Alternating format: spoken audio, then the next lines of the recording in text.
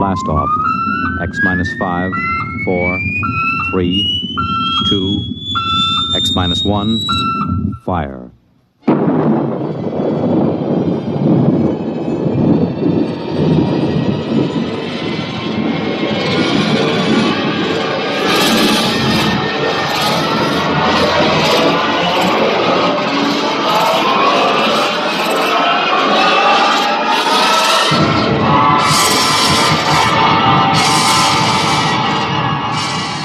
From the far horizons of the unknown come transcribed tales of new dimensions in time and space.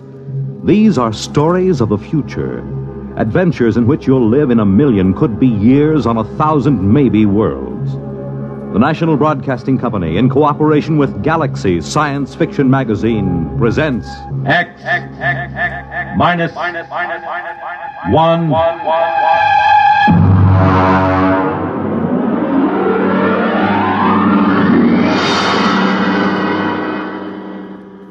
Tonight, Bad Medicine by Finn O'Donovan.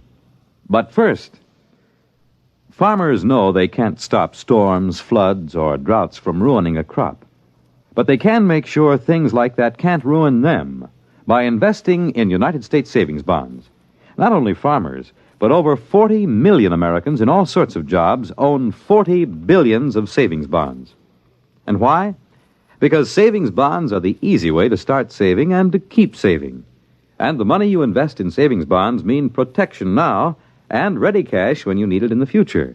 Improving the farm, sending the youngsters to college, or planning your own retirement. These are the big things you can be ready for with savings bonds. And besides offering you a safe investment, each Series E savings bond pays you back $4 at maturity for every 3 you invest. Yes, you earn extra dollars while you save, so start saving now. For the big things in your life, be ready with United States savings bonds. And now, on with our story.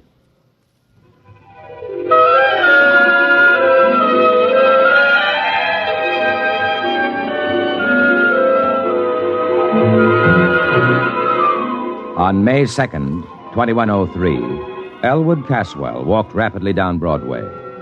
It was a gentle, misty spring day, and the air held the smell of rain and blossoming trees. But Elwood Caswell didn't smell the rain and the trees. He just gripped the loaded gun he had in his pocket. He didn't want to use the weapon, but he was certain that he would. This was justifiable. You see, Elwood Caswell was a homicidal maniac.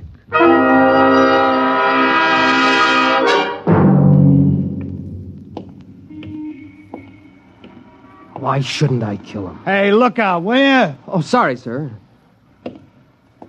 Only the other day he said to me, Elwood, you're looking very well. What business is it of his how I look? Hey there, Elwood! Elwood! Huh? It's me, Marty Klein. I work on the jet buses with you, remember? Oh, yeah, of course. Hello, Marty. Forgive me, my mind was on other things. Yeah, I know how it is. A couple of weeks ago, I was walking around in a fog so thick you could cut it. Yeah, really? Sure, preoccupied, you know. I had this idea in my mind. You too? Yeah. The same person? Huh? Were you troubled by the same person? My wife. Hey, you okay? Oh, yeah. Yes, of course. Well, I had this idea, see? I was going to get rid of my wife. Kill her? Kill her? I mean, send her to a country for a week. Oh. You sure you ain't sick? No, I never felt better. Well, anyway, I was going to take a week off. Quit the jet buses. Hey, can you imagine? I've been a jet bus operator for 10 years now, and all of a sudden, I feel like I can't take it for another minute. I know how you feel. And I was going to take a trip all by myself. A trip? To where? To the farthest place I could think, to Mars. I was just going to pick up and take a vacation on Mars. Silly, huh? I don't know. What happened? Well, I talked it over with Ethel. Your wife? Yeah. Ethel, she's a real sensible girl. You know what she did? No, am I supposed to? Well, Ethel went right down to that home therapy appliance store, and she says, you got a home therapy machine that'll cure my husband of this idea he can't stay on the jet buses? I've heard that those machines aren't perfected. They got him licked now. So, okay, she describes the trouble, and next day they deliver this thing, and boom, I plug it in, see? And? And a voice talks to me. It starts asking me questions. Yeah, what kind of questions? All kinds. Things I wouldn't even tell my own mother. You told the machine? Why not? It's only a machine. Yeah, I see your point. Well, then the machine starts to tell me a few things. And before I knew it, inside a week, I'm cured. Now, I can't wait to go back driving the jet buses. You don't say. So that's why I say I know how it is to have one thing on your mind all the time like that. This machine, what did it cost you? That's the beauty part of it. My Ethel, boy, she's a smart girl.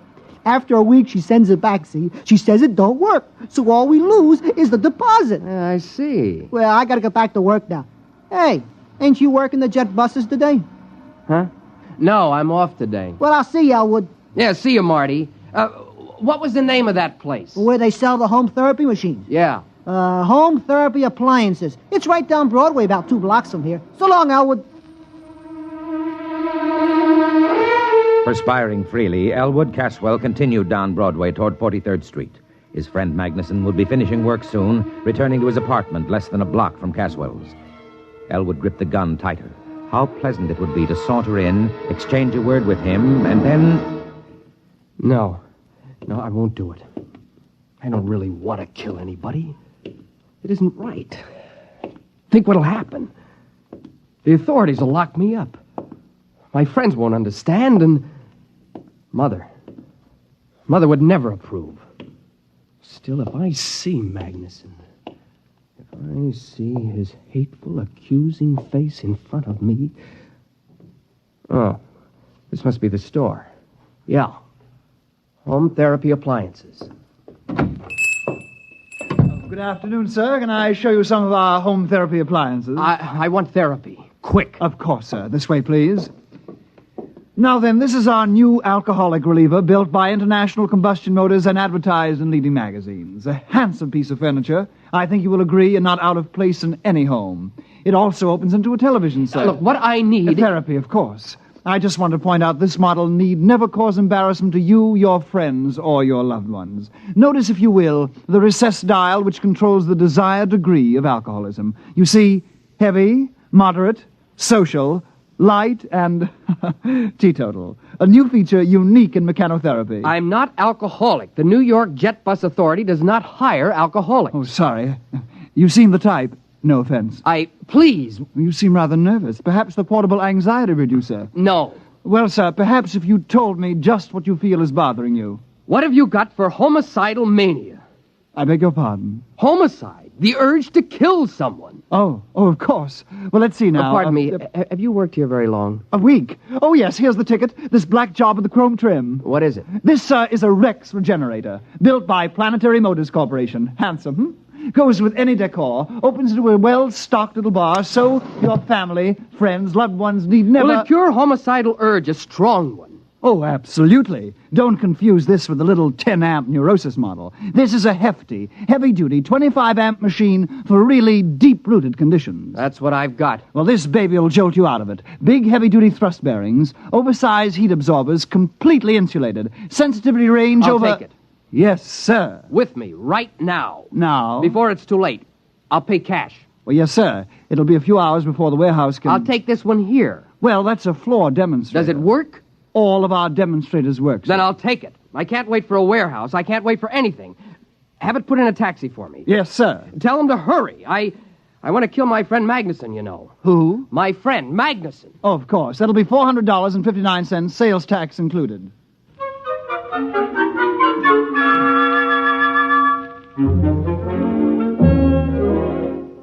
After Elwood Caswell left the store, the clerk, whose name was Haskins, smiled to himself and lighted a cigarette. He had made his first sale. He inhaled. Haskins? Yes, Mr. Follansby? Smoking. I asked you to rid yourself of that filthy habit. Immediately, Mr. Follansby. I'll use one of the display model denicotinizers at once. By the way, I just made a rather good sale, sir. Oh, really? Yes, sir. One of our big Rex regenerators. Well, now, it isn't often we... Wait a minute. Where's the floor model? Well, sir, the customer was in an awful hurry. He was going to kill his friend... You gave him the floor model? Yes, sir. Was there any reason why... Oh, grief, Haskins. Didn't I inform you we never sell a floor model? But, sir... Good heavens! I've got to get to him. What was his address? Address? His name, then. Well, he didn't say. Then his check. But he paid cash. You mean you just let him pick up the machine and walk out? Well, sir, he paid cash. He was homicidal, you say? Yes, sir. His friend... I don't care about his friend. Get the police. No. Call the Planetary Motor Security Division. Quick. Yes, at once. Well. Excuse me, Mr. Follansby, what will I tell them? Tell them, you fool. Tell them that one of our customers accidentally got that display regenerator they sent us. The one they shipped by accident. They were going to replace it tomorrow. Yes, sir, the one they shipped by accident. Will they know? If they don't be more explicit, tell them we've sold the Martian model. The one for treating psychotic Martians.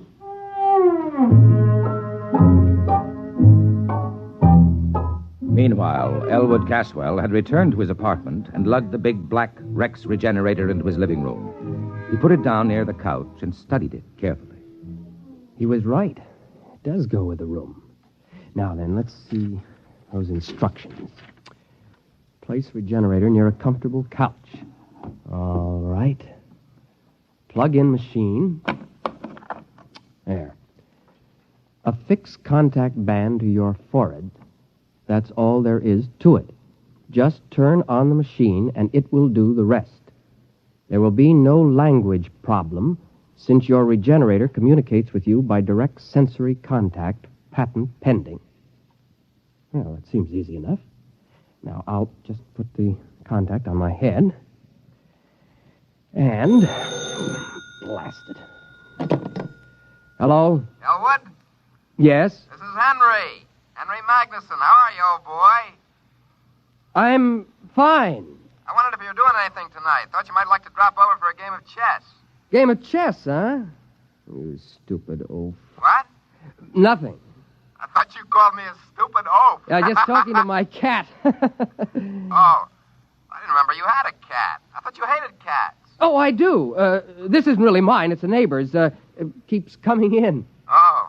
What about tonight? Will you be alone? Well, yeah. You haven't mentioned to anyone that you're inviting me over? Not a soul. Why? Someone's looking for me, a process server. Oh. Now, I've been avoiding him for days. I don't even leave word where I'll be when I go out. You can trust me, Elwood. I'm your best friend. Yes, you are. But not for long. Huh? Just talking to the cat again. Oh. Well, will you be over? Yeah. In about an hour, okay? Yeah, an hour will be fine. There are a few things I have to do I just first. gotten some new laugh records from the boys at the office. I got something here that'll really kill you. So long, Elwood. So long. I've got something here that'll kill you, too.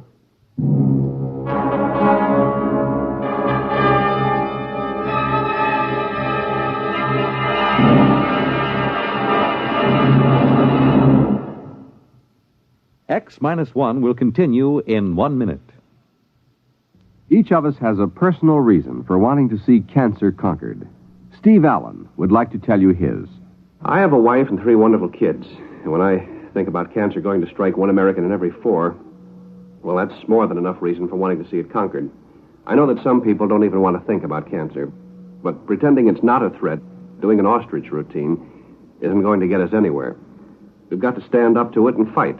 We can fight, each and every one of us. Through the American Cancer Society, we can be part of the battle that someday will beat cancer once and for all. That day will come, but you and I have got to help. How about it? Thank you, Steve Allen. Remember, fight cancer with a checkup and a check. See your doctor once a year for a checkup. It's your best cancer insurance. And to help conquer cancer, send a check to your unit of the American Cancer Society. Make it generous. And now, on with our story.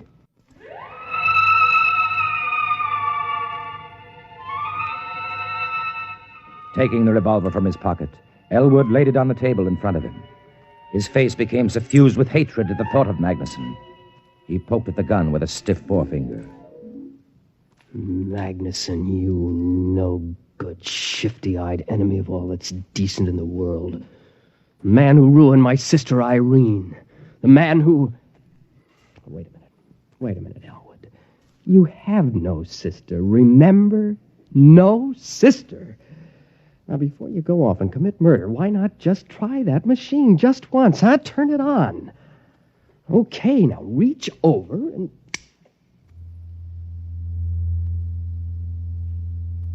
Good afternoon, Elwood. I am your mechanical therapist. You may call me Gloop. Gloop? You seem surprised. It is a perfectly common name here on this planet. Gloop, of course. I've heard it many times. Now then, I am scanning the material in your preconscious with the intent of synthesis, diagnosis, prognosis, and treatment. Yes? I find... This is a most unusual case. Really? I thought it was simple homicidal mania. There is, of course, no such thing. You are obviously hallucinating a set of symptoms, nonsense syllables to enable you to avoid the real problem. Oh? A most unusual set of symptoms, I must say. Your pilot light seems to be fading. My light is not fading. I am merely trying to relate your symptoms to proven theory. Well, as long as you know what you're doing. Mechanotherapy is an exact science, Elwood. It admits of no significant errors. We will proceed. Good. First, the word association test. Fire away. I will proceed to give a word. You answer with the first thing that comes to your mind. Ready? Ready. House. Home. Planet. Earth. Just musing. Now, Fleeful. Fleeful. Fleeful. That sounds like a Martian word. Just give me a response. Fleeful, Okay. I can make them up, too. Marfouche. That's a pretty good one, huh? Made it up in the spur of the moment. Marfouche is very significant. It is a corruption of the Martian concept of fush klib. Very significant. I don't know any Martian words. Aha, noteworthy. We will proceed. Loud. Soft. Green. Mother. Thanagoyas. Pathamathanga. How's that one? Arides. Nexothesmodrustica. Top that.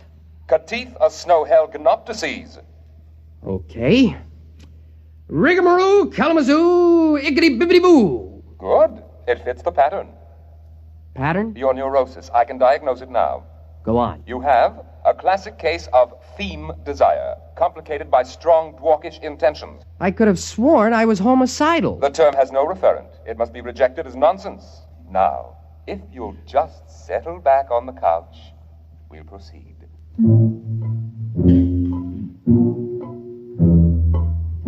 At precisely this moment, a tall, gnarled, ugly man pushed his way through the doors of home therapy appliances. His clothing, unpressed and uncaring, hung on him like corrugated iron. When the clerk, Hoskins, approached him, he flipped back his lapel to show a small silver badge underneath. Sir? John Rath, Planetary Motor Security Division. Oh, yes, sir. Mr. Follinsby, Mr. Follinsby. Yes, sir. Hello, Follinsby. Mr. Rath, Well? so far we haven't a single lead. You're certain he never mentioned his name? Oh, yes, sir. Now think. Is there anything significant? Is it serious, Mr. Rath? Mr. Follinsby, this man is homicidal. Won't it treat him? Homicide is unknown on Mars. It'll treat him for the most likely Martian sickness. What would that be? Theme desire, Mr. Follinsby. Theme desire? It's a Martian illness in which the victim feels cursed by the tree-like nourishing parent, although, of course, Martians don't have parents in the ordinary sense. Well, Haskins? I remember one thing. He mentioned he was a jet bus operator for the New York Jet Bus Authority. Ah. One other thing. Yes? I believe, yes, he was alcoholic. An alcoholic jet bus operator. Excellent. It'll be on his records. Get the Jet Bus Authority at once.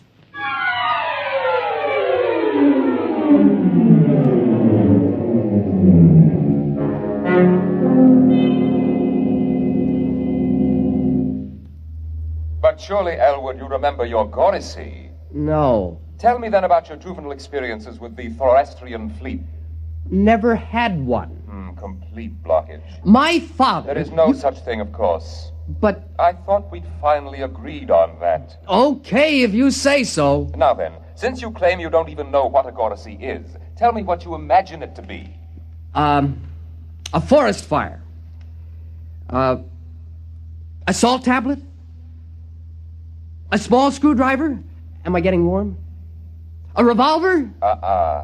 What the heck is a Gorisy? Why, the tree that nourished you into puberty. No tree nourished me. You have completely repressed the experience. No tree ever nourished me. Mr. Caswell, let me try to explain your case as best I can.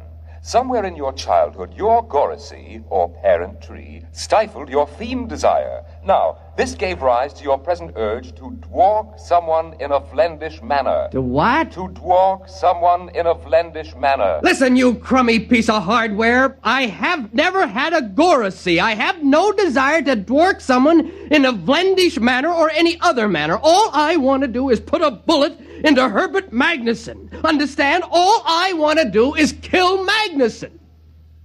Lie down, Mr. Caswell. We'll go over it again.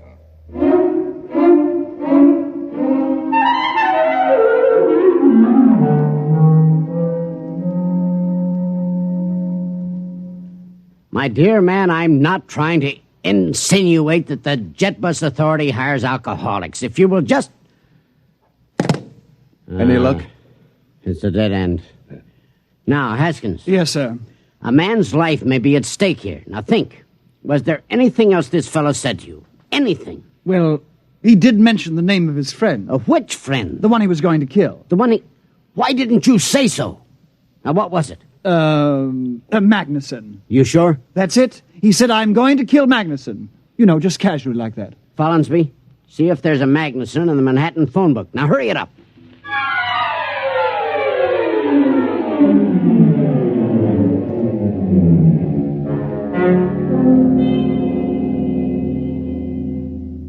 Yes, Mr. Caswell, you were saying? Well, Something about your Goracy? yes, I was saying I think perhaps you're right. Naturally. But right about what, Mr. Caswell? Well, I think perhaps... Yes, I think perhaps I do remember my Goracy. Ah, now, Mr. Caswell, we're on the road to a cure.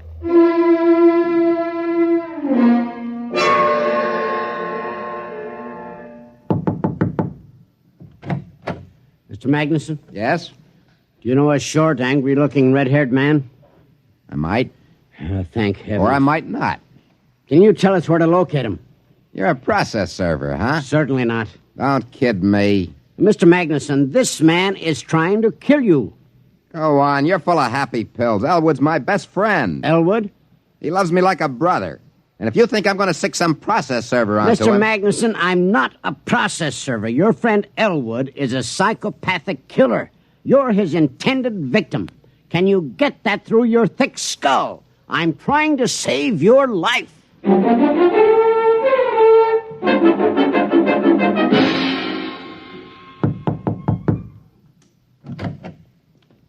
Yes? You're Elwood Caswell? Yes? The Elwood Caswell who bought a Rex regenerator early this afternoon? Yes. Won't you come in? Thank you. My name is Rath, Planetary Motors. Nice to meet you. Have you used the machine? Oh, yes. I see. Mr. Caswell, I don't know how to explain this, but we made a terrible mistake. The regenerator you took was a Martian model for giving therapy to Martians. I know. You do? Yes, it became pretty obvious after a while. Well, it was a dangerous situation, especially for a man in your condition. Yes, the poor thing tried its best, but of course it couldn't cure what wasn't there. Well, then the company will, of course, reimburse you for your lost time and your mental anguish. Naturally. And we will substitute a regular human-type regenerator. Oh, that won't be necessary. You see... Mr. Caswell, will you put down that gun? Now, I warn you. I'm not going to shoot you. I merely want to turn this gun over to you. You do? Yes, I'm not going to shoot anybody.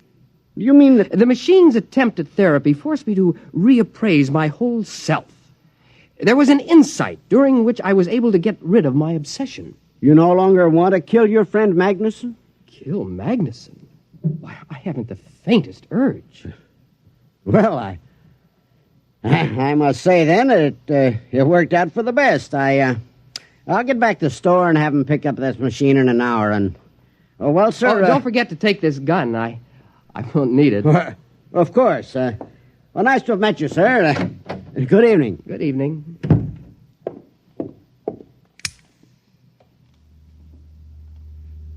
Did you hear that? He asked me if I still intended to kill Magnuson. Magnuson, that inhuman monster who cut down my Goracy. Magnuson, the man who even now is secretly planning to infect New York with abhorrent fiend desire. Am I going to kill him? Oh, no. I wish him a long life, a life filled with the torture I can now inflict on him. Kill Magnuson? Oh, no. I'm going to start right now to work him in a Veldt manner.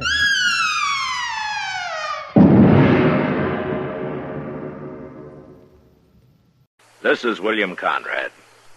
Because so many of you took the time and the trouble to write to Liggett and Myers, Gunsmoke will continue to be heard right through the summer months. The time this summer, starting Saturday, July 2nd, 12:30 p.m. Eastern Time. Be sure and check your local radio listings for the earlier time on your station.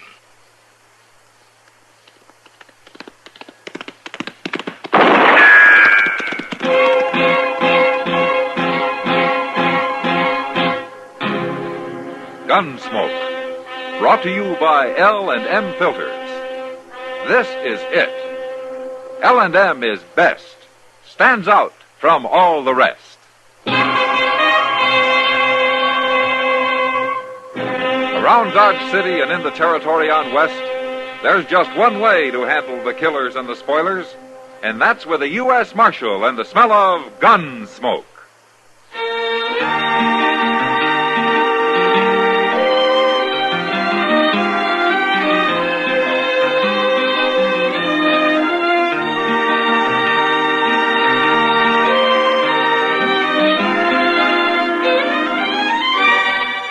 Gunsmoke, starring William Conrad, the transcribed story of the violence that moved west with young America, and the story of a man who moved with it. I'm that man, Matt Dillon, United States Marshal. The first man they look for and the last they want to meet.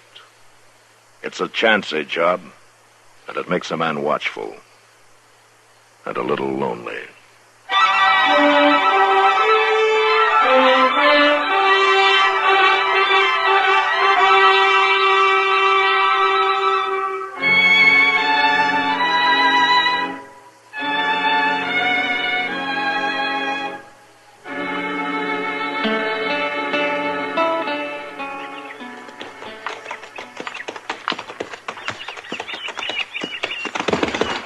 Why don't you watch where you're putting your feet, you jug-headed old fool? Oh, what's the matter, Chester? Oh, this dang horse has trumped in every prairie dog hole since we left Cimarron. He'll break his leg yet. Oh, you should have brought your mare. That horse is getting too old. Maybe his eyes are going bad. My gracious, he ain't gone 12 yet. He's just pure ornery, that's all. You know, you've grumbled about that horse ever since you first got him. Why don't you sell it? They ain't nobody at have him. Besides, I kind of like the old goat. You know, I don't think there's a man in the world with as many problems as you have. Well, I don't know that I have too many problems, Mr. Dillon. For that matter, I don't really have none. It's just that my nerves are all tangled up. All right, Chester. Never mind. Yes, sir. Hey, Mr. Dillon, look yonder. There's a wagon, ain't it, over near that dry wash? Yeah, it is. That's a mighty poor place to make camp. Nobody would make camp in the middle of the day, and not unless there were some trees. Well, then why'd they stop? Some kind of trouble, maybe, huh? I will swing around that way and find out. Okay. Looks like one of them big Studebaker wagons, don't it? Uh-huh. Could be their nesters. I don't think so. If they were, they'd likely be trailing some stock. It could be their awful poor nesters. No, they got trouble right enough. Now, you see, they lost a wheel. By golly, they sure have. Yeah, come on. We'll see if they need help, huh?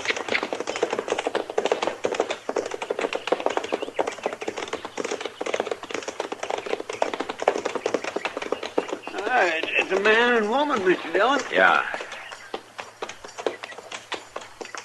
Hello? Hello. My name's Dillon. Seen you coming. The way he was holding that rifle, he must have thought we was Cheyenne. What happened to your wagon, mister? Cotter pin fell out. Let the wheel drop off. Uh-huh. You got anybody with you? Only my woman here. Well, resetting the wheel's no job for a woman. We can manage. That's a heavy job for one man. We'll give you a hand. He told you. We don't want no help. You're mighty unsociable for people with a busted wagon. Now, look, you mister, it's our trouble, and we'll take care of it. There ain't no need for you to bother yourself. You're from around Dodge, aren't you? Maybe. What's wrong with that? No, nothing, maybe. You ever been in the Army, mister? No.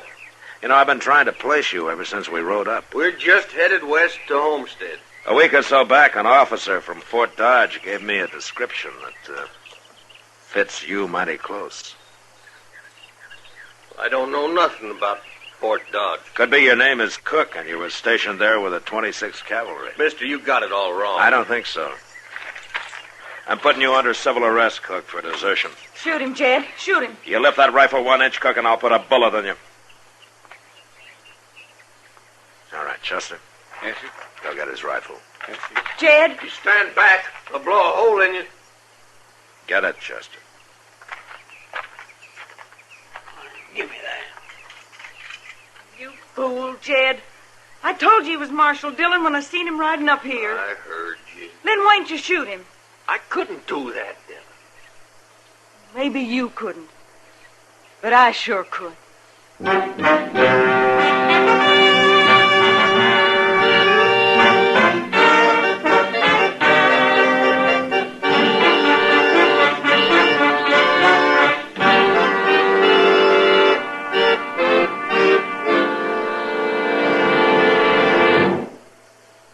This is it, L&M Filters. It stands out from all the rest.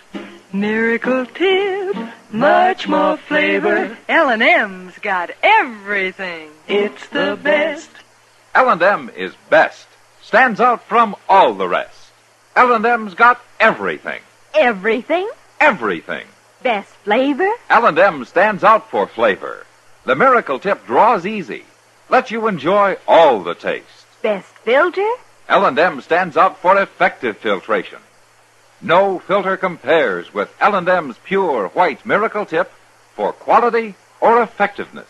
Best tobaccos? Highest quality tobaccos. Low nicotine tobaccos. L&M tobaccos. Light and mild. Every way, L&M is best. Stands out from all the rest. How easy they draw. How mild they are. L&M is sweeping the country. It's America's best filter tip cigarette.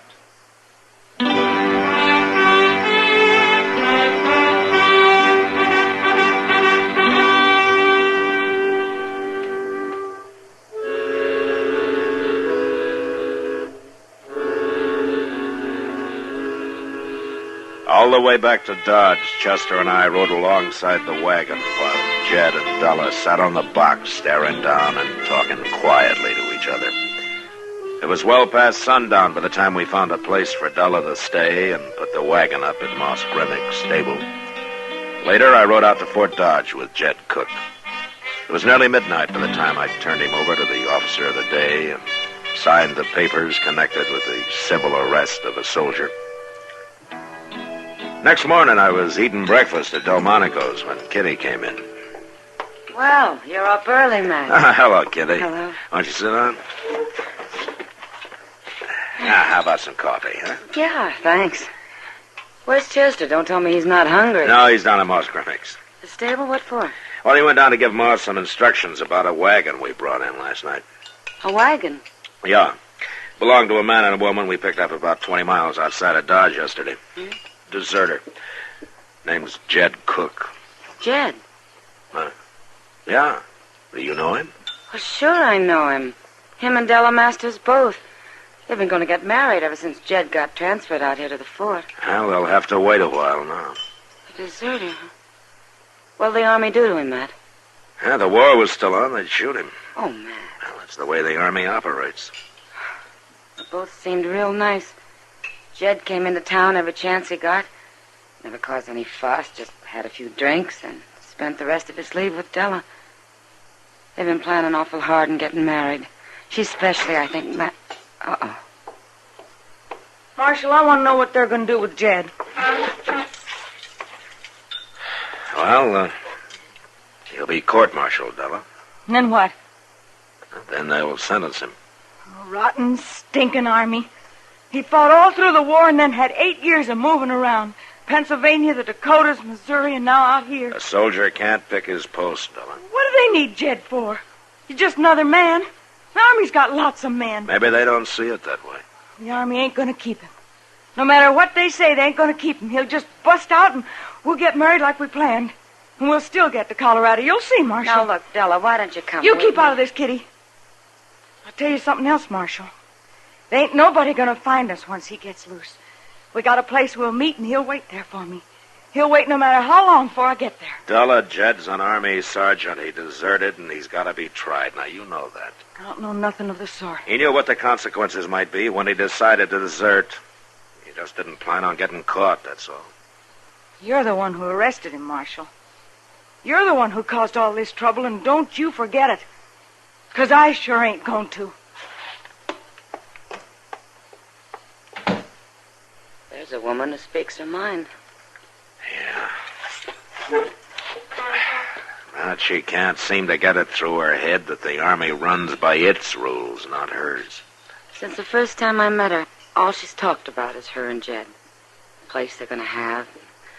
The family. Well, there isn't much she can do about it now. Matt, you ever had a woman who loved you fight for you? No. It'd surprise you. They can be pretty fierce. Yeah, I guess. Well, what are you going to do now? Nothing. Just wait till the court-martial. They said they'd want me to testify out there. And after that? And then I'm shut of the whole business. I wouldn't be too sure, Matt.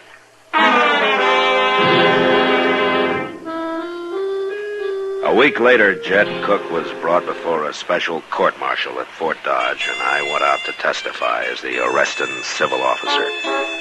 I said my piece and left, somehow feeling a little sorry for him. From what I'd heard, he'd been a mighty good soldier before he deserted. And that's all I knew about it until one evening after supper, Doc and I were walking back towards my office. Mr. Dillon! Mr. Dillon! Oh, for heaven's sakes. When in the world is Chester going to learn there's no use shouting like that? Well, perhaps it's important, Doc. Oh, important. It can't always be important. Well, maybe Chester doesn't believe that. Hey, I've been looking all over for you, Mr. Dillon. Oh, what for? It's Lieutenant Dustman from out to Fort Dodge. He's waiting over at the office. Did he say what he wanted? No, sir. I asked could I help, but he said he'd talk to you. Okay, Chester. Well, I'll leave you here, Matt. I think a little rye whiskey would kind of soothe my innards after that supper. So I'll see you later, Matt. Chester. All right, Bye, Doc. Good night. What do you suppose that Lieutenant Dustman does want, Mr. Dillon? Maybe he thinks that you want back in the Army, Chester. Me? Back in the Army? Anybody who thinks like that just got 2 bricks less than a load. Why, my, back in the Army? All right. Oh, no, sir. Okay, Chester. Oh, my. All right. Lieutenant Dustman. Hello, Marshal. Chester here says you want to see me. Yes, I do. First, let me show you this. Oh, what is it? Read it. Before a special court-martial, which convened at Fort Dodge, Kansas, so forth. Violation of the 58th Article of War, specification in that Sergeant Jedediah Cook, Troop A, 26th Cavalry, did at Fort Dodge on or about the 6th day of March, desert the forces of the United States. I don't need to read this. I know the verdict. Marshal, the court found him guilty of the charge and the specification. He was sentenced to 2 years at hard labor with forfeiture of all pay and allowances due him. Well? Following the court-martial, I was put in charge of the detail taking him to Fort Leavenworth. The second night out, he tricked one of the guards and escaped. Oh. We couldn't pick up his trail, but I believe he circled back to Dodge. Well, if a man had a few silver dollars and wanted to hide here, it wouldn't be too hard. That's why I've come to you. You get more cooperation from the townspeople than the Army can. And I want this man back where he belongs. I'll search every house in this town to get him there. Uh-huh. How many troopers are with you? About 20. All right, Lieutenant. I'll do what I can to help you, but I want those soldiers out of town. That's ridiculous, Marshal. I won't pull them out until we find Cook. Lieutenant, no man is going to break and run if there are soldiers posted around town. And anyway, before the week was out, they'd be shooting down some citizen by mistake. Now, look here, Marshal. I don't want 20 men all looking for a target. Now, do you want my help or not? Yes, I do. All right, then get your men back to the garrison. I'll find Cook for you, if he's here. When you do, Marshal, I want him turned over to me. If I find Cook, he'll be turned over to the commanding officer at the fort. Good night, Lieutenant. Good night. Just one thing. Yeah. Cook knows what's in store for him if he's caught now. He won't be taken easily. A fellow like that just makes you wonder how either side won the war, don't it? Chester. Yes, sir. I'm going over to talk with Della Masters. You better stay here. What in the world are you going to talk to her for? She just ain't about to tell you where Jed's at, even if she knows. Maybe not. But if she's sensible, she can make things a lot easier for him. I'll see you later.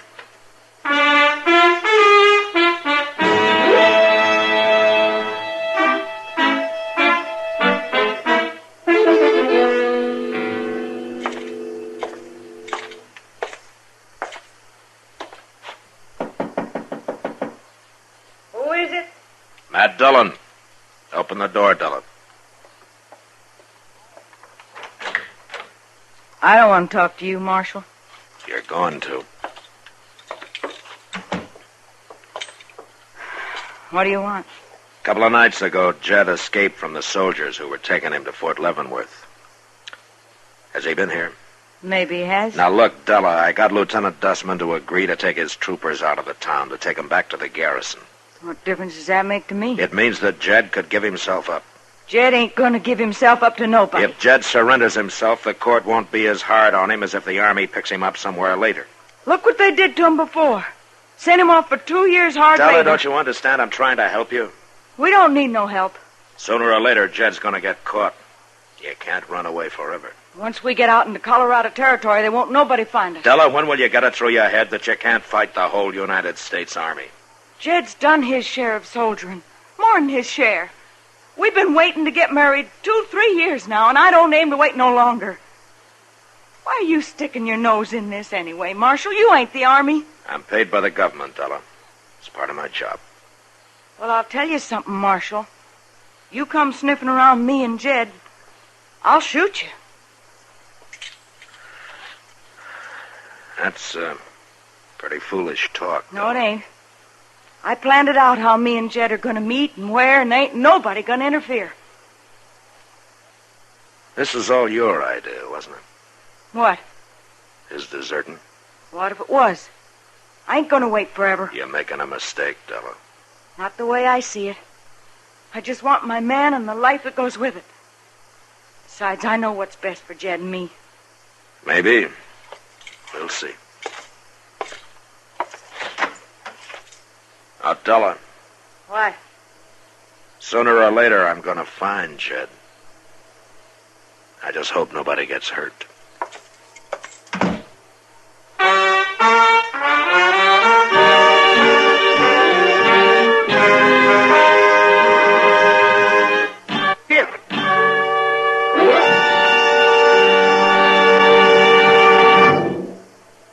To the millions who smoke L&M. To the millions more who should try L&M. Here is your assurance. L&M gives superior filtration because of its superior filter. Superior taste because of L&M's superior tobaccos. Yes, L&M tobaccos are tasty, full of flavor, yet light and mild. Take a closer look at L&M's superior filter. The purest tip that ever touched your lips.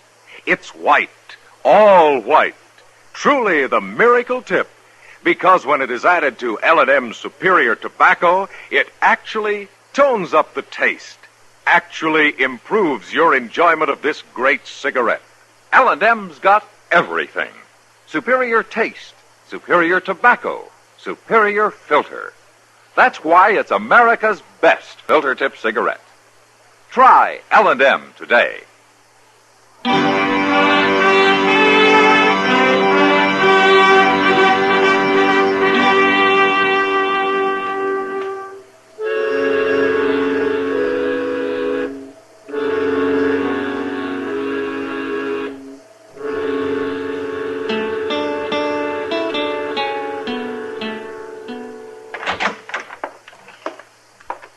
Della's wagon's still down stable, Mr. Dillon. She ain't come near it, say, once or twice just to get some things out of it. Well, keep on watching, Chester. She'll leave one day soon.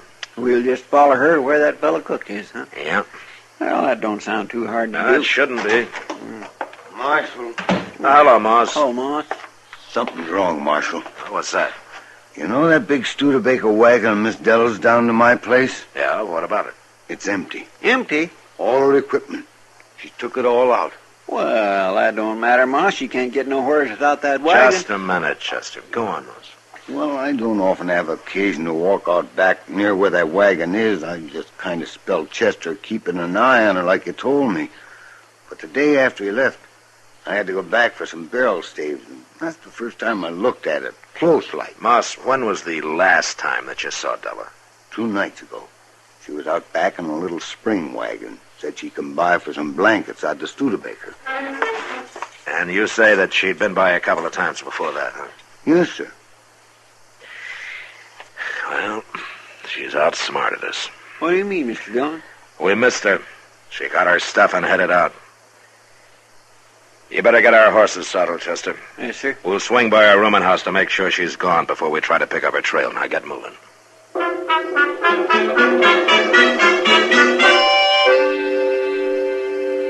20 minutes later, we checked the room where Della lived, and the landlady said that she left 2 days before. She didn't know where. I knew now that my only chance to find Jed Cook was to track Della the best I could. She couldn't travel fast driving a spring wagon cross-country, but tracking was still a chore. And the next evening about sundown, I realized that we'd lost her. What are we going to do now, Mr. Dillon? Well, there's no use trying to track her any farther tonight, Chester. We'll pick up our trail in the morning. Yes, sir. We'll camp in that cottonwood grove up ahead there, huh?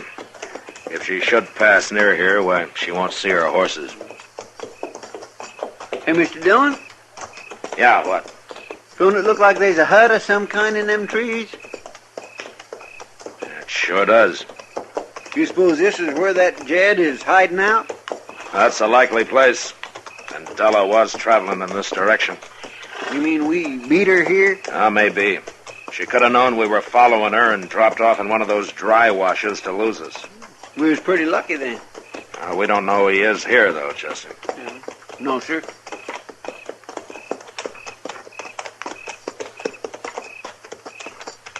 All right, we better pull up.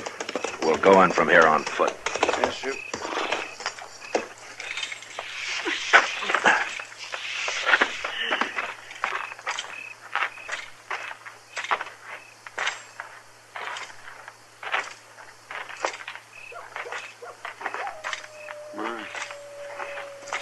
Sure is quiet. Heads up now. Yes, sir.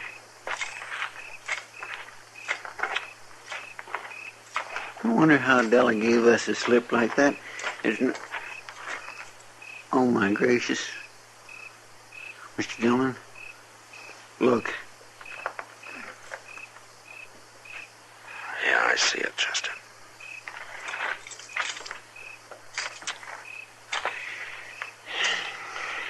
Well, I guess Jed Cook won't go back for trial now. No. You reckon it was Indians done that to him? Yeah. He's been tortured. He sure didn't have much chance. All by himself, did he? No, not much. Poor fellow. Hold it, Chester. There's somebody over there. It's Della, Mr. Dillon. Yeah. It was Injuns, Marshal. They hurt him. They hurt him real bad. But he was still alive when I got here 4 or 5 hours ago. He was lying right there where he is now. Didn't want nothing. Not even water. Except for me to talk to him. About Colorado. Our farm and such like. Della, And then, after he died, I had a long time alone here. Time to do some thinking.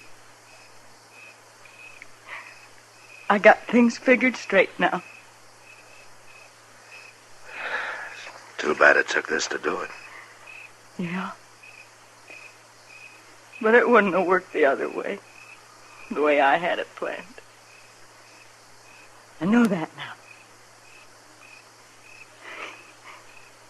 only had another year to go.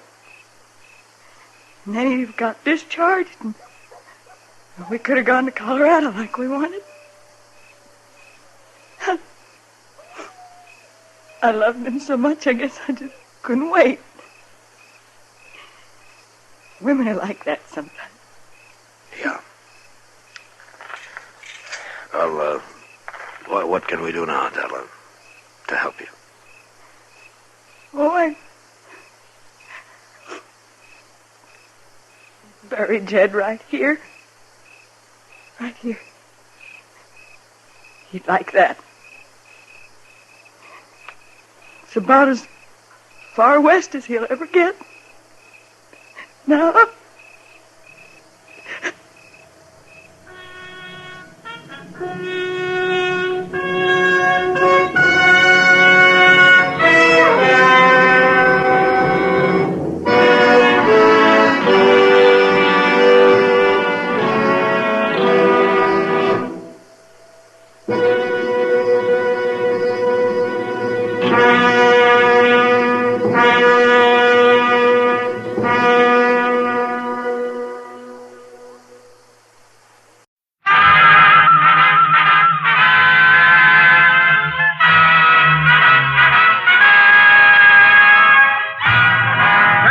Texas Rangers, starring Joel McRae as Ranger Jace Pearson. Another authentic reenactment of a case transcribed from the files of the Texas Rangers.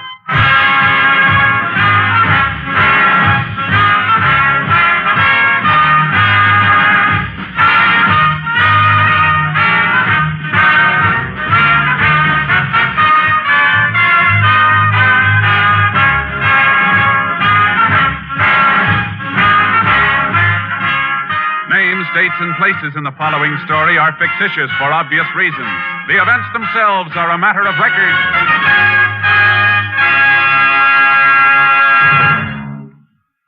Music means all things to all people. Music is relaxation, adventure, Elysian fields of dreams come true. And at this joyous holiday time, music is Christmas. We of NBC feel proud of our Monday evening lineup of truly fine music programs.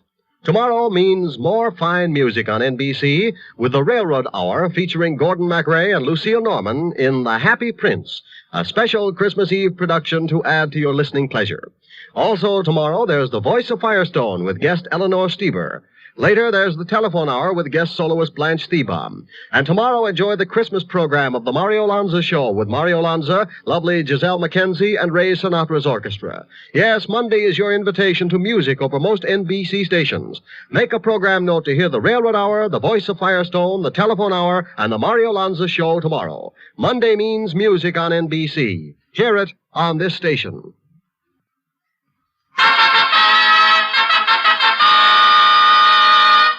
And now, from the files of the Texas Rangers, the case called Christmas Payoff.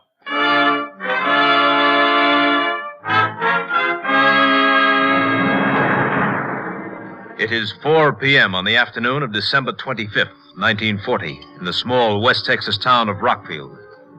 In his office, Dr. Edward Hartley and his nurse are just clearing up after treating an emergency case, which has taken the doctor away from his family on this Christmas Day. Doctor, before I leave, would you like me to stay? Alice, I would just like you to scoot on home where you should have been hours ago. And what about you? I think it's a shame. The one day in the year families should be together and you have an emergency. Well, anyway, old Mrs. Thompson will feel a lot better now for the holidays. Pretty nasty infection. Mm-hmm. This doctoring's the one business can't be run by a time clock. And nursing's a part of doctoring, so I leave when you do. Trapped. Sure would have loved to spend the whole day with the youngsters, though. No, they probably won't even let you back in the house. Well, Christmas got them so excited I don't think they even know I'm gone. Oh, by the way, you sure you won't have supper with us? I'd love to, Doctor, but... Oh, no. Huh? What's the matter? Doctor, you come over the window for a minute? Not another patient. I think so. Well, guess the Christmas tree can wait a little longer. Who is it? I don't know. Here, look. That man just getting out of the car. I don't recognize him. That arm must be in pretty bad shape. Bandage clear to the elbow. And why didn't he come in 2 hours ago? Huh? What do you mean? That man was sitting in that car 2 hours ago. Only was parked in front of the house next door. I wonder... Come away from there. What, Doctor, what... I don't want him to see you. Now, go on. What else? Well, just an hour later, when I took Mrs. Thompson out to her car, he was still there. And he meant it. He really meant it. Doctor, what is it? Alice, now listen to me. Don't ask any questions. I want you to get in the supply closet and stay there. What? Whatever you do, don't make a sound. No matter what happens out here, don't give yourself away. You understand me? Your life depends on it. What is it?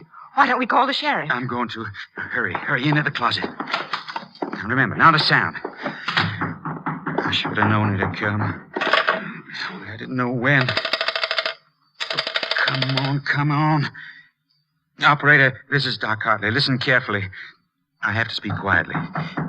Get the sheriff to my office as quick as you can, and don't call back. Just get him out here. Can't stall any longer. Come in. Just a minute. Here goes.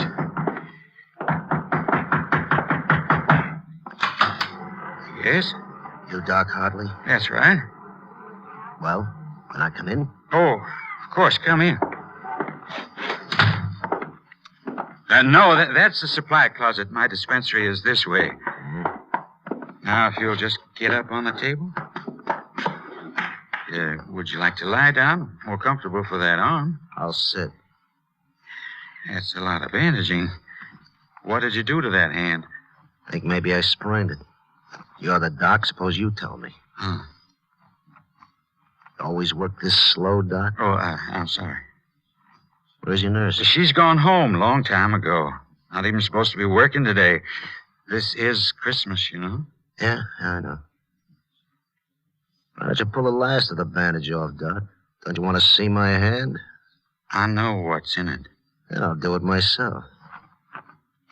Yeah. See? There's your Christmas present, Doc, in my fist. Nice 38. Don't you want it, Doc? Why are you doing this? Why? Maybe I shouldn't give it to you. You guessed what it was. Spoiled my surprise. Nah, you look like a nice guy. I'll give it to you anyway. Look at me, Doc. You know what it's for. You get yourself. Merry Christmas, Doc.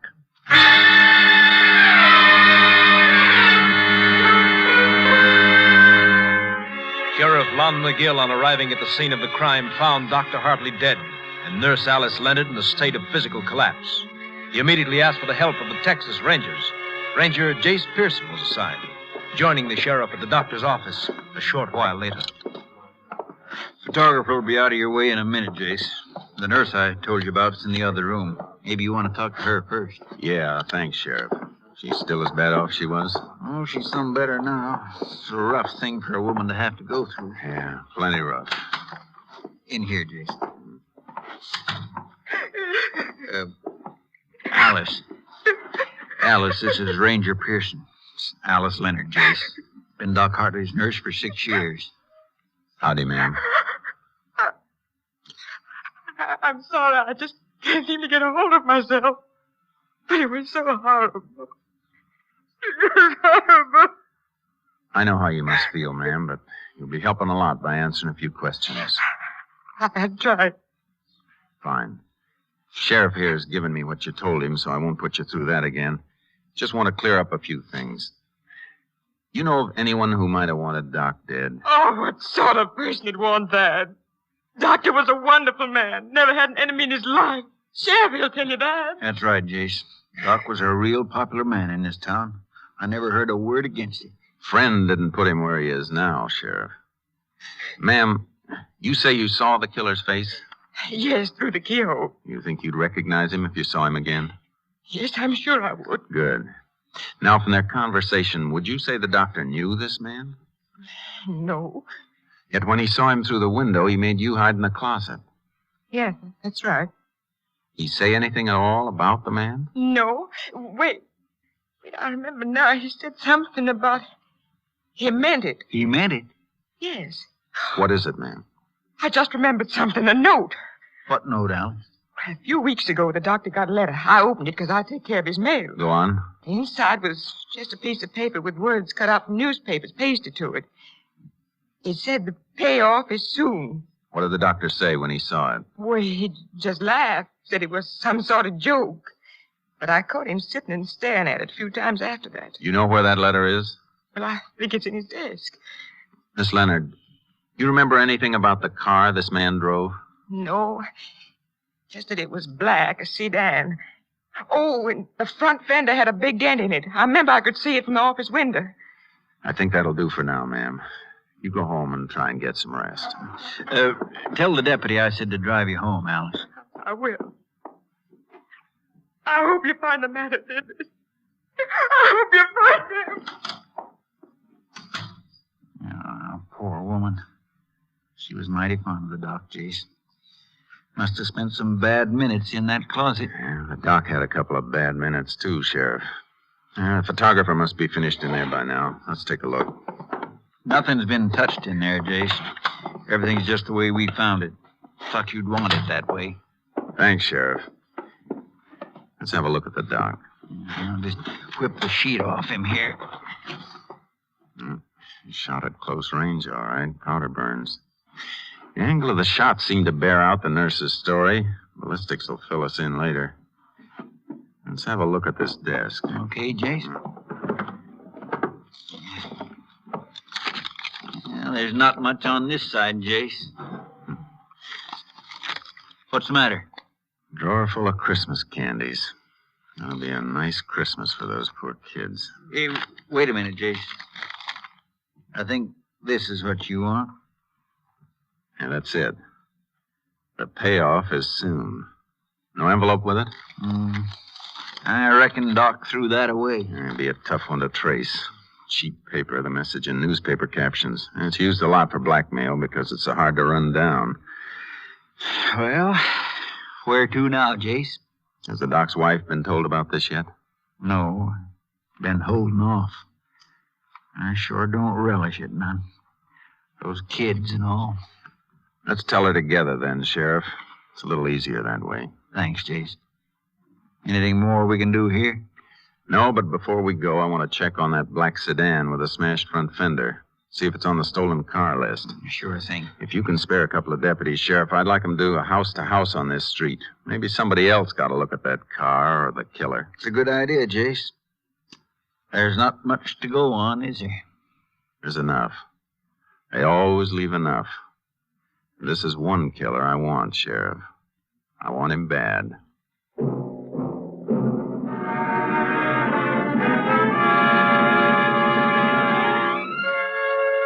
A black sedan with a smashed front fender was on the stolen car list. We finished our calls and left. 15 minutes later, we stood in front of a large, neat house on a well-kept street. Staring at the front door, Doc Hartley would never open again. Through the parlor window, we could see 3 laughing kids and proud grandparents around a Christmas tree. It was a rough doorbell to ring. Darling, I thought you'd never... Oh, I'm sorry. I was expecting my husband. Oh, Sheriff McGill. Howdy, Miss Hartley. Can we come in? Oh, why, of course. Please do. I imagine you want to see Ed. I'm sorry he had an emergency, but if you like, I can... Mrs. Hartley, this is Ranger Pearson. Howdy, ma'am. Hello, Ranger. Pleased to meet you. Ma'am, can we speak to you privately? I mean, in another room, away from them. Of course. Come in here.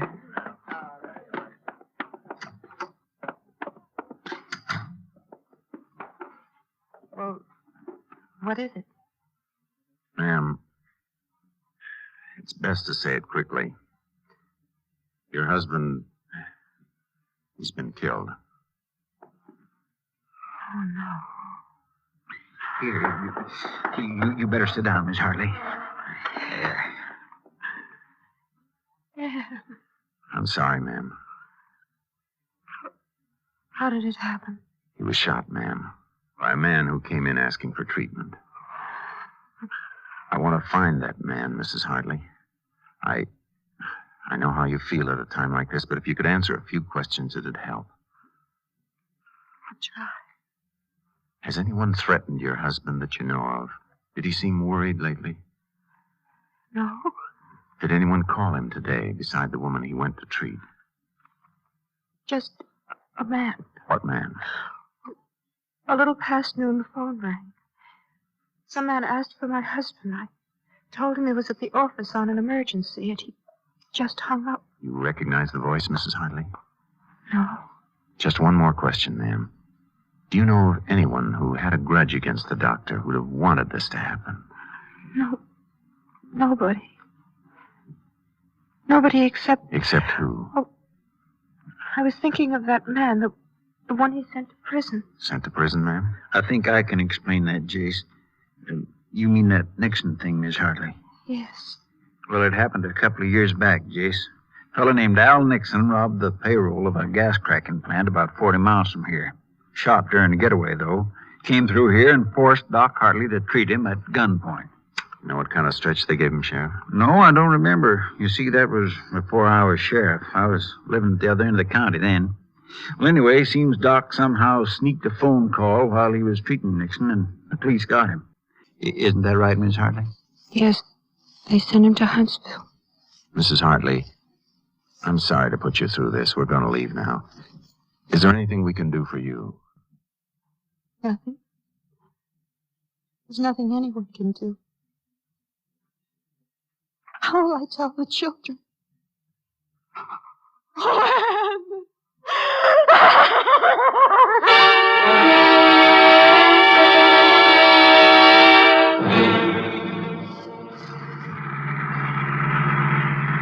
Call from KTXA ought to be in any minute now, Sheriff. I still don't see why you ask him for that rundown on Nixon, Jace. You thinking maybe he's out? I don't know, Sheriff, but I sure want to find out. Nixon's got a real good motive for this killing. Well, I got to go with you on that. But... Hold it, Sheriff. Unit 10. That's KTXA it. to Unit 10. Unit 10 to KTXA. Go ahead. Have information you requested. Al Nixon, sentenced life term, Huntsville Penitentiary, December 1937. Money from gas cracking plant payroll never recovered. 10-4. Unit 10 clear. KTXA Austin. Well, that kind of kills that, don't it, Jace? Man with the best motive of all is serving life at Huntsville. It's still too good to pass by, Sheriff. What do you mean? Look, Nixon may be in Huntsville for life, but that doesn't change his motive. It's still good. So good I want to see him. I'm going to Huntsville in the morning.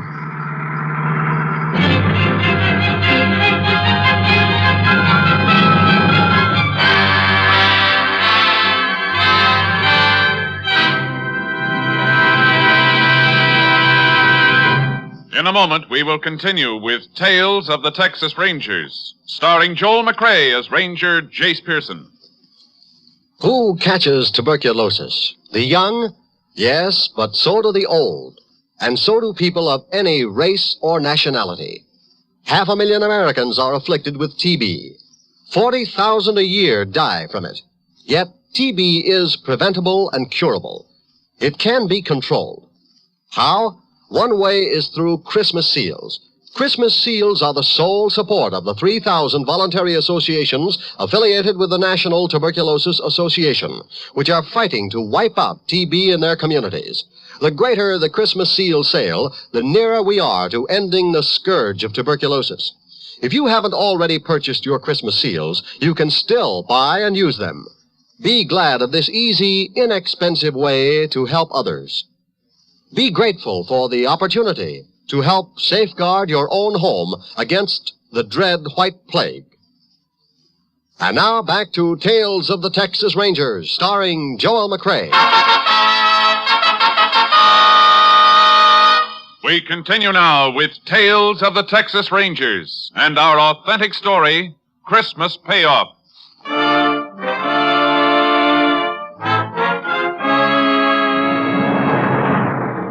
Next morning, I left Nurse Alice Leonard with the sheriff to begin the long job of trying to pick a killer's picture out of the gallery. Then I headed for Huntsville. I wasn't in the visiting room 5 minutes when Nixon was brought in. A brutal-looking little man who shuffled forward and sat across the table from me, waiting for me to talk. My name's Pearson, Nixon. Ranger Pearson. What do you want, a medal for remembering your name? I want some answers. And if I don't give them to you, you'll have me arrested, huh? You remember Dr. Hartley, Nixon? Yeah, I remember him. Look around. Ain't this good reason to remember him? He didn't put you here. You put yourself here. Hartley put me here. Oh, but don't you worry a head about me, Ranger. I'll make out. Yeah. You worry about Hartley. Hartley's dead, Nixon. You mean that? He's dead. Shot to death. Something funny, Nixon? Sure. Don't you get it? He put me in here, now he's dead, but I'm still alive. Ooh, you cops, you're all so smart, ain't you? Sure, you got me, but you never got the money. And best of all, Hartley is dead. You're in the right place, Nixon. So that's why you're here, huh? Maybe I killed him, huh? Sure, I'll confess. I just walked through the walls, knocked him off, and flew back like a bird. Phone call for you, Ranger. You can take it in the office. All right, guard. Thanks. You through with Nixon? Yeah, you can have him. This way. Hey, Ranger, arrest me. I killed him. In there, Ranger. Thanks. Hello? Sheriff McGill, Jace. How you making out? Cold trail, Sheriff. Nixon's no help. How'd you come out? Nurse picked out a picture, Jace. Swears it's him. Fella named Lou Crowder. You run a make on him? I sure did. He did the last 2 years in Huntsville. Released a week ago. Beginning to fit, Sheriff. Any more on that car? I was just coming to that. They found it about 100 miles from here. Abandoned in some brush just outside of Crest City. I want to see that car, Sheriff. Tell him to hold it where it is. As soon as I talk to the warden, I'm heading for Crest City. Want to meet me there? Sure thing, Jace. Meet you at the hotel. Never can tell what's coming, Sheriff. That cold trail's all warmed up again.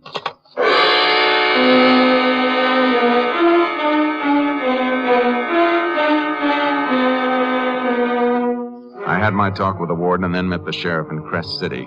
As we headed for the spot where the abandoned car had been found, I kept thinking of Doc's wife and her 3 small kids. I was getting closer to a killer, and I liked it. Oh, I don't know, Jason. No matter how I figure it, there's always a couple of loose ends. Well, then try this, Sheriff. Al Nixon is doing life for a payroll robbery, and he's convinced it's Doc Hartley's fault. Now, that payroll was never found because Nixon hid it someplace before they got him. Yeah, I follow that far, Jason. In Huntsville with Nixon was Lou Crowder. Now, Nixon knew he wasn't ever going to get to use that money, so suppose he made a deal with Crowder. Crowder could have it if he killed Doc Hartley. But what was to stop Crowder from just digging up the money and not killing the doc? Well, Nixon's too smart for that, Sheriff. Probably set it up so he'd let Crowder know where the money is after he was sure of Doc's death. Yeah. It figures all right. But how would he let Crowder know? By letter, Sheriff. The warden told me Nixon's already written Crowder 3 times. What good would that do? All mail coming out of Huntsville is censored, Jay. I know, but the 2 men had plenty of time to rig a code when they were together in the pen. Then a letter could be the answer. That's right. Yeah, the highway patrol car up ahead must be where the car is. Yeah. Yeah, this is it. Howdy. Howdy, fellas. There's a car, Jace, just behind this brush. Jace, even if your figuring's right, what do you reckon this car is going to tell us? Just one thing, Sheriff.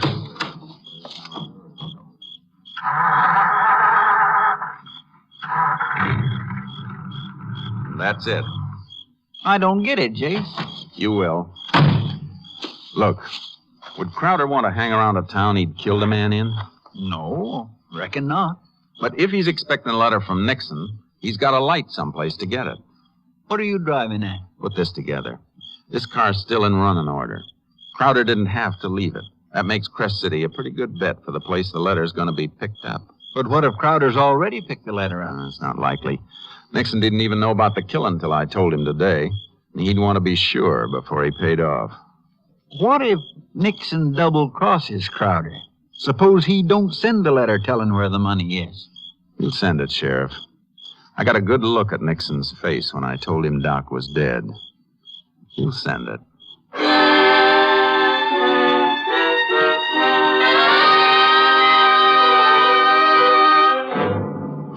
Back in Crest City, the postmaster agreed to notify us the minute he got any letter postmarked Huntsville without giving it out.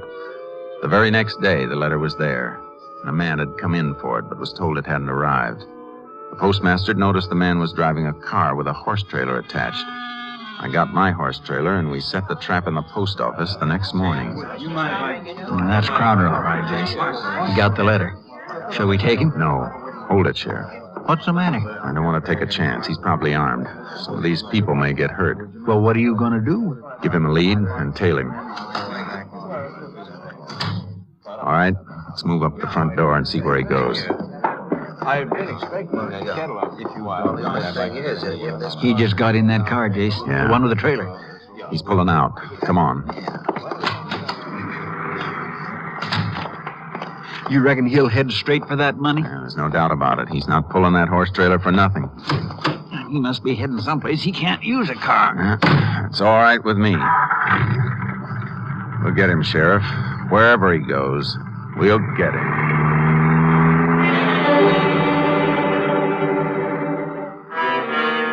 For almost 3 hours, we trailed Crowder by car, never getting too near him, just pinpointing him. When the country got rough, he left his car and switched to the horse he'd been pulling. So did we. We gave him a bigger lead and just followed his tracks. Awful rough climb, Jace. You sure we're following him? I don't see any tracks. I'm following him all right, Sheriff. Didn't you just see that turned rock, moist on one side? A hoof did that. Beats me how you spot him. Hold it, Sheriff. Oh. It's a drop-off just ahead. I want to look.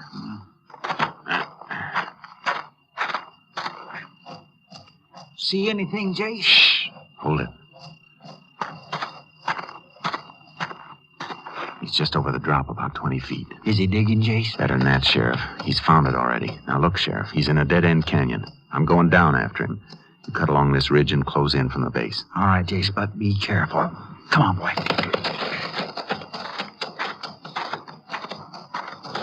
Crowder! Get your hands up. You'll never take me, copper! That's a warning, Crowder.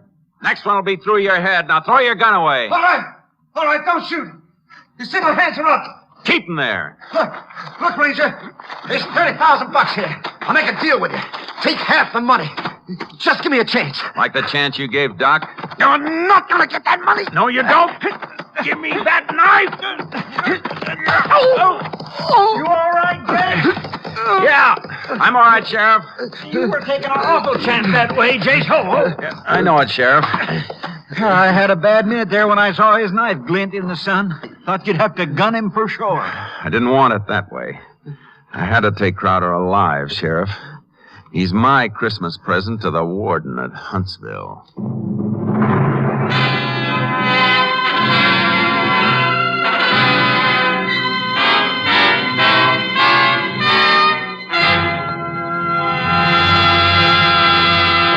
In just a moment, we will tell you the results of the case you have just heard. With Christmas just around the corner, we at NBC hope that you all will have a joyful, happy holiday season. With the program scheduled on the NBC Radio Network, we will try to add to your listening pleasure as you relax and tune for your favorite entertainers. Special programs are planned by all of our NBC shows, and we know that you will want to hear as many of them as you possibly can. To put it in musical form, here is a holiday wish from the NBC Chimes. Happy holiday, happy listening, happy holiday, happy listening. NBC wishes you a season of good cheer. A merry, merry Christmas and a happier New Year. Happy holiday, happy listening, happy holiday, happy listening. Yes, from all of us at NBC to all of you throughout the country comes this sincere, hearty wish for a Merry Christmas.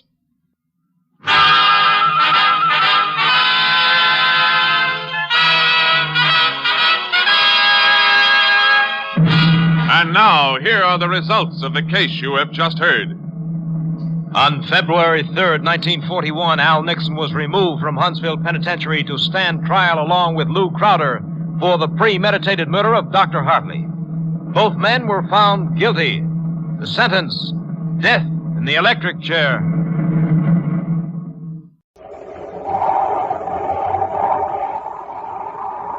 Wheat Chex, Rice Chex, and good hot roastin' present Space Patrol! High adventure in the wild, vast reaches of space. Missions of daring in the name of interplanetary justice. Travel into the future with Buzz Corey, Commander-in-Chief of the Space Patrol. In today's transcribed adventure, we find Buzz and Happy in a relay communication station in space at the mercy of Jim Colmar, who's in league with a strange alien power. Using some mysterious crystals, Colmar is forcing Buzz and Happy to obey him against their will. Follow me into the generator room. Commander, the crystals are getting brighter. That's all I can see or think about. Just the crystals. Try to look away, Happy. Fight it. Keep walking up to the generator. Closer. Closer. Fight it, Happy. Touch the connections. Reach out your hand. Happy, don't touch it. I can't hold back. You've got to. If you touch it, you're finished. We'll be back in just a moment with today's Space Patrol story, The Seed Crystals of Zeldabran. This is Space Patroller Dick Tufeld, gang, and boy, am I excited. We have a new machine here at Space Patrol headquarters, and it's terrific. It's called the Flavor Meter. It's used for testing the flavor of food. Now, I have a plain, ordinary cereal right here, so let's test it. The better it tastes, the louder it'll ring the bell. All I do is put the cereal in this slot and push the button. Not much flavor there, is there? Suppose we put in some other ordinary cereals. Well, not even a tinkle. Now, here's a couple of super cereals I'd like to test. I'll put them both in. Wow, that did it. Those cereals really ring the bell for flavor, you bet. They were Rice Chex and Wheat Chex. Chex, the cereals with that modern bite-sized design. Chex, the super cereals that helped us supercharge you. Test them yourself, gang, in your own cereal bowl. Believe me, they'll really ring the bell for flavor. Rice Chex, Wheat Chex. And now, today's Space Patrol adventure, The Seed Crystals of Zeldabran. Swinging in a wide orbit around the planet Saturn is the artificial satellite Com Relay 4, the powerful communications relay center. Serious trouble between two men assigned to duty at the space station has brought Commander Corey and Cadet Happy to investigate. With their ship Terra 5 joined to the airlock of Com Relay 4, Buzz and Happy are now opening the inner lock of the huge disc-shaped relay station. Go ahead, Happy. Yes, sir. Welcome aboard, Commander. Colmar, you look as though you haven't had any sleep for 2 days. Oh, it's been nearer 3, sir. I've been working both shifts. Why didn't you report this dispute between Siler and yourself immediately? I should be able to handle my own assistant. I don't like to yell to the top brass for help. Where is Siler? He took a swing at me, so I had to lock him up. He's back here. All right, let's find out what this is all about. Come on, Happy. Yes, sir.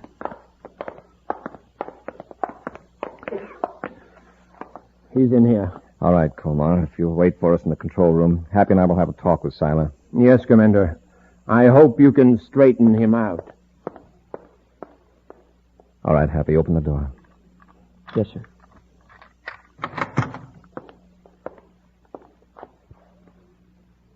Well, Siler, let's hear your version of the story. Didn't Colmar tell you I swung at him? Yes. Okay. I assaulted the superior. Why go into it any further? Close the door, Happy. Yes, sir. Siler, I know your record. You've worked these two-man teams for years. I find it hard to believe you suddenly went space happy and struck Jim Colmar. Now, let's have the whole story. We got along all right at the beginning, but lately Colmar's been unreasonable. He races his rockets over every little thing. And you don't feel that you've done anything to antagonize him? No, sir. When was the first blow-up? A couple of days after the meteor hit us. Meteor? It was just a little one, about the size of a marble. We patched up the hole in the hull and everything was okay. Then one day I walked into the control room to relieve him a little early. It was a favor, see, and he jumped down my throat. What did he say to you? Said he was tired of my sneaking up behind him. He kept his hand clutched around something as though he were afraid I'd steal it. Acted like a spoiled kid. Was that when you swung at him? No, that was later. He kept finding fault with everything I did.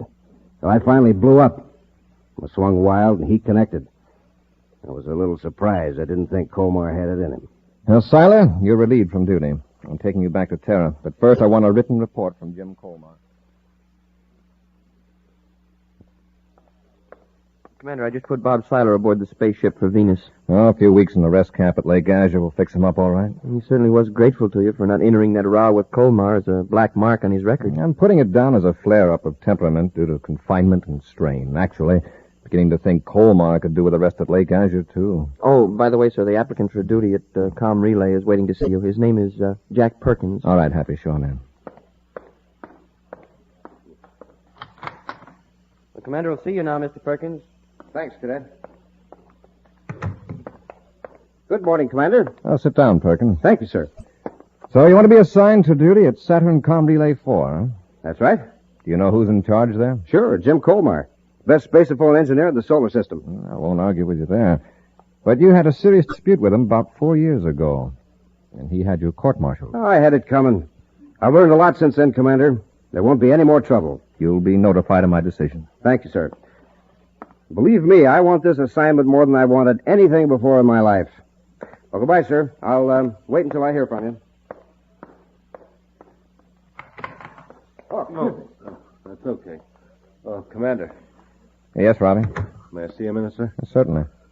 I've been getting more complaints about Saturn Com Relay 4. Well, what is it now? Saturn and Neptune channels are weak, but Comar's feeding a wild beam out into space 40 degrees west of Pluto.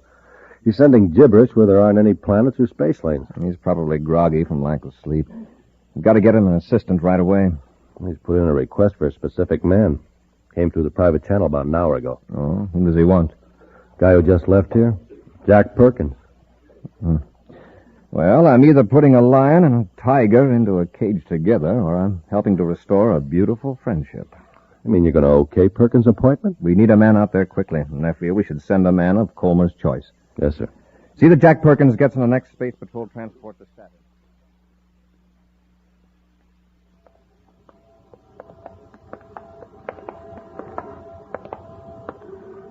Thanks for asking for me, Colmar. Strange, isn't it? Am I getting a hunch to apply for the assignment just at this time? Oh, it may not be as strange as you think, Jack. We'll get along fine, I'm sure of that. Sure we will. There I was wasting my time on Mars when all of a sudden I thought of you. Here's the control room. Wow. Say, you sure got this thing fixed up. Where'd you promote all this extra equipment? I'll tell you someday. For the time being, let's just say this isn't standard for a com relay station of this size. I'll say not. Jim, you've got something in this room. Something strange and magnetic. Something behind the amplifier.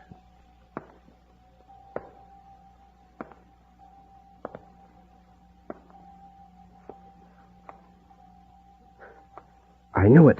The crystal. Yes. You have one too, haven't you? Yes, I've got it with me, but yours is a much larger crystal. Where'd you get it? It crashed through the hull of a station a few weeks ago. For a time being, I was afraid my assistant would examine it. I told him it was a meteorite, and he seemed satisfied. Well, this one fell at my feet when I was hiking across a plain on Mars. Mysterious, isn't it? Yeah. It even seems to be trying to tell me something. To tell me where it's from. From a world far away. Beyond the solar system. Zeldabran, perhaps? Yes, Zeldabran. What does it mean, Jim? It means we have been selected from all the people of the solar system to guide the invaders. The liberators from Zeldabran. I don't quite understand. You will. Probably millions of these crystals were fired out into space, in all directions from Zeldabran, just on the chance that one or two might come to rest on an inhabited planet. But, Jim, are the crystals alive? No, not in the usual sense, but they vibrate in sympathy with the life force of the men of Zeldabran. That's how they communicate with us, project the thoughts of these men.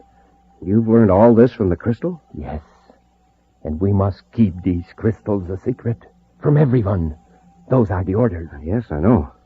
All who have the crystal will be brought together, as we were. Only by working in secret can we guide our masters here, the conquerors from Zeldabran. Come, we got work to do.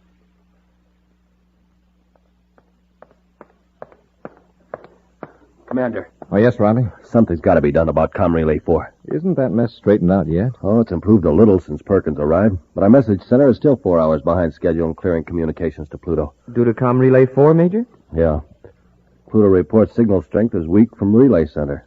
We've run the code tape through twice. Have Colmar or Perkins given any explanation? None that makes any sense. Well, I'll get some sense out of them. Robbie, beam all outer-planet spaceophone signals through Jupiter Com Relay 3. Right, sir. Happy and I are blasting off for Com Relay 4 to find out what Perkins and Colmar are doing.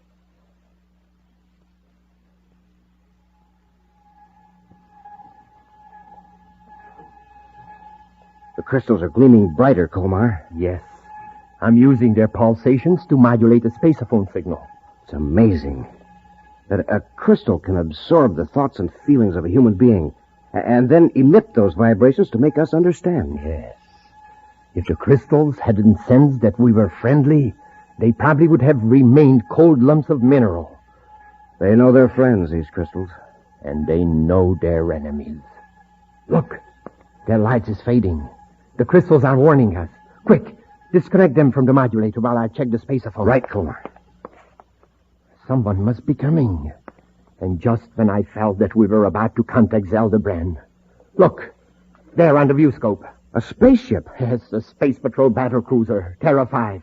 It's Commander Corey, and he's heading right for the station. Those messages. We should have diverted more power to the regular signals instead of pouring it all towards Zeldabran. Corey may be suspicious. The crystal will protect us. We'll let Corey aboard the space station, if that's what he wants. But hold on to your crystal. Let it guide you. And whatever the crystal tells you, obey.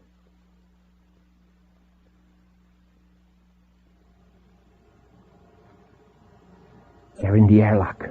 Hold your crystal firmly. And don't be afraid. We'll get out of this. I'm not afraid, Colmar. Well, I hardly expected you back so soon, Commander.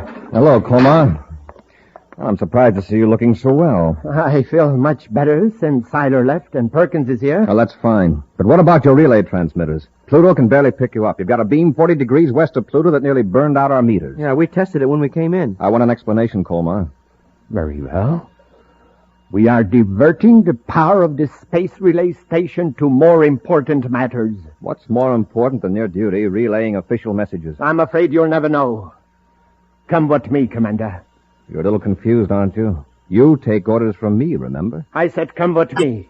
Follow me. They must be space happy, Commander. And what are those little bottles they're holding? Colmar, Perkins, what's in those bottles? They are crystals. Crystals from another universe. Now come. Come, Commander. Commander, something funny is happening. I can't take my eyes off those crystals. Follow me into the generator room. Happy, try to look away. They've got our reactions controlled somehow. The crystals are getting brighter. That's about all I can see. Walk up to the generator. Touch the connections. Then you will know what we are doing with all the power. Happy, don't touch it. I can't hold back. Reach out your hands. It is not I, but our masters of Zeldabran who command you. Reach out your hands. Take the power connections in your hands.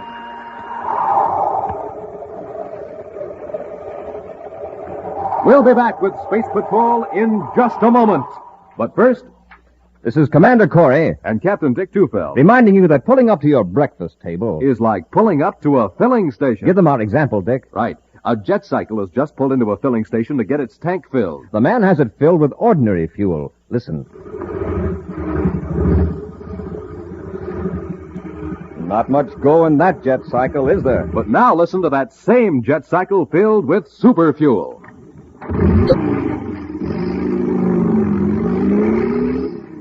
Man, that cycle's roaring like a rocket now because it's supercharged with super fuel. Same thing is true of you, gang. To get going in the morning, you need super fuel, too. So get supercharged the way Buzz Corey and all us space patrollers do. Eat a power breakfast with Instant Ralston, the hot super cereal made of rich whole wheat. Instant Ralston helps you to think fast. And act fast. So remember, gang, when you pull up to your breakfast table, it's just like pulling up to a filling station. You're there for fuel. Super fuel, so you can get supercharged. Take a tip. Eat a power breakfast with Instant Ralston and get supercharged. Get it today in the red and white checkerboard package. Good hot Ralston. And now, back to our Space Patrol adventure, the seed crystals of Zeldabran. Two mysterious crystals have found their way into the solar system from outer space. One crashed through the hull of a communications relay station in the Saturn orbit. The other landed on a Martian plane. Discovered millions of miles apart by two men who once were enemies, the crystals have brought the two men together in the space station, united in a weird project. Buzz and Happy, investigating failure of the relay station to operate properly, are under the strange power of the crystals, and the two space patrolmen seem powerless to resist their orders. One more step, Cadet. Fight it off, Happy.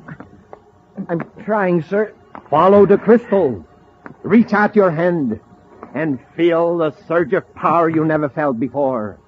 You can leave this universe in a blinding blue-green flash of glory.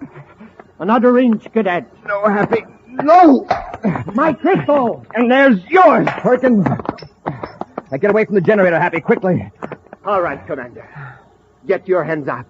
Don't reach for your ray gun. Don't try anything, Cadet. Good work, Perkins. Watch him. Don't let him get up. Right. Colmar, where did those crystals come from? From Zeldabran. And they're the guiding force that will bring the United Planets conquerors here from the planets of our masters. Colmar, you've been out in space too long. You almost had us touching those generators. But put up that gun. I'll see that you get medical attention, and I won't bring any charges against you. That's mighty big of you, Commander. Look what happened to the crystals. When the containers broke, the crystals faded. They're just like ordinary lumps of quartz. Corey, I ought to fix you good. Hold on, Perkins. Let's wait and see what the crystals say. They may have other orders. Lock Corey and the cadet in the empty compartment. We'll try to revive the crystals. Commander, how are we going to get out of here? Colmar and Perkins are completely out of their minds. Come here. Yes, sir. Put your ear close to this ventilator. Listen to them. The crystals are beginning to glow again. Yes. They revive quickly in the fresh solution. They're in a compartment at the other end of this vent. They said the crystals are giving off light again. Just listen. In a few hours, we can put them back in the modulator. This time, maybe we can get through the Zeldabran. I think the beam is weakened by the cosmic ray from the sun. If we could take this relay station out beyond the Pluto orbit... Oh, but how can we do that? There is one other person in the solar system who has found one of the crystals. He has helped me already by bringing me equipment I needed. Who is he? A very wealthy man on Terra, Zoltan Cephalou. If he comes here with a powerful spaceship, we could quickly accelerate the relay station out beyond the Pluto orbit. Come away from the vent, Happy. Yes, sir. It sounds crazy, but those crystals just might be a contact from some other system. Well, at any rate, I've never seen crystals behaving like that before. Whether or not they're from another universe, they're dangerous in the hands of Colmar and Perkins. Have you got your miniature spaceophone? Yes, sir. Good. We'll try to reach Major Robertson and have him pick up Zoltan Cephalou. If Colmar tries to contact Cephalou, we'll at least have evidence of a conspiracy.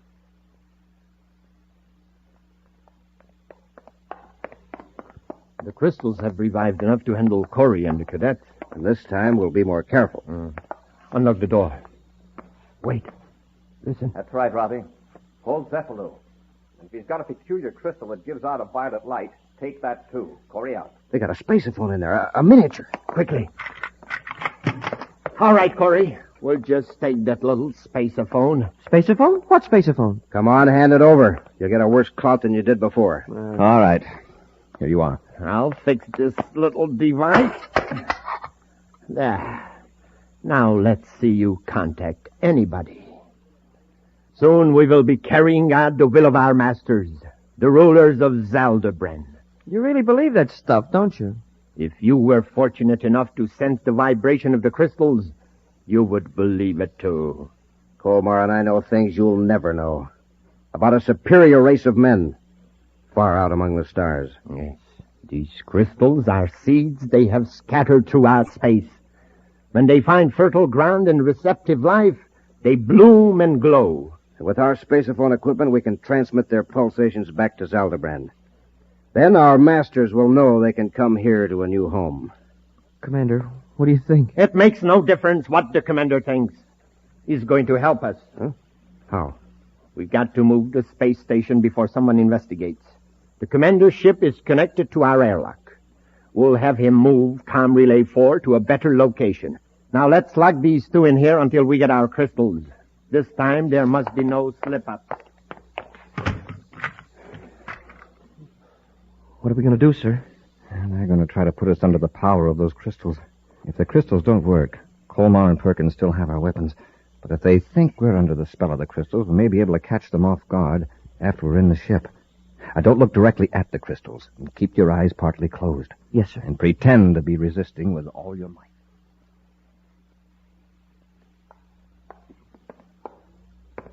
Come on. Follow the crystal into your ship. After me. That's it. Try to stall them, Happy. Hold back. I can't. My feet keep moving in spite of all I do. Come on. Don't fight it. It's no use. That's it. Now close the inner hatch. Take your usual position at the control panel. Quickly now. Now watch the crystals and listen. You will start this ship. Gently at first, so as not to pull away from the relay station. Is that clear? Yes. Now go ahead. Your usual procedure. Just a minute, Commander. That's the spaceophone you just turned on. Major Roberts. Don't try to answer him. If I could only move my hand. Look at him. He's straining every muscle to turn on the microphone. Major Robertson to Commander Corey. I've tried to reach you for 20 minutes. Here's the message in case you can't acknowledge. Zoltan Cephalou has been captured. Oh. Cephalou had us completely in his power until I found the crystal. Then we grabbed Cephalou without any trouble. Repeat, Major Robertson. Turn that off. We got to get away from here quickly. Corey, start the ship. Stand by to fire rockets. Half G acceleration. Standing by, sir. 1/2 G. Fire rockets.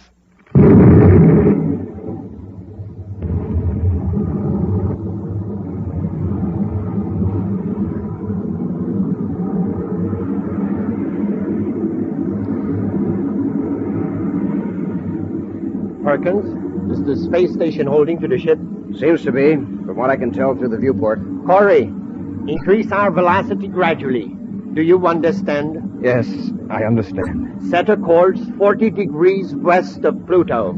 40 degrees west of Pluto. That's it. They're like automatons. Look at them. They're completely under the power of the crystals.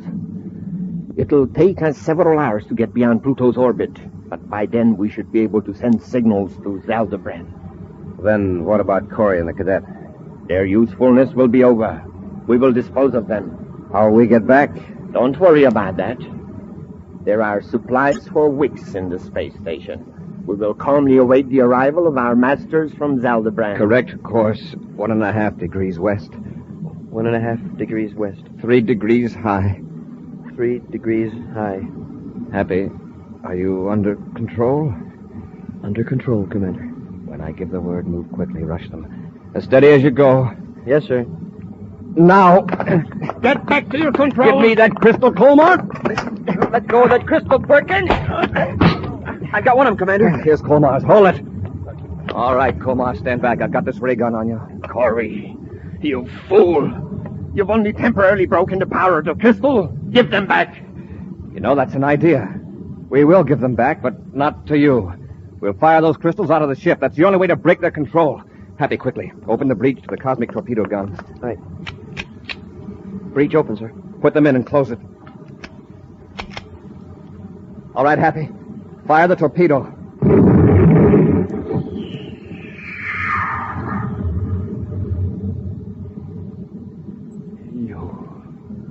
You shot the crystals out into space. Yes.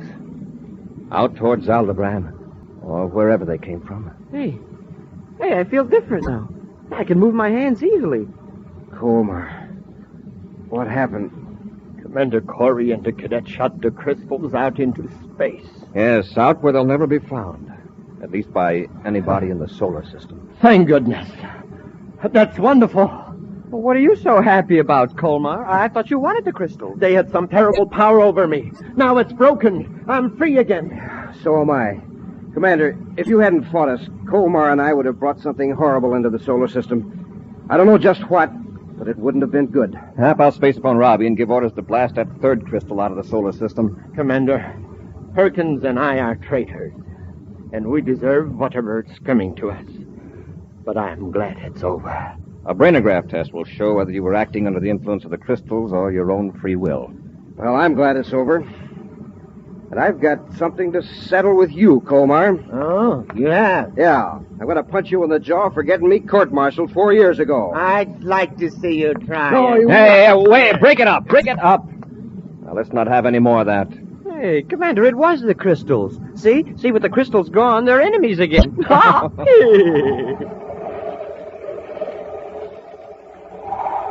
And so, once again, Commander Corey's quick thinking and daring have prevented a disaster in the United Planets. But even now, events are taking place that may mean more danger for Commander Corey. And now, an exciting preview of next week's Space Patrol adventure. Buzz and Happy have landed on a small planetoid. At this moment, wearing their spacesuits, they're approaching the airlock of a prospector's cave, where a criminal is believed to be hiding. Have your ray gun ready, Hap. I'll see if I can open the airlock. Right, Commander. Hey, where did that come from? Someone's firing at us. That one came from the other direction. The airlock won't open. We have no protection. Whoever's controlling those weapons can just keep firing till they get us.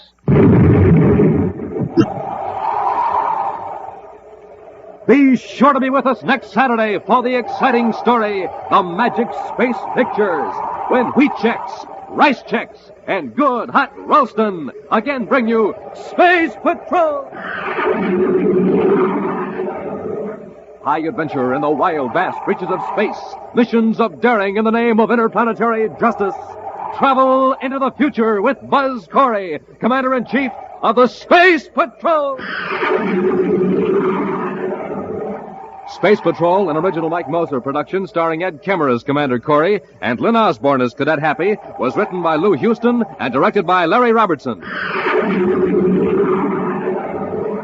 Other players were Bela Kovac, Ken Mayer, and Norman Jolly. Dick Tufeld speaking. Now, don't forget to tune in next Saturday and every Saturday when wheat checks, rice checks, and good hot roastin' again present the new exciting Space Patrol! And be sure to see another exciting Space Patrol story on your local ABC television station. Consult your local paper for time and channel. And now, a word to mothers about the salad of the year. Peach coronation salad. A brand new idea inspired by the crowning of England's lovely new queen. A salad that looks like a queen's crown, studded with jewels. But the kind of a salad a man can go for. It's made with creamy cottage cheese and luscious canned cling peaches from California. Give your peach coronation salad that perfect touch. Serve with delicious rye crisp, those toasty wafers with a hearty rye flavor. Boy, what a way Rye Crisp has of making other foods taste their best. You will see the coronation salad featured in magazines and newspapers, and in special displays at your grocer's all during the month of March. And when you serve this colorful new salad, be sure to serve it with delicious Rye Crisp. For your figure's sake, make Rye Crisp your bread all the time. Only 21 calories in a double square. No waiting for the famous Rye Crisp reducing plan when you buy Rye Crisp. It's printed right on the package. Remember, it's smart to make your bread Rye Crisp. Space Patrol comes to you transcribed from Hollywood. This is ABC Radio Network.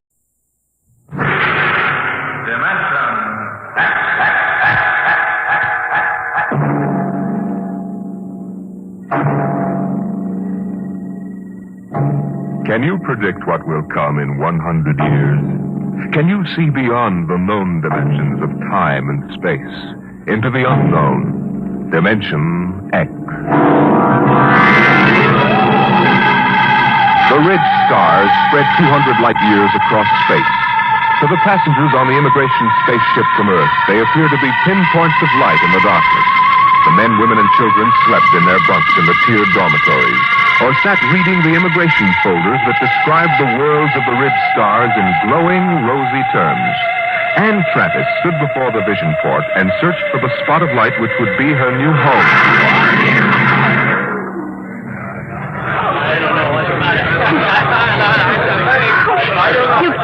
can't tell which is which, can you? Well, I asked the steward for mine. There it is. You see? That nice, bright little star up in the left-hand corner? Oh, that one? Yes. Alka 3. I'm going to meet my son there. He sent for me. Harry always was a good son. I used to say to my husband just before he died, Harry is a good son. I'm going to Dora 3. My sister's there. Oh, isn't that nice? It's a wonderful thing for a young girl like you to start life way out here. I used to tell Harry's father that if he had any spunk, he'd be out on the Ridge Stars making a fortune. He was assistant buyer at Bloomingdale's kitchenware. I see. Maybe if I asked the purser, he could point out Dora 3. Oh, well, you go ahead, dear. You've paid your fare like everybody else. What did you say your name was? Anne Travis. Well, I'm Lottie Elders, Mrs. Harold E. Elders, though, of course, I don't use Harold's name now. Are you all alone? Yes, my folks died last year. That's why I'm coming out to live with my sister. Oh, why, you poor child, traveling halfway across space with nobody to talk to. Attention. Attention, all passengers. There it is. I just know it. You are now within the Ridge Star quadrant. The trip is almost over. Captain Braxton wishes me to inform you that a vote will shortly be taken to determine on which planet of which sun every passenger of this ship will be landing. What is he talking The about? majority will decide, and all must abide by the decision. I don't understand. What did he say about a vote? I don't believe it. He said everybody had to go to the same planet, didn't he? But Harry's on Alka 3. Look here, Mrs. Elders, they can't get away with this. They can't just set us down anywhere. I've got to meet my sister, but what can we do? I don't know, but I'm going to find out. I'm going to see the captain right now.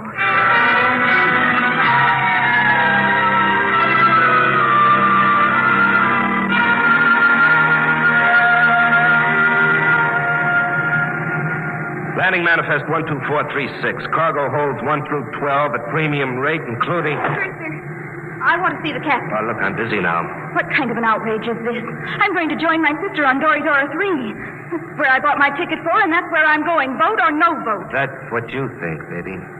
I'll call you back, Jerry. I want to see the captain immediately. Do you hear? Yeah, sure, I hear. Perfect in both ears. What's the meaning of this? What are you people trying to get away with? We're not trying to. You're in space now, kid. We don't go by Earthside red tape. But my ticket... Oh, you can paste that in the scrapbook. That's all it's worth. Where you're going, kid, fortunes are made and lost every day. The rich stars are wide open, and what the big operators say goes. But my sister's waiting for me. Oh, she'll get tired. It's a game, kid, and you're in. The folder said you were encouraging immigration. Oh, sure. But all the improvements in Earthside working conditions in the past 50 years were to prevent wholesale immigration to the rich. That's why we have to cut the price of the tickets below cost and suck you immigrants out here. Why did you lie? Why won't you take us where we want to go? It's simple, kid. The only way to make a profit is to dump each shipload in one place. This cargo goes to Delphi 2. But the announcer said there was going to be a vote. Oh, sure. But we've got it rigged so Delphi 2 gets it. Simple, isn't it? But you can't. Oh, it's not so bad, Delphi. It's okay. Real balmy. Great world. Especially for a kid like you. But how would I get to my sister? She's expecting me on Dora 3. Can I take another ship? Not where you're going. What do you mean? Look, baby. Space travel is an Earthside monopoly. They own the patents on the rocket power that makes space travel possible. Now, the rich government offered a prize for a new kind of power that wouldn't infringe on Earth rocket patents. But until that drive is developed, you just won't get off Delphi 2. You can't travel to another planet? That's right. There isn't any public transport, and only a millionaire could afford a private ship. You mean I'm just stuck? Like a fly on flypaper. Hey, where you going? Back to my bunk. I want to lie down. Wait a minute. I'm afraid you can't leave here till that boat is taken. Why not?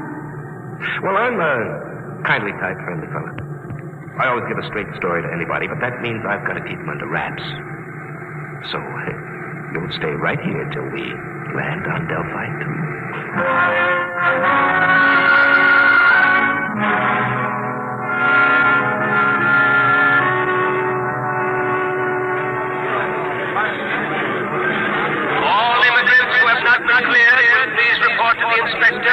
first letter of their last name. Anne, where have you been, child? I looked all over for you. They kept me in the prince's cabin. Mrs. Elders, what shall we do? I'm sure I don't know. Harry, he's my son, you know. He'll be just frantic. I know. Attention.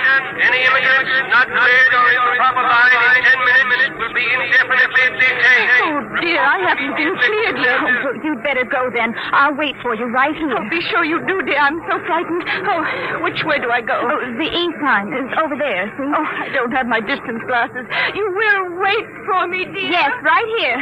Go along now. All right, you. Come on. Who are you? Never mind. Come on. Grab her, Al. Come on. Let go of me. What's the idea? Let go. Get her. Who are you? Let go. Let go. We can't take any chances, Al. Put her out. Right.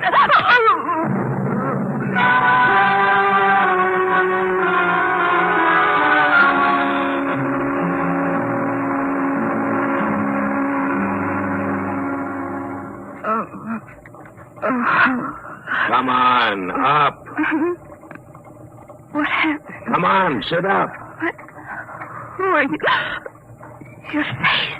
That's a motor-driven face dissolver mask. I've read about them. I've never seen one.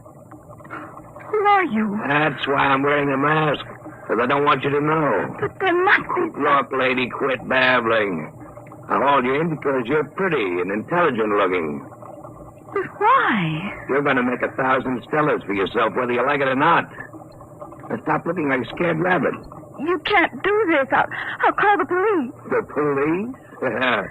What do you know about the Red Star government? Nothing. Obviously. Around here, things are different. Now, listen. You go to the New Sol Hotel. As soon as you're registered, you go to the Fair Play Employment Agency. They'll take care of you. Now, take this. It's a tape reel. Play it back in your room. It'll tell you what to do. After it's played once, it'll destroy itself. Is that clear? I don't understand this at all. Have you ever heard of the 7-day poison? I don't think so. Well, it's an interesting device. It feeds on the blood. On the 7th day, undergoes a chemical change and... Oh. Very easy to use. You just inject it like this. Oh. Yeah, it's all over. For 7 days. The beauty of this poison is it can be made to look like a lock pattern in many thousands of small variations. The only antidote must be some of the original poison at its base. And I have that. Don't get hysterical. I'll keep the antidote here. You can get it after you've done what I want. But I don't know where I am. I don't know who you are. What if something happens to you? That's your problem. But remember, the police can't help you. I have the antidote to the poison. All right, I'm through with her. Take her out and drop her at the hotel.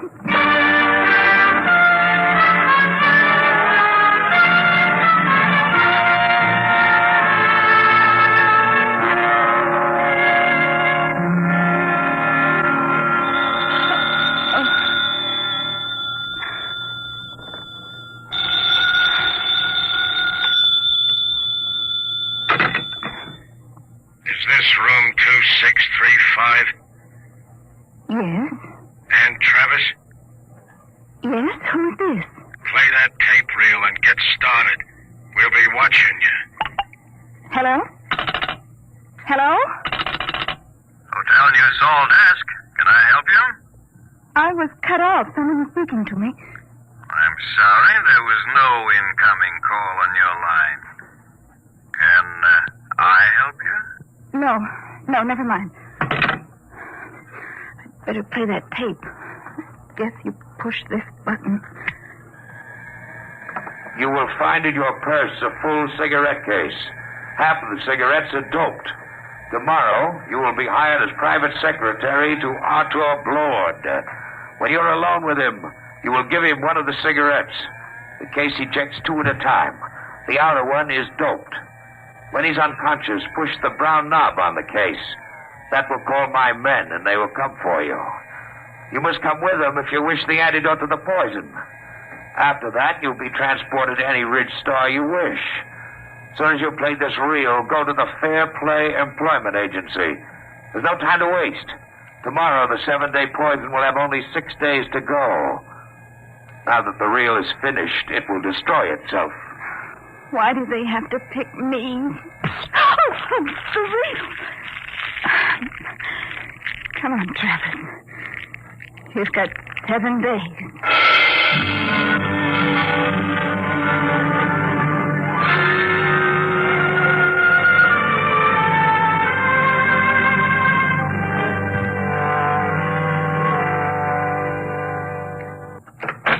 Come in, Miss Travers.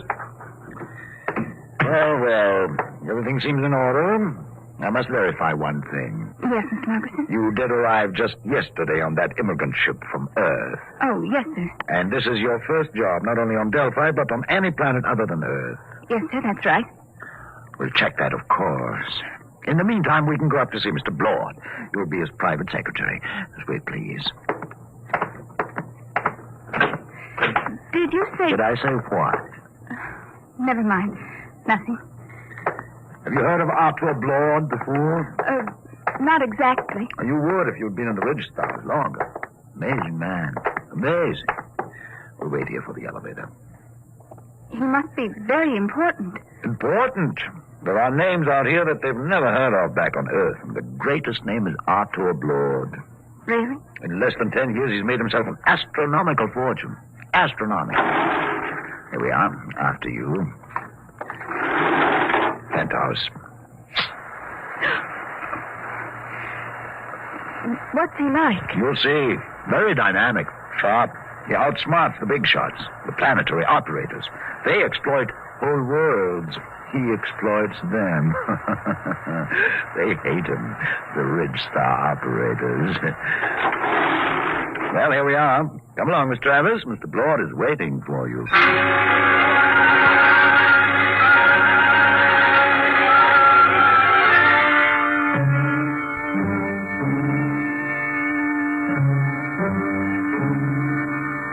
Mr. Blord, this is Ann Travers, her record and references. Not interested. You check them. Margerson, get out. Yes, Mr. Blord. Ready, Miss Travis? Yes, Mr. Blord. Take this dictation. Chromium field on Transion 4, value 100 billion stellars, just plain slugging. Let somebody else do it. Trigona 7, Forest, all treasure wood, priceless. Dennis Carey, operator, hard, cruel, brilliant. Should be interesting.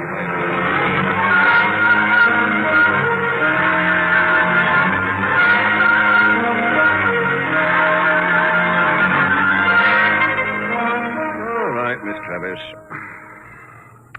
You're new to Delphi, too, aren't you? Yes, Mr. Blord. I like new cities, new planets.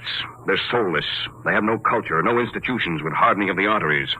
Yes, sir. Now, I came out here as a wiper in an Earth-side liner and jumped ship at Transion 4. That was 10 years ago.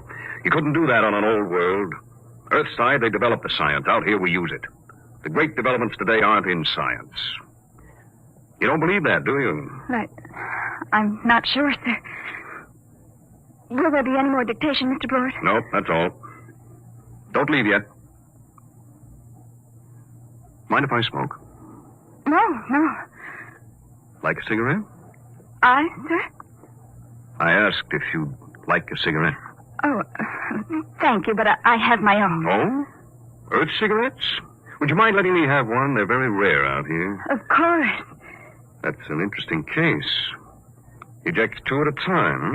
Here, Mr. Blord, take one. Yes, thank you. Haven't smoked one of these in years. Light, Miss Travers? Thank you. Drop the lighter under the desk. I'll get it. Sit back in your chair. Should be down here.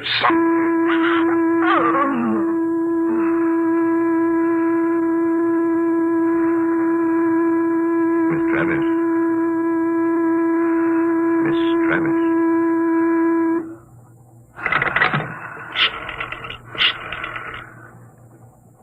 Hello, Dr. Gregg.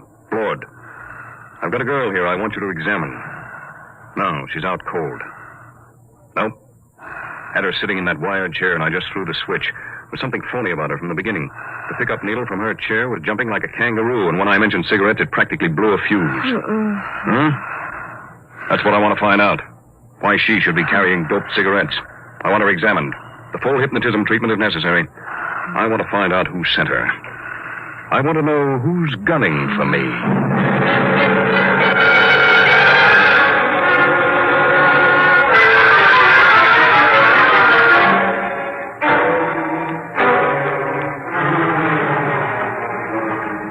There you are, Blood. That's the best I can do, short of a full-length narco analysis. You sure about that 7-day poison? Absolutely. She's got less than 6 days. And she was right off the immigrant ship. This is the first time I've had a plant. Somebody found out I hire 'em fresh from Earth. I've got her memory track on that face dissolver mask. It was Delaney. I thought so. But he isn't working alone. It's that gang working for the prize on the new space drive. I got into the competition 2 weeks ago, and I guess they're afraid of losing the money they've put into research. What about this kid? She's got 6 days to live, and I wouldn't take any bets that they try to save her if she doesn't deliver the goods. They wouldn't even save her if she did. Delaney wouldn't want witnesses. Doc, set everything up the way it was before she went under. What are you going to do? I'm going to let them take me. Wait a minute. They're liable. I know what they're liable to do, Doc. You take care of the girl and leave the rest to me. Okay. It's your funeral. Maybe. Now, let's revive Miss Travis. You set up the projectors. Come on, up to it.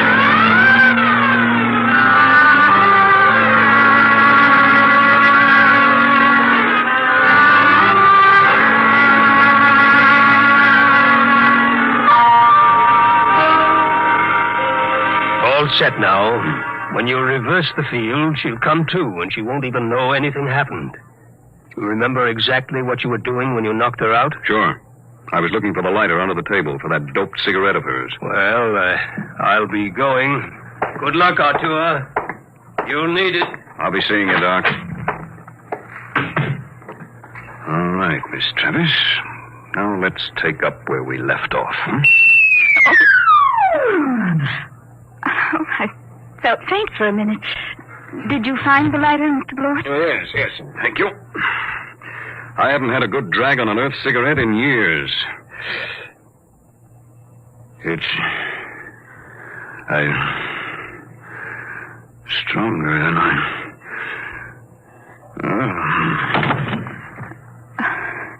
I've got to call those men now. Let's see the brown knob on the cake.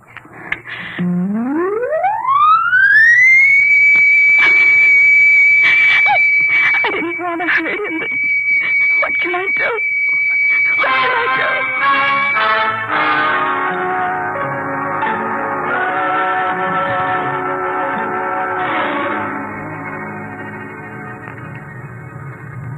How's Blord, Al? I'd like a light. This dame sure fixed him. Where are we going? What do you care? Tell her. In 6 days, it won't matter. The boss give orders. What's the difference? These two are dead duck. What do you mean? You think the boss will give you that antidote?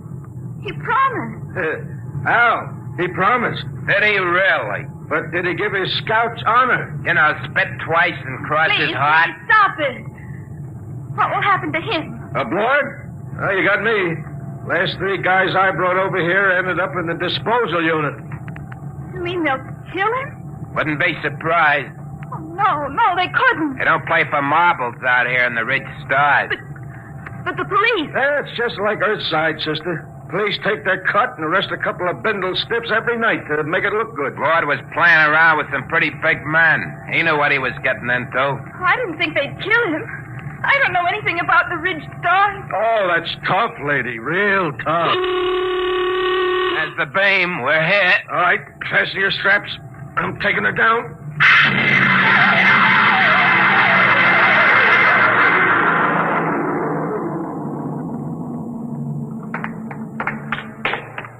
Where are we going? You're on Delphi 1. What is this place? A private escape. Very private. How you coming with Blord, Al? He's happy. All right. We stop here. I gotta spring the voice lock. Combination. 1, 3, alibi, Peter, uranium. Repeat. These things never work. 1, 3, alibi, Peter, uranium.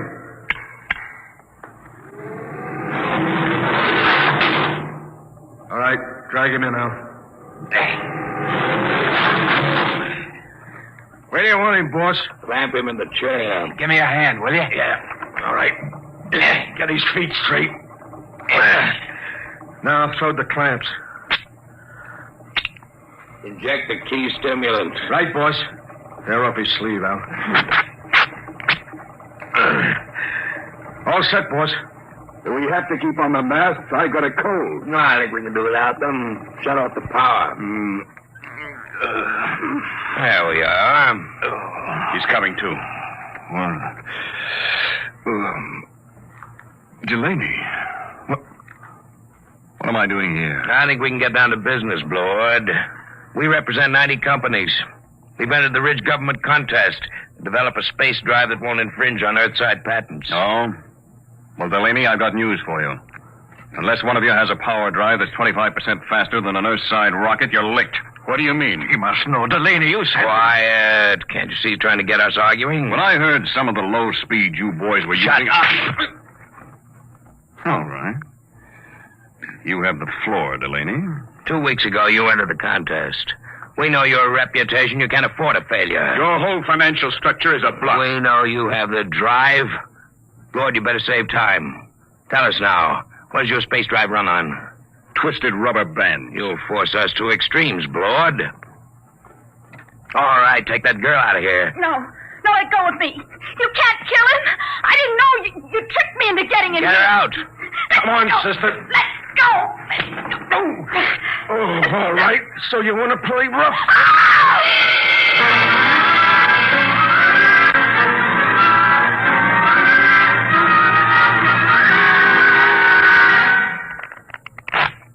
Okay, that's 23 you owe me.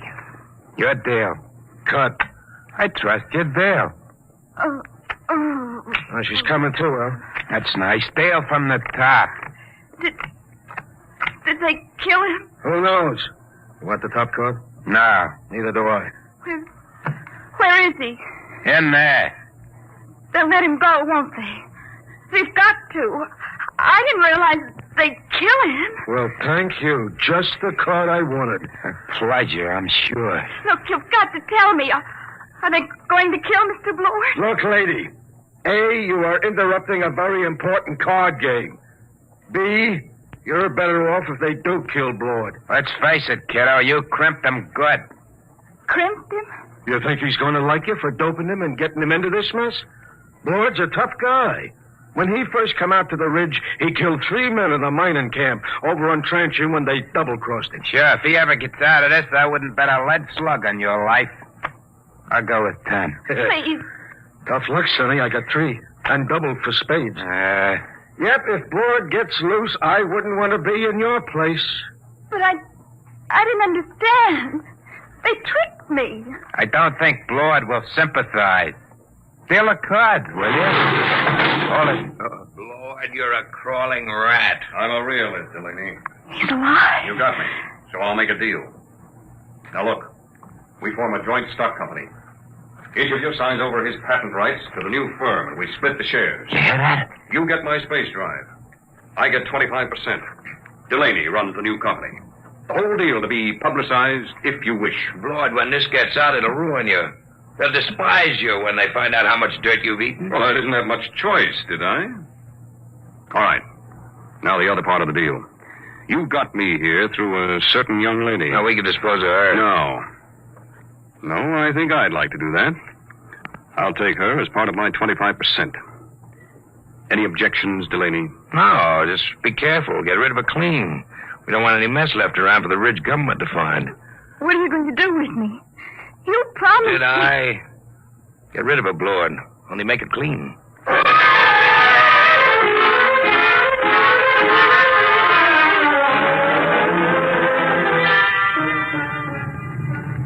You can loosen your strap now. We're on automatic. Where are we going? Back to Delphi 2. I didn't understand what they were going to do. I know. I didn't realize. I'm sure you didn't. Miss Travis. What are you going to do? I'm going to pay you off. Let go of my arm. Let go. Let go of me! Shut up. What are you screaming about? Now hold still. This won't take a second. Just one small injection. No, don't. Let me go, please. Stop wriggling. Stop. There. Scratched my face like a cat. Will it take long What? for me to die? For you to... Stop it, please. Please, stop it. But it's funny. It's very funny. That was the antidote. The antidote? The 7-day poison Delaney gave you. I got it from him before we left. Young lady, I knocked you out in my office and had your mind examined. I knew just what you had done. I came here because I wanted to. You mean you're not angry with me? Certainly not. Besides, everything turned out my way. Your way? But they forced you to give them the drive. You signed away the right. I'm a percentage man. Let them do the operating. Besides, it was their drive in the first place. Their drive? Yes, it's simple. I knew that after the contest there'd be a merger of research, so I merged it before instead. Wait till they discover they signed away their own patent rights. I don't think they'll feel like laughing then. But to give Delaney control of the new company. But don't you see, I had to get him to go along. He had the antidote to your poison. What about me now? Look at the vision port. Now turn up the scale. That's the ridge. You can have your pick. Name your world, and I'll take you there. You said your sister was on Doridora 3. Yes, but But what? I wonder if the opportunities for advancement aren't greater on your planet, Mr. Blower. You know, Miss Travis, I wouldn't be a bit surprised if they were.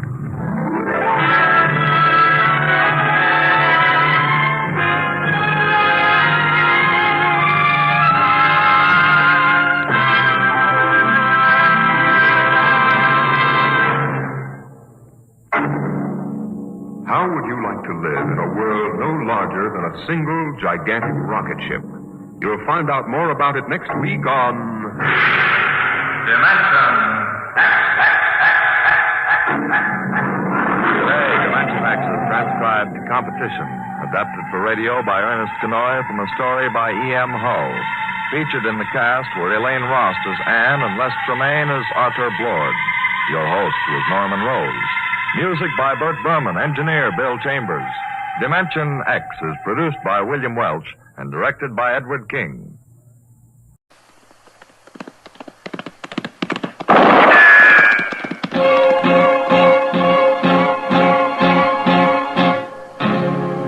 Gunsmoke, brought to you by L&M Filters. This is it. L&M is best, stands out from all the rest.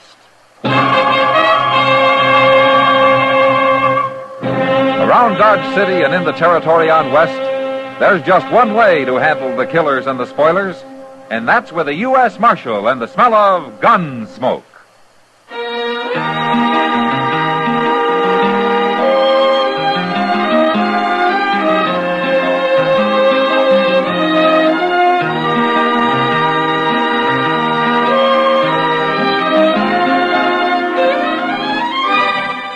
Gunsmoke, starring William Conrad.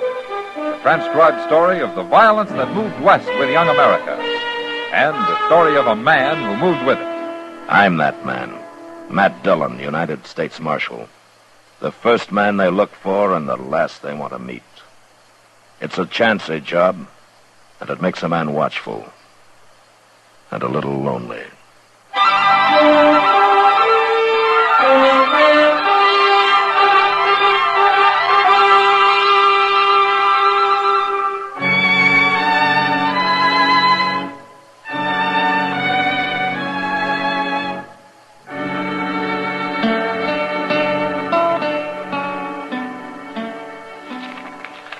Chester, will you take this stuff down to the depot and see that it gets in the mail for me, huh? Yes, sir. There's something wrong about that fellow, Mr. Dillon. Oh, what fella? Him. Across the street there. All I can see out of that window is sky, Chester. Oh, I forgot you were sitting back there. I've been watching him so long, I just naturally thought you had, too. Huh. Well? Well, what? The man, Chester. What's wrong about him? Oh, well, he drove up to the Long Branch in a wagon and got down and went inside, and then he come back out. And then do you know what he did? He drove off? No, sir. He's still there. What did he do, Chester? Well, he got a big old rifle out of his wagon, and he loaded it. Then he put it under his arm, and he's been walking up and down ever since. It's like he's waiting to shoot somebody. There. See him, Mr. Dillon? That tall, rangy fellow there. Yeah. See how he keeps looking up and down the street? Come on. You think he is out to shoot somebody? Well, I don't know, but it's worth asking him. Well, he sure picked a fine spot right across from the jail. Yeah, well, I'm glad he did. Anyway, he ain't gonna run very far with nothing but a team and wagon. You ever seen him before? No, sir, he's a stranger to me. He looks real country, though, don't he? Yeah, but he's not poor. That's a good wagon he's got. Yeah. Looks brand new to me. Yeah. All right, stand aside now, huh? Yes, sir.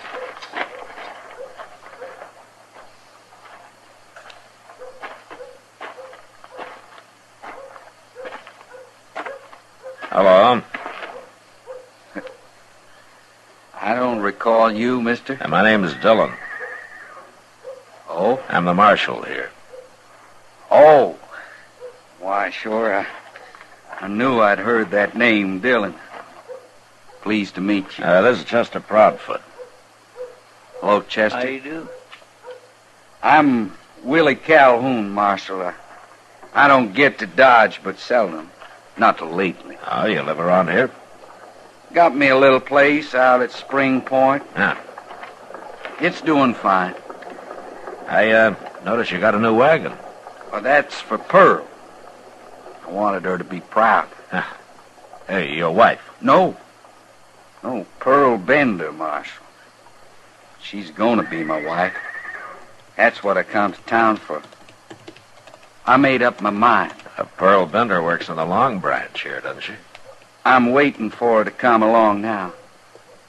I made up my mind, Marshal. Is that what the rifle's for? What do you mean? Well, you've made up your mind, but maybe she hasn't. Oh, no. No, it ain't like that at all. I wouldn't force Pearl into nothing. Then what is the rifle for? Man's got a right to carry a rifle. Yeah, but the way you do it, it's like a man walking around with a 6-gun in his hand, ready to shoot. Now, come on, tell me the truth, Calhoun.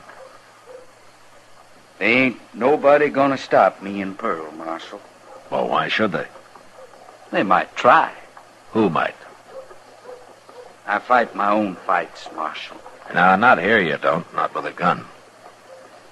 I'll kill him. I made up my mind to kill him if he gets in my way. Now, look, Calhoun, why don't you give me the rifle? Here now. Stay back. Here, Chester. Hold it on him. Got him covered, Mr. Dillon. You got no right to do that. I'll do anything to stop a killing. Are you going to tell me who you're looking for? You're interfering. I ain't going to tell you nothing. All right. Chester, take him over to the office and keep him there.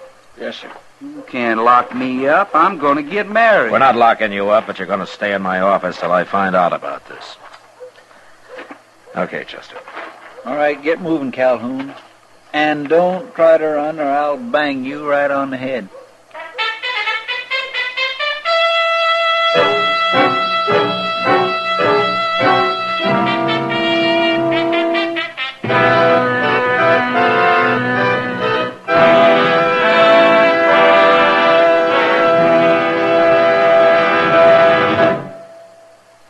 This is it, L&M filters. It stands out from all the rest.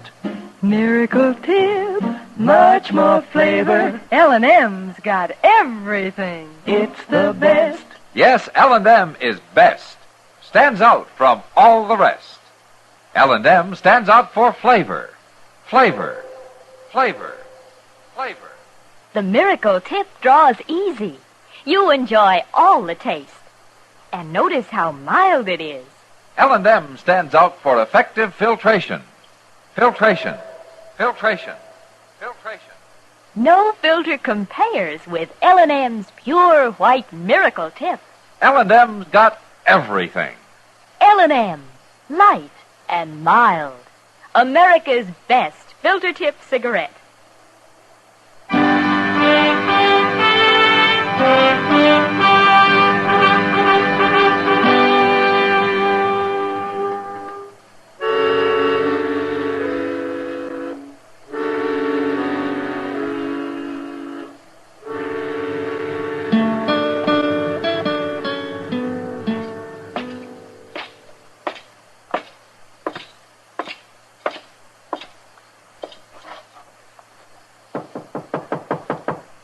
Who is it? It's Matt, Kitty. Well, come in. Oh, thank you. What's your trouble, Matt?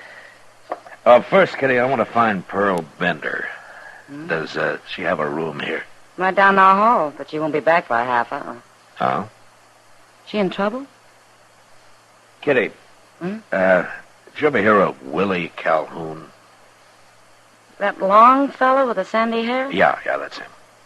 Oh, he's been in a Long Branch a couple of times. Acts like he's real sweet on Pearl. Well, he says that they're going to get married. What? Today, according to him. Well, that would be quite a surprise to Webb Thorne. Ah, so that's who it is. Webb Thorne, huh? Oh, look, Matt, I don't know anything about all this. Pearl never talks much. But I've heard Webb say he'd shoot anybody who tried to run off with her. And Willie Calhoun says he'll shoot anybody who tries to stop him. How could Pearl be in love with this Calhoun? She's only seen him a few times, and she and Webb have been thick ever since he started dealing faro over there 6 months ago. Yeah, well, maybe Webb doesn't know about it. Well, he'll find out soon enough, won't he? Yeah. Say, that's an idea, Kitty. And the sooner the better. And I'm going to be there when he does. How are you going to manage that? When Pearl comes back, send her over to my office, will you? Oh, okay, Matt. But this is going to make her awful mad. It's going to make all of them awful mad, Kitty.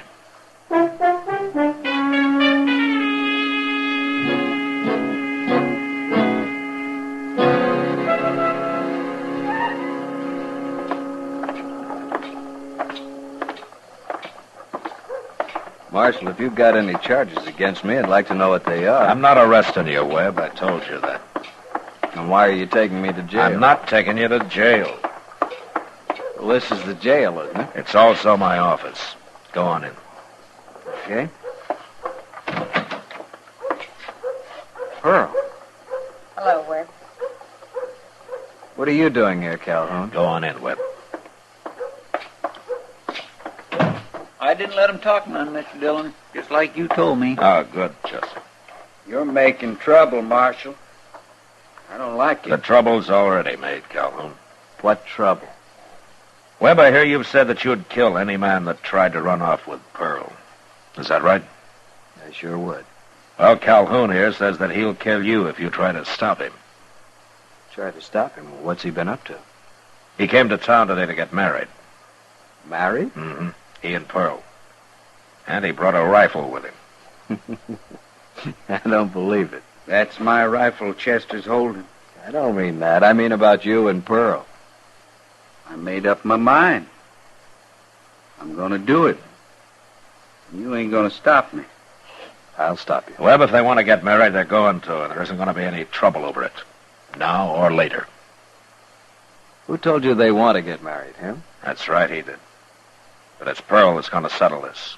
Either you or him. She can say right now which one of you she wants, and the other's going to get out and stay out. Is that clear? Why, sure, Marshal. That's fine with me. Pearl knows her own mind, don't you, Pearl? Go on. Tell him. Go ahead, Pearl. Marshal, I never told Willie I'd marry him. What? I can't marry him. Yes, you can, Pearl. I've made up my mind. He's made up his mind. Sure I have. And I don't care what I gotta do to get her away from you. Tell him again, Pearl. Willie, I can't marry you. I never said I would. Well, you can speak out, Pearl. You can. I'm telling you the truth. Please. Now, Pearl. Okay, Calhoun, you heard her. Leave her alone. Leave us both alone. Once I make up my mind, I never change it. I'd rather see her dead than with him. Look, Calhoun, Webb didn't stop you. I did. So you go gunning for anybody, and it's me. Well, I got nothing against you, Marshal. All right, then go back to your place at Spring Point and stay out of Dodge till you get over this. I'll send your rifle out by somebody later on. You think I'm crazy, don't you? You'll forget all about this soon enough. So long, Pearl. Goodbye.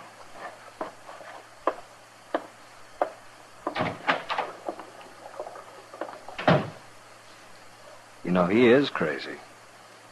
After this, you stay away from men like that, Pearl.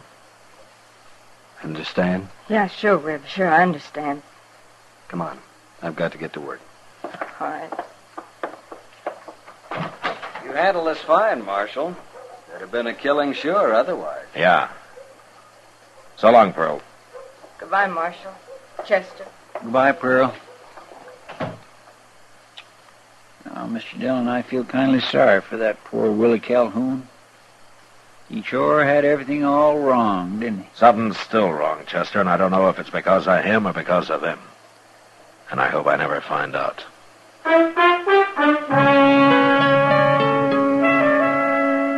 2 weeks later, I heard that Pearl and Webb Thorne got married. And they moved into a house that Webb owned. And Pearl quit working at the Long Branch. I figured that would settle things for good, so the first time I found a man riding out his way, I sent Calhoun's rifle back to him. Then I forgot about it. Until one morning just before daylight, when Chester came running in and woke me up. I got dressed, and we went out onto the plaza. It was that boy who worked out at Webb's house that come for Doc, Mr. Dillon. And then Doc woke me up and said to come get you. What's all the trouble about, Chester? He didn't say, except that there's been a shooting. Yeah, I know, but who did it? All the boy told Doc was that it happened in the sleeping room.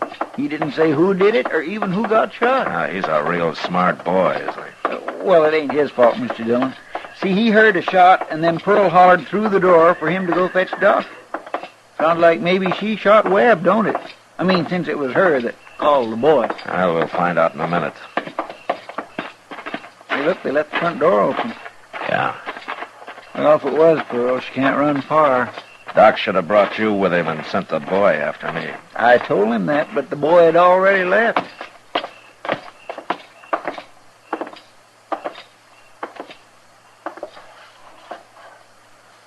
Doc. Doc. Wait there, Matt.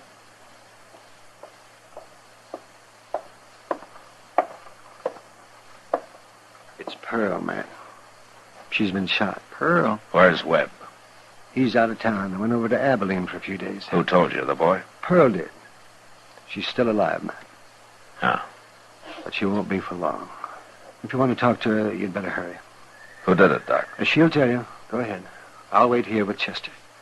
There's nothing more than I can do for her. Okay.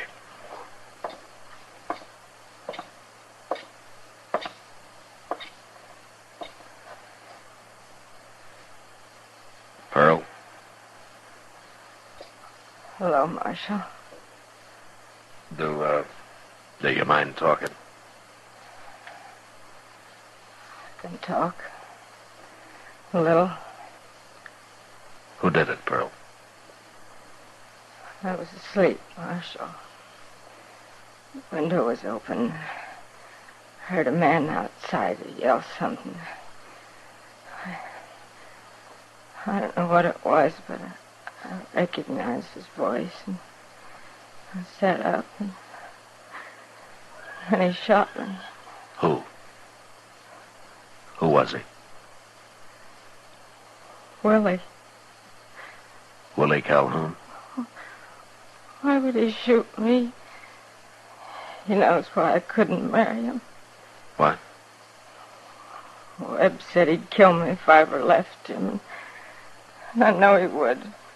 You told Calhoun that? Told him enough. He knew. Guess he couldn't stand my being married to Webb. You didn't have much chance either way, did you, Pearl?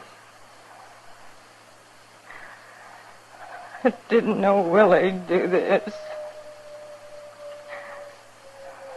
I wish you'd told me about Webb. Doesn't matter now. Can I see Doc Marshall? Yeah, I'll go get him. Bye, Marshall. Oh. Goodbye, Pearl.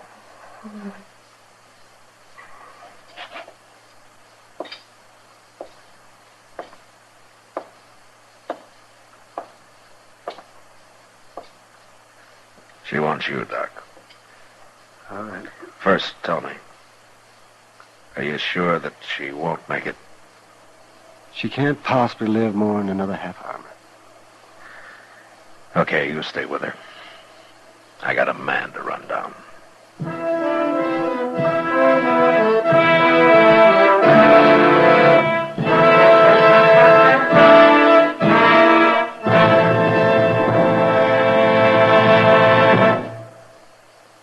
L&M is best.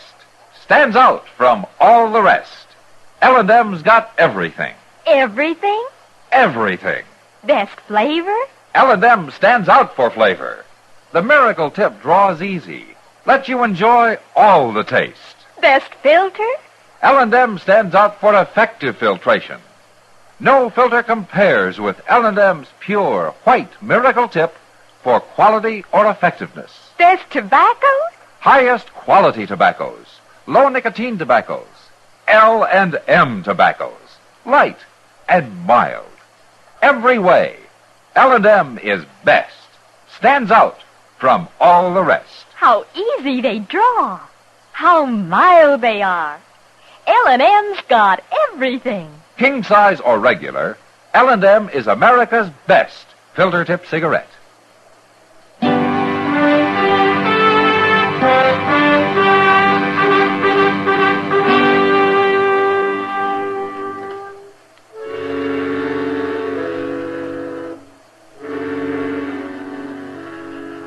Outside the house, we found Calhoun's tracks and saw that after the shooting, he'd jumped on his horse and ridden north. A few minutes later, we were mounted and headed in the same direction. It was nearly dark when we reached Spring Point and found his cabin. And as there was no sign of life outside, we dismounted and went up to the door. I kicked it open and jumped inside, but the place was empty. There was no choice but to wait, so we hid our horses in a shed out back and then made ourselves at home inside the cabin. I sure do wish we could light a lamp, Mr. Dillon. Well, we can if Calhoun ever shows up. Hope he ain't too long. I'm getting hungry. He might not come at all, Chester. Yeah, say that's right. Why would he come here? He must know we're after him. And an ordinary man would run, but I'm gambling that Calhoun's too tied to this place to leave it for long, even to escape being caught. He's kindly crazy, ain't he? Yeah, it's not going to keep him from hanging. You think he'll put up a fight, Mr. Dillon? Yeah, he'll fight. Oh, my. That poor Pearl.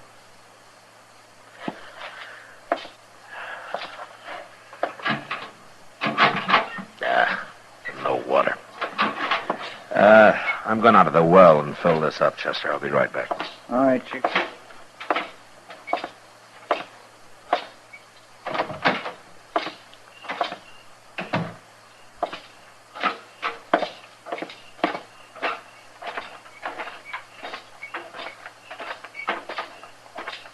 Hold it, Marshal. Right there. One move and I'll kill you.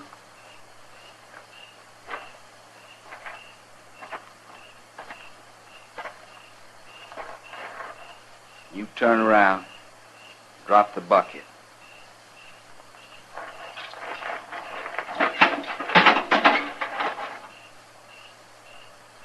Is that the rifle you used this morning, Calhoun? I'm going to use it again. I got to kill you and Chester now. I'll get a bullet in you. You're going to drop your gun belt, Marshal. Real slow. Now go ahead. No. Go on. Do it. It's like I say, Calhoun, you can kill me, but I'll get one bullet in you. You're awful willing to die, Marshal. It'll be worth it to take a woman killer with me. What? Any man that'd ambush a woman.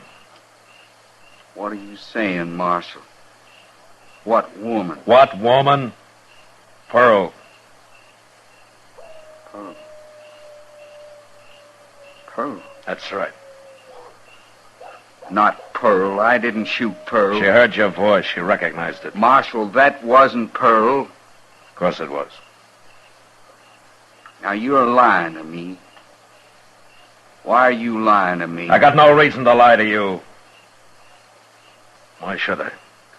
But it couldn't have been Pearl. Now, you're saying it was just to drive me crazy. No. No, I know why you're doing it, to keep me from shooting you. Well, it ain't gonna work, Marshal. You shot Pearl and she's dead. Doc said she couldn't live more than a half hour after I saw her. I don't believe it. That don't make no sense. Wait a minute. You thought it was Webb Thorne, is that it? Of course it was. That's his house. That's his bedroom. Webb's over in Abilene. No. He's been gone 2 or 3 days. Well, I still don't believe it. What would Pearl be doing in his house? Why shouldn't she have been there? They were married. They was married. You didn't know they were married? How would I know that? When they get married? A couple of weeks ago. I wanted Webb Thorne. I wanted him so as he'd let Pearl go. He said he'd kill her. It's him I wanted. Well, you didn't get him, Calhoun. No. No. Now give me the rifle. You take it. I don't care no more. I don't care what happens to me. The law cares. You're going to jail, Calhoun. I just wish you'd shot me. I wish I'd made you shoot me. Go on into the cabin. Marshal? What? Can I sit out here a while? Alone? I won't run. No, you won't run. Okay, Calhoun. You sit here.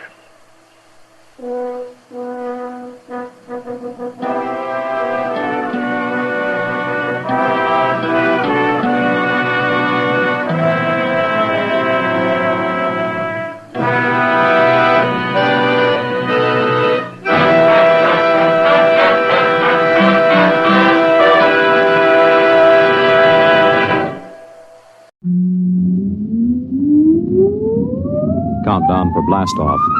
X minus 5, 4, 3, 2, X minus 1, fire.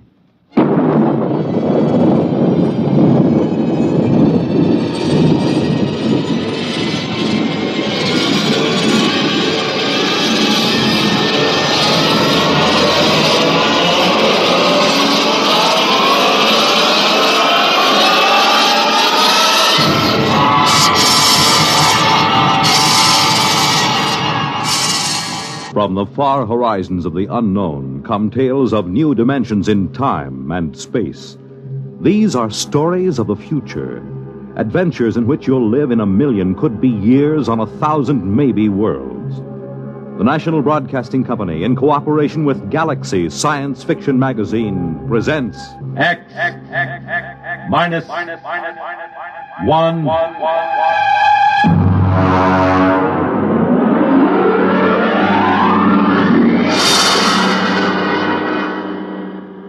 Tonight, we take you some 800 years into the future to meet man's best friend.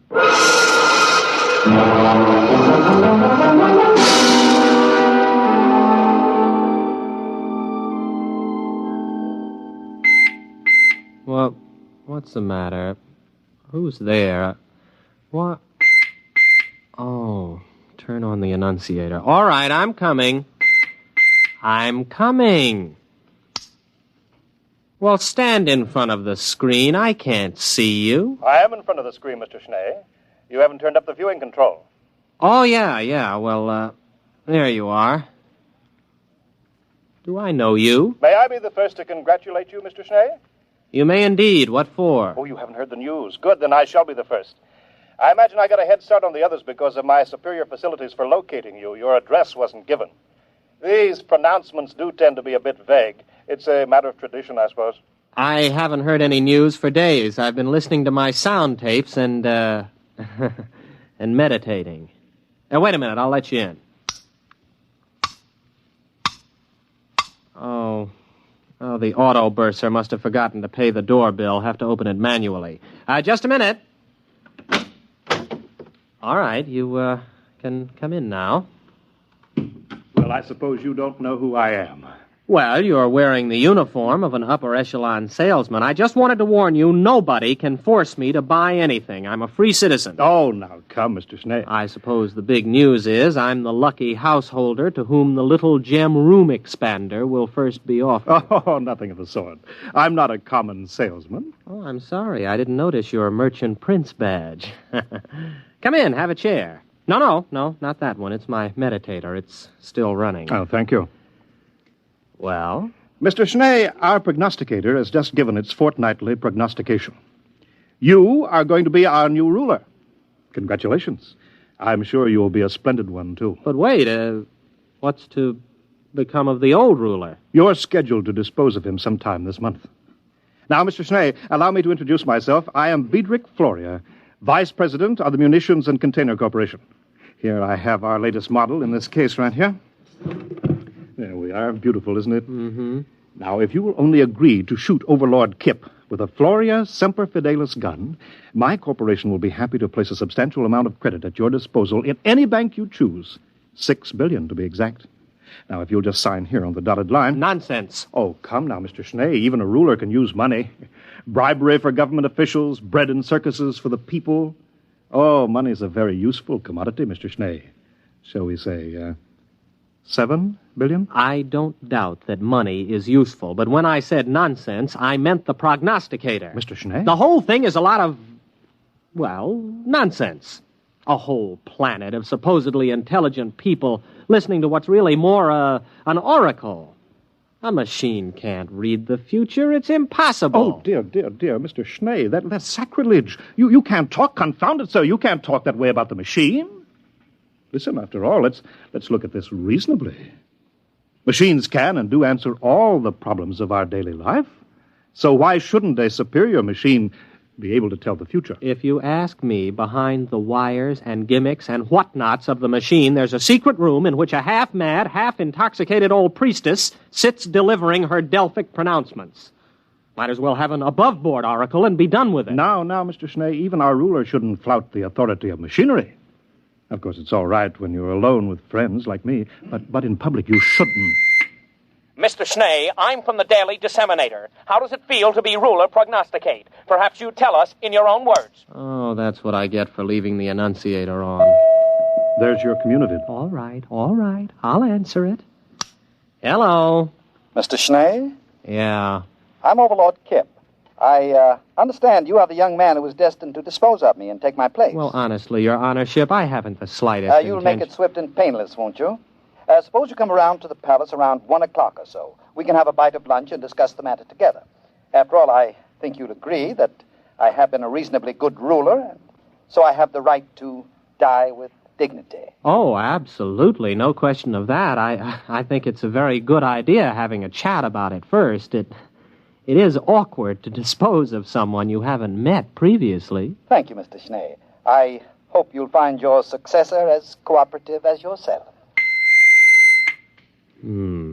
I wonder whether he wants me to make an appointment so he'll have a band of counter-assassins ready to kill me. You know, that would save him the expense of a standby guard. He's pretty tight, you know. He wouldn't dream of doing anything of the sort. Overlord Kit knows what's due his position. He has a sense of duty and responsibility, which, unfortunately, seems to be lacking in his successor, if you'll excuse me speaking frankly. I am, of course, considerably older than you, and so I feel... It's quite all right. You may speak freely. Furthermore, if he had you killed, the people would probably give him a painful and lingering death for attempting to interfere with the course of destiny. Oh, by the way, speaking of the people, the Polo will probably be around to hail their new leader soon. You really should work up a few well-chosen words. Well, I'm not going to do it. They can't make me kill him and take over, and that is flat. I am not the administrative type. I never have been. Well, in that case, the people will probably kill you for attempting to interfere with fate. Have a cigar? But I wouldn't have done anything. There are sins of omission as well as commission. Come now, it's true. A ruler's life expectancy isn't very long. At least it hasn't been the last few reigns, but it's longer than yours will be if you refuse to fulfill your destiny. I wouldn't make a fit ruler. Consider my origins. I wouldn't tell this to anyone but you. I'm illegitimate. I don't even know who my father is. It's a wise child who knows his own father. And some of the most celebrated leaders in history have been illegitimate. Look at William the Conqueror, Alexander Hamilton. I don't think that's too much of a recommendation. You see, almost anyone can be a leader. The important thing is that he be destined for leadership. But I'm no good at it. Everybody says so. I've never done a thing in my life. My aged mother has had to work to support me. Well, it's time enough that you stood on your own 2 feet, my boy. Remember, destiny must take its course. Oh, excuse me, I'm due on radio monitor in a few seconds. If you don't mind, I'll broadcast from here. I'll just check my equipment here. Fine. Now, here we go. My friends, allow me to introduce to you your new ruler, Gervais Schnee. He is planning to assassinate Overlord Kip with a Floria Semper Fidelis gun. Floria Semper Fidelis guns retail from credit 2.98 for the peasant's pistol, all up to credit 1089.98 for the super deluxe conspirator's model. But each is the best attainable for the price. Mr. Schnee will, of course, use the super deluxe model. And now I give you Mr. Schnee. Right into here? Oh, anywhere. It's non-directional. Thank you for your confidence and support. I only hope I prove worthy of it. That's all. Thank you, ruler prognosticate Gervais Schnee.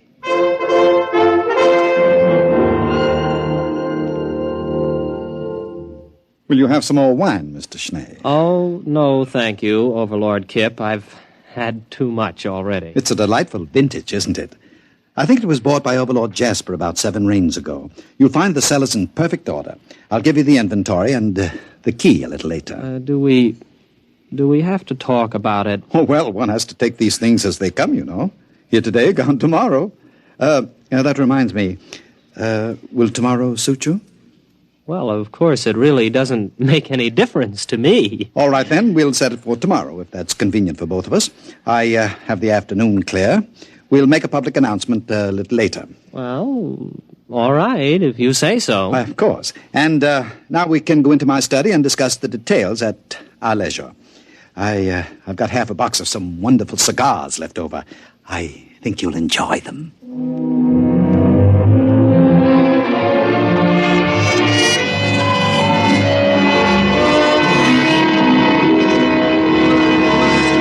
Oh, Mr. Schnee. Mr. Schnee, you aren't ready yet. Well, I can't button the top button of this uniform. Oh, isn't it handsome? Black and silver, the traditional assassin's uniform. It was made for me without charge by Hansen and Cruster, the tailors. Yes, of course. It's the curse these days, you know, the over-commercialization of important public functions. Oh, wait a minute, I have your pistol ready here. I bet you're excited. Couldn't sleep last night, eh? No, well, yes, I did toss a bit. Well, I see you're getting telegrams. Isn't that nice? Had your breakfast? Oh, well, I I don't think I'm exactly in the mood for eating. Oh, you should, you know. A good breakfast makes good aim. Well, I really couldn't eat a thing. Well, you'll have a fine lunch after it's all over. I saw your black and silver limousine at the door. What? I don't have a black and silver limousine. You do now. Oh, yes. You know, there's going to be a brass band along. There'll be crowds cheering. Oh, it's such a lovely morning. You've hired 2 removers, I trust. Removers. Yes, I think so. Good. Oh, what pageantry. The black and silver limousine, yourself in your lovely uniform, the black cloak and hood of the body removers sitting beside the chauffeurs, silent.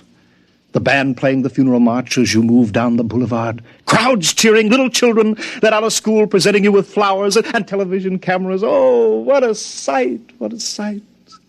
Well, now it's about 10:30. Shall we be off?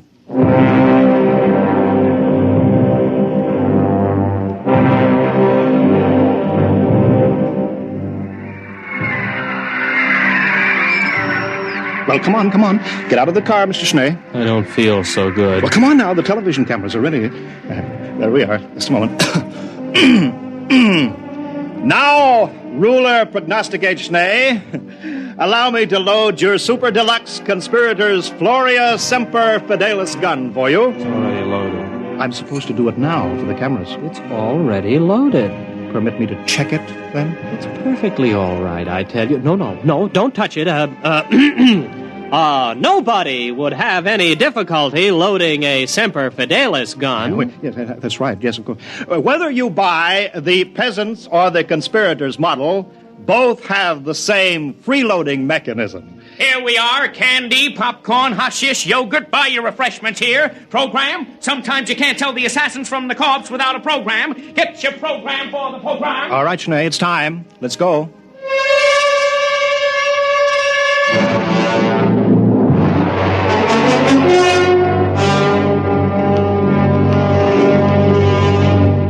Well, here we are again, eh? Overlord Kip, I am officially here. Well, now, just a minute, old man. I have my speech, you know. Your speech? Oh, I'm sorry, really. Well, that's all right.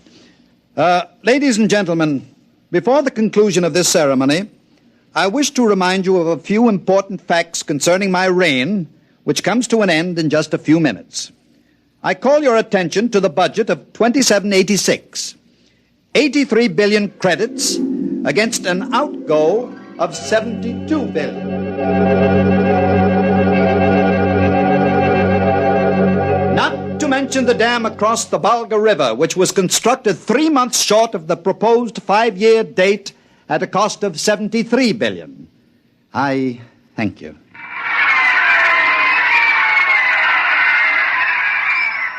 Well, that's it, old man, huh? Are you all done? Why, yes, I think I've covered everything. Well, goodbye and good luck, Overlord Schnee. Anytime you're ready. You mean now? Well, come along, old man. The networks have only cleared an hour. There's a commercial program starting in 3 minutes. Get on with it. Well, all right. Here goes.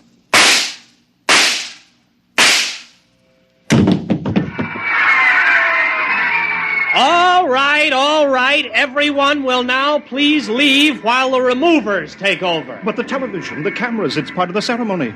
Why can't they televise the removal? Everybody leave immediately!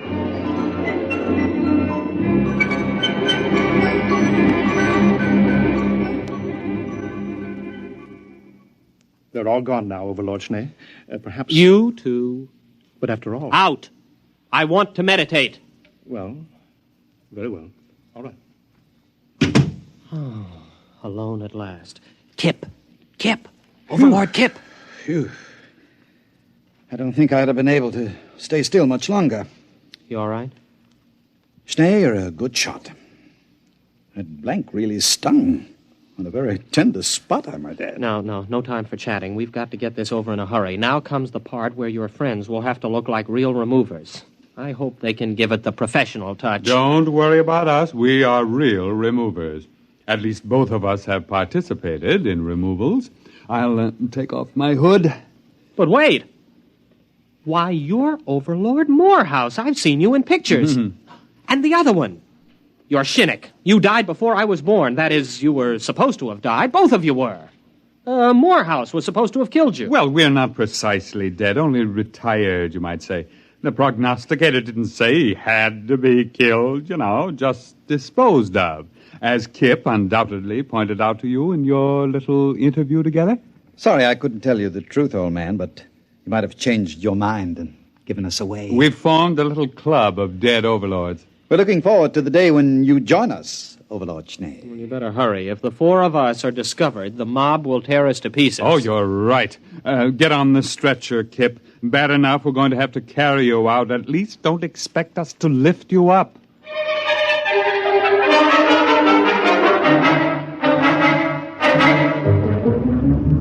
Floria? Yes, Your Honorship? The prognosticator is right here in the palace, isn't it? Yes, Your Honorship. Lead me to it immediately. Certainly, Your Honorship. It's this way.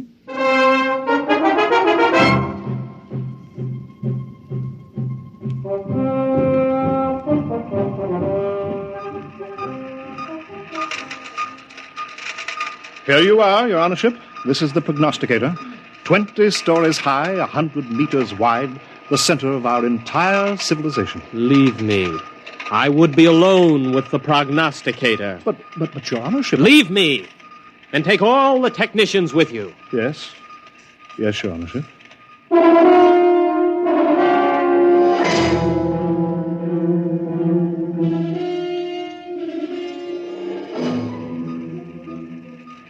You're all alone now, Your Honorship? You too. Leave me. Well, yes. Yes, sir. Yes, Your Honorship. Your wishes are my command. Well.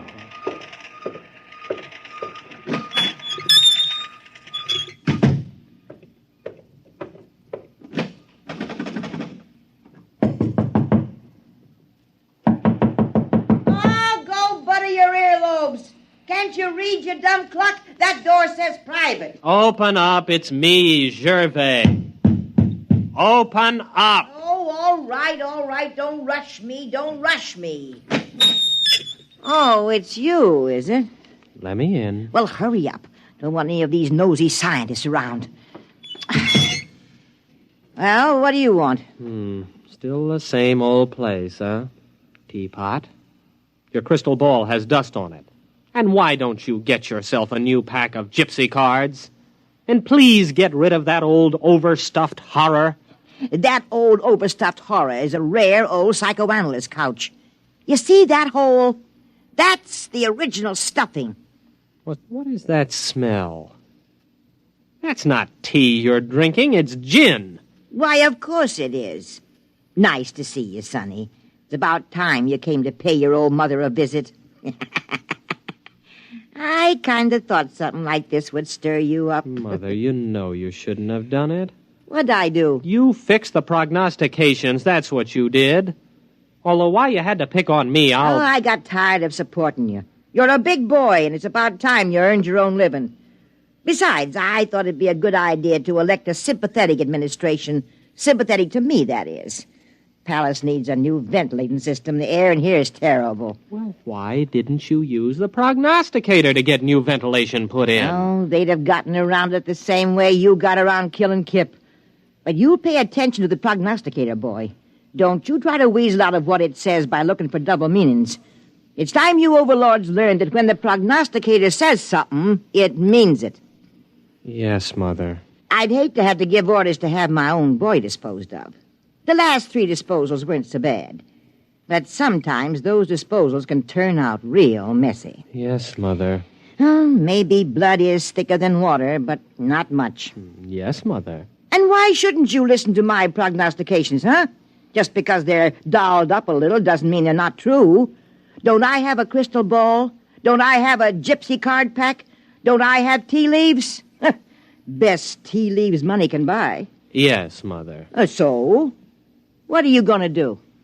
I'm going to have the ventilating system attended to right away. Now, that's my boy. Now, look at these here tea leaves in the bottom of my cup of gin. Yes, Mother. I can see that everything's going to work out fine. Just fine.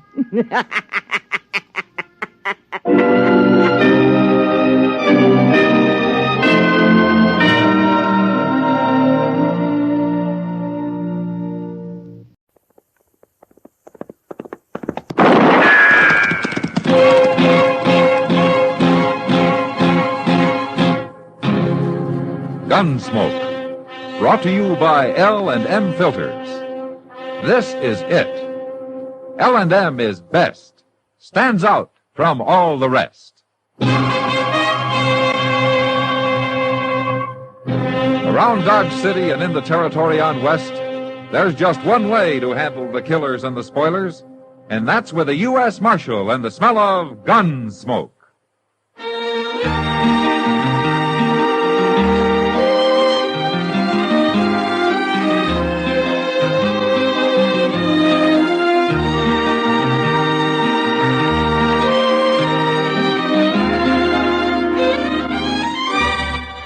Gunsmoke, starring William Conrad. The transcribed story of the violence that moved west with young America. And the story of a man who moved with it. I'm that man.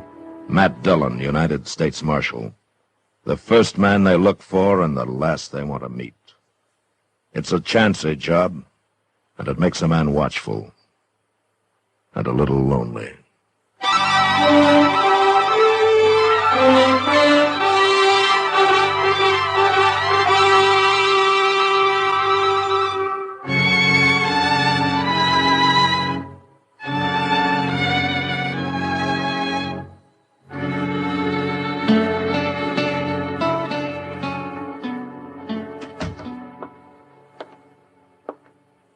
Matt! Oh, Matt! Where are you? Sit down, Doc. I'll be right in. Oh, well, thank you.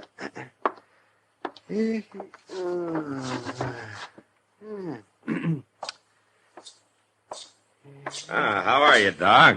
Fine. What are you doing out there, Matt? Watering the prisoners? I haven't got any prisoners. Oh, well, then you're falling down on the job. Offhand, I can think of a dozen men around Dodge that ought to be in jail. Well, why don't you give me a list, Doc? I'm going to need somebody to bring to trial next week. That's so? What do you mean? Well, there's a new circuit court judge coming. He's going to be disappointed if there's nothing for him to do. A new judge?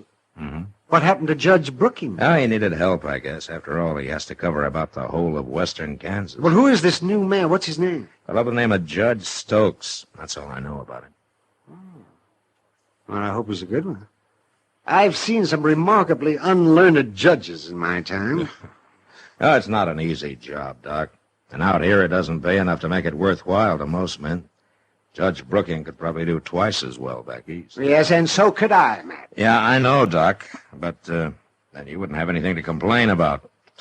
You would shrivel up and die if that happened. Well, at least I wouldn't go to the pauper's grave I'm headed for now. Lend me $100, will you, Doc? I'll lend you $100. Go on in, Homer. Oh, Mr. Dillon. Doc. All right, Chester. Well, who's this you got, Chester? This is Homer Tisdale, Mr. Dillon. There's a complaint against him. A complaint? Yes, sir. You know Van Walcott, who's taken over that little store next to stage office? Yeah, I know him. Well, sir, he's coming over here in a few minutes. He claims Homer was trying to rob him. Oh? I figured it'd be best to settle the thing right here with you. Were you trying to rob him, Homer? Yes, sir. With a gun or what? No, sir. I've got no gun. Ah. You were trying to steal something out of his store, is that it? Yes, sir. Where you from, Homer? I haven't seen you in Dodge before. No, sir. I've been homesteading in the Saline River. I got starved out. I had to quit. Didn't have no luck at all. Well, you sure don't look as though you'd been eating very regular. No, sir, ain't. Well, you got him here. Yes, I got him here, Walcott. Dirty little thief. Marshal, I want to sign a complaint against this man. Mr. Walcott, you've been in Dodge about a month now, haven't you? What's that got to do with it? Well, back east, I guess they're a little more formal the way they handle things. Now, why don't you just tell me what happened, huh? Well, I was next door at the stage office talking to Jay Buford. We heard a crash over to my store, something falling. So we run out, and there he was. We caught him red-handed, Marshal. Caught him doing what? Stealing, that's what. Well, you haven't told me what he stole. He had a whole handful of potatoes, Marshal. The man's a thief, and he belongs in jail. Is this true, Homer? Is that what happened? Yes, sir, Marshal, it's true. I was hungry. I seen them potatoes. I thought he wouldn't miss a couple. I could pay him back later. A man who steals belongs in jail. He shouldn't have done it, Walcott. I admit that. Then throw him in jail. I can't do that. Why? Well, for one thing, Chester and I have got to ride up to Fort Larned for a few days. There wouldn't be anybody here to watch him or feed him. Leave him some water. It's all he needs. Chester. Yes, sir. Take Homer over to the Long Branch, will you? Maybe Sam Noonan can put him to work sweeping out or washing glasses or something. Huh? Now, look here, Marshal. You ain't going to make a fool of me. Get going, Chester. Come on, Homer.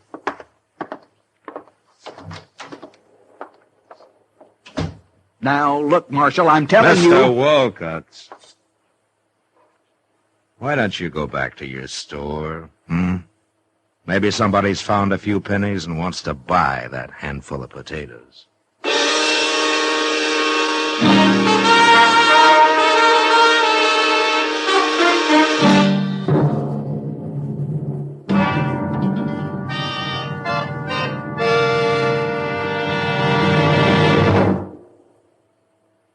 This is it, L&M filters. It stands out from all the rest.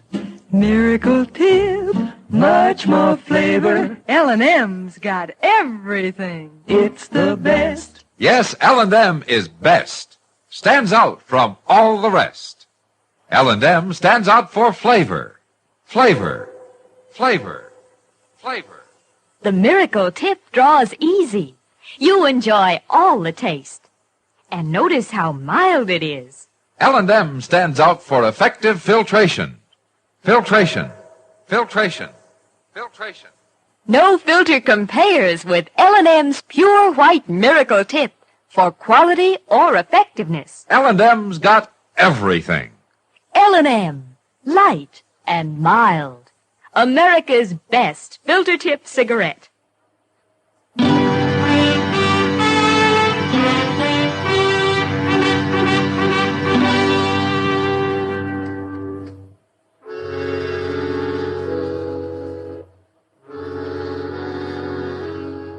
Doc was right. There probably were a dozen men around Dodge that should have been in jail. But if the law was going to start locking up men like Homer Tisdale, I figured they wouldn't need me to handle the job. At least that's what I thought on the way to Fort Larned. It was 4 days later when we got back, and I found out different. We were riding up Front Street, past the stage office, when Jay Buford, the stage company manager, and Van Walcott spotted us, started yelling. I had Chester take my horse while I got down and went over to see what they wanted. You came back just in time, Marshal. If he'd done what I said, it wouldn't have happened. I was just telling Walcott if you didn't get back today, we'd have to do something ourselves. What's the trouble, Buford? Murder. Murder and robbery, Marshal. Right there in the stage office. Charlie Reynolds is dead and $10,000 is gone. Happened this morning. Hold up. It was about 8 o'clock, Marshal. And I just opened up my store and gone into the stage office to say good morning to Jay. He was standing there talking to Charlie Reynolds, and I no sooner got inside than the voice out back yelled at us to throw up our hands. And we did, too. And then this gunman come forward, wearing a mask. Knew right where the money was, too. I had it in the treasure box waiting for the stage to go north, Marshal. He opened it up. It was all bills. And he scooped them out into his pocket, and then he stood there, Marshal. And he told us not to try to follow him. And then before he could even move, he pulled the trigger on poor old Charlie Reynolds and killed him. Just like that, no reason at all. You didn't follow him, he got away. Who's gonna follow a killer like that? We ain't crazy. Any idea who it was? You bet we do. Who? That mask didn't hide nothing. Well, who was it? Homer Tisdale. What? Plain as day, even if he hadn't spoke. Homer ain't so meek as he looks, Marshal. He's a killer, that's what he is. All that other's just pretending. You should have put him in jail first off. Any idea where he is? Must be halfway to Texas by now. But you better find him, Marshal. Yeah.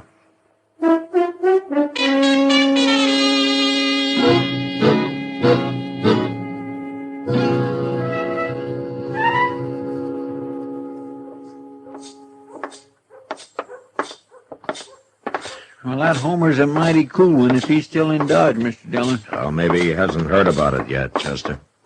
You don't think he did it, do you? We'll ask him if he's in here. There he is. Sleeping out back them tables. Oh, hello, Marshal. Chester. Hello, Homer. Feller's looking for a drink. It ain't 10 o'clock yet. Homer, how long have you been here? Well, come to work around 8:30, Marshal. Why? Where were you before that? Out back. Sam lets me sleep in the shed he's got out there. Homer, can you prove that you were out there at 8 o'clock? Did anybody see you? No. Nobody ever comes out there. Why, Marshal? Well, the stage office was robbed this morning, and a man was shot and killed. J. Buford and Van Walcott witnessed it. They say you did it. Me? They're willing to swear to it. Well, I didn't rob him. I didn't kill nobody. I wouldn't do nothing like that, Marshal. You don't believe him, do you? It doesn't matter what I believe, Homer. But there are 2 witnesses, and you haven't even got an alibi. Well, Marshal, I was right out back there. I was eating a little bread and some bacon a feller give me. Homer, will you promise me something? Why, sure, Marshal. What? That you won't leave Dodge. Well, I'm in bad trouble, ain't I? Yeah. Well, I won't run, I promise.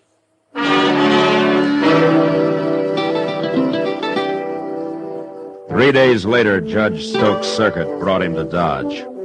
I went over and talked to him about Homer Tisdale. But it was like talking into a rain barrel, or rather a whiskey barrel. The judge seemed to have more interest in corn liquor than in the law.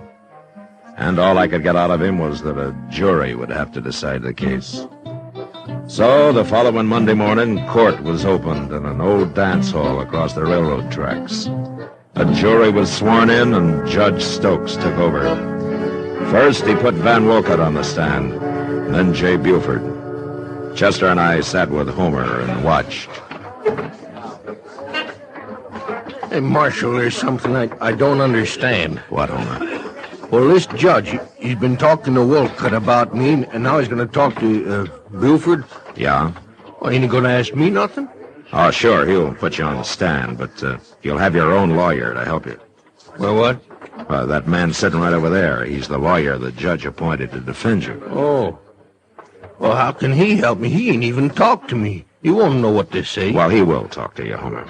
I guess there's no hurry about it. Mr. Dillon, I never seen that lawyer before. Did you? No, he's a stranger to me, too, Chester, but Judge Stokes seems to know him. Well, what I don't understand is why there ain't no persecutor. It's prosecutor, Chester. But I asked the judge about that, and he said that there was no need for one. Well, I guess he knows what he's doing. Buford's sworn in now. Let's listen. Now, Mr. Buford, we've heard the testimony in detail from Mr. Wolcott, so to speed things up a little, I'll just ask you a few questions. Yes, sir. You were at the stage office when the holdup took place, right? That's right, Your Honor. And you saw everything Mr. Wolcott saw, is that right? Yes, sir. A bandit came in, took $10,000 in bills out of the box, and then shot and killed, what's his name? Charlie Reynolds, Your Honor. Charlie Reynolds. All right, Mr. Buford. I want you to tell the gentlemen of the jury who that bandit was. It was Homer Tisdale, Your Honor. Homer Tisdale. How'd you know it was him? Well, he had a mask on, but it didn't really hide nothing. It was him, all right. Besides, it was his voice, plain as day. And you knew him before? Sure. The day we caught him robbing Walcott's store. He's been a thief ever since he come to Dodge. Oh, now look here. Your Honor. You're out of order, Marshal. Your Honor, he's giving the jury a wrong impression of this man. Sit down, Marshal, or I'll hold you in contempt.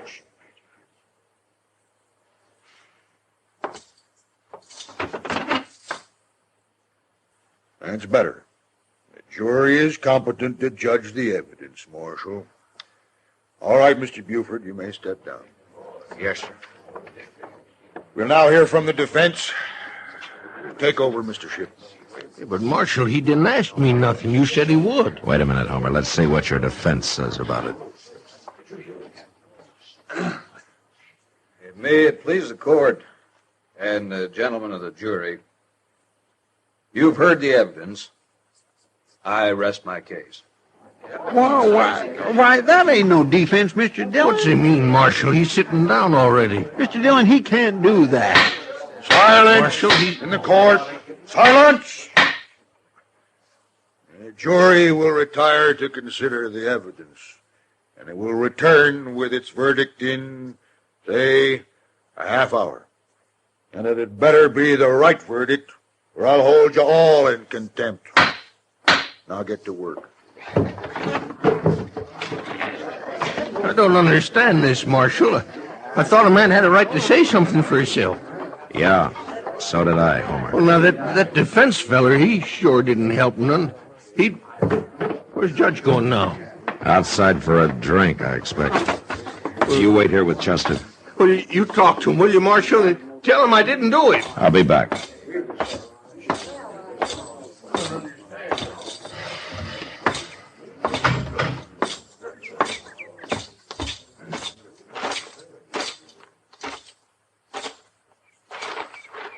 Have a nip, Marshal?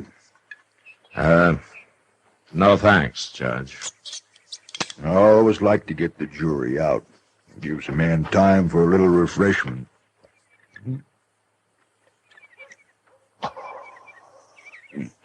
That's good corn you make here. Yeah. You know something, Marshal? I'm a drinking man, but I've never been drunk in my life.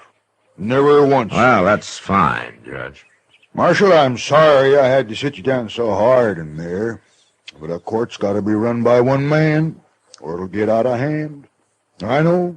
I've seen it happen. I've seen some things happen in court, too, Judge. But I never saw an accused man not get a chance to defend himself before. You heard the evidence, Marshal. What defense could he make? It'd just be a waste of time. Oh, I see. I want to get this trial over with. I got to take the Santa Fe up to Abilene at midnight, and that doesn't give me much time to see Dodge, does it? No, I guess it doesn't. In fact, a half hour is too long for that jury. I'm going to call them back now. If you'll excuse me, Marshal. Sure. Oh, maybe you'll change your mind and have a drink with me after, hmm? Yeah, maybe.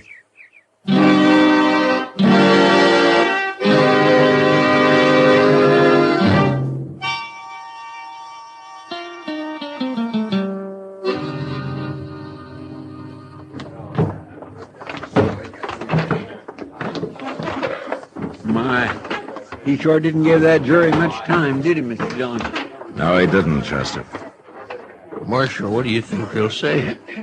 They haven't much choice, Homer. Well, gentlemen, have you reached a verdict? We have, Your Honor. Let's hear it. We find the defendant, Homer Tisdale, guilty. Homer Tisdale, stand up. I ain't guilty.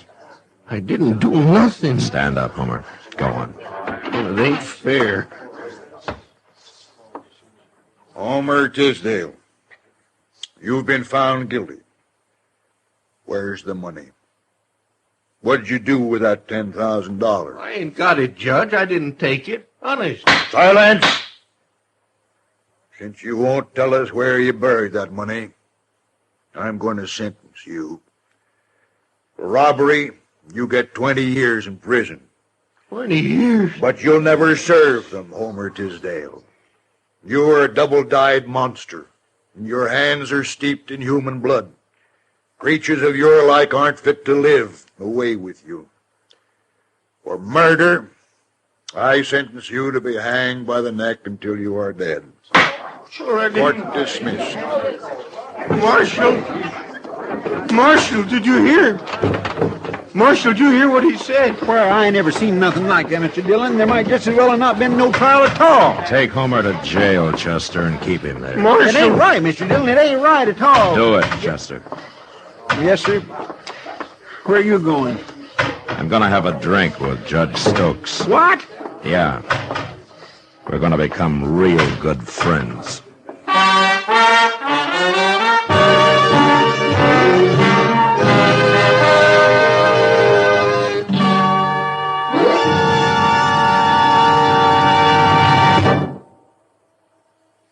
L&M is best, stands out from all the rest. L&M's got everything. Everything? Everything. Best flavor? L&M stands out for flavor. The miracle tip draws easy, lets you enjoy all the taste. Best filter? L&M stands out for effective filtration. No filter compares with L&M's pure white miracle tip for quality or effectiveness. Best tobaccos? Highest quality tobaccos. Low nicotine tobaccos. L&M tobaccos. Light and mild. Every way, L&M is best. Stands out from all the rest. How easy they draw. How mild they are. L&M's got everything. King size or regular, L&M is America's best filter tip cigarette.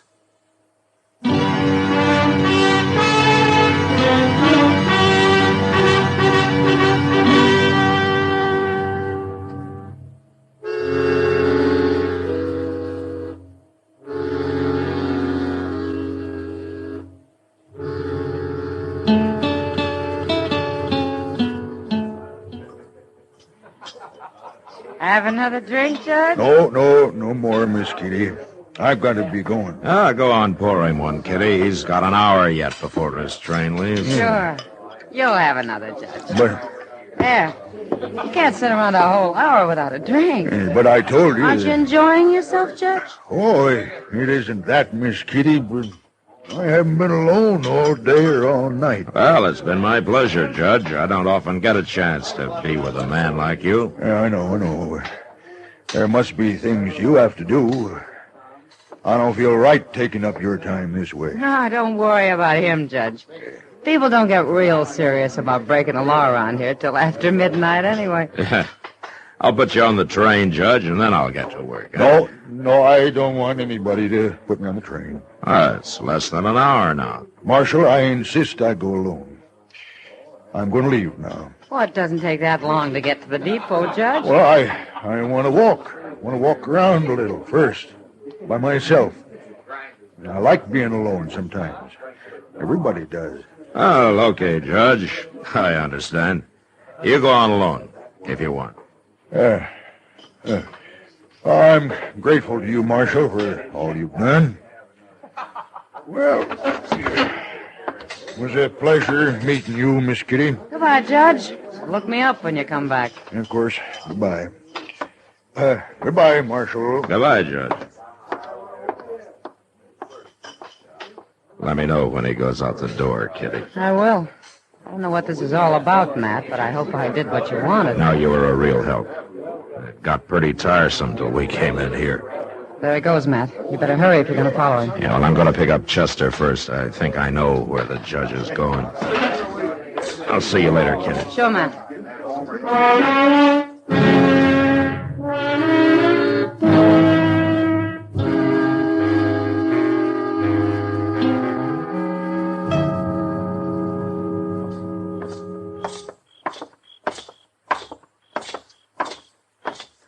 Gracious, it must have drove him crazy, Mr. Dillon. You dogging him around that way. Well, it worried him some, Chester.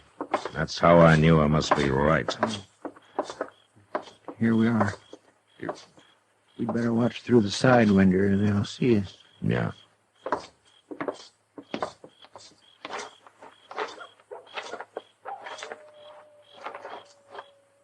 Can you see anything, Mr. Dillon? Yeah, there and back there. And that's Judge Stokes with him. All right. Come on, we'll walk right in the front door.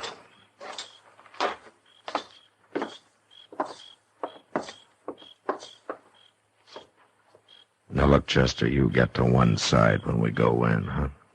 Yes, sir.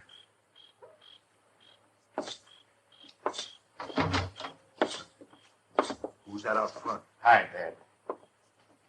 Dillon. What's he doing here? Well, I thought you wanted to be alone, Judge. Shoot him. Shoot him, I tell you. He knows. Well, Buford, Walcott, which one of you is going to shoot me, huh? One of you must have a gun somewhere. You shot Charlie Reynolds. No? All right, then get your hands up while we search you. I got a gun, Marshal. Here. I'll give it to you.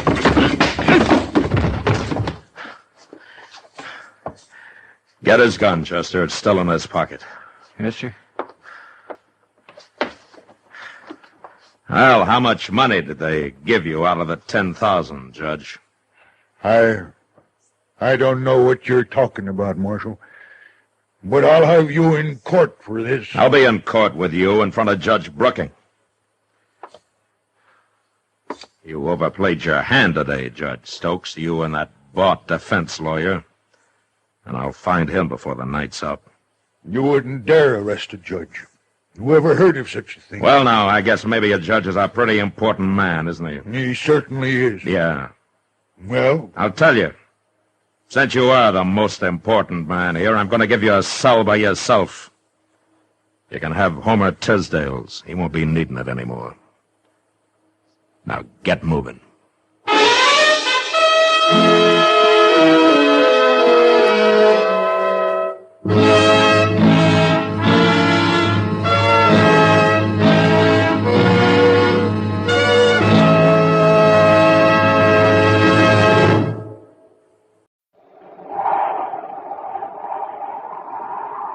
Wheat Chex, Rice Chex, and Good Hot Ralston present Space Patrol!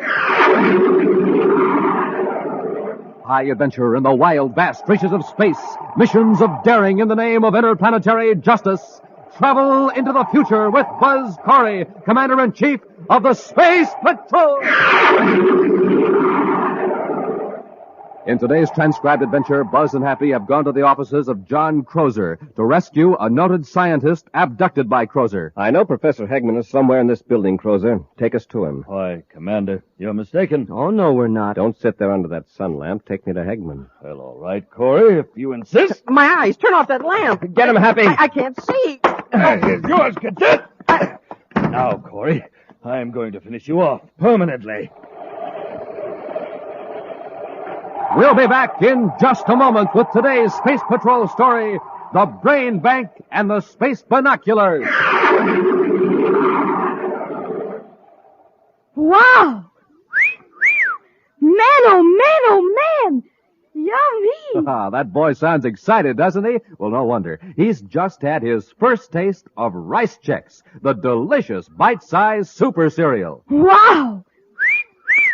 Man, oh man, oh man! Yummy! Same boy, yep, and the same cereal, only it's his second bowl. Try Rice Chex yourself, gang. You'll love it. I'll say, and when you eat a good breakfast with Rice Chex, you're supercharged. Absolutely. So, gang, try it today. Delicious Rice Chex. And hey, today's the day for the biggest news ever announced on Space Patrol. So stand by, and I mean with pencil and paper, for the most sensational message you ever heard on Space Patrol.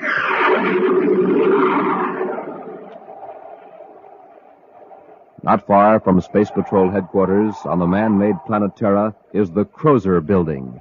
From his spacious offices on the top floor, John Crozer directs his far-reaching enterprises.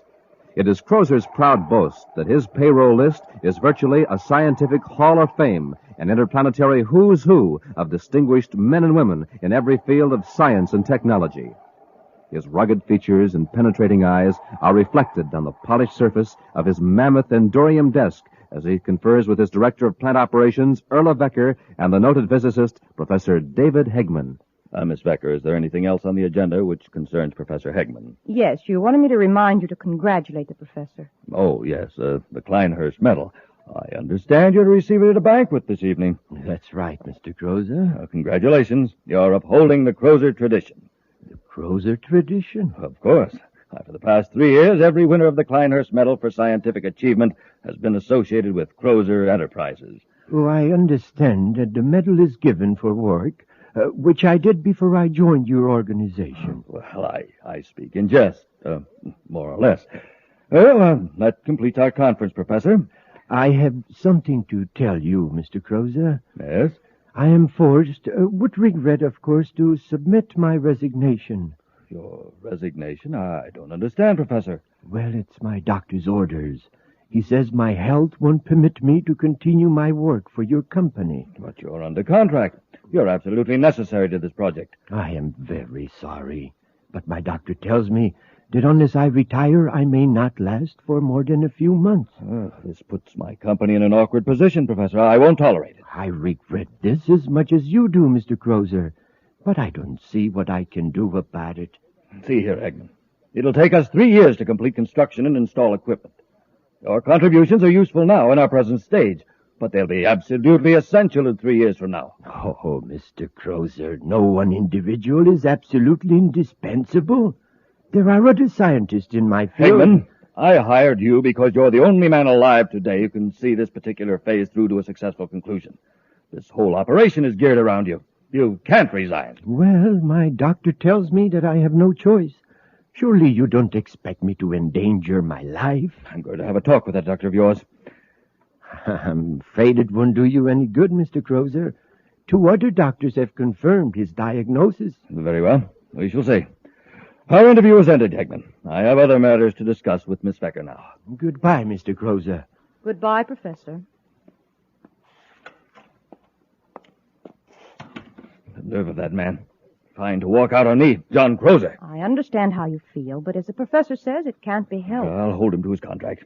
He's got to keep working for me. That project must be finished as I planned. You can't force him to disobey his doctor's orders, contract or no contract. Look here, Miss Becker. You're director of plant operations. It's up to you to find a way out of this. Well, let's face facts. Eggman's brain will be of most value to us 3 years from now. But he's got to retire immediately, so he's out of the picture. If there were only someone else with his knowledge. There is one possibility, but it's not legal. Well, let's hear it. Suppose Professor Hegman were to be put in suspended animation for 3 years. Then, when he's revived, his health will be exactly as it is now. He'll be able to do a few months of work when he's most needed. Of course, Hegman wouldn't consent to it. Well, that's immaterial to me. We'll do it by force. That's an admirable idea, Miss Becker. We'll literally be establishing a brain bank. We'll put Hegman's brain on ice till we're ready to use it. There's only one catch. How are we going to explain his disappearance? Leave that to me. You locate some suspended animation equipment and get it here. When we get it set up, we'll bring Hegman to my office for one more conference.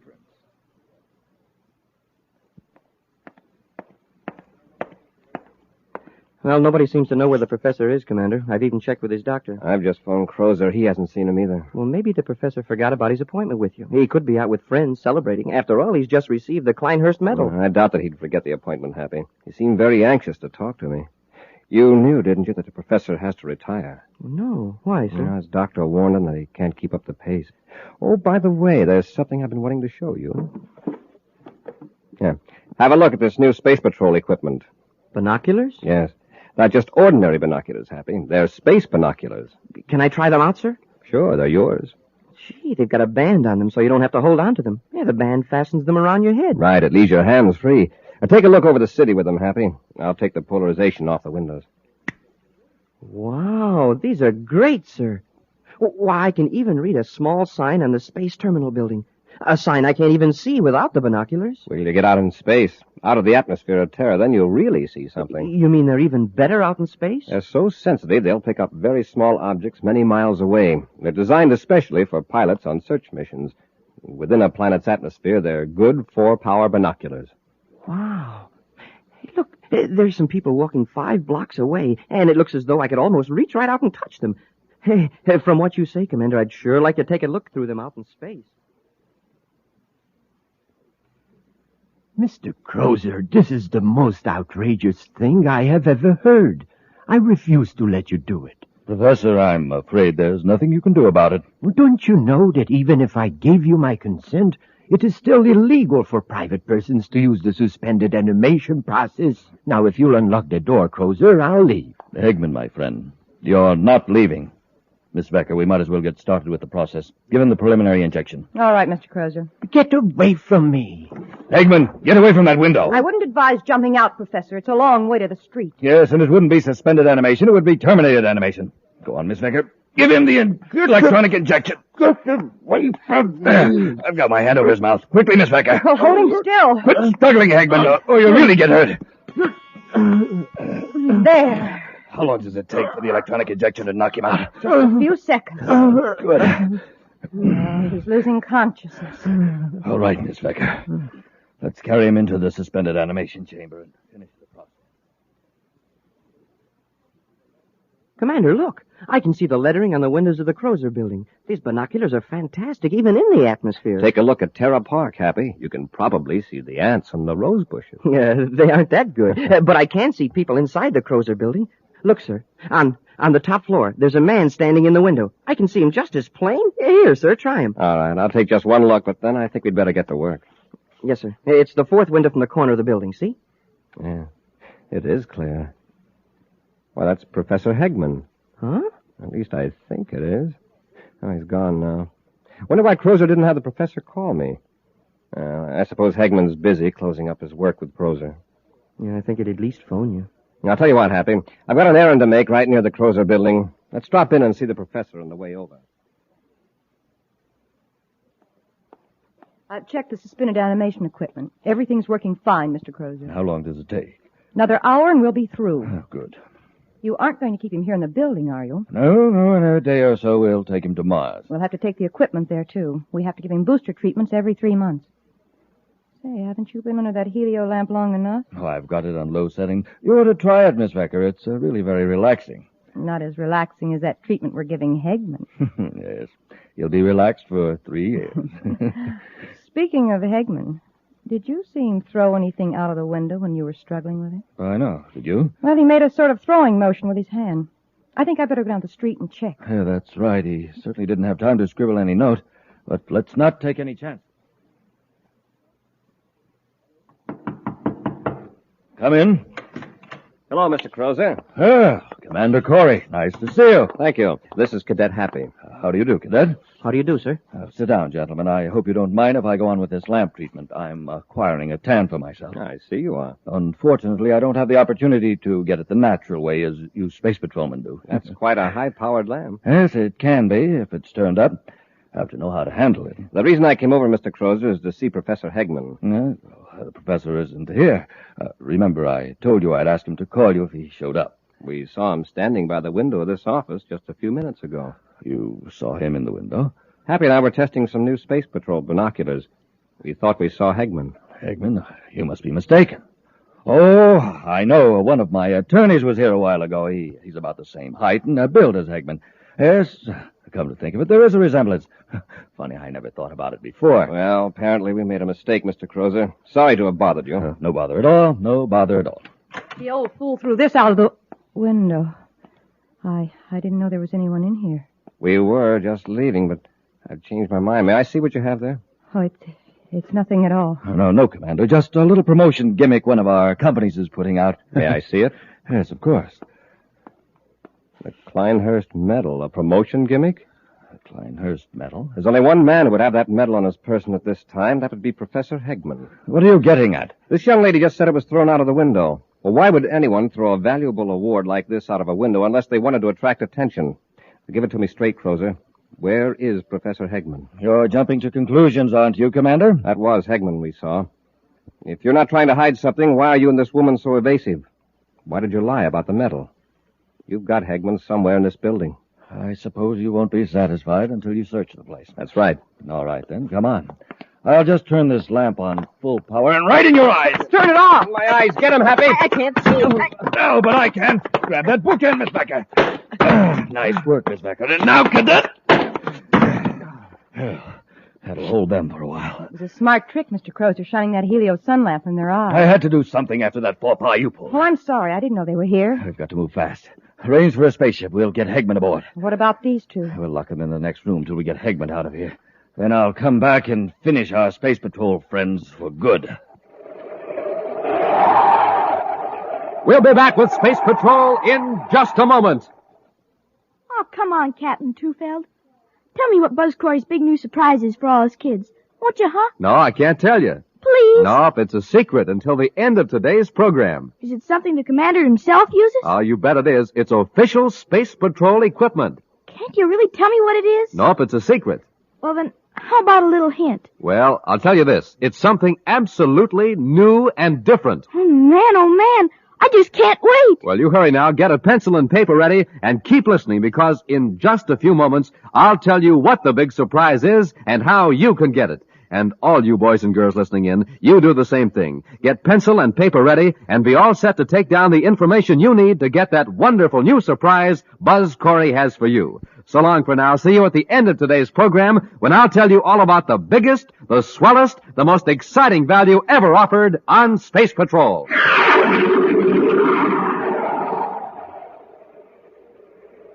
John Crozer and his assistant, Erla Becker, have placed Professor Hegman in suspended animation, intending to revive him 3 years later to finish vital scientific work on a vast project Crozer is managing. When Commander Corey and Cadet Happy decided to search the building for the professor, Crozer blinded them with a beam from a high-powered helio sun lamp and then knocked out the virtually defenseless space patrolman. Buzz and Happy have just regained consciousness and their vision and find themselves locked in a room. It's no use, Happy. We can't break down that door. We must be in the Crozer building, judging by the view from the window. Yeah, on the top floor. And Crozer's probably miles away by now with the professor. I doubt it. He wouldn't go away without being sure we'd never be able to report him. He'll be back. And then I've got a feeling we'd better get out of here before he returns. Let's take a look out the window. Say, maybe we can attract the attention of somebody in another building. Oh, it's locked, too. Yeah. There's a ledge out there. If we break the window, we could crawl on the ledge to another window. And that's not my idea of a pleasant stroll, 50 stories out. It's not mine either, but it's a lot safer than what Crozer has in mind for us. Yeah, this chair ought to do the trick. Turn your head, Happy. Watch out for the glass. You want me to go first, sir? Wait till I knock these sharp splinters loose. Okay, let's go. I'll boost you up. I can make it now, sir. Wow, what a long way down to the street. Don't look down, Happy. Lie flat on the ledge and crawl. Yes, sir. I hope we can find another open window along here. I wish this ledge was wider. I feel like a tightrope walker. Oh, easy, Happy. Oh, my knee slipped off. For a minute, I thought I was a goner. Don't try to hurry. Hey, Commander, we're in luck. Is that window unlocked? Yes, sir, and it's partway open. All I have to do is push it. Easy now. Don't push yourself off the ledge. Anybody inside? I don't see anybody.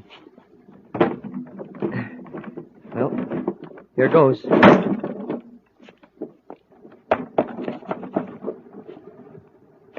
Nobody in here, sir. Watch the door.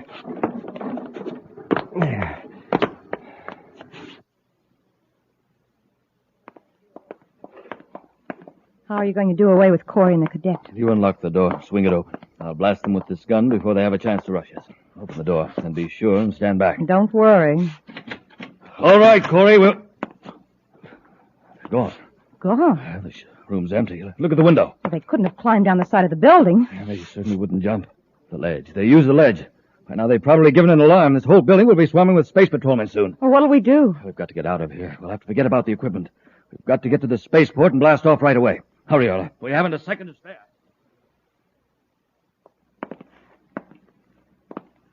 Take it easy, Happy.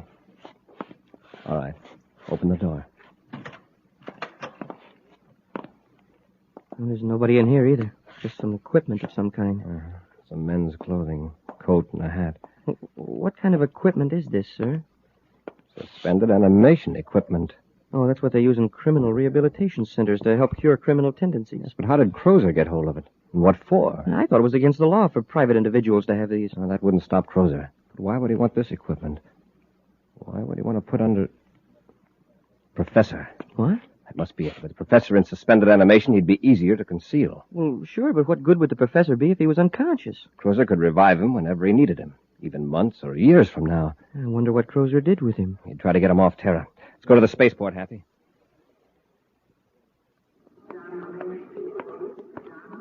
Happy, I've just checked with the space control dispatcher. There was a slip-up. Crozer blasted off. Didn't they try to stop him? The order to hold him wasn't relayed to the dispatcher in time. How long ago did Crozer blast off? About 15 minutes ago. But I've got a description of his ship. Come on, Hap, let's get aboard Terra 5. We're going after them.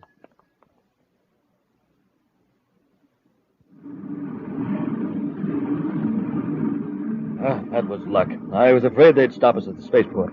Look in the viewscope. There's a ship following us. The space patrol. Yeah, we are in a spot. We can't outrun that ship. No, but we can get rid of the professor. Corey doesn't find Hegman on the ship, he can't prove anything against us. Well, what do you intend to do? Just shove the chamber out into space? Yeah. Chances are the professor will never be found. Come on, we've got to get rid of Hegman, and then we'll take our evasive action. Corey won't stand a chance of locating that box with Hegman in it.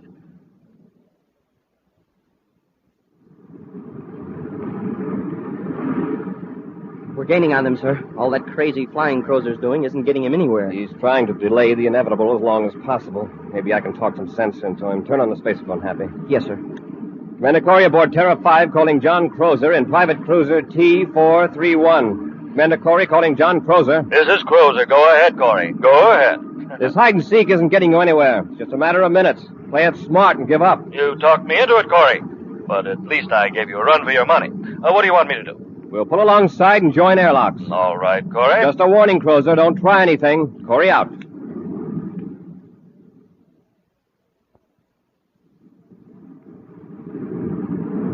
They've joined airlocks with us. All right. Have you got the electronic injection? Yes, it's right here. Yeah, they won't suspect anything from you. Watch your chance and use it on Corey. I'll jump the cadet. He won't be in your way. And then when they're unconscious, they can join Professor Hegman out there in space. All right, Earl. Here they are. Careful, don't make any slips. All right, Crozer. Get your hands up. Of course, Commander. Searching for weapons, Happy. Yes, sir. Where's Professor Hegman? Professor Hegman? Why, we haven't the slightest idea. Come on, quit stalling. What did you do with him? We haven't got him. Search the ship if you don't believe me. That's just what we will do. He doesn't have any weapons on him, sir. All right, keep your gun on them, Happy, while I search the ship. All right, lady. Get over there next to Crozer. My name is Erla Vecker, and I'll be glad to. Oh, excuse me. Commander? Oh, no, you don't. What have you got there? Let go of me. Open your hand. Come on, Erla. That's it. Well, electronic injector. I'll take that gun, Cadet. Oh, no, you don't. All right, Crozer. Hey, nice one, Commander. Don't try anything like that again, Crozer. And no tricks from you either, Erla. It's lucky you saw her with that electronic injector, sir. You should have had us in deep freeze. That was a very foolish move on your part, Erla. Now you're in this just as deep as Crozer. Now, let's have it. Where's Hegman? All right, I'll tell you, but you'll never find him. He's somewhere out in space. What? You threw him out of the ship? That's right. All sealed up in a nice cozy box. Chances are he'll float forever in space, in suspended animation. Happy, get these two into our ship. We'll cut loose and start a search. They're going to stay right with us till we find them.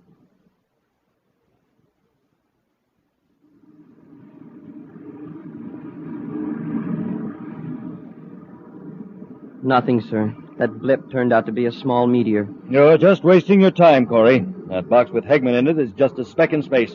Your viewscopes won't show it unless you happen to be very close. We'll just keep looking.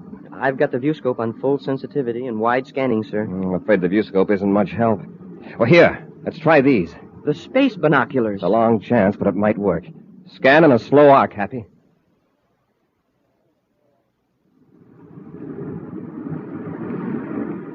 There's something. Oh, no, it's just another meteor. Let me have a look. Hey, wait a minute. It's a rectangular shape. Check it, Happy, about 10 degrees high. I see it, sir. Yeah, it's a box, all right. That's it, we found it. Change vector, Hap. Let's hope we're not too late.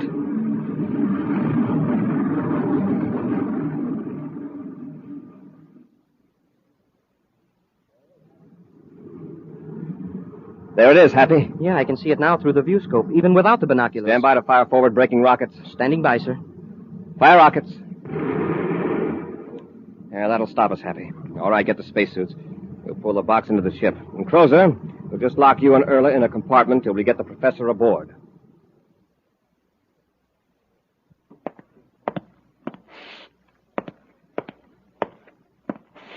Why don't you sit down and relax, Crozer? You'll wear out the commander's carpet. Why don't we hear from the hospital? Yeah, you're pretty worried now, aren't you, Crozer? You know, if Professor Hegman doesn't come out of that deep freeze, it's going to go mighty hard on you and Erla. Well, they should know by now. Oh, for Saturn's sake. Sit down and stop that pacing. Oh, here's the commander. Crozer, look who's with him. Professor Hegman. That's right. It's certainly lucky for you two that the professor pulled through that treatment. Yes. And, Mr. Crozer, It will give me a great deal of pleasure to testify against you. And Shelton you with more of his work than the doctor first thought. Well, in that case, we actually did you a service, Professor. Commander, that should be taken into account. Don't think you're going to get off easy on that account. It's just luck, and the fact that we had these space binoculars that saved the professor. Yes, Happy. I had no idea that the binoculars would actually help us save a life. You sure were right about their being terrifically powerful out in space. And they're great in a normal atmosphere, too. I'm not going to lose any time in issuing them to all Space Patrol personnel. Sir, did you know that when you look through the binoculars the wrong way, you can see into the future? Oh, I was under the impression that they just smallify. But if you say so. Oh, that's ridiculous. It just makes objects look far away. Uh-huh. And far away, I see a criminal rehabilitation center with 2 people in it. John Crozer and Erla Vecker. And they're getting the same kind of treatment they gave Professor Hegman, suspended animation. You want to have a look?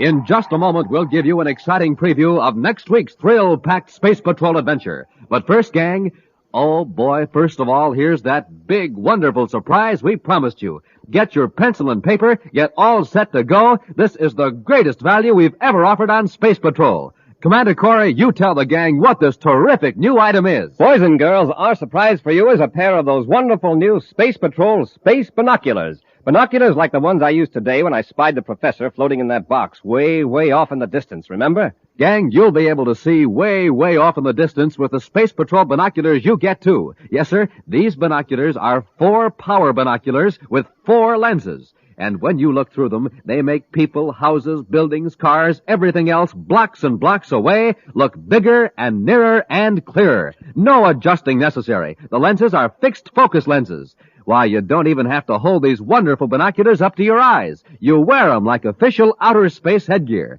They have a strong elastic band on them, and when you slip it over your head, it holds the binoculars in place and leaves your hands absolutely free. Makes you look like a man from Mars, because these binoculars stand out from your eyes a full 3.5 inches. That's right. These are not flimsy little celluloid goggles or a mask. These are real, full-size binoculars. Overall, they're 5 inches wide, 5 inches long, and they're made of solid plastic. Beautiful, long-lasting black solid plastic with bright red leather-like trimming that makes them look terrific. Now, don't forget, you can see way off in the distance with them. You can spot your dad coming home from work, spot the mailman coming blocks away. You can watch birds in high trees, study animals, identify people in the distance, read signs way, way off, and see airplanes way up in the sky. And when you look through the other end of your space binoculars, they do a switcheroo. They make close-up things look like they're far away from you. Yes, sir, gang, these powerful Space Patrol space binoculars are the greatest value we've ever offered on Space Patrol. To get a pair, do this. Buy a box of Instant Ralston. Then, with your name and address, send 25 cents in coin and an Instant Ralston box top to Space Patrol, Box 686, St. Louis, Missouri. This offer good only in continental USA and may be withdrawn at any time. If you don't agree that your boxes are absolutely tops, return them. We'll return your money. That address again is Space Patrol, Box 686, St. Louis, Missouri.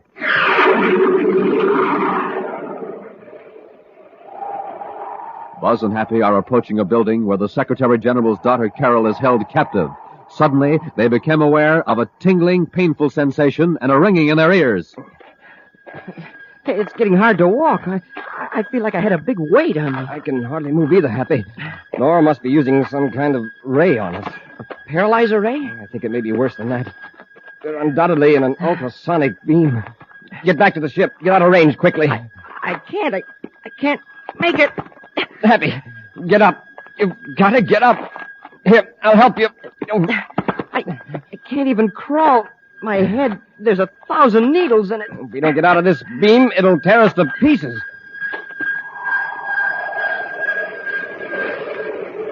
Be sure to be with us next Saturday for the exciting story, The Sleepwalker, when wheat checks, rice checks, and good hot Ralston again bring you Space Patrol!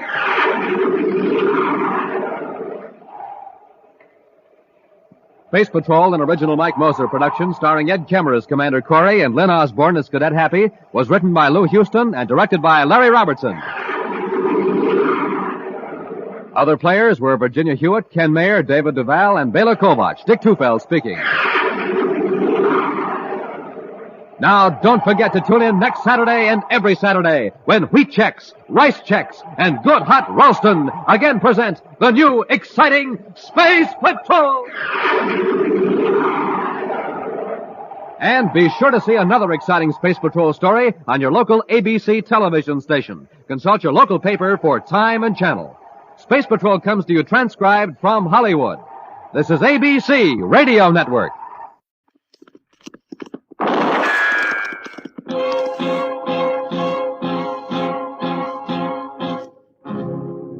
Gunsmoke, brought to you by L&M Filters. This is it. L&M is best, stands out from all the rest. Around Dodge City and in the territory on West, there's just one way to handle the killers and the spoilers, and that's with a U.S. Marshal and the smell of Gunsmoke.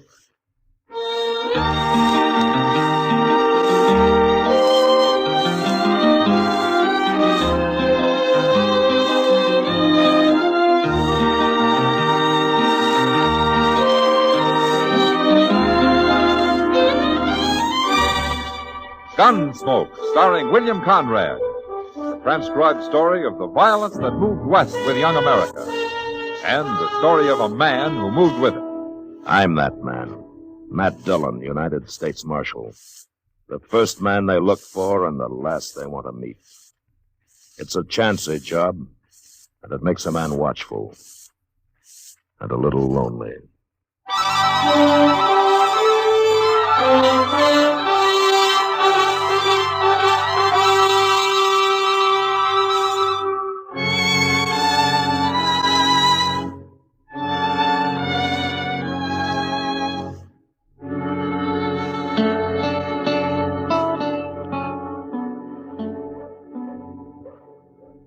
It's a doggone shame, Mr. Dillon. Oh, what is, Chester?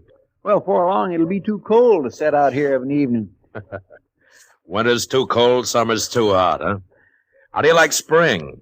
Oh, spring's all right, up here. But I remember back in Waco, we all got the ague every spring. Oh, a terrible fever. Makes a man feel like a harp with 1,000 strings. Yeah, I know, I've had it. You know, my ma had an idea we wouldn't get it if we had 3 hard-boiled eggs on Good Friday. But if that didn't work and we got the ague anyway, then she'd tie salt mackerel onto our feet. Well, that should have toughened up your feet anyway. And we all survived. That stage is mighty late tonight, Mr. Dillon. Are you expecting somebody? Me? Well, now, who'd I be expecting? Oh, maybe some girl from Waco who's found out where you've been hiding. Not very likely. Even my ma don't know where I'm at anymore. Hey, here comes the stage driver. It's Jim Buck. Yeah. Marshal. Hello, Chester. Oh, Jim. What's the matter? Trouble, Jim? I'd call it trouble, Marshal. Got held up. One passenger shot down in cold blood. What? Meanest thing I ever saw. Well, what had happened? On the side of Wagon Bed Springs. Between there and Jesse Daggett's. Daggett's? He runs a stage station out toward the Colorado line. Oh. I got a mighty strong feeling Jesse Daggett's in on this, Marshal. Well, what makes you think so, Jim? He knew I was carrying gold. Wasn't much, but it was some. After we'd laid over an hour or so at the station, I seen Daggett talking to a man who just rode in. As cussed looking a gunman as you'd want. Well, then what happened? The fellow rode off. He was alone? Just him. His face covered. And he never said a word. Took the strong box, robbed the passengers, and he got on his horse, turned around, and shot one of them right through the head. Forevermore. Then he rode off. I could have cried. I was so mad. Helpless. That's a strange thing, Jim, is shooting down the passenger. Why would a man do that, Marshal? I don't understand it. Well, he just likes to kill, maybe. I'll go back with you tomorrow, Jim. Maybe we can find out.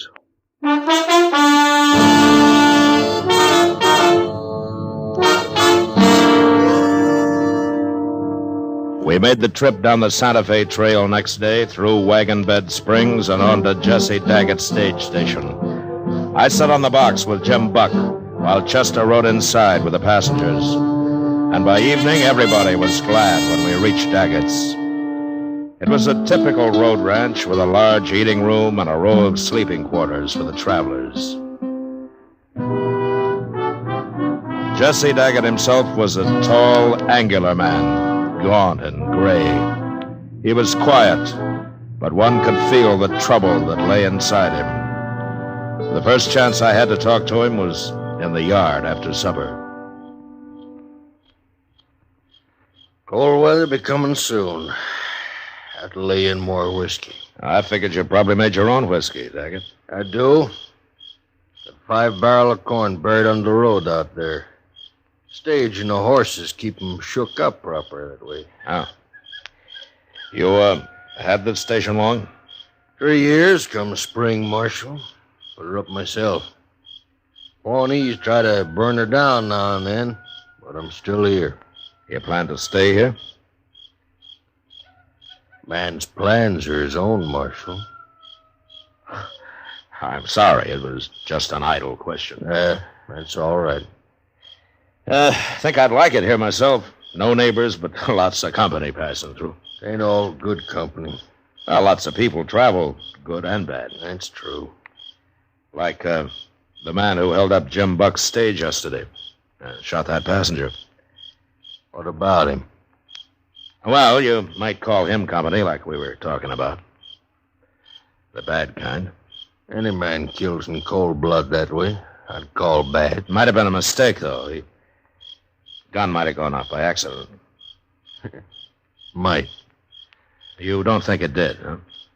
What I think won't raise the dead, Marshal. No, but it might keep more people from dying, though. Figured that's what you're doing here. Looking for that fella. Jim Buck thinks it might have been that gunman you were talking to here the day of the holdup. That was Nat Pilcher. And I don't care what Jim Buck thinks. Well, it won't help your business or the stage companies if more passengers get killed near here, Daggett. No, it won't, for a fact.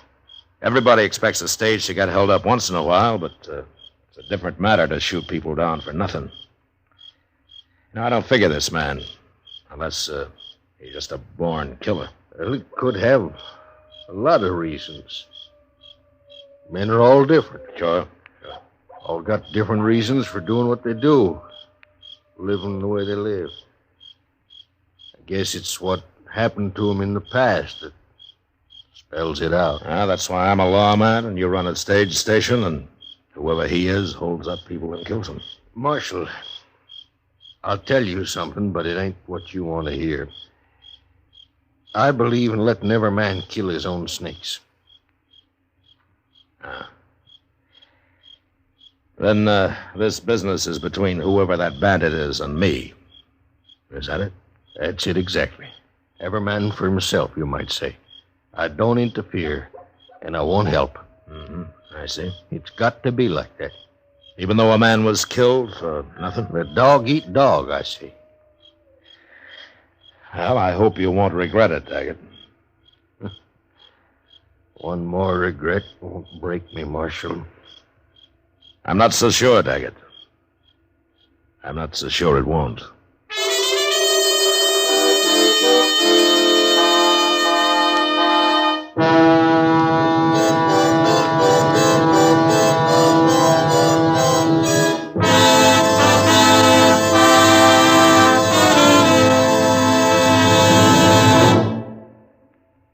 This is it. L&M is best. Stands out from all the rest. L&M stands out for flavor. The miracle tip draws easy. You enjoy all the taste. L&M stands out for effective filtration. No filter compares with L&M's miracle tip. L&M's got everything.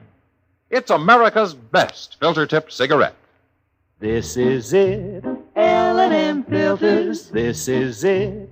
Light and mild. It's the best. L&M filters. Highest quality filter tip. This is it. L&M filters. L&M filters with the miracle tip. King size or regular, L&M is best. Stands out from all the rest.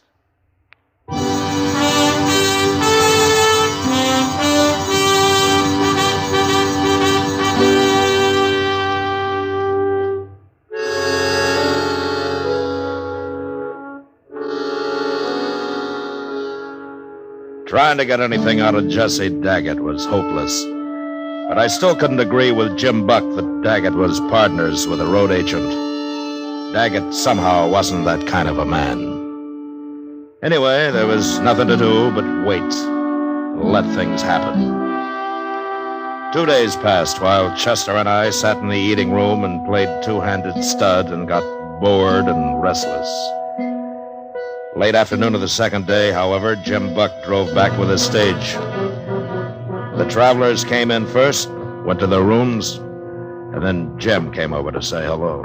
I wish I had a job like yours. Nothing to do but sit around and play cards and drink whiskey. Well, we do a lot of thinking, Jim. That's what makes up for it. You do, huh? Oh. You done any about finding Jesse Daggett's friend? Nat Pilcher? Well, if we did find him, Jim, we couldn't prove anything. No. Neither could I guess. You might just shoot him for luck. Yeah, you're too suspicious, Jim. He was probably just some cowboy riding through. Maybe. Anyway, I got no gold this trip. And there's nothing to worry about, is there? There's another pilgrim for supper. That's the first visitor we've had since you left, Jim. Man has to be mighty hungry to ride in here for Jesse Daggett's food.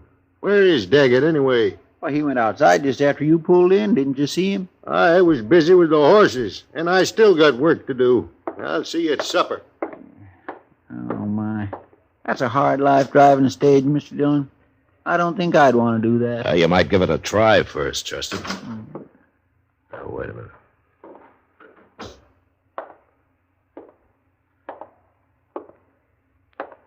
I heard there was a marshal here.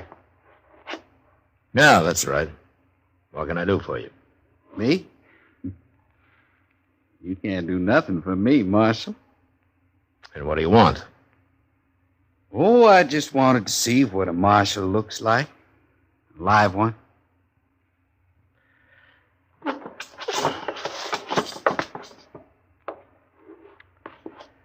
You satisfied? Sure. All right, then get out of here. You're touchy, Marshal, real touchy. I don't aim to start no trouble. Only come in to say hello, friendly like. What's your name? Pilcher. Nat Pilcher. Yeah, I thought so. Sure.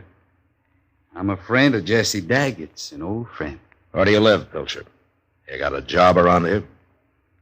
I'm a cowboy, Marshal. Know anybody needs a good hand? What do you do besides ride? Funny you ask that. Is it? You being a lawman, it is. Ever hear of Charlie Hall, sheriff over in New Mexico? I have. They say Clay Allison shot him. That's what they say, Marshal. But I know for a fact it wasn't Clay. Nice meeting you, Marshal. See you later.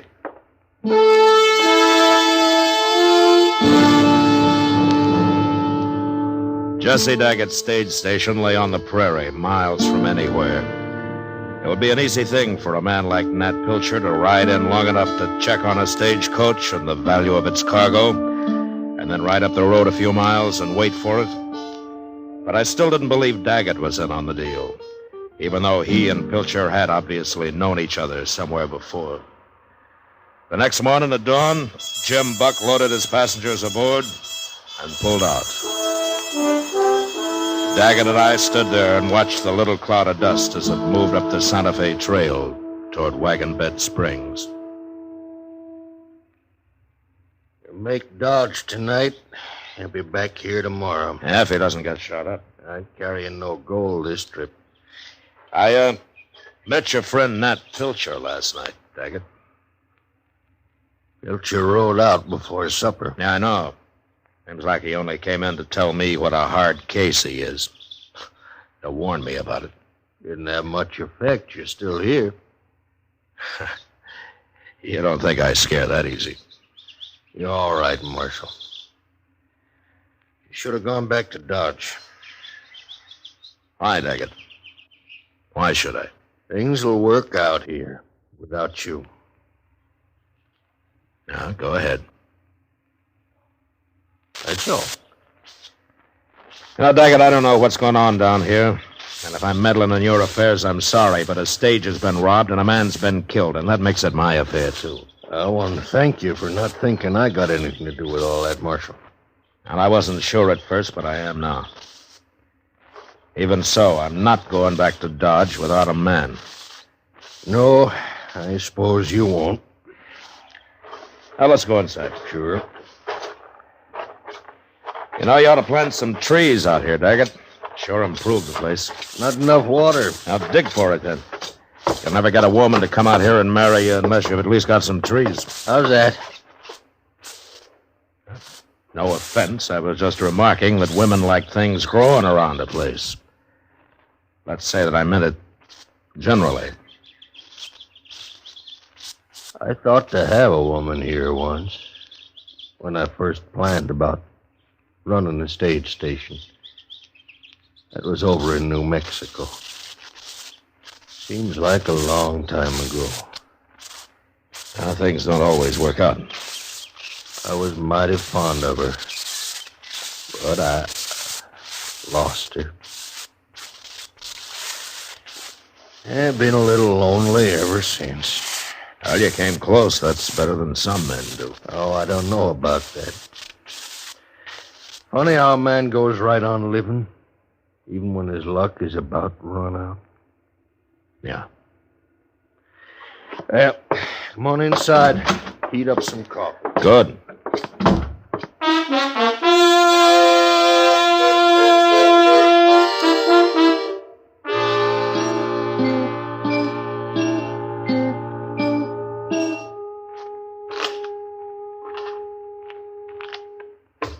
Got him, Chester. Mr. Dillon, Huh? do you mind if we don't play no more? I swear I'm beginning to see things. It's okay with me. The stage ought to be here pretty soon anyway. Just think. Jim Buck's taking the stage all the way to Dodge and back, and we just been sitting here another 2 days. Well, waiting's always the hardest part, Chester. I just hope it pays off. Hey, there's the stage now. At least there'll be some people around here. Yeah, let's go out and meet it, huh?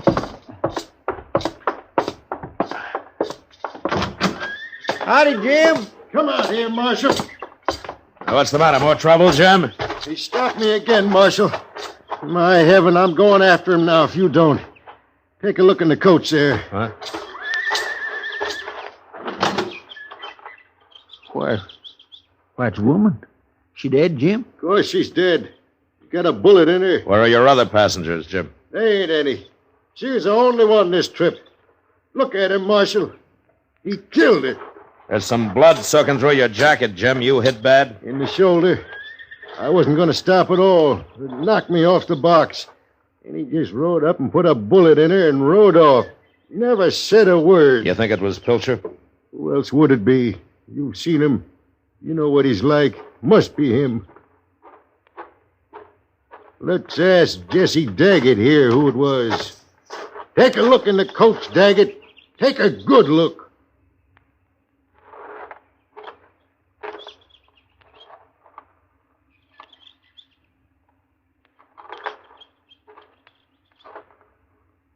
Well, Daggett, what do you think of killing women?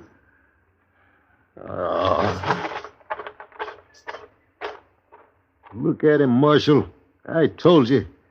You ever see a guiltier-looking man? No, you're wrong, Jim. It doesn't even make sense. He didn't do it, no. But he's in on it somehow. Chester, Yes, sir.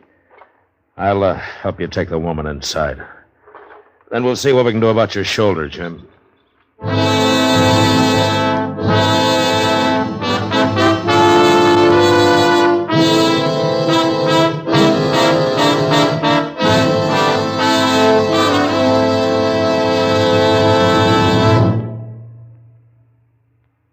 Filter tip smokers, this is it.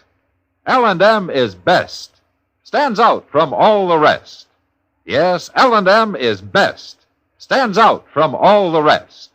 L&M stands out for flavor. The miracle tip draws easy, lets you enjoy all the taste. L&M stands out for effective filtration. No filter compares with L&M's Miracle Tip for quality or effectiveness. L&M stands out for highest quality tobaccos, low nicotine tobaccos, L&M tobaccos, light and mild. L&M's got everything. King size or regular. It's America's best filter tip cigarette. Yes, L&M stands out from all the rest.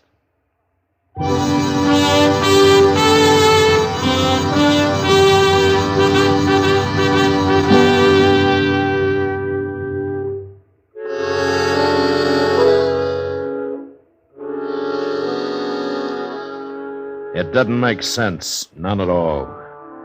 But I figured it would soon. And after I did what I could for Jim Buck's shoulder, Chester and I buried the woman.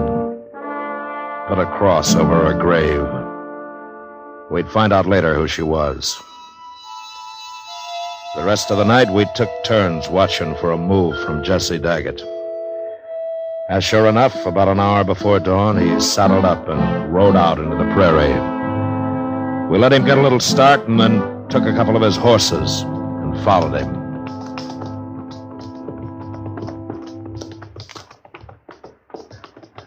You think he's going to meet Pilcher?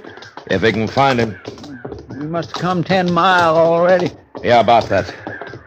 We shouldn't have let him get so far ahead of us, though. We're right on his trail. Yeah, I know.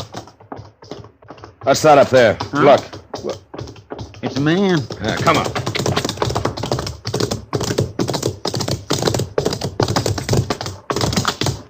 Why, it's Daggett, Mr. Dillon. He's been shot. Yeah.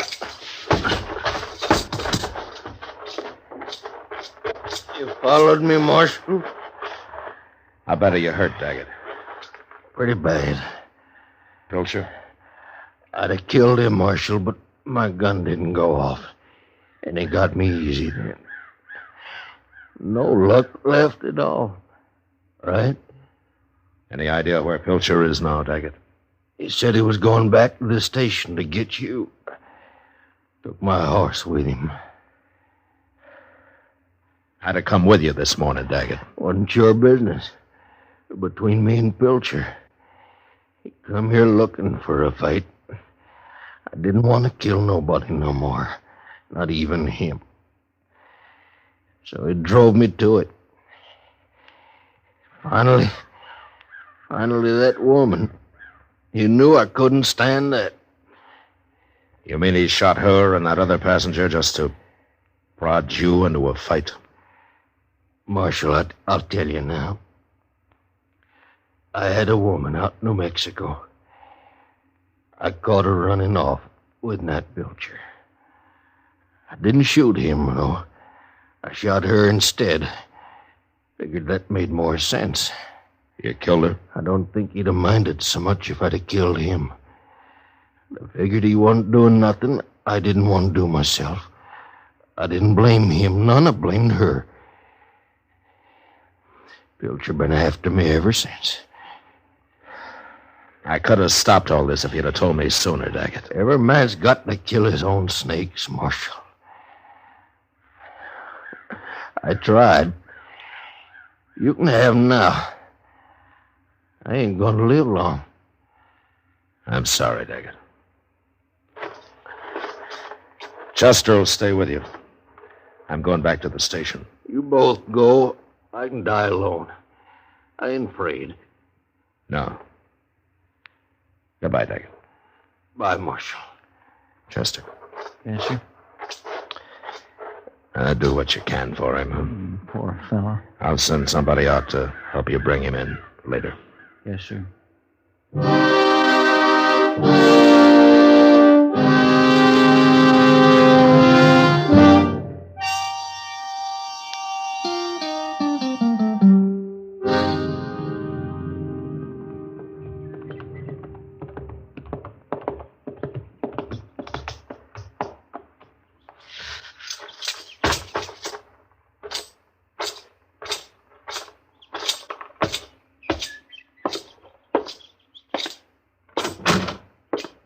It's about time you got back, Marshal.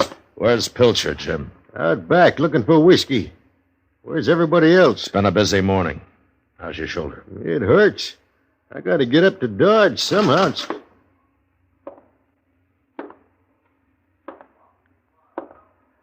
Good morning, Marshal. Hello, Pilcher. You've been riding. So have you. Man like me rides a lot, Marshal. You should have kept going, Pilcher. I wanted to see you again before I left. Yeah. Yeah, that's what Jesse Daggett told me. I'm going to kill you and then Jim here. Now, wait a minute. Shut up, Jim. Pilcher, you can drop your gun belt and take your chances in court if you like. My chances are better right here, Marshal. Now, that's your choice. It's always been my choice. Except for the night Jesse Daggett shot his wife. Did he tell you about that? It doesn't matter now. To me, it does.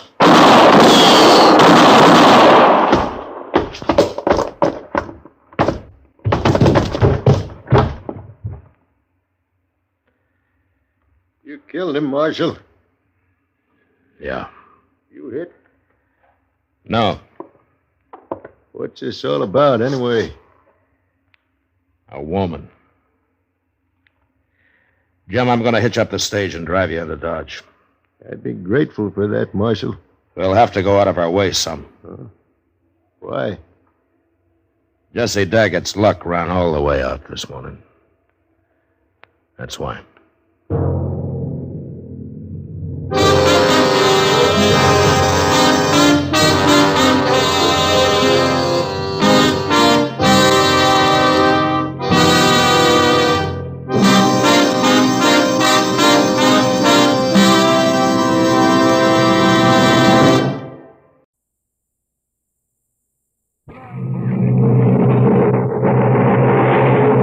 Adventures in time and space, told in future tense.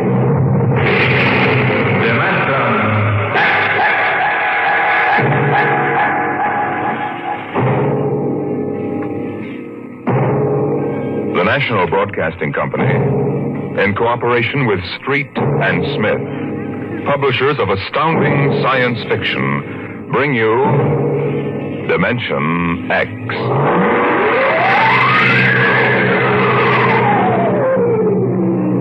The soundproofed Happy Life home had cost $30,000 installed. It clothed and fed and rocked them to sleep and played and sang and was good to them. Their life purred on from day to day, measured and controlled by the nucleonic thermostats, the iridium sponge servo brains that made the beds and washed down the bathroom floors and made sure the salt cellars flowed freely without clogging. Twice a day, the house paused, rang a quiet bell, and turned precisely 90 degrees on its axis, in order that the view from the Solaroid living room windows might be varied to avoid ennui. Of course, the pride of the house was the nursery. The agent for the company had been most enthusiastic. This way, right down the hall. All right. What was that? Oh, it's all automatic. The nursery turns itself on when you come within 10 feet of it. Soft automaticity. That's the motto of the company. All right, now, this is the nursery. 40 feet by 40 feet and 30 feet high. Separate power unit with automatic overload circuit breakers, inspected and approved by the underwriter's laboratory. The nursery is educational, instructive, entertaining, and therapeutic. The entire control mechanism is adjusted to the electroencephalographic key of the child. How much does it cost? 30,000 FOB, Los Angeles. But that's as much as the whole house. Why, no. But we do want the best for our children, don't we? Oh, yes, we want the best for our children.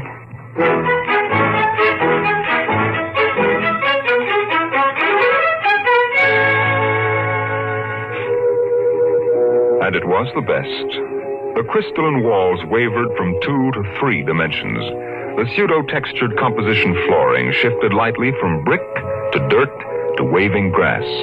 And the odorophonics wafted the scent of fantasy through the hermetically conditioned and filtered air. The nursery was the very best. But then they wanted the very best for the children. The technicians installed the nursery, and the heavy coaxial power cable was run in from the main line. The walls sprang to life, and the mental control banks and relays hummed. All right, Peter and Wendy. This is your nursery. What's so special about a nursery, Dad? Plenty. You just go in and see. Oh, do we have to? It's so big. You promised you'd play ball with me outside, Pop. Go on, kids. Try out the nursery. It's better than any old yard. Oh. Go on in, dear. You'll be surprised. Gee. Go ahead, Wendy. I'm scared. I'm not. Hey, it's nice in here. It is? Come on in, Wendy. Boy, look at the pictures on those walls. They're real. Well, almost real. You can change them any way you like just by thinking about it. Go on in, dear. Well, all right, Mommy. Hey, Wendy, look what I can do with the pictures. Oh, that's a white mouse. It smells of Wonderland. Good. I just thought about it, and there it was. Well, let me try, Peter. Let me try. Go ahead. Just think. How about the... Oh, I know. I want to see the Wizard of Oz.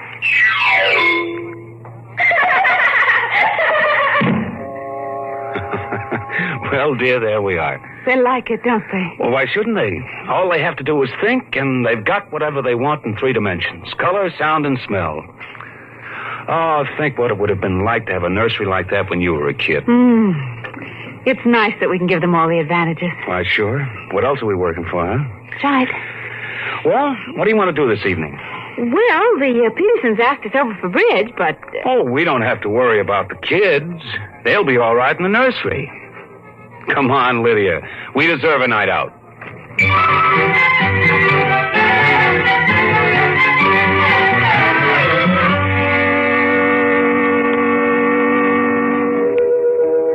And in the nursery, the walls were a kaleidoscope of time and space and imagination. The green forest of Sherwood and quiet forms of Robin and his merry men gave way to the roll of the high seas and the smell of salt in the air as Sir Henry Morgan sailed into the harbor at Jamaica. It's my turn now, Peter. You've got to be fair. It's my turn. Dorothy and the Wizard of Oz followed the yellow brick road round the nursery walls. Then Hansel and Gretel discovered the gingerbread house about 3 feet from the door. And from a high tower that stretched into the clouds, the little lame prince sailed out over his kingdom. And behind the crystal and quartz walls, the vacuum tubes and grids and banks of mental image tape spun quietly and efficiently, erasing the line between illusion and reality. Of course, the electric bill from Consolidated Utilities was tremendous, but it was worth it. The house went on. The stove hummed happily in the kitchen, making breakfast, dinner, and supper for 4, turning the eggs over lightly and producing popovers electronically calculated by capacity to a 30-volt current and specific gravity. The automatic laundry did the shirts with a medium starch in the collars, except the button-down Oxfords, which had no starch at all. The Happy Life home breathed contentedly as life proceeded with soft automaticity as guaranteed in the brochure and bill of sale. George. George, I wish you'd look at the nursery. Well, what's wrong with this? Well, I don't know. Well, that might... I just want you to look at it, that's all. Or call a psychologist to look at it. What would a psychologist want with a nursery? Oh, now, George, you know very well what he'd want. I was in the nursery last week. It's perfectly all right. Well, it's different now. Huh? What do you mean, different? Well, I just want you to come and see. Are the kids there?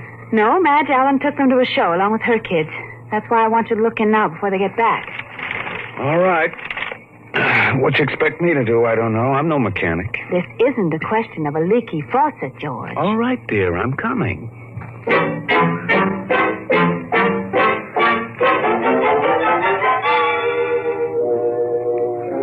The nursery light flicked on as they came down the hall. The relays clicked, and the tubes warmed, and chemical odor banks and pipes bubbled into life as they paused before the closed door. Go ahead, George. Open it. On all sides, in 3 dimensions, stretched the hot, tired landscape of an African veldt, reproduced to the last stick and pebble and bit of straw. The ceiling above them became a sky with a hot yellow sun. A wind blew in from the baked Veldt land. The hot straw smell of lion grass. The cool green smell of the hidden water hole. The great rusty smell of animals. The smell of dust like red paprika on the hot air. And now the sounds.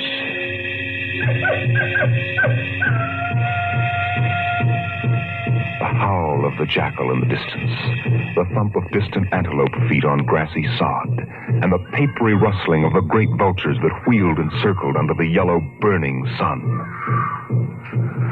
Oh, let's get out of this sun. It's a little too real. Oh, no, George, you promised you'd look around. Well, I don't see anything. Now, wait a minute.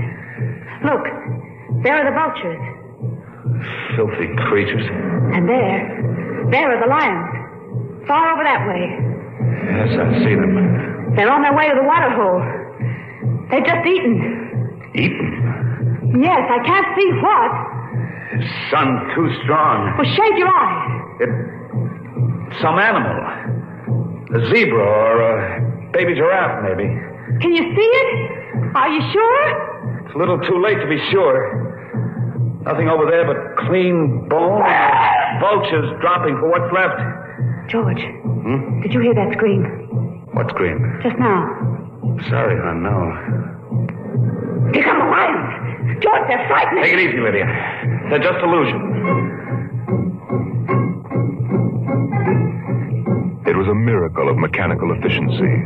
The lions prowling toward them over the tawny Veldt land. A miracle of inventive genius. Every house should have one. The lions were 15 feet away.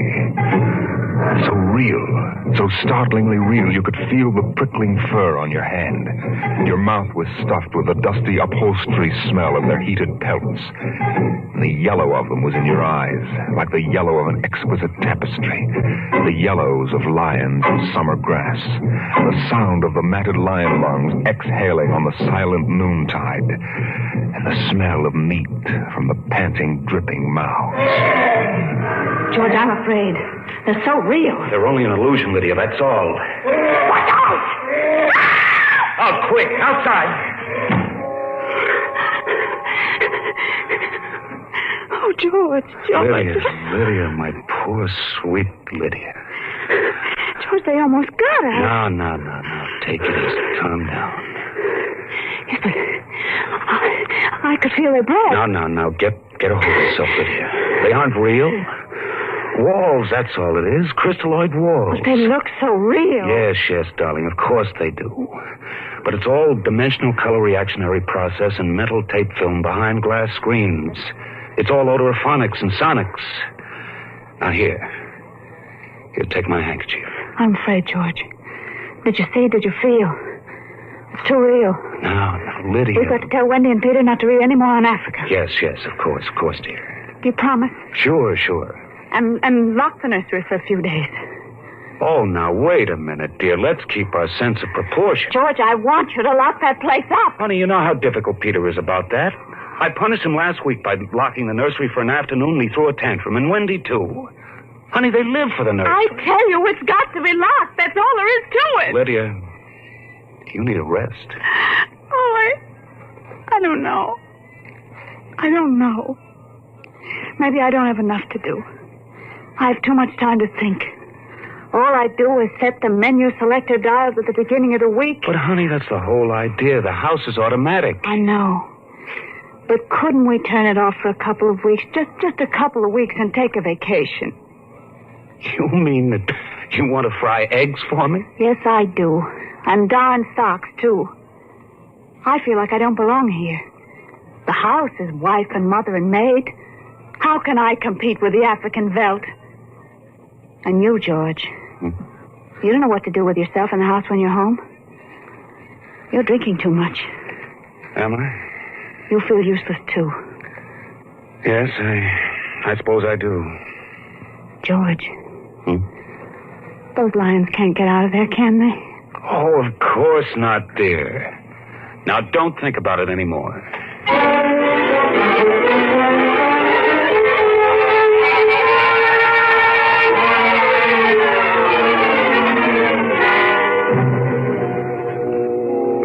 alone. He sat idly watching the dining room table produce warm dishes of food from its mechanical interior. You forgot the ketchup. That's better. It wouldn't hurt to lock the children out of the nursery for a while. It was clear that they'd been spending too much time in Africa. Oh, that sun. He could still feel it on his neck like a hot paw. And the lions, the smell of blood. Remarkable how the nursery caught the telepathic emanations of the children's minds and created a life to fulfill their desires. The children thought zebras, and there were zebras. Sun, death, and death. They were so young. But long before you knew what death was, you were wishing it on someone else. But this, the long, hot African veldt, the awful death in the jaws of a lion, and repeated again and again and again. The children came home dutifully at 8:30. Hi, Mom. Hi, Pop. Hi, Peter. You want something to eat, Wendy? No, thanks. Well, we're just having dessert. We're full of strawberry ice cream. And hot dogs. We'll just sit and watch. Sure. Peter, tell us about the nursery. Nursery? Yes, all about Africa and everything. I don't understand. Your mother and I were just traveling through Africa with rod and reel. There's no Africa in the nursery. Oh, come now, Peter. We know better. I don't remember any Africa. Do you, Wen? Run and see, huh? Sure. I'll be right back. Wendy, come back here. Wendy. She'll be right back, Pop. She doesn't have to. I've seen it. Now, come on. Sure, Pop. Wendy will tell us, though. Could they be lying? We'll see in just a moment. Peter, open the door. See, Daddy? It's not Africa. It's Florida. Like in the yearling. There go the deer, see? It isn't Africa. Yes, I see it isn't. Go to bed. But it isn't 9 o'clock. No, it isn't. You heard me. Go to bed. Okay. Night, Mom. Night, Pop. Good night. Good night, dears. I'll be right in. Lydia, wait a minute. Here, look at this. What is it? This is the corner where the lions were, isn't it? What's that you picked up? It's an old wallet of mine. There's a smell of hot grass on it. The smell of a lion. It's wet with saliva. And it's been chewed. George, those smears of blood. Come on out.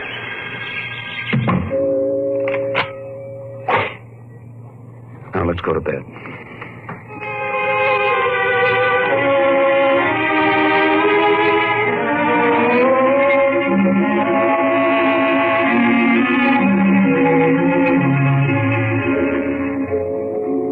So they went to bed.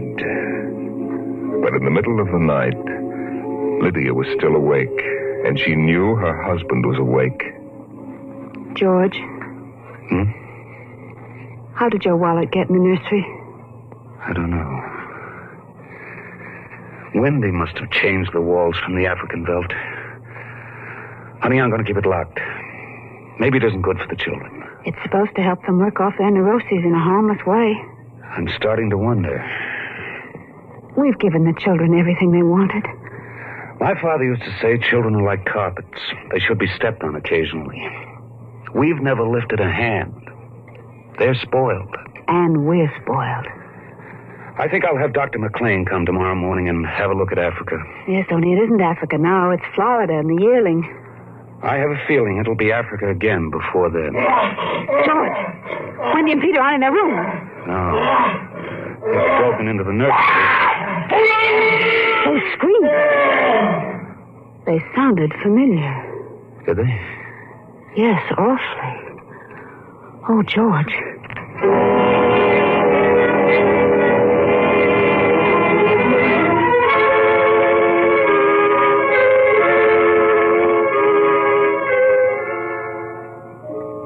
Although their automatic automatic somno beds tried very hard. The two adults couldn't be rocked to sleep for another hour. A smell of cats was in the night air. And in the morning, the stove cooked French toast, and the dining room table poured the syrup and melted butter. Pop, Yes? you aren't going to lock up the nursery for good, are you? That all depends. On what?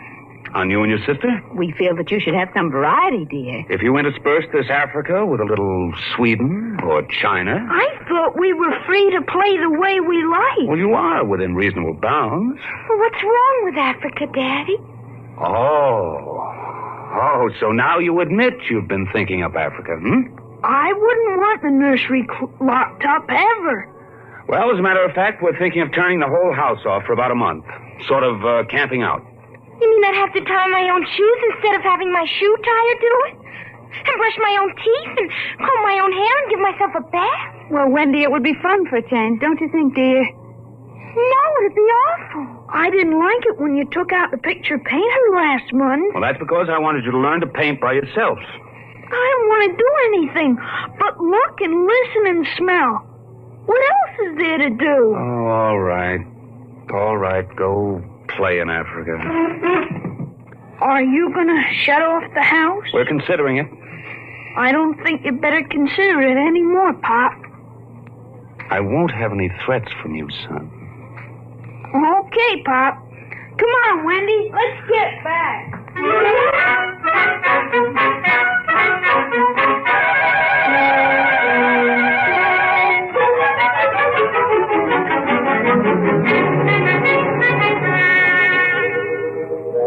After breakfast, Dr. David McLean was announced by the audio knocker.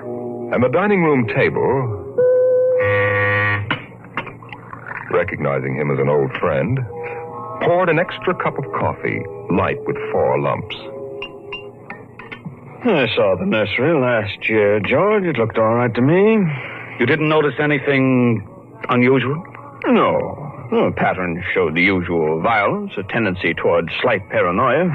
All children feel persecuted by their parents. Perfectly normal. I locked the nursery and they broke into it last night. I let them stay so they could form the patterns for you to see. Here it is. Well, suppose we take a look at it right now.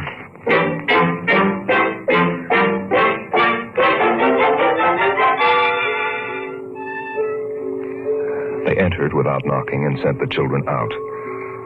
The screams had faded, and the lions were feeding quietly under the trees. Wish I could see what they're eating. Do you suppose some high-powered binoculars would... Hardly, no. How long has this been going on? A little over a month. It certainly doesn't feel good. I don't want feelings. I want fact. George, a psychologist, never saw a fact in his life. He knows about feelings, and this doesn't feel good. My advice to you is to have the whole room torn down and your children brought to me every day for the next year for treatment. Is it that bad? I'm afraid so. You know, that's why the nursery was developed originally. To let us examine the patterns left on the wall by a child's mind. But what is it? What's wrong with Peter and Wendy? Well, it's hard to say. I haven't punished them more than average. Though I took away a few gadgets. Last week I locked the nursery to show I meant business. George, you've let this room replace you and your wife and your children's affections. This room is their real father and mother. And now you come along and want to shut it. You can feel the hatred coming out of that sky. George, turn everything off. The nursery, the automatic kitchen, the whole confounded automatic house. Start now. But won't the shock be too much for the children? I don't want them going any deeper. Let's get out of here. I never liked these rooms. Get me nervous. Those lions look real, don't they? I don't suppose there's any way that... What? That they could become real. Certainly not. Some flaw in the machinery, tamper. No. I don't imagine the room would like being turned on. Nothing ever likes to die. Even a room. I wonder if it hates me for turning it on. Paranoia is thick today. Hello. Is this your scarf? It's stained. Brown. Say, that's blood. That's Lydia's. Come on, the main fuse box is out here. Go ahead. Pull the switch.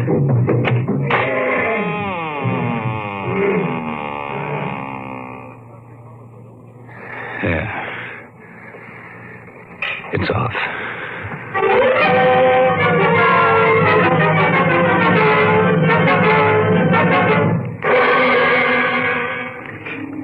The two children were in hysterics. They screamed and kicked and threw things. They yelled and sobbed and swore and jumped on the furniture, weeping. It's off and it stays off. The whole house dies as of now. The more I see of the mess we put ourselves in, the more it sickens me. We've been contemplating our electrical, mechanical navels for too long. We need air. Fresh, unfiltered, unconditioned air. He marched around the house, cutting switches and pulling fuses.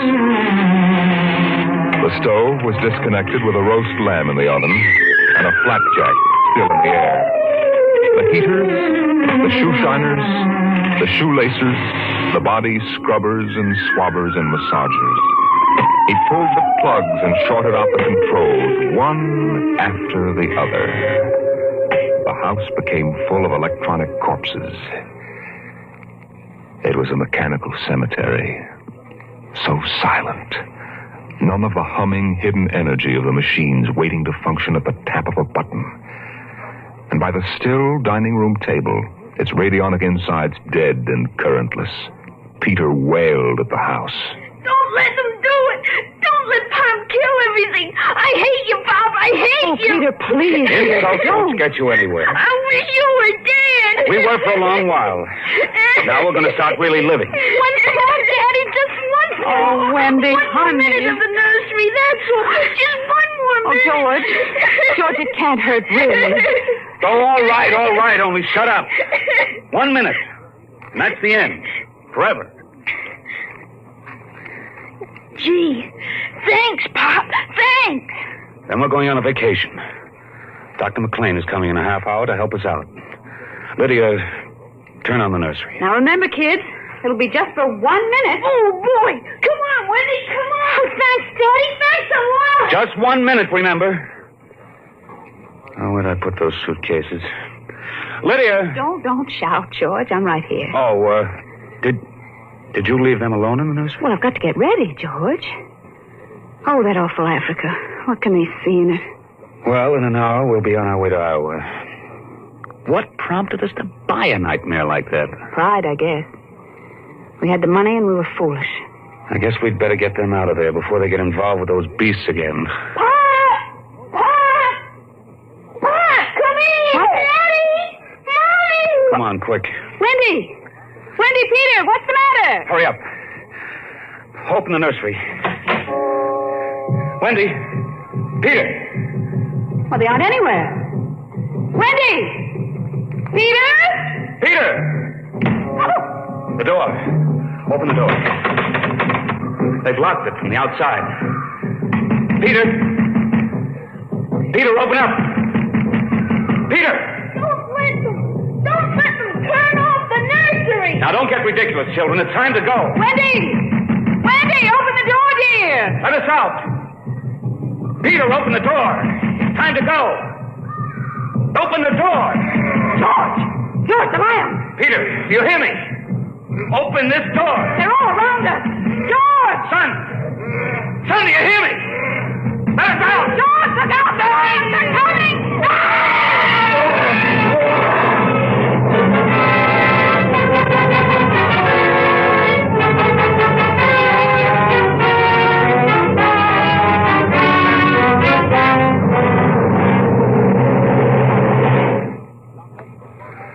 When Dr. David McLean came a half hour later, he found the two children in the nursery sitting in the center of the open glade, eating a picnic lunch. Beyond them was the water hole in the yellow Veldt land. Above was the hot sun. Dr. McLean saw at a distance the lions fighting and clawing. and then settling down to feed in silence under the shady trees. Hi, kids. Where are your mom and dad? Oh, they'll be here directly. Good. We've got to get going. He squinted at the lions with his hands up to his eyes. Now they were done feeding. They moved to the waterhole to drink. A shadow flickered as the vultures dropped down from the blazing sky to finish what the lions had left. Dr. McLean. Dr. McLean? Huh? What? Have a cup of tea?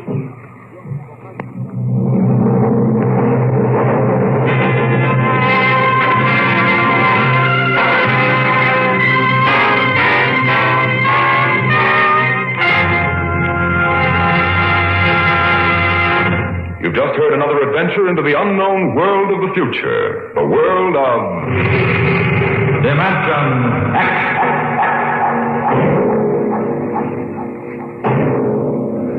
How soon we actually build a spaceship to conquer the stars depends upon many factors, not the least of which is a man with the overwhelming desire to create such a ship and the power to have it done. Next week we tell the story of such a man as Dimension X brings you Nelson Bond's The Vital Factor. Dimension X is presented transcribed each week by the National Broadcasting Company in cooperation with Street and Smith, publishers of the magazine Astounding Science Fiction. Today, Dimension X has presented The Veldt, written for radio by Ernest Kenoy from Ray Bradbury's The Illustrated Man. Included in the cast were Leslie Woods and Bill Quinn as the parents, Joan Laser and David Anderson as the children. Your host was Norman Rose. Music by Albert Berman. Dimension X is produced by William Welch and directed by Fred Way.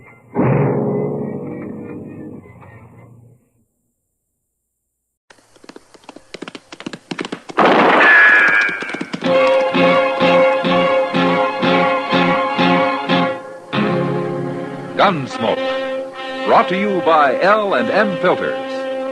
This is it.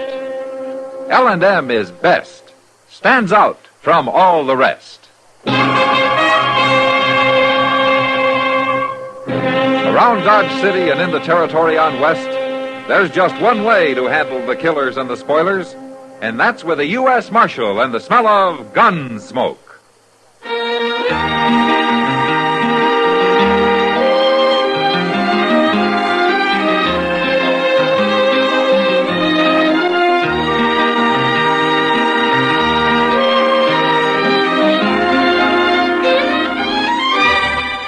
Gunsmoke, starring William Conrad. The transcribed story of the violence that moved west with young America. And the story of a man who moved with it. I'm that man. Matt Dillon, United States Marshal. The first man they look for and the last they want to meet. It's a chancy job, and it makes a man watchful. And a little lonely.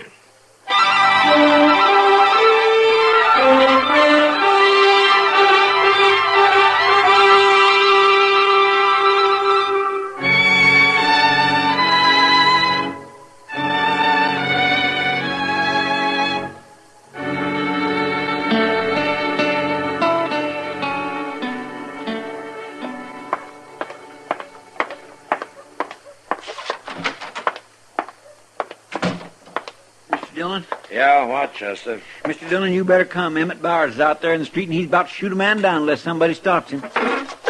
Oh, what's the trouble? Why, this fellow's accusing Bowers of stealing his horse, Mr. Dillon. What? That's what he's doing. Now, that doesn't make sense. Who is the man? I don't know. I never seen him before, but Bowers is getting awful mad at him. Oh, where are they? Right outside at the hitch rail. Yeah. And he must be drunk to call Emmett Bowers a horse thief. No, he don't look drunk to me. I'm through arguing with you, mister. You're wearing a gun. If this is your horse, you can claim it with that. Bowers. What? Oh. Marshal, I'm about to kill this man. Well, I think we can settle this without a killing. Now, what's the trouble? This idiot's been calling me a horse thief. I won't take that from no man. I'll blast him wide open. Take it easy, Bowers. Now, you say this is your horse, mister? Of course it's mine. And you think Bowers here stole it? What else would he be doing with it? I own over 200 head of horses, you fools. More likely I'd give one away than steal one. Emmett Bars is one of the biggest ranchers in Kansas, mister. I don't care what he is. That's my horse he's been riding. See the brand? Bar S? That's my brand, and I can prove it. Yeah, it's a Bar S, all right. What difference does it make? I buy horses with all kinds of brands on them. Where'd you buy this one, Bowers? Fella come by the ranch yesterday with half a dozen horses for sale. I bought all of them. Maybe them others is mine, too. He told me he bought them horses from a man named Pringle up in Wyoming. Now, what's your name, mister? Disha. Charlie Disha. Where are you from, Disha? Well, I had a place down on the Canadian River, Marshal, but I went broke. Uh-huh. All I had left was my horses. How many horses? 17. The only one they didn't steal was the one I was riding. Yeah, you're a long way from the Canadian River. I come up here looking for a job. I'm broke, Marshal, plumb broke. Can, you prove that the Bar S brand is yours? Well, I got the certificate of registration. It's in my sack over at the stable. All right, why don't you go get it? And we'll ride out with Bowers and look at those other horses. I'll get it. Right now. I think that man's a liar. Yeah, he might be, Bowers. But if he isn't, you sure got stuck. And I'd hate to be the man that stuck me, Marshal.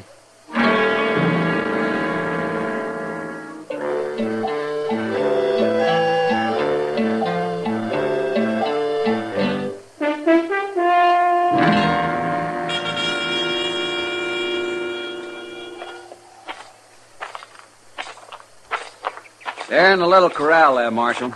I told the men not to turn them out till I'd had a chance to ride them. I like to get on every horse I buy at least once. Them are my horses. I can tell from here. Are they all branded, Bishop? Ask Bowers. He's seen them. Yeah, it's true. There's a Bar S on all of them. Oh, by golly, look at him. I thought I'd never see him again. Yeah, you're awful lucky, Bishop. Sure, he's lucky, but what about me? Well, there's not much you can do, Bowers. What with that brand being registered to Disha? How much did you pay for them? $30 apiece. $30, huh? You sold them cheap. They're worth more than that. I bought them because they were cheap. Tell me something, Bowers. How come you didn't buy the rest of them? According to Disha, there must have been 10 more. I picked out the best 6. I didn't want the other. Now, you say the man was alone, Bowers. Did he give you a name? Yeah. Vic Lowry. Vic Lowry. Well, did you ever hear that name, Disha? Vic Lowry? No, huh? What do you look like, Bowers? Tall, thin fella. Black hair, kind of sharp-faced. Uh-huh. Well, does that mean anything to you, Disha? Can't think of anybody in particular. Well, he's gone now. Probably cleared out of the country.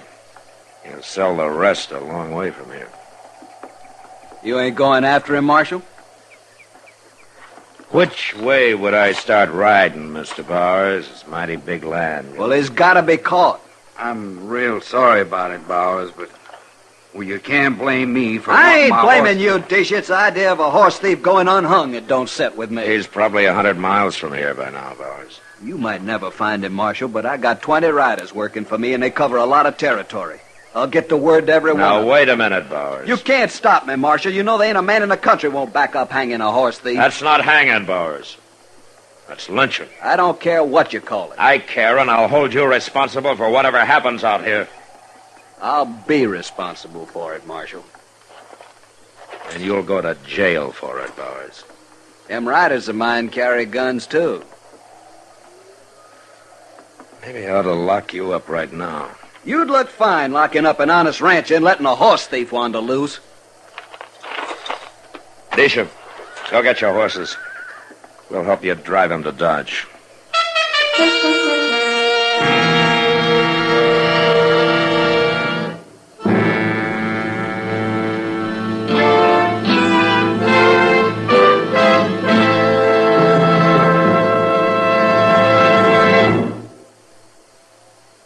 This is it, L&M filters. It stands out from all the rest.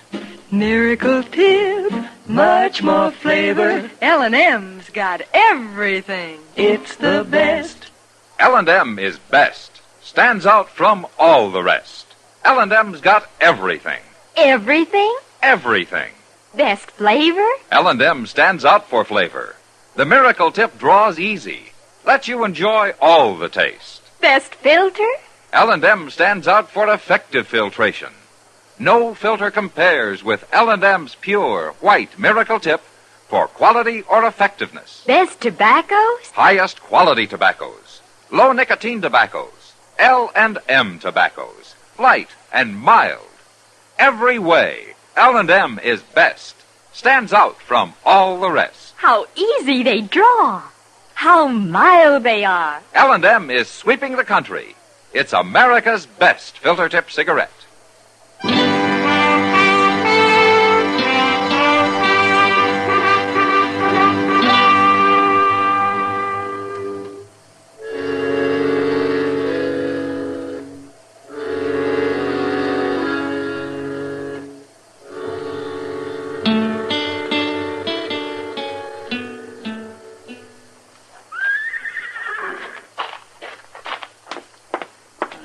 I can't find Moss Grimmick nowheres, Mr. Dillon.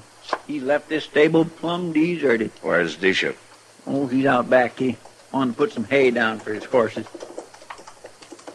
Oh, there. I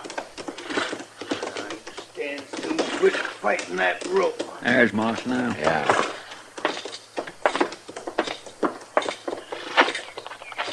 Hey, Moss. Oh, hello there, Marshal. Chester. All right, Moss. Yeah. What have you been doing here? We brought some horses in with Charlie Disha. Oh, him. He's been keeping one here. Where did he get the others? They were stolen from him down on the Canadian and sold to Emmett Bowers yesterday. That's so. Yeah.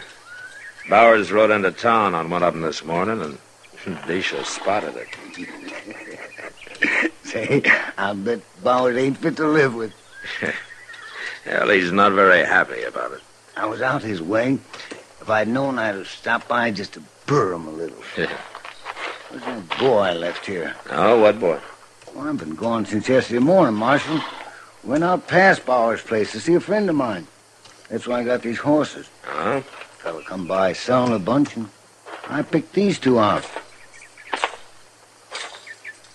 Pretty good horses for $30, ain't they, Marshal? I'm looking at the brands, Moss. What about the brand? You're not going to be any more fit to live with than Bowers is, Moss. Those are both Bowerettes. That's Disha's brand.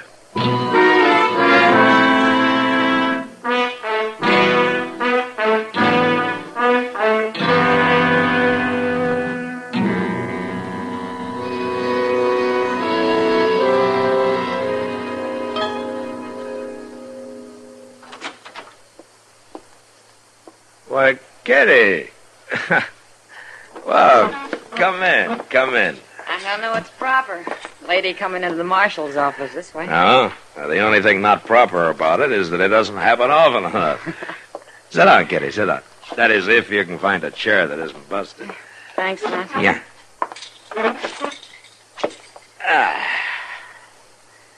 You know, you're the first woman that's been in here since the night I pulled Frogmouth Kate off of that buffalo hunter she was about to cut up. I remember.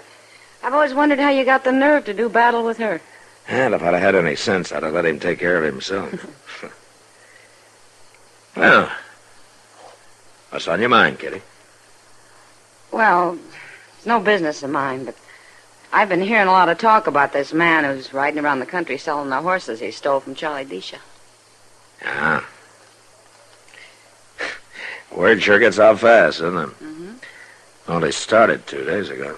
And, people are wondering why you haven't gone after him. I've even heard him say it's because you're plain lazy. You know something, Kitty? They're about right. I'm going to let somebody else do the work for me. What do you mean, Matt? Well, all I need's a little luck, and everybody's going to be real surprised. How? Mr. Dillon, Oh, Miss Kitty. Hello, Chester. Guess what, Mr. Dillon? I just run into Moss Grimmick out in the street, and he's headed for the Dodge House for a meeting. For a meeting? A meeting. Him and Bowers and Disha and Jake Worth. He said they're going to do something about that horse thief. What's Jake Worth got to do with it? He got robbed, too. He bought 6 head of them horses yesterday, and when he come to town today, he heard about Charlie Disha and everything, and Moss says they're going to get organized. They are, huh? Well, maybe we better join that meeting, Chester.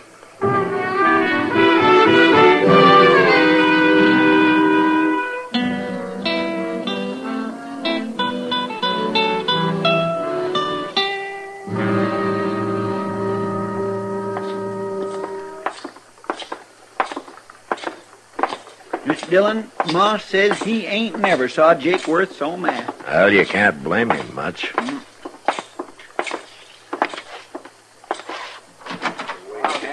There they are. Yeah. Oh, now hold it, man.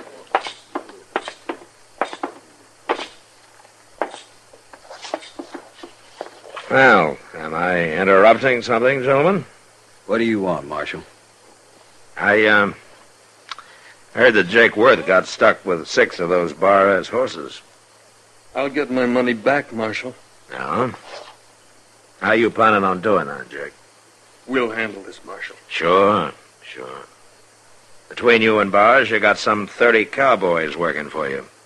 And Moss Grimmick here and Disha make 2 more riders, so you're going to fan out over the whole country and try to find this man, huh? Okay. Okay, that's what we're going to do. I don't see nothing wrong with it. I do. Why? Because if you do catch him, you'll put a rope on him and hang him. He deserves it. I don't care what he's done, Bowers. That's lynch law. And I'm here to stop it. How are you going to stop it? Well, I could throw all 4 of you in jail and hold you there. What kind of an idea? But I don't want to do that. No, it wouldn't help anyway. So I'm going to ask something of you men. Ask what? Give me a few days.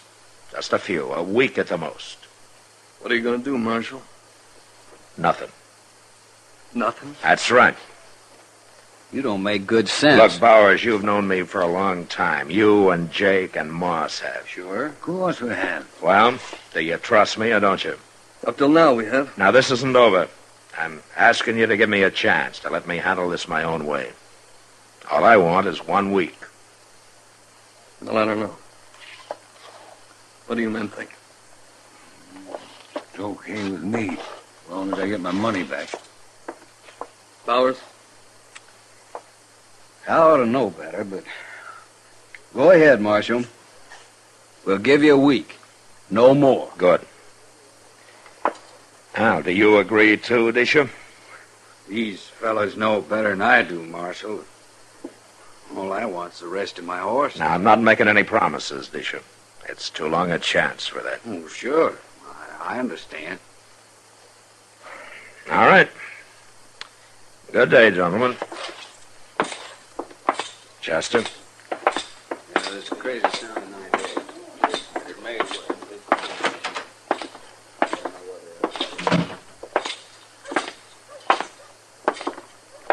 Well, you think they mean it, Mr. Dillon? Now, they'll hold off for a week, Chester. I know. Yeah, but what if you don't have any luck? Well, then there might be a lynching. What are you going to do? Here, Chester. Here's $20. $20. Take it. $20? What for? Look, you and Charlie Disha are going to get real friendly. Well, I want you to keep him out of the way. Get him drunk. Do anything you want with him. But what for? Now, there are only 2 of Disha's horses left to sell. And when it happens, I got to hear about it before Disha does. So you stay with him. And if you run out of money, let me know.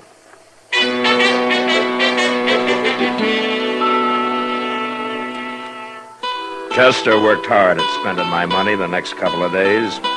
He even came back twice for more. But it was worth it. On the 3rd day, Moss Grimmick came in and told me that a cowboy named Ed Harper had just come into his stable with the last 2 of Disha's stolen horses. I sent word to Chester to get Disha sobered up if necessary and bring him along. And then I walked over with Moss to talk to Harper. give this fellow the bad news as soon as I seen that bar S-brand, Marshal. It kind of broke his heart. That's not often a plain cowpuncher can afford a couple of extra horses, Moss. That's him, by the door.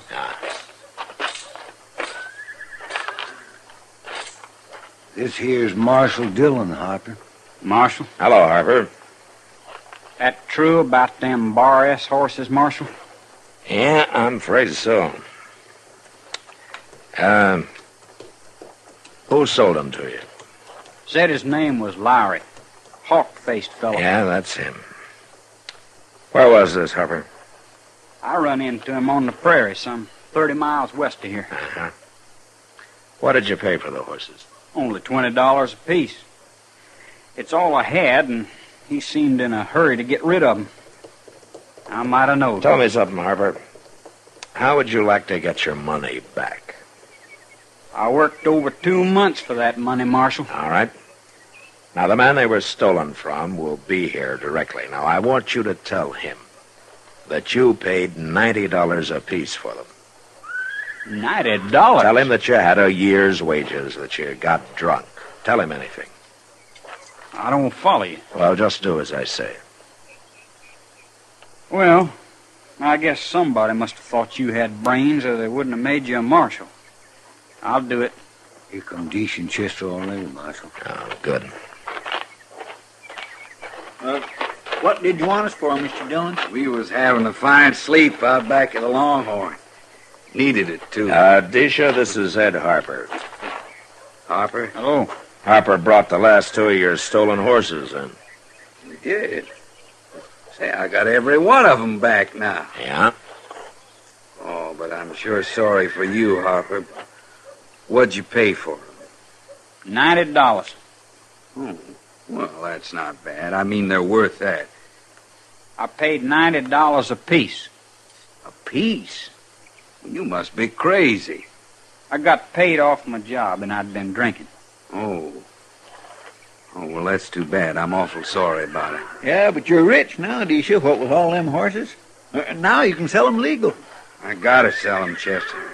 But not here. No? Why not? Oh, 'cause I heard that up in Dakota Territory, horses cost near twice as much as they do here. That's true, Disha. I've heard that myself. I'm gonna drive them up there and sell them.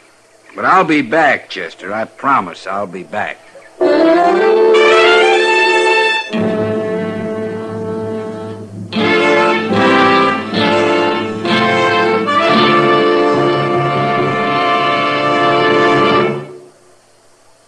I've got L&M. I've got L&M. I've got L&M. And L&M's got everything. Best filter. No filter compares with L&M's pure white miracle tip for quality or effectiveness. Best flavor. The miracle tip draws easy. Lets you enjoy all the taste. Best tobaccos. Highest quality tobaccos. Low nicotine tobaccos. L&M tobaccos. Light and mild. Today, buy L&M. It's sweeping the country because it's America's best filter tip cigarette. Yes, today. Why don't you get L&M? Because L&M's got everything. This is it. L&M filters. L&M's got everything. It's the best.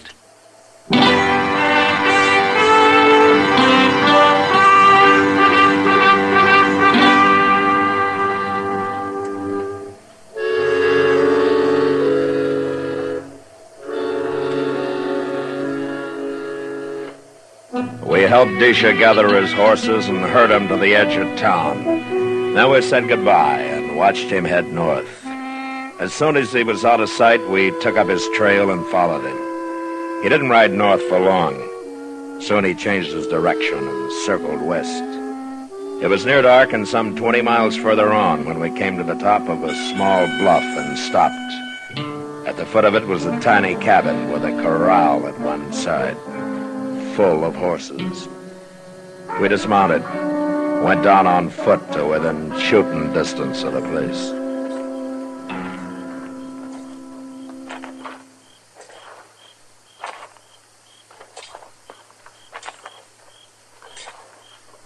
He's got a lamp going in there now, Mr. Dillon. Yeah, well, this is close enough, Chester. We'll just squat down here and wait. What are we waiting for? Why don't we just go on in? There's no reason to bust in there and kill somebody when we don't have to. That's true. Of course, you could say that I'm lazy, letting Disha do my work for me this way. Oh, now you're thinking all that talk back in Dodge. What do they know? Bunch of money grabbers. Sit tight, Chester. Look, he's coming out the door. Why, that ain't Disha. I've got him. He's through. Yeah. Come on.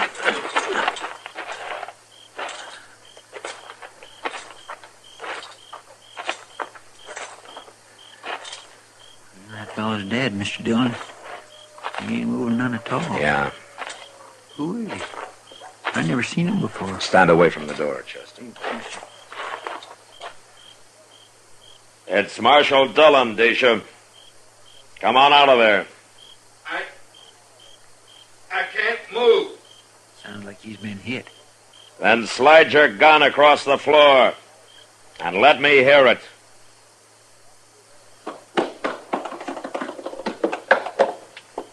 Okay, Chester.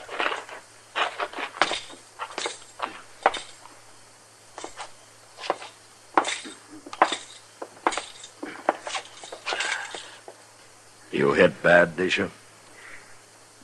I don't care. If I killed him. You killed him. Good. He tried to cheat me. You don't believe in cheating, huh? Well, it's different with your partner. He told me that cowboy only give him $20 apiece for them last 2 horses. You heard him yourself. It was 90. Your partner didn't lie to you, Disha. I told that cowboy to say it was 90.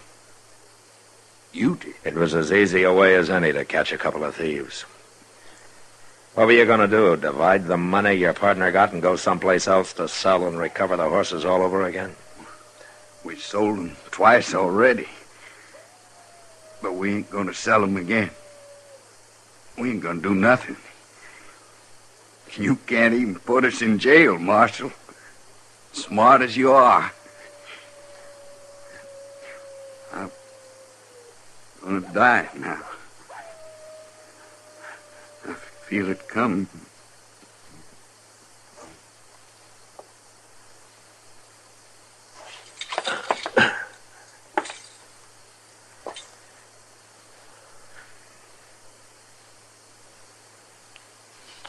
I guess he was right about jail, Mr. Dillon. Now they're both dead. Yeah. Well, at least we didn't have to kill him.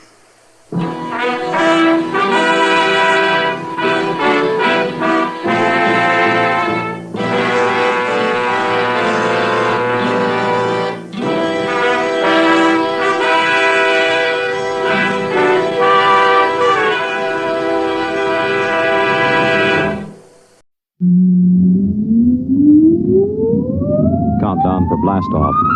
X minus 5, 4, 3, 2, X minus 1, fire.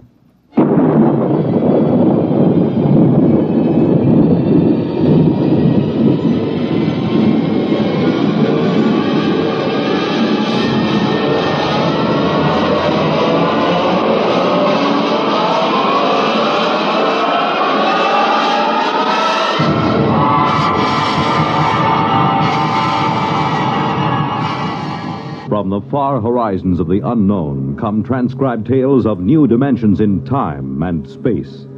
These are stories of the future, adventures in which you'll live in a million, could be years, on 1,000 maybe worlds.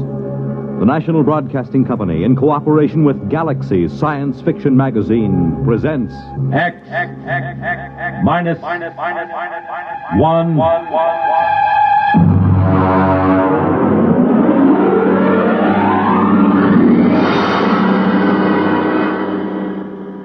Tonight, Surface Tension by James Blish.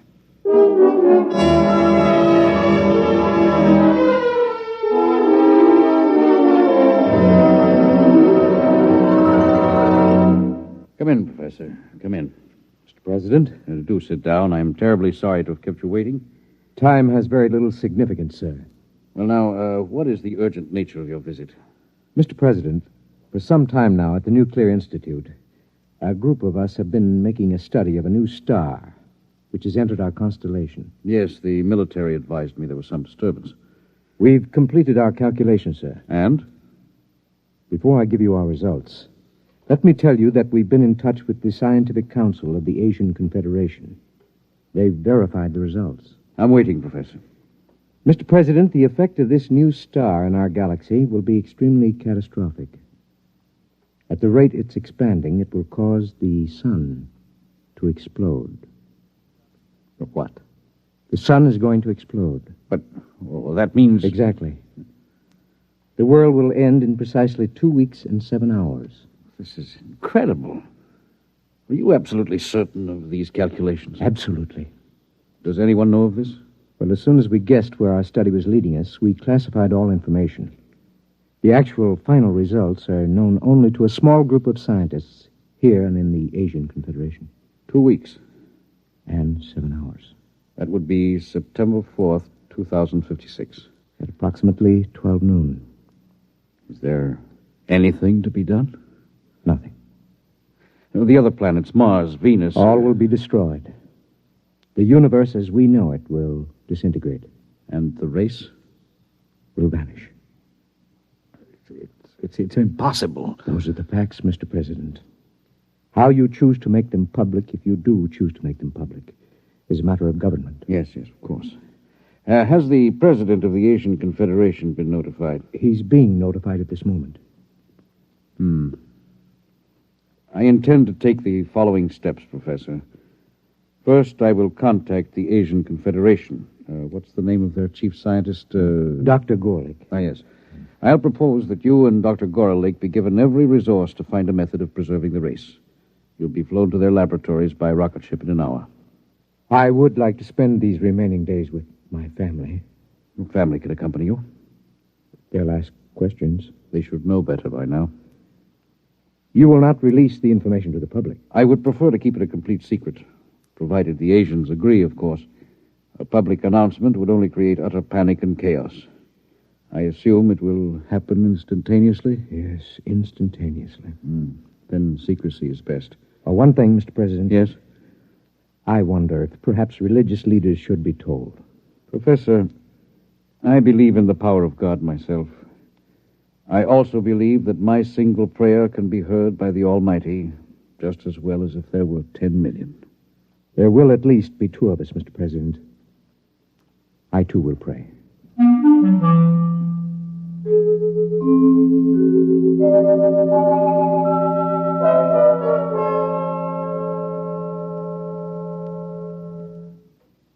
Dr. Gorlick?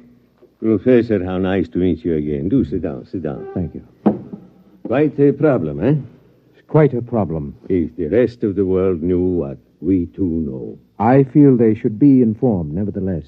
Well, that part of it is for the administrators. We have our own work. Do you seriously believe that we have the remotest chance of solving this problem in the 2 weeks that remain for the universe to exist? That depends on what you consider a solution, Professor. Anything that will preserve the race. In that case, we have a solution. You're joking. About so serious a matter? Hardly. But would you step over to the table, please? Now, if you will be so good, look into that eyepiece in front of you while I focus it. Will you tell me, please, what you see there?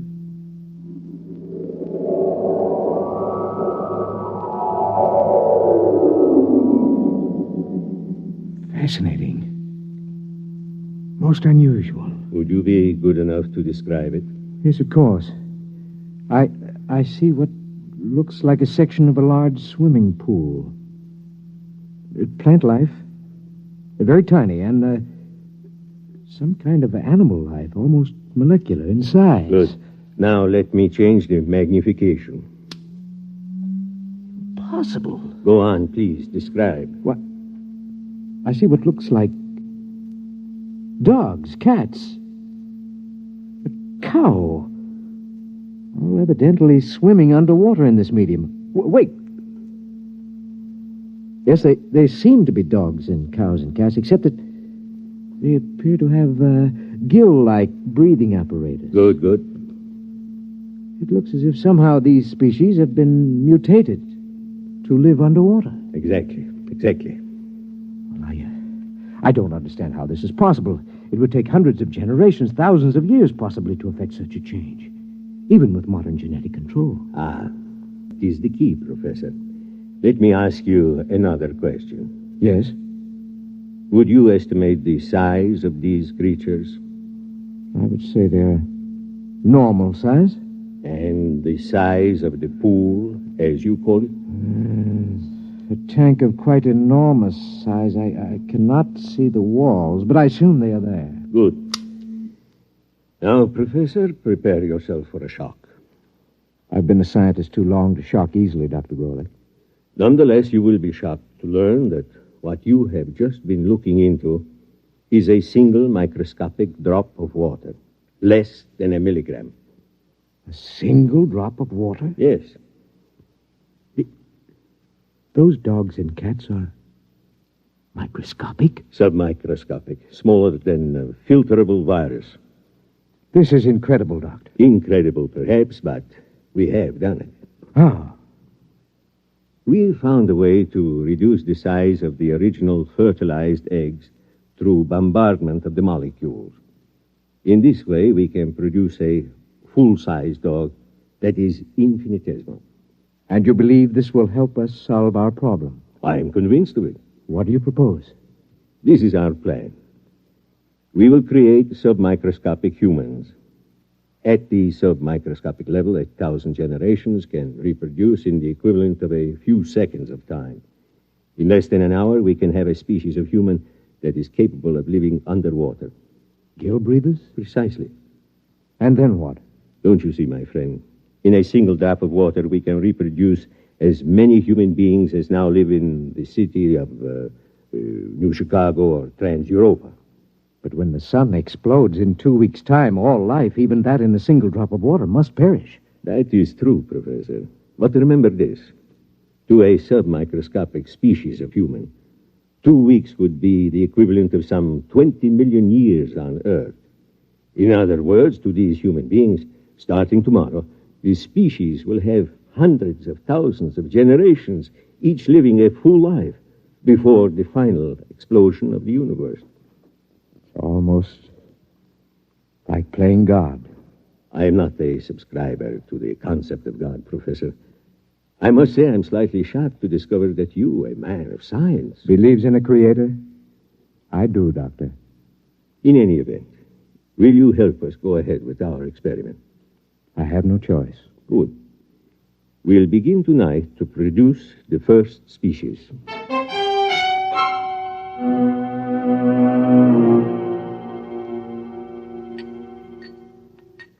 Careful with the virus. Here's the tube. Now then, we'll place this in a drop of water underneath the lens of the microscope. What about the evaporation and condensation of the drop? All outside factors will be controlled. Temperature, humidity, and so on. Will you turn on the lens, please? Now, using the highest magnification, we'll be able actually to manipulate a single being with electron magnets. A sensation we would interpret, possibly, as we interpret a centrifugal force. Ready? Ready. Good. We begin the experiment.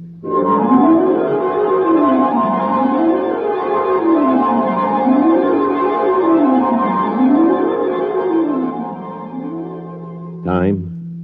1900 hours, 56 minutes, 3 seconds. Coming up on 0.4, 3, 2, 1, 0. Observation. The first fertilized ovum, reduced to submicroscopic size, has begun to develop. Time? 1956, 20 seconds. Coming up on 2, 1, 0. 4 submicroscopic human beings have been reproduced. 2 appear to be males, 2 females. Time? 1956, 24. Observation. 10 generations of submicroscopic humans have been reproduced. Webbed toes and fingers and elementary gill modifications have begun in response to submersion of species in highly oxygenated vapor. Time? 1956, 45. 100 generations have reproduced.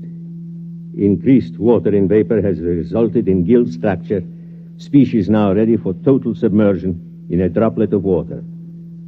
Turn on the electron magnet. Now for the crucial part of the experiment. Total submersion. Finish or die, I feel like a murderer. The prolongation of the human race is at stake. It's a calculated risk. Still. Steady. I am about to effect the transfer. Steady. Now.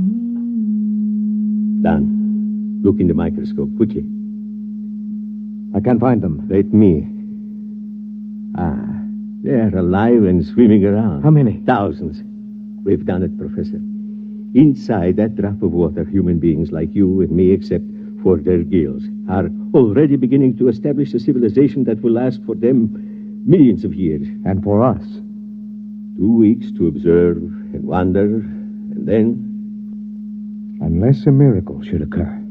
Let us begin now. Time, please. 1900 hours, 56 minutes, 49 seconds, 3, 2, 1, 0. Observation. The equivalent of 1,000,000 years has already passed inside our droplet of water. Human life is firmly established.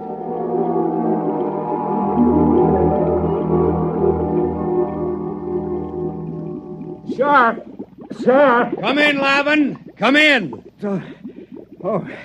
I swam down from the museum. I'm exhausted. Rest yourself. Would you like some proto steak? No, thank you. Breath of oxygen, perhaps? 100 proof, distilled from pure upper-level water. A breath, perhaps. Now then, I assume that you've come about the plates. Yes. Naturally, the directors of the museum are most anxious. I haven't completed the translation yet. It's been 6 months. Yes, I know that, but they're incomplete. One of them was evidently lost during the final battle with the Eaters. Sure. Can you tell me off the record what you've already deciphered? Well, first, let me warn you. These plates were prepared thousands of generations ago. They're highly romantic. What they tell us may be fantasy. Still, I'm fascinated. After all, the greatest archaeological discovery of all time, buried 1,000,000 years in the ooze of the bottom. Very well. The first line of the oldest plate reads as follows. It goes, "In the beginning, we were created." Created? What an extraordinary concept. By whom? What about evolution? Yeah, let me finish. It goes, "We were created by men who are not as we are, but who are our ancestors all the same. They were caught in some disaster, and they made us and put us here in our universe so that the race of men might live on." Ridiculous. Perhaps. Well, this supposes a universe other than ours. The theory has been advanced before. By fools. Fools? Look at us, Lavin. Are we really suited to this universe? Our gills, our webbed feet, these are the product of evolution and adaptation, but the shape of our bodies, the way we swim... Well, I'll admit there's some basis for the theory, but every experiment, every attempt to prove that anything exists outside, that the surface can be pierced... According to the plates, the surface can be pierced. Listen to this passage. There are 3 surfaces of the universe. The first is the bottom, where the water ends. The second is the thermocline, the dividing water between the bottom and the sky. The third is the surface film beyond which none can pass. And beyond the surface film, beyond the surface is the universe of the creators. Well, the whole thing sounds like a parable or a song. Whatever it is, remember this. Thousands of generations pondered the miracle of our existence before these plates were written. Primitive. Men. You sound like a mystic, Shar. To think that a scientist like yourself could believe in the existence of creators. Nonetheless, creators who were formed in our own image. Or we in theirs. I'm shocked, truly. I intend to complete the translation of the plates. I will pursue this project for the rest of my life, if necessary.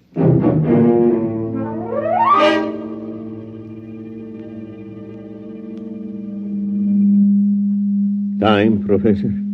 Second day, 14 hours, 6 minutes, 10 seconds. Observation. The plates which were inscribed with microscopic data by an earlier generation have evidently been removed by a subsequent generation. Our study shows that a highly developed civilization is now living in the drop of water.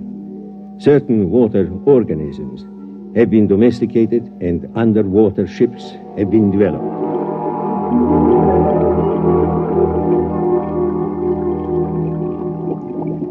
The meeting of the council is called to order. Gentlemen, you all know the topic. Our speaker will be Shar. Gentlemen, some 28 time units ago, when I was a much younger man, I was given the privilege of translating some metal plates found buried in the bottom. As all of you know, I've devoted much of my life to convincing the world that travel through the surface film was not only possible but necessary to survival. Finally, the council has seen fit to grant my request for a special ship to accomplish this travel. I'm deeply grateful, and I would like to request my friend Lavin as head engineer for this project. Permission is granted. We wish you luck. The whole of our world will be following your expedition.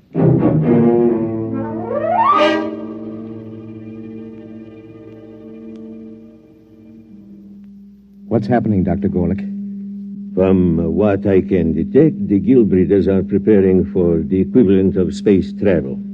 A large cylindrical ship is being built. What method of power are they using? I can barely detect it through the microscope, but my guess would be that they will use some form of living creatures to power the vessel.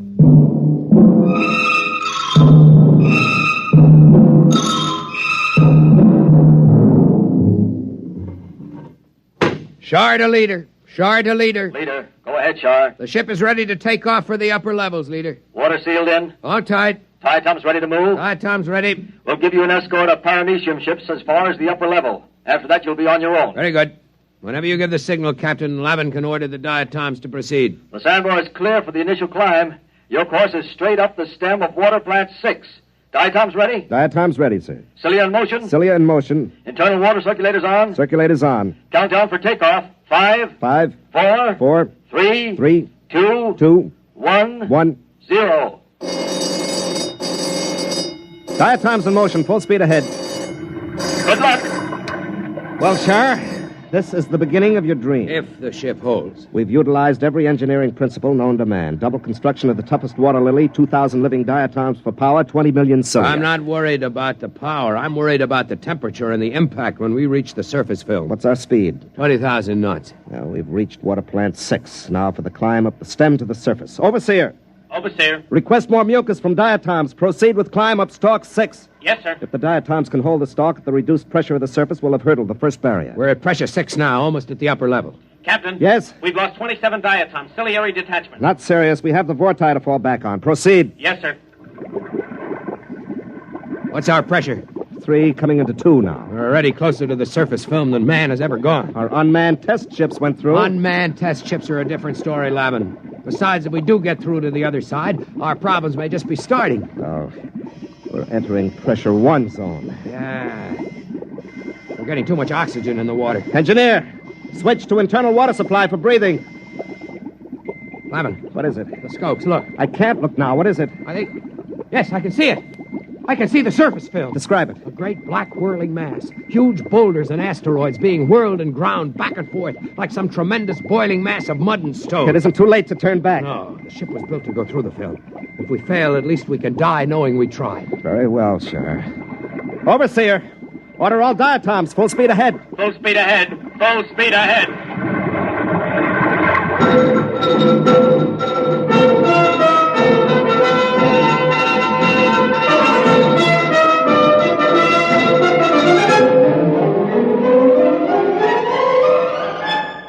We're in the film, Shar. Pressure on the ship is increasing. Overseer, more oxygen for the diatoms. Captain, the diatoms are dying. More oxygen. Keep moving. We're almost through. Shar, use the auxiliary vorti. Maybe the motion of their cilia and the thrust of the water. Overseer, bring up the vorti. Full speed ahead. We're moving. We're making headway. Oh, if the ship will only hold together. Shar, we're through. We're on the surface. Open the viewing port. It's blinding. Put on your eye shield. Look, Shar. Like a huge sheet of metal stretching as far as the eye can see, with thousands of small streams and great rivers of water. Look above us, Lavin. Space. Space as far as one can see. And a single huge sun like a great eye looking down at us. Must be billions of miles above us. See those enormous boulders and that molten rock on the surface? The ancients did not lie when they made the plates, Lavin. The universe does exist beyond the surface. Yes, but where are your creators, Shar? Certainly they were a romantic notion. I believe they exist, Lavin. Shar! Captain, the diatoms are dying. There's not enough oxygen in the water cases. What's the atmosphere like? Almost 30% oxygen, completely unbreathable. We'll have to try to get back into the surface film to restore life to the diatoms. Overseer, get the diatoms out of their shells. Full reverse speed down the stalk. We're going under again. Yes, sir. I'll try. We know one thing, Lavin. The surface can sustain life. Can't sustain ours much longer. Full reverse. It's no use, Captain. The diatoms are near death. Use the vortex. We haven't enough water, sir. They're starting to suffocate. We've got to get back beneath the surface. Lavin, we must think of what it means to mankind to know that the universe goes on, that it can sustain life. I don't know what to do, Shaw. We're finished. There must be a way. A way?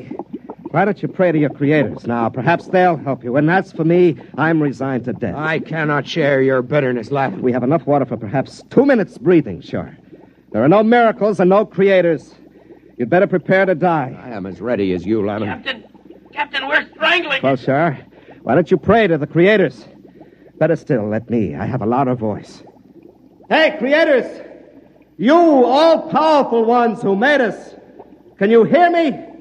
This is Captain Lavin of the first ship to breach the surface. We need your help. Can you hear me? We need your help. If there be creators, and I believe there are, then I ask that our presence be noted, and that we be delivered from this trial not for ourselves, but for the good of the race.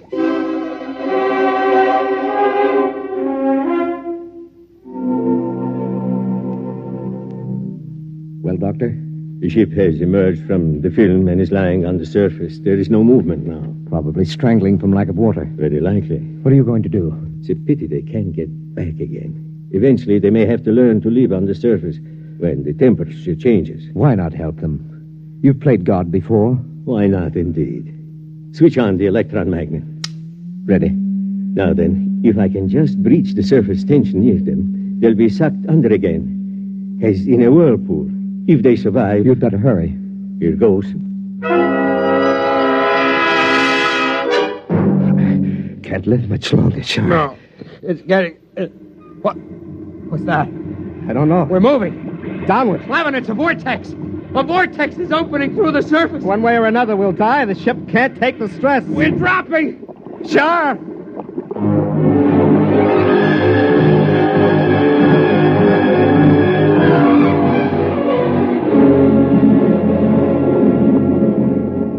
Lavin, we're through. We made it. The water is circulating again. It's too much to believe, Char. It's like... a miracle. Yes. It is a miracle.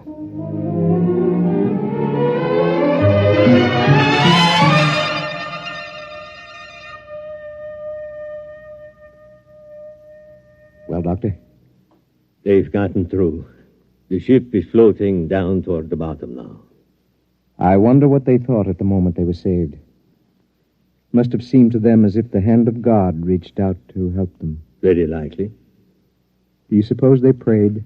To whom would they pray? I don't know. Perhaps to us? To the creators? It is not inconceivable. If only the human race, as we know it, had creators who could reach down and save us from destruction. How do you know we don't? Professor, I'm a scientist. So am I, Doctor. Those submicroscopic humans can't see us because we're too big to see. A molecule of our flesh would be like a world to them. And yet, we exist.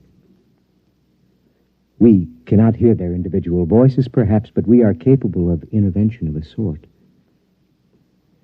Is it not conceivable that our own plight might not be seen and recognized?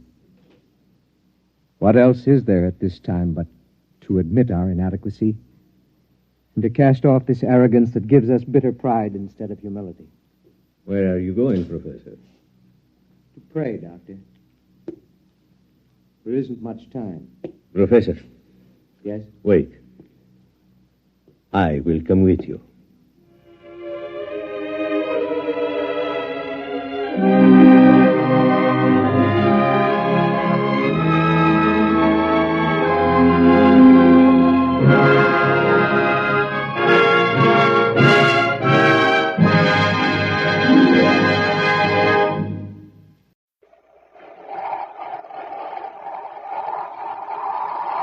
Wheat Chex, Rice Chex, and Good Hot Ralston present Space Patrol! High adventure in the wild, vast reaches of space. Missions of daring in the name of interplanetary justice. Travel into the future with Buzz Corey, Commander-in-Chief of the Space Patrol! In today's transcribed adventure, two criminals are holding Tonga in the subcellar of a Venus skyscraper. As Buzz and Happy advance toward the men, they pass a large ventilating tunnel covered with a metal screen. One of the men throws a switch, and behind the screen, the blades of a giant fan start to whirl. They've turned the ventilator fan on. Rush them, Happy. Yes, sir. I can't stay on my feet. Keep away from the grating. I can't move. The air suction pulled me against the grating. It's got me, too. Try to pull loose, Happy. The wind's too strong. Commander, the grating is sliding up. Pull, Happy. Pull hard. If you don't get out of this tunnel, we'll be pulled into the fan. We'll be back in just a moment with today's Space Patrol story, The Top Secret D-Ray.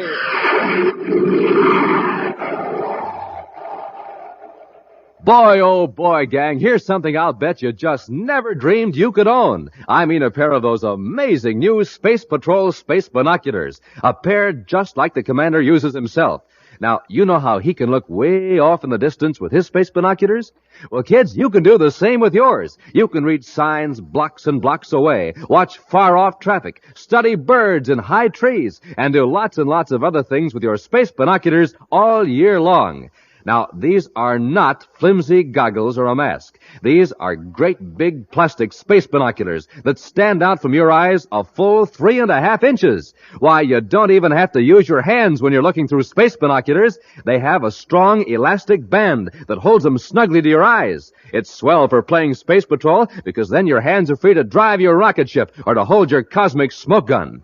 Now remember, these are real, fixed-focus, 4-power binoculars with 4 pure lucite lenses. Real binoculars, 5 inches long, 5 inches wide. The greatest offer we've ever made on Space Patrol. But, gang, the offer soon ends, so don't miss out. Send for your space binoculars today. Just buy a box of Instant Ralston. Then, with your name and address, send 25 cents in coin and an Instant Ralston box top to Space Patrol, Box 686, St. Louis, Missouri. If you don't agree that your binoculars are tops, send them back and we'll return your money. That's Space Patrol, Box 686, St. Louis, Missouri.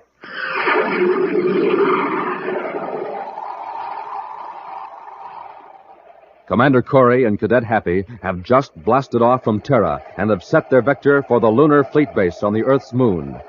One of the busiest spaceports in the solar system, the fleet base is also the center of scientific research into the development of space flight. For the past week, it's been open house at the base, with guided tours for throngs of visitors from Earth and many of the other planets. Tonga has been assigned to special duty at the base to see that security regulations are observed. Buzz and Happy plan to spend 2 days at this moon spaceport and then bring Tonga back to Terra. Mind if I tell you something, sir? What, Happy? Well, I didn't say anything one way or the other, but, well, I'm certainly glad I wasn't assigned to duty at the fleet base this week. Somehow I get the impression that you don't exactly care for the idea of herding tourists around. Oh, it might have been fun for a couple of days, but, gee, a whole week. Why, I'd rather fly through the meteor belt in a birdcage. I know what you mean. Just the same, Visitors Week at the lunar base has been fine for public relations. You'd be surprised at the number of people who are on the moon this week who've never made a space flight before. Tonga, Lunar Fleet Base, calling Commander Corey aboard Terra 5. Tonga, calling Commander Corey aboard Terra 5. Corey here. Go ahead, Tonga. Commander, I have an emergency message. I'm cutting to Scrambler Circuit, code 5. All right, Tonga. I'll adjust the receiver. Code 5 circuit cut in. Go ahead. There has been a security leak on the D-Ray project here at the base. The D-Ray project? Yes, Commander. A strip of microfilm containing the basic designs has been taken from the files. Do you have any idea when the theft occurred? Within the last 3 days. Order the base commander to declare condition red and ground all spaceships. The thief may still be on the base. Condition red is already in effect, Commander. Colonel Jacobson issued the order 20 minutes ago. Good. That film must not be smuggled off the base. Tonga, cut on your tape recorder and take this message. Feed it through the public address system at the spaceport every 10 minutes. Ready, Commander. Here's the message. Attention everyone, base personnel and visitors. No film of any kind is to be taken from the base until checked by security officers. Film that is cleared will be sealed and returned to passengers after they're permitted to board their ships. Film not surrendered to security officers will be automatically blanked out by cancel ray machines as passengers and luggage pass through the gates. To preserve your personal films, follow these regulations. End of message. I have it recorded, Commander. It will be put on the base PA system immediately. We don't want to keep innocent people on the base longer than necessary, so run the films through inspection as rapidly as full security methods permit. Yes, Commander. Happy and I will arrive at Lunar Fleet Base in approximately 3 hours. We'll contact you upon arrival. Corey out. Commander, what is this D-Ray project? The D-Ray is a new defense ray. It can make any unfriendly spaceship completely powerless, even at great distances. It neutralizes all electrical fields. Hey, yeah, it would cut off all controls so you couldn't maneuver the ship or fire weapons. You couldn't even use the spaceophone or viewscope. Oh, and those are the plans that have been stolen? Yes, and that means that somebody could build a D-Ray to use against space patrol ships, if they got away. That's why we have to get that microfilm back. Smoking rockets. I want to spaceophone Major Robertson and have him transmit the pictures and records of everyone suspected of espionage to the Lunar Fleet Base. Take over the controls, Happy. Yes, sir. And keep it on vector. Yes, sir.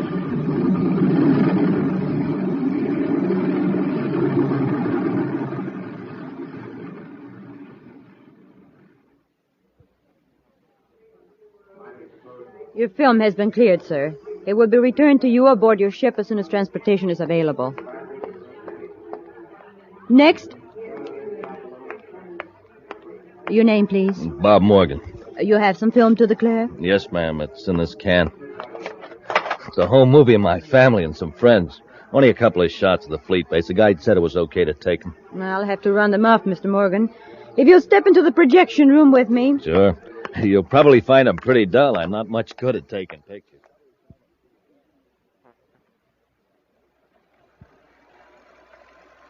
Now, this is about the last of the shots I made on Venus. That's my wife and our youngest daughter, Susie. Oh, what a cute little girl. Thank you. Oh? Is this what you filmed here in the base? Yeah. Oh. Yes, that's rocket chute number 1. I got a ship blasting off, but they didn't have the camera aim right. Well, that's the end of the reel. I guess you're glad that's over. Unless you know the people involved, home movies are pretty dull usually. Well, I'm sure you and your family will enjoy these when you get back to, Mars, isn't it, Mr. Morgan? Yeah. Films are all right then? Oh, perfectly. I'll give you a clearance check, and they'll be returned to you aboard the Mars Express. Thanks, miss. Hope you find what you're looking for. Ladies and gentlemen, please. We're checking your films as rapidly as we can. Just wait your turn and be patient, please. Now, who's next? Is the crowd giving you much trouble, Tonga? Oh, Commander. No, I haven't had any trouble, but the people have had their holiday and they're impatient to get home. The thief or thieves must have planned to take the microfilms when we had thousands of visitors on our hands. Can we go somewhere where we can talk? Oh, we can use the room next to the projection room. Fine. Let's go. Happy will be with us in a few minutes. I have him waiting for some pictures and data Robbie's sending us by viewscope facsimile. Oh, in here, Commander. Any trace of microfilm, Tonga? No. The only microfilm any of the security officers have found is of a regular business record nature. Any indication of blow-ups of microfilm to regular amateur size? None. Wow, what a mob. I thought I'd never get through. Cadet, how much longer do I have to wait? Cadet, why is the Space Patrol interested in pictures of my daughter's wedding? It's understandable, Happy. Got the pictures? Oh, yes, sir, quite a batch of them. And background data as well. Look through these, Tonga. See if you can recognize any of these people as having been here at the fleet base. All right, Commander. Anything on the D-Ray films, Commander? Not yet, Happy. Commander, this man looks familiar. I think I've seen him here. Which one? This one. He had some amateur movies of his family. A reel he'd taken on Venus. Morgan is his name. Bob Morgan. Very interesting. According to the record, Morgan was picked up on Mars last week. He was suspected of violating security regulations there, released for lack of evidence. Well, there was nothing wrong with his films. Just his wife and daughter Susie and, well, a couple of harmless shots of the base. Yes, but look at this. Morgan was also questioned on Venus with a certain Art Robertson, also released for lack of evidence. Say, Morgan doesn't have any children. In fact, he isn't married. What? Now, why would a man lie about a perfectly harmless amateur film? Tonga, have you got someone who can take over your duties here? Well, Captain Thornton has been working with me. He will assume your duties. You're to blast off for Venus City and try to get a line on Morgan's friend, Art Robertson. Happy and I'll head for Mars to check on Mr. Morgan. As soon as you have any information, relay it to me through Space Patrol Unit Headquarters on Mars.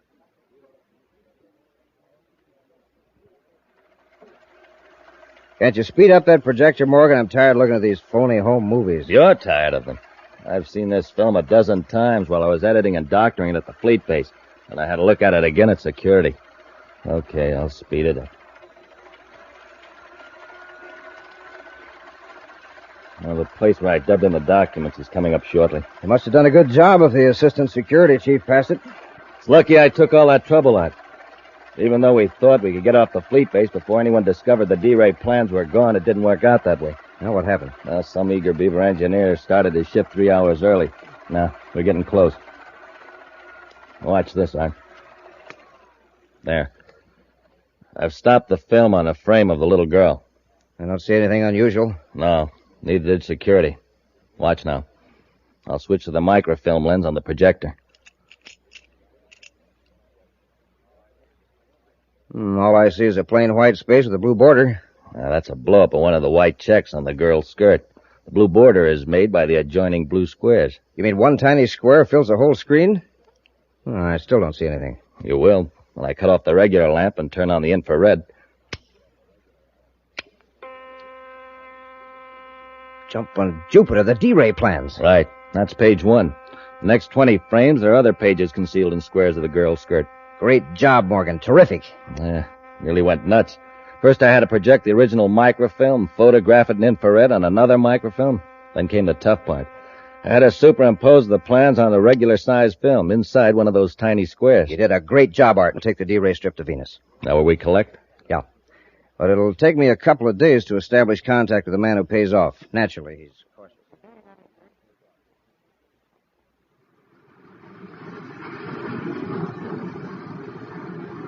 4 minutes out of Lowell City, sir. Take over for the landing, Happy. Tonga at Venus City Space Patrol Headquarters calling Commander Corey aboard Terra 5. Tonga calling Commander Corey. Corey here, go ahead. I've been checking on Art Robertson, Commander. Got the word earlier than I thought I would. Let's have it. He left here for Lowell City about 5 days ago. Then there's a good chance he came to Mars to meet Morgan. One of our agents at Lowell City has found Morgan's location. Well, stay in Venus City, Tonga. Find out who Robertson's friends are. See if you can run down any definite contacts or connections between Robertson and Morgan. Yes, Commander. Happy and I'll handle things at Lowell City and Corey out.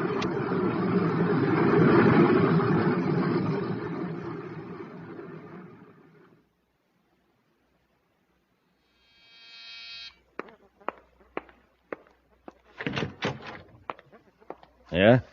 Mr. Robert Morgan? Oh, why, yes. I'm Commander Corey of the Space Patrol. This is Cadet Happy. We'd like to talk to you. Sure. Come in, gentlemen.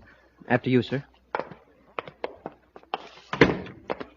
Mr. Morgan, you brought back some film from the Lunar Fleet Base, I believe. Yeah, that's right. I have the clearance certificate from your security officer. Like to see it? We'd like to see the film. We want to examine it again. Sure. I have it right here on the table. Thank you.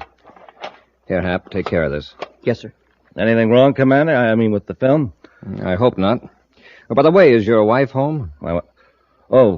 She's visiting her sister in Jupiter City. I see. And your daughter Sally is with her, I suppose. Yeah, Sally's with her. Mr. Morgan, unless I'm mistaken, when our security officer was running the film at the base, you told her your daughter's name was Susie. Why, we call her Sally as a sort of a nickname. In our files, Mr. Morgan, you're listed as being single. Well, I'll tell you. Actually, that film belongs to a friend of mine. I thought I could get it through inspection quicker if I acted as though it were mine. I realize now it was foolish and unnecessary. We'll give the reel a very thorough examination at the security lab. You'll hear from us then. Fine, Commander. Say, that's a pretty fancy projector. I was just noticing that, Happy. An expensive professional model, isn't it? Yes, hobby of mine. Yeah, it's got a lot of extra gadgets on it, too. And they seem to be similar to those in the security lab. Mm-hmm. A turret with several different lenses, including one for microfilm, and with an infrared attachment. Hey, we could run it off right here. Say, Morgan. Get him, Robertson. It's the Space Patrol. Hey, look out, Commander! Commander! You warned him too late, Cadet. You got in just in time. Get the film. What do we do with Corey and the cadet? We gotta get him out of here. We'll have to take him to Venus with us. Maybe on the way we'll finish him off without leaving a clue.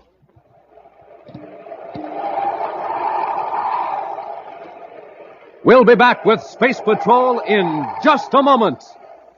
But in the meantime, here's a quick 3-act play. Act 1 begins with a boy and his mother in a house, in a kitchen, in the morning. Fill her up, Mom. Rice checks. Now there's a boy who knows what he's talking about. He wants a bowl of delicious rice checks for breakfast. Rice Chex, the shredded rice super cereal, spun in that modern bite-sized design.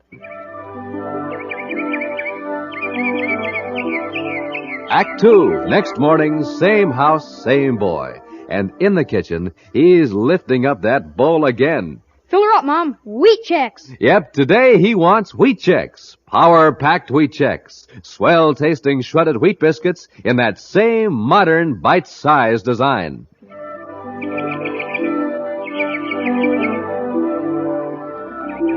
Third act, third day. Same kitchen, same boy. Fill her up, Mom. Instant Ralston. Yes, sir. Today he wants to warm up his motor, so for him it's Instant Ralston, the cereal with flavor galore. Good hot Ralston.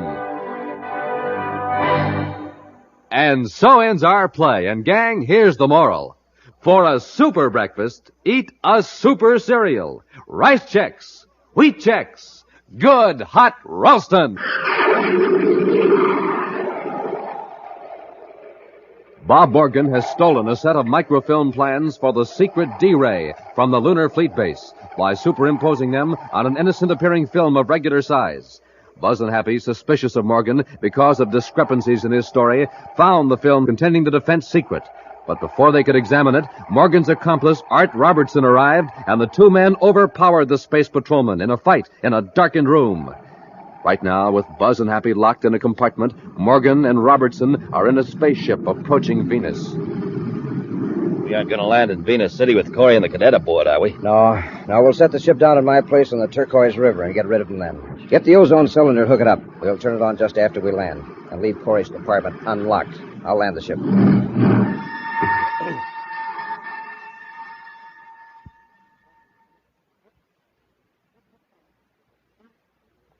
Commander, they've landed. I wonder where we are. Listen.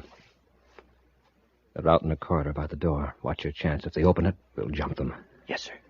Leave them in there, Morgan. We'll attend to them when we come back. Okay. Sounds like they're leaving the ship for something. Yeah. Did you hear a click just then?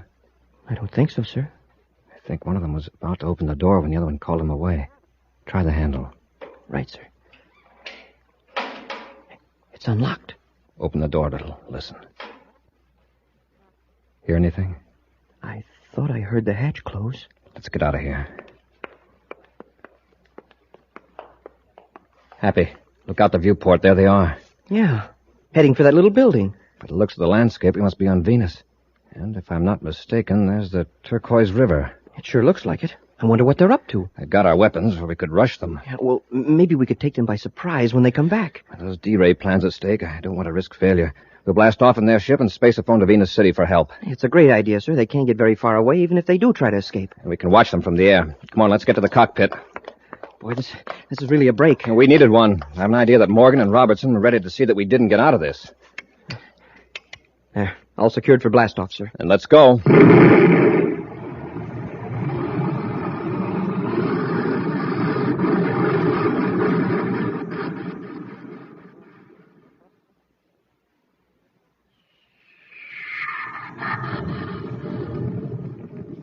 There they go. Yeah, just the way you planned it. How long will it take for that ozone to take effect? Just a couple of minutes. After a few lungfuls of that contaminated oxygen, they'll get sick and dizzy. Before they can land, they'll black out. And there'll be a terrible tragedy on the Space Patrol records. Where's your submarine? It's hidden under the wharf on the river. Come on, let's get down to it.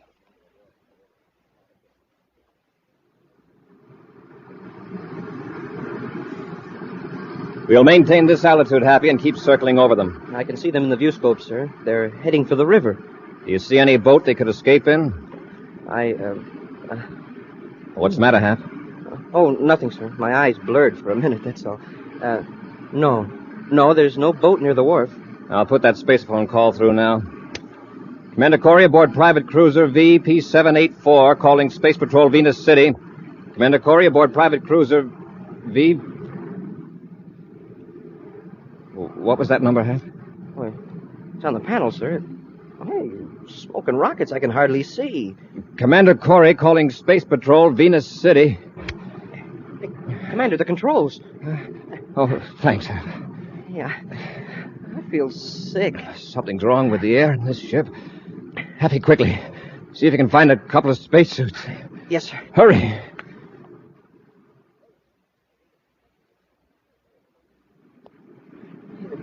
The suit's hard to get on. I feel so weak. I'll help you, Happy. There. Now close the facepiece. Let's hope the oxygen supply works. Is your suit receiver working, Happy? Yes, sir. I read you. Take several deep breaths. My head's clearing already. So is mine. I checked the viewscope. Do you see Morgan and Robertson?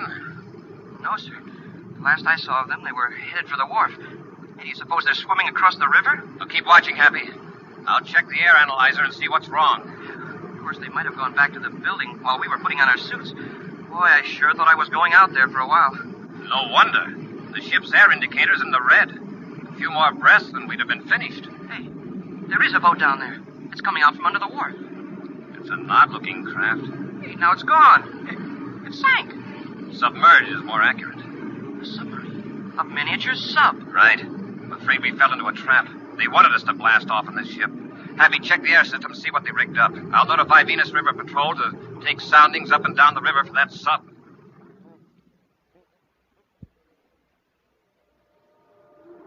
Where are we now? Right where we want to be. Pier 7, Venus City dock area. 8 fathoms deep. Safe to surface here? Sure. We come up under Pier 7. There's a ladder that leads up through a trapdoor into a tool shed. A few minutes from now, we'll be in the streets of Venus City, ready to sell the D-Ray plans. Yeah. No one able to trace us. I'll cut the motors now. We're going to the surface.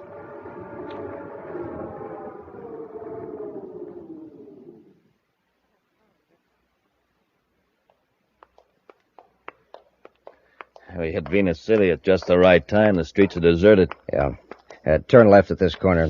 We'll walk over to the business section and hail a surface taxi. No.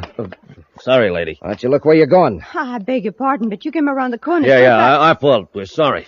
Wait, you're Bob Morgan. We're in a hurry. Wait, you're under arrest, both of you. We're bumping into you? Don't be stupid. She's from the fleet base, a security officer. That's right. And you have to come with me to headquarters. That's what you think. Let go of me. Put your hand over her mouth so she can't yell. Okay. Hold still, you. We can't ever spread in the news we're in town.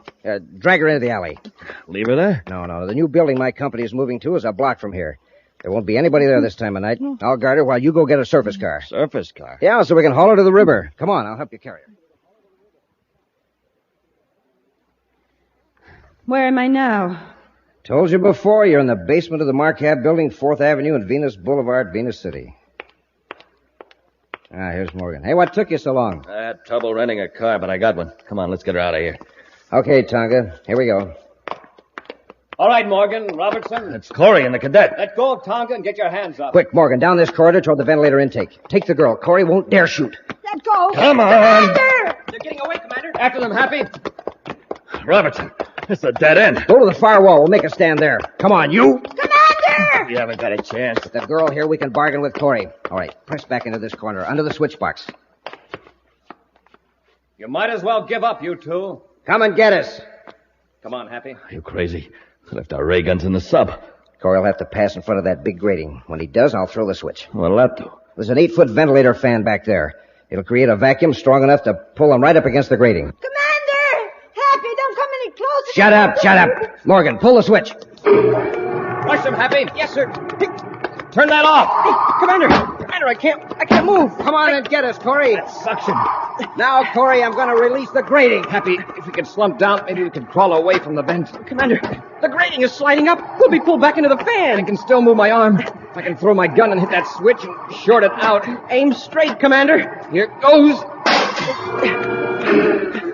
Hey, you did it, sir. A bullseye. Quickly, Happy, rush them. They hit the switch. Morgan, pick up that ray gun. No, you don't. Get away from it, Morgan. All right, Robertson. No more. No more. I've had enough. How about you, Morgan? Sorry, Commander, but Mr. Morgan is out. Are you all right, Tonka? Yes, Commander. I guess you heard my miniature spaceophone. Yes, and Robertson's ship. Good thing you had it on. It was lucky Morgan had trouble locating a surface car. All right, Robertson. Where's that film strip? It's right here in my pocket. Hand it over. Happy, see if you can revive our fleet-based tourist, Morgan. Oh, he's not a tourist any longer. Where he's going, he'll be a permanent resident. We'll be back with an action preview of next week's exciting Space Patrol story in just a moment. Hey, gang, have you sent for your Space Patrol space binoculars yet? Well, you better hurry, because this offer is soon going to end. Now remember, space binoculars are real binoculars. Big, powerful binoculars you can see way off in the distance with. And when I say they're big, when I say they're powerful, I mean it. Space binoculars are 5 inches long, 5 inches wide. They're 4 power binoculars, and that means they make people, cars, buildings, everything else in the distance look 4 times closer. Now, they're not old-fashioned binoculars that you have to hold in your hand. They're sleek, new, modern plastic binoculars with an elastic band that holds them snugly to your eyes. Just think of the fun. You can spot planes in the sky, watch birds and squirrels in the trees, identify cars blocks away, read signs way off in the distance, and do lots and lots of other things with them day and night all year long. Absolutely the greatest value we've ever offered. But don't forget, this offer soon ends. So hurry. Send for your official Space Patrol space binoculars today. Just buy a box of Instant Ralston. Then, with your name and address, send 25 cents in coin and an Instant Ralston box top to Space Patrol, Box 686, St. Louis, Missouri. This offer good only in the USA and may be withdrawn at any time. That's Space Patrol, Box 686, St. Louis, Missouri. And now, an exciting preview of next week's exciting Space Patrol story. Buzz and Happy have conceived an extremely daring and dangerous plan to surprise 2 criminals who are holding Carol captive in the Martian hills. Right now, they're nearing the hideout in a small atmosphere ship. We're getting close, sir. Fasten your safety belt, Happy. Here's where we would develop power failure intentionally. I'm all set, sir. Hang on. I'm about to make the worst landing of my career. The ground's coming up awfully fast. You gotta make this look like a disastrous crash. Okay, but it's beginning to look too realistic. Brace yourself. It's beginning to look like a real thing to me, too. We're losing control.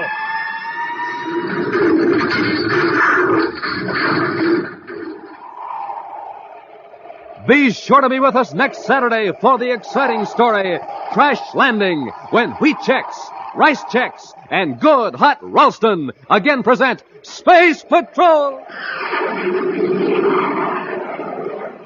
Space Patrol, an original Mike Moser production starring Ed Kemmer as Commander Corey and Lynn Osborne as Cadet Happy, was written by Lou Houston and directed by Larry Robertson. Other players were Norman Jolly, Ken Mayer, Nina Berra, and Stephen Robertson. Dick Tufeld speaking. Now, don't forget to tune in next Saturday and every Saturday when Wheat Chex, Rice Chex, and Good Hot Ralston again present the new, exciting Space Patrol! Be sure to see another exciting Space Patrol story on your local ABC television station. Consult your local paper for time and channel. Space Patrol comes to you transcribed from Hollywood. This is ABC Radio Network.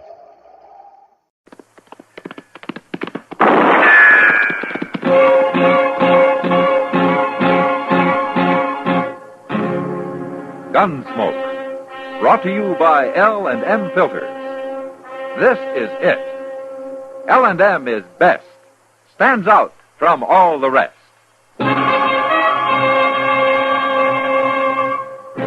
Around Dodge City and in the territory on west, there's just one way to handle the killers and the spoilers, and that's with a U.S. Marshal and the smell of Gunsmoke.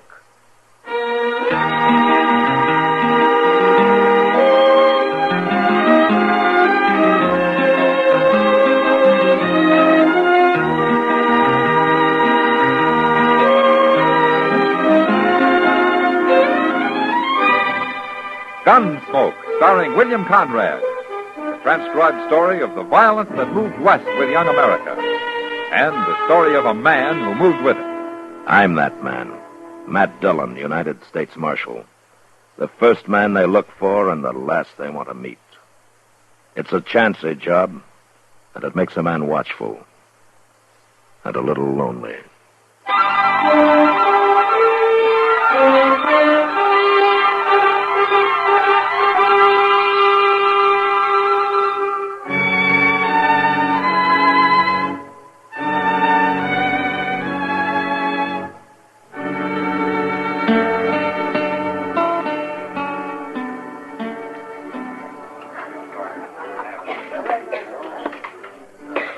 Barkeep, What'll it be, young fellow? draw me a beer, will you? Got it right here. That looks mighty good. Right, Farm? Far enough. I ain't seen you around Dodge before. No. There you are. Thanks.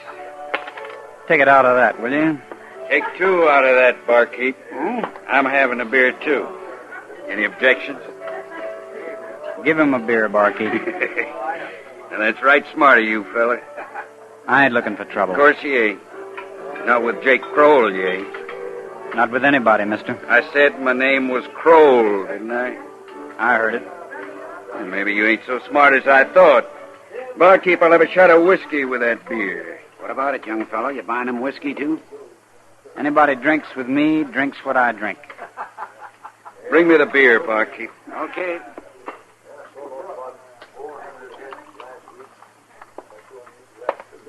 There you are. Now, young fella, I'm going to show you what happens to people that don't do as I tell them.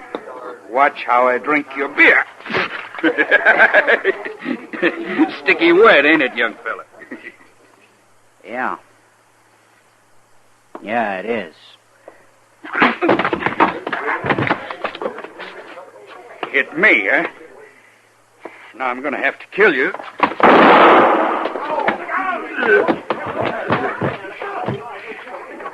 Killed him. Oh, Marshal Dillon. Oh? Did you see that, Marshal? Jake drew first, not the boy. Jake made him fight. He was bullying him right from the start, and then he drew first. I'll be witness to that. I saw it. I came through the door just as it happened. Good thing you saw it, Marshal. Give me your gun.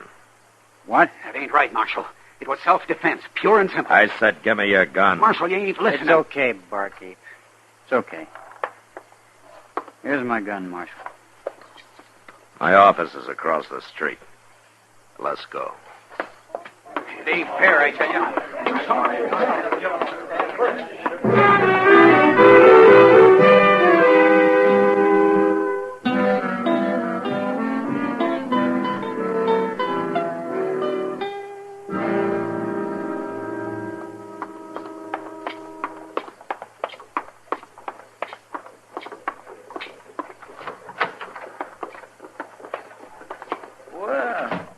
Who's this you got, Mr. Dillon? I don't know, Chester. I heard the shot.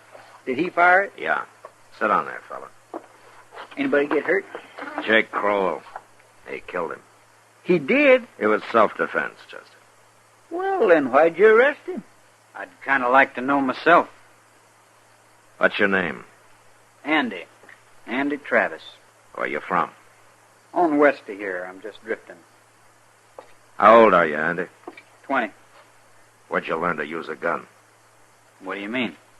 Jake had his halfway out of the holster before you even started. He did? Well, say now, you must be pretty fast, He's man. real fast, Chester. That's why I brought him over here. What? I'm not arresting you, Andy. I wanted to see what you're like.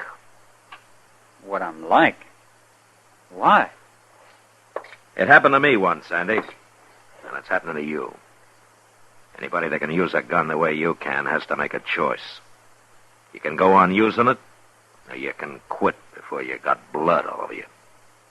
I don't like killing people, Marshal. I've done it before. I had to, same as today. But I don't like it. How'd you get so good? Practice. All my life I've practiced. I don't know why. It was fun at first, but it ain't fun now. It just leads to trouble. That's all I ever got out of it. Trouble. Then why are you still wearing it? I don't know. I wouldn't feel right without it, I guess. How long you been in Dodge, Henry? Just got here today. And you've already killed a man, huh? And the barkeep is going to tell everybody in town just how fast you are. And the first thing you know, you're going to have a reputation. It won't be very long before somebody tries to cut you down for it. You're going to have to go on killing the rest of your life. However long that is. It's too late already, Marshal. No, it isn't. You're not a killer, Andy. I know a killer when I see one. No. No, I'm sure not. But you're going to have to kill. One man after another. I know. Well, I'm not going to watch it. You take your gun off and you leave it off or you get out of Dodge. You go do your killing someplace else.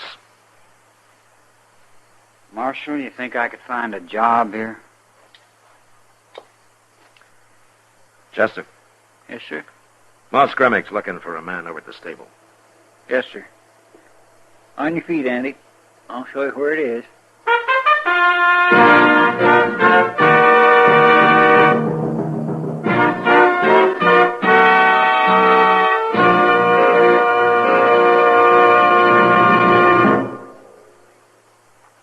This is it, L&M filters. It stands out from all the rest. Miracle tip, much more flavor. L&M's got everything. It's the best. Yes, L&M is best. Stands out from all the rest. L&M stands out for flavor. Flavor. Flavor. Flavor. The miracle tip draws easy. You enjoy all the taste. And notice how mild it is. L&M stands out for effective filtration. Filtration. Filtration. Filtration. No filter compares with L&M's pure white miracle tip for quality or effectiveness. L&M's got everything. L&M, light and mild. America's best filter tip cigarette.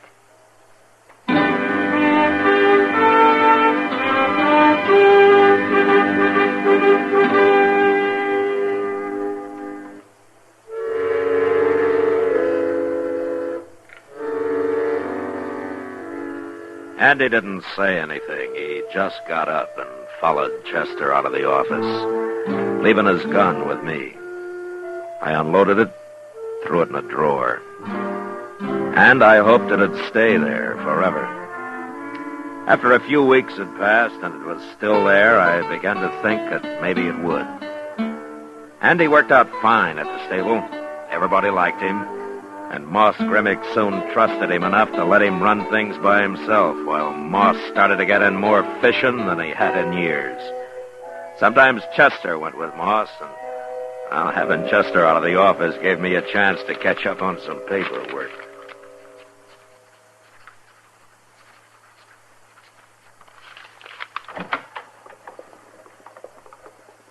This the marshal's office? Yeah, come in, come in. You the marshal? What can I do for you? Remember me. What? Remember me next time you see me. I mean it. Take a good look, Marshal. Who are you, mister? Joe Kite. All right, Kite, say your piece. I did, Marshal. I want you to know me. I want you to know my name. Why? Because I don't want you to shoot me or buffalo me or treat me in any kind of hurry at all next time you see me. Why? Because I might have to shoot a man.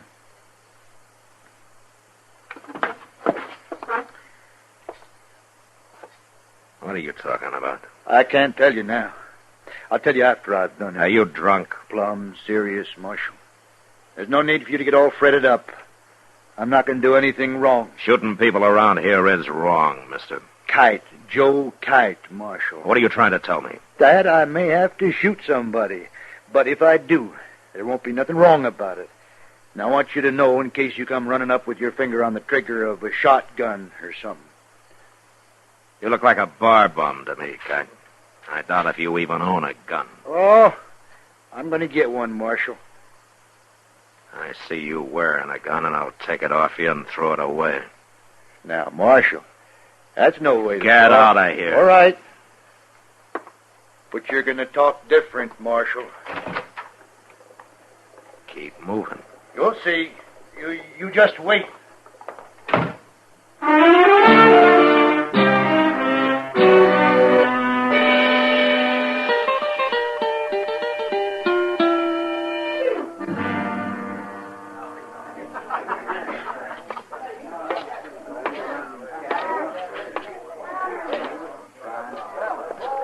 Chester. What do you... Hello, Mr. Dillon. What are you looking so guilty about? Well, I'm not. Nothing. Man spends all day out fishing. He deserves a little beer afterwards, doesn't he? Yes, sir. Where's Moss Grimmick? Well, he went back to the stable so Andy could get away for a while. Andy's sitting over there with Miss Kitty. Oh. Did you catch any fish? Yes, sir. Yes, we did. We got a whole sack full, Mr. Dillon. All catfish. Good. Well, you finish your beer, Chester. I'll be back in a few minutes. Okay, sir.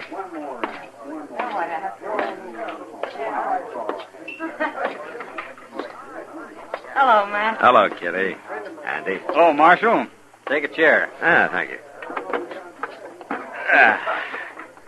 I hear your boss is loaded with catfish, Andy. He's over at the stable now, trying to give them away to anybody who'll have them. Oh, if he and Chester are going to keep on, we ought to fix up a fish model one of these days. A fish muddle? I never heard of that, Miss Kitty. Oh, then you've never been in Kentucky, Andy. I've seen them making in 20-gallon batches down there. It's, kind of a fish stew, I guess. But it's awful good. Say, I'd like to try that. Let's do it, huh? Next week sometime. First day Moss and Chester can guarantee the fish. I'll tell them about it. I better get back to the stable now. See you later, Miss Kitty. Okay, Andy. So long, Marshal. So long, Andy. He's an awful nice boy, Matt. Yeah, I think he's going to make out fine, Kitty. He already has. It sure bothered him at first, though, not wearing a gun. You know, he told me he'd been working with a gun since he was about 12 years old. Yeah. You know, he's a natural, Kitty. Some men can practice all their lives and never be any good. Well, it's sure nice to know one man that wants to live peaceful. Yeah. He's mighty lucky he ran into you. What's that? You better stay in here, Kitty. Don't worry. Everybody but Chester, stay right where you are. You want me to guard the door, Mr. Dillon? No, follow me.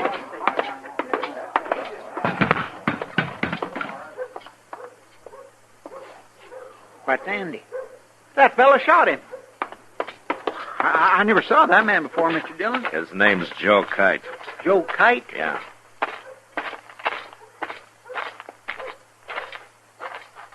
Hello, Marshal. You gonna use that gun again, Kite? No, of course I ain't. That's too bad. I kind of wish you wouldn't. Oh, I told you, Marshal. I didn't do nothing wrong.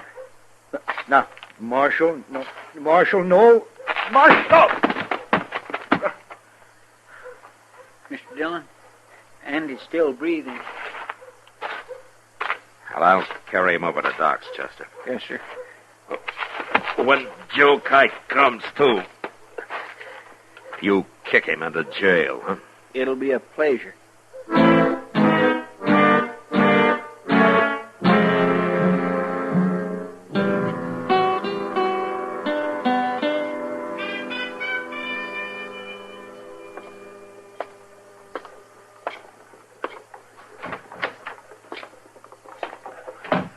How's Andy feeling, Mr. Dillon? Doc doesn't think he has much chance, Chester. Won't even let me talk to him. Clean murder. That's what it was. Did, Kite say anything? He started to, but I told him to shut his head or I'd buffalo him. Well, I'll talk to him now.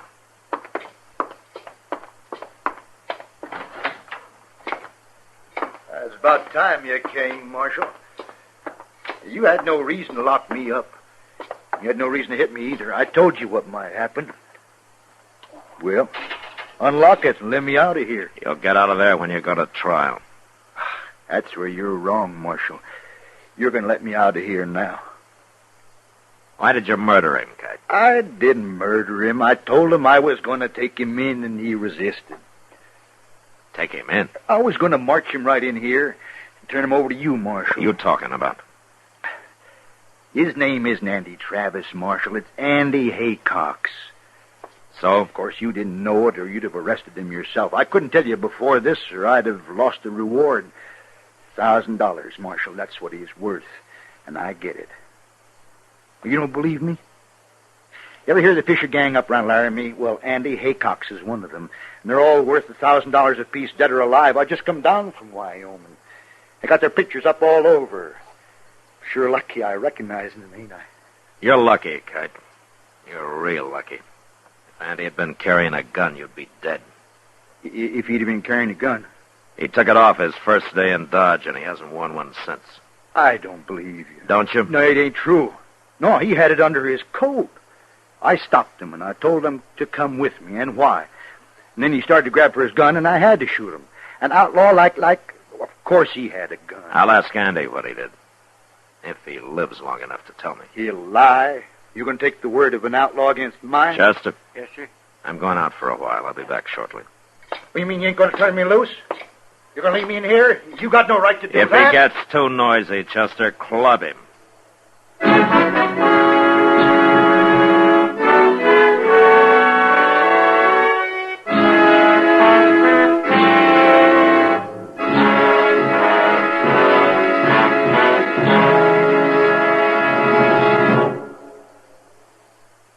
L&M is best.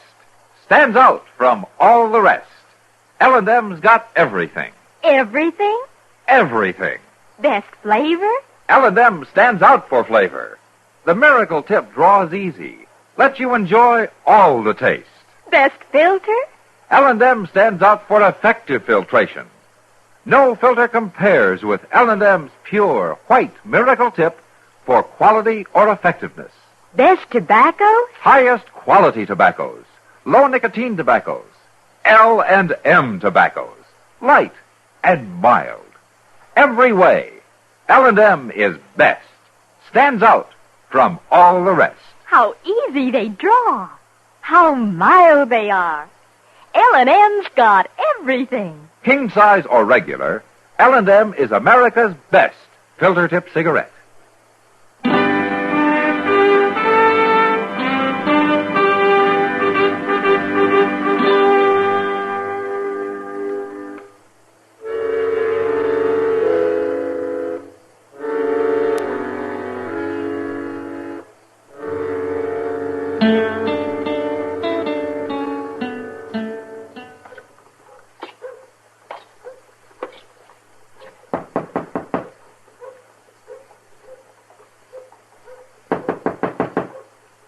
Who is it? It's Matt, Doc. Come in, Matt. Come in.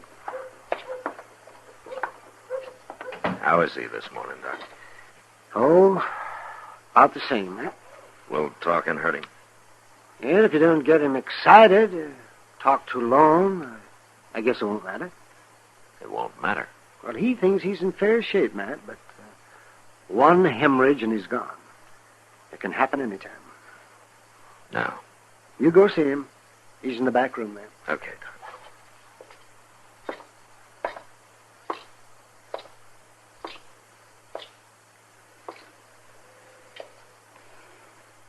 Hello, Andy. Marshal, Well, I hear you feel pretty good. I still got a bullet in me. Oh, well, Doc will take it out as soon as he can. It wouldn't be there if I hadn't forgot I wasn't carrying a gun. I just naturally went for it, and it wasn't there. so he shot me. Yeah. I guess he's told you about me, Marshal. He said that you're wanted up in Laramie. Dead or alive. That's what them posters said. You were part of a gang, Andy. Long enough for him to put up a reward for me. But I quit, Marshal. I quit. What do you mean? Fisher and them fellas. I told them I was through. They tried to stop me, but I said I'd shoot my way out if I had to. So they let me go. You quit the gang? That's what I'm telling you. Well, why did you quit? They killed a fellow one night after they robbed him. I don't like killing people like that, Marshal. I had to quit. You should have told me, Andy. Maybe I could have done something. It's going to make you look bad now, ain't it, Marshal? Being friends and helping me and all. No, it won't, Andy. And I wouldn't care if it did. First time in my life anybody ever done anything for me. I'm sorry it didn't work out, Marshal. Everything's going to be just fine, Andy. Don't you worry about it. No. No, it ain't, Marshal. Marshal. Doc. Doc, come in here, will you?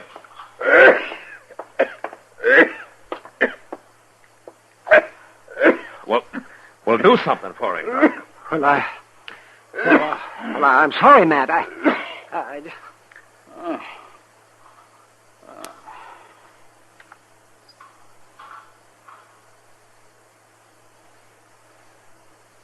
He's dead, Matt.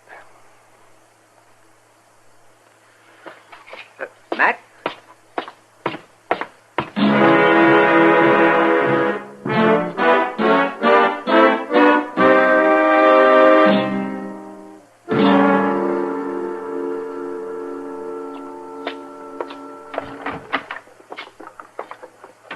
Chester?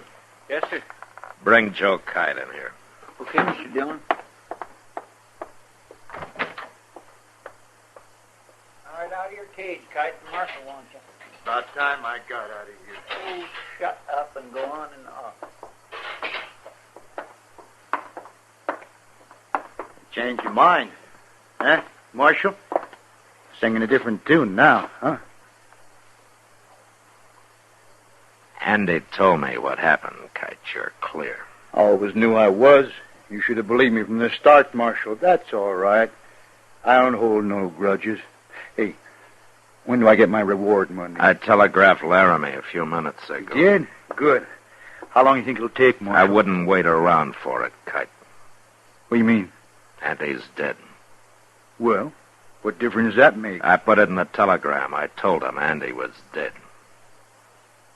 And that I killed him. You what? Of course, I won't collect the reward. As a U.S. Marshal, I don't get cut in on reward money. Oh, no. You're fooling me, Marshal. You didn't tell him that. I think they'll take my word against yours, Kite. And besides, Chester witnessed it. Didn't you, Chester? Yes, sir. I seen the whole thing. You can't do this to me. You're stealing my money. That's what you're doing. You're being a thief. Get out of Dodge, Kite. Get out of Dodge while you can. No. He ain't done nothing. Open the door. This ain't fair, Marshal. You can't do it. Get out before I kill you.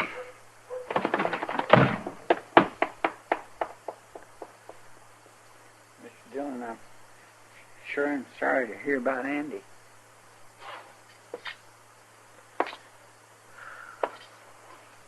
Yeah. Did you really telegraph all that stuff to Laramie? I did. And it's true enough. I feel like I had killed him. No, sir. And what's worse, Chester, because of me, he couldn't even die fighting. hope I have better luck when my time comes.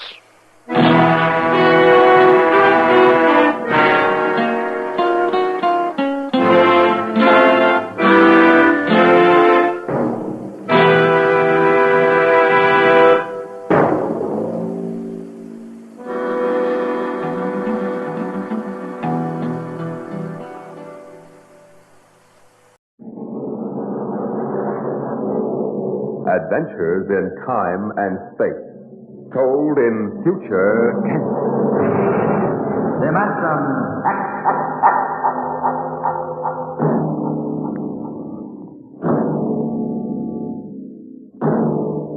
The National Broadcasting Company, in cooperation with Street and Smith, publishers of astounding science fiction, bring you Dimension X.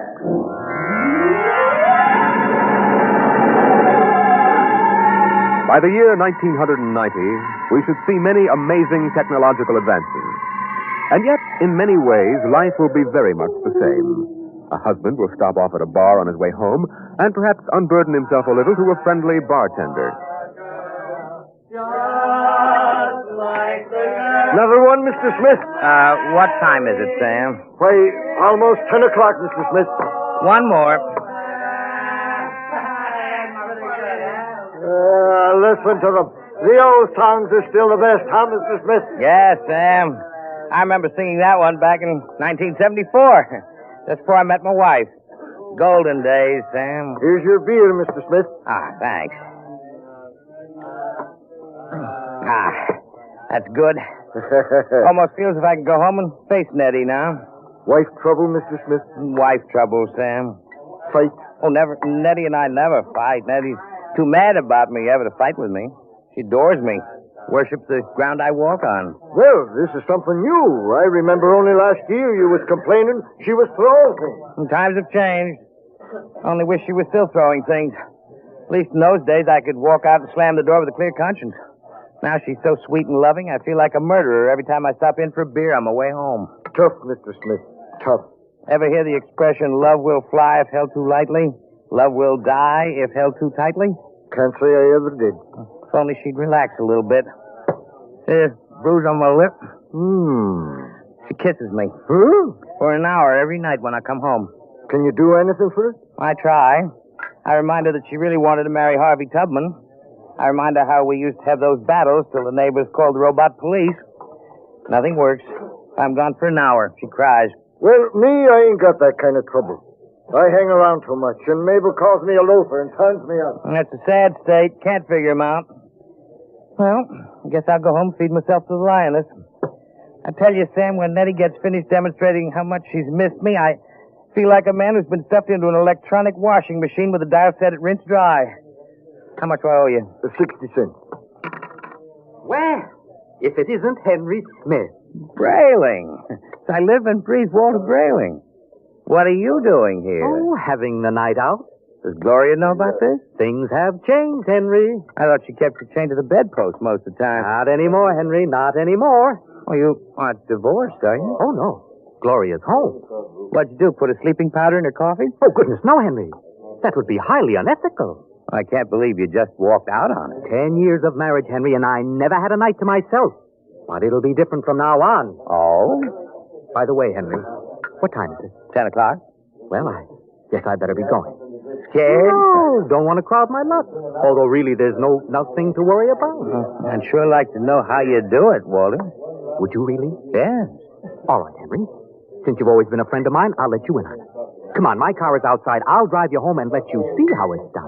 Well, that's nice of you, Walter. Not at all, Henry. We fellows have to stick together.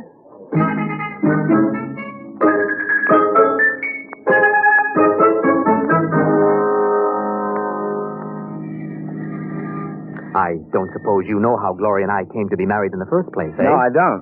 Well, one evening, she threatened to tear off her clothing and call the police unless I married her. No. Oh, yes.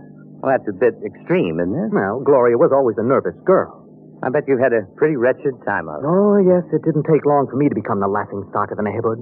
Handpecked Brayling, they used to call me. I know. But things are changing now. Here, you see this? What's that? A single ticket to Rio on the morning rocket. I have hotel reservations there for a month. A whole month, Henry, to have a fling. Won't Gloria make trouble over that? That's the amazing part of it, Henry. She won't even know I'm gone. I'll be back in a month, and no one the wiser. You don't believe me, do you? Frankly, no. Just how you going to swing it, Walter? That's the secret, Henry. I tell you, it's the most wonderful thing ever invented. Worth every cent I paid for it. What is it? I'm going to show you. Here's my house. Notice the lights are all out.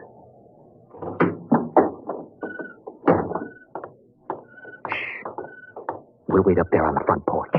Walter, you haven't gone off your rocker, have you? Now I meow twice.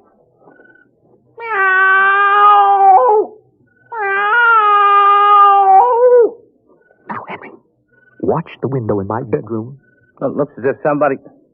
Hey, there's a man up there. He's looking out. Good. He sees me. He'll be down directly. Isn't it a bit embarrassing for you, Walter? Oh, not at all. You'll find out. Here he comes. Hello, B2. Oh, good evening, Mr. Brayling. Close the door. Either I'm going out of my mind or there are two of you. You never told me you had a twin brother. I don't. But if this fellow weren't in pajamas, I couldn't tell you apart. That's the secret, Henry. Everything go all right, B2? Oh, just fine, Mr. Brayling. I suppose my wife was in her usual good form this evening? As a matter of fact, we spent the evening playing gin. No screaming? No shouting accusations? Oh, no, sir. It was a very quiet evening. Well, this is even better than I thought. Well, Marrionettes Incorporated aims to satisfy, sir. Did he say Marrionettes Incorporated? That's right, Henry. Look him over. Isn't he excellently fashioned? You wouldn't dream he was a robot, a marionette, eh? Oh, I can't believe it. It's against the law, of course, to duplicate a human like this, but it's well worth the opportunity. Well, I still don't believe it. You can't tell him from a human. Only one way, Henry. Put your ear next to his chest. That's it.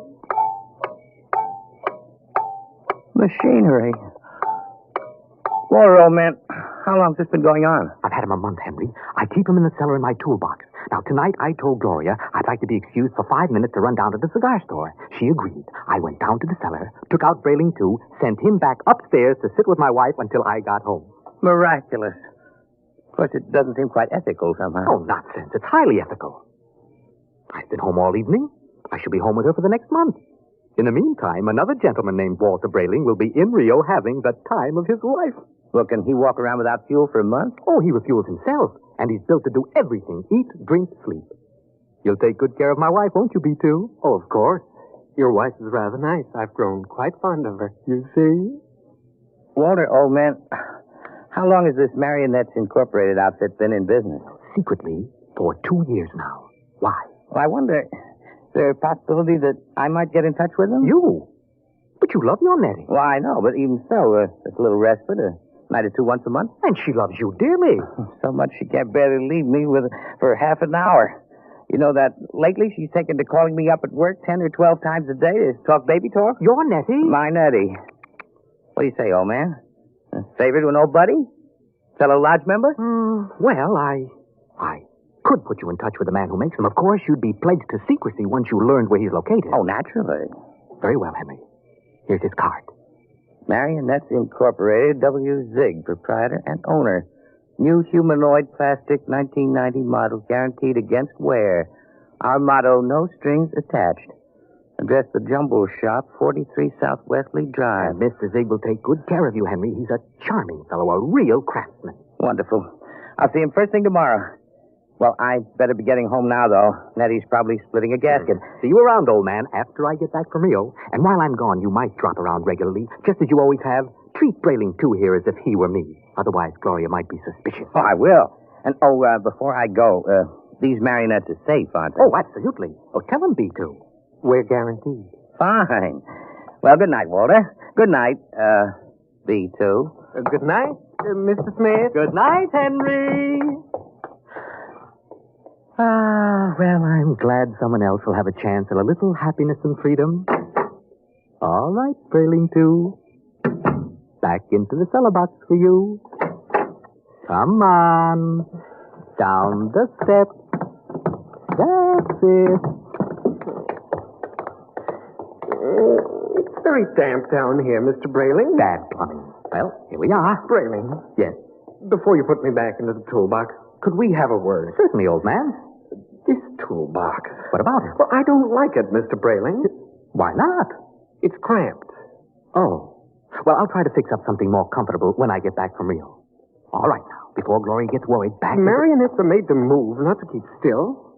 How would you like to lie in a stuffy old box most of the time? I didn't realize you fellas were that sensitive. Well, you wouldn't like it at all. I keep running. There's no way to shut me off. I have my feelings, you know. Well, day after tomorrow, I'll be off to Rio, and you won't have to stay in the box for a whole month. Or you can move upstairs. But when you get back from Rio, I'll go back in the box. Mr. Zig didn't tell me at Marrionettes Incorporated that it was possible to get a difficult specimen. There's a lot he doesn't know about us. We're pretty new. Now look here, B2. This has gone far enough. I'll never get to Rio. Now, come on now. Into the box. And another thing. Well... Your wife. What about my wife? Well, I've grown quite fond of her. Well, I'm glad you enjoy your employment. You'll have the whole month. I'm afraid you don't quite understand, Brayling. I've fallen in love with her. You what? You just don't appreciate her. Maybe if you hadn't always acted so meek and apologetic about everything, she'd have a little more respect for you as a man. Well, now, you aren't supposed to behave like this. You know you think you... Well, anyway, I could be very happy if I were married to Gloria. Aren't you forgetting you're nothing but a big, overgrown puppet? Careful, Brayling. I'm sensitive. All right. I'm sorry. Now, look. You wouldn't mind waiting here a moment, would you? I have to go upstairs and make a phone call. To whom? Oh, nobody important. I have to call Henry Smith about something. Yolande, you're going to call Marrionettes Incorporated and tell Mr. Zig to come and get me. Oh, no, really, I'm not. I was... B2, stay away. Stand where you are, Brayling. Now, B2, take your hand off my arm. No, Brayling. What are you going to do? Nothing much. I'm just going to put you in the toolbox, lock it, and lose the key. What? And then I'll buy another ticket to Rio, and Gloria and I can have a wonderful vacation. You're insane. Am I? Now, wait a minute. Hold on, B2. Now, don't be rash. Let's talk this over. Goodbye, Brayling. B2, stop it. Don't. Let's go. Help. To the box, Brayling. Stop. There.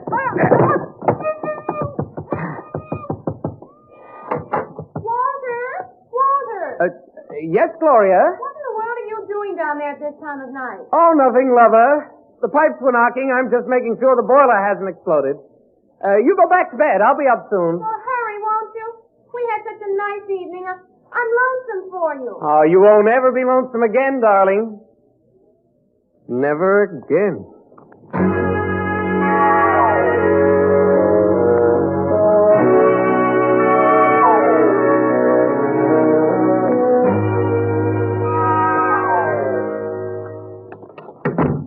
Good morning, Nettie. Oh, good morning, darling. How are you? Have a nice time last night? I missed you so. Breakfast ready? Aren't you going to kiss me good morning?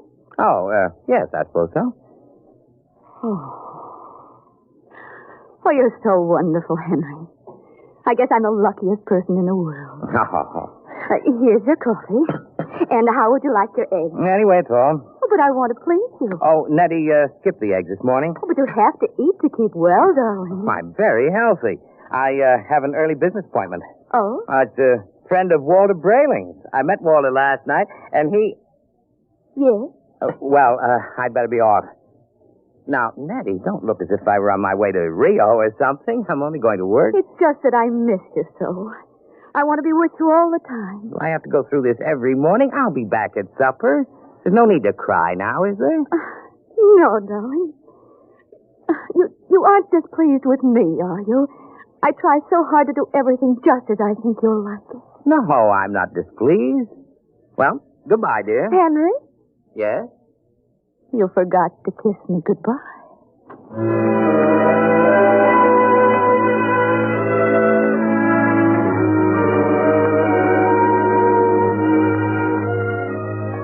No strings attached, no strings attached. A very nice puppet with no strings attached. Let's see now. The Jumble Shop, 43 South Wesley. That should be about... here it is. Yes? Mr. Zig? Yes? Walter Brayling recommended me. Enter. Your name? Henry Smith, 55 Evergreen Place. And what can we do for you, Mr. Smith? Well, Brayling showed me his marionette last night. I see. I was intrigued with the idea. Not that my wife is anything like that female meat grinder that he's married to, you understand, but I'm a man who enjoys an occasional evening with the boys without complications. Naturally. So thought that I could duplicate you. Exactly. I think it might be arranged. You understand the need for secrecy, of course. Although an act is pending in Congress to legalize Marrionettes Incorporated, it is still a felony to use one of my creations. Well, I understand. And there is the matter of the payment. How much? $9,000. $9,000? Well, I have an inferior model at $7,500. No, if I go through with this, nothing's too good for Nettie. Nettie's my wife. We've been putting money aside to buy a summer house in Westport. Sometimes we must choose. Yes. Perhaps I could just slip out $9,000. It's a joint account. How soon can I have it? I could construct the mannequin in about 2 months' time. Good. Shall I consider the order placed? At once. Of course, you will have to report here for a body mold, color index of your hair, lips, skin, etc. And I'll have to do a complete electro-emotional calibration. You guarantee that these models are foolproof? As foolproof as I can make them, Mr. Smith, and I've had years of training. No chance of detection? None whatsoever. I've never had a complaint. Walter Brayling seems satisfied enough. I assure you, he's been taken care of in high style. There was some way to be sure. You have our guarantee. Very well, Mr. Zig. I'll get the money from the bank and send it to you. Fine. You'll be just as delighted with yours as Walter Brayling is with his.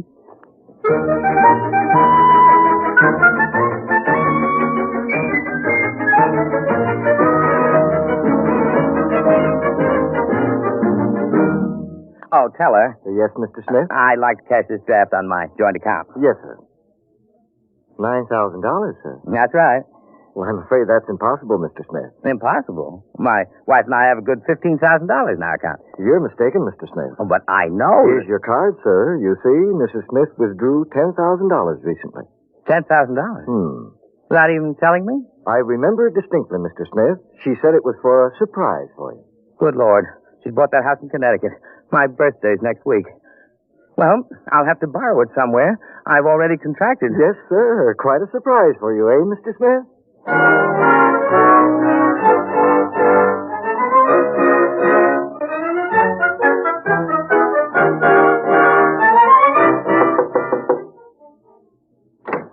Yes? Oh, hello, Henry. Hello, Gloria. Is Walter home? I'd like to speak to him. Well, come in. Thank you. Is something wrong? Well, just some private business. Matter of a loan. Well, he went down to the travel bureau, but he should be back soon. We're going to Rio, you know. Both of you? Isn't it wonderful? I don't know what's come over Walter lately. He's been so romantic.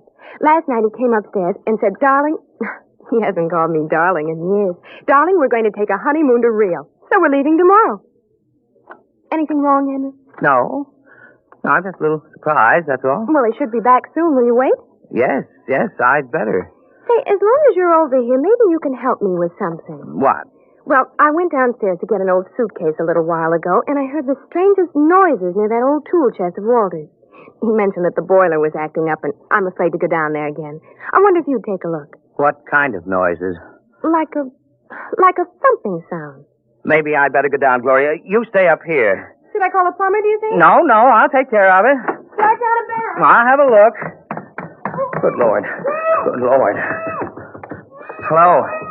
Hello in there. Well, just a minute. Keep quiet, for goodness sake. I'll have to smash the lock. Now what in the... Henry, thank God you've come. Be quiet. I've been in there all night. I thought I'd suffocate. He tried to kill me, Henry. He tried to murder. Who? Which one are you? Don't be an idiot. I'm Walter. What happened? B2, the marionette. He stuffed me in the toolbox and left me to suffocate. Well, fortunately, I found an old file in there and managed to get an air hole through the wood. Good Lord. He's taking Gloria with him to Rio. Have they left yet? No, he's gone downtown for the ticket. Oh, good. We may just have time. For what?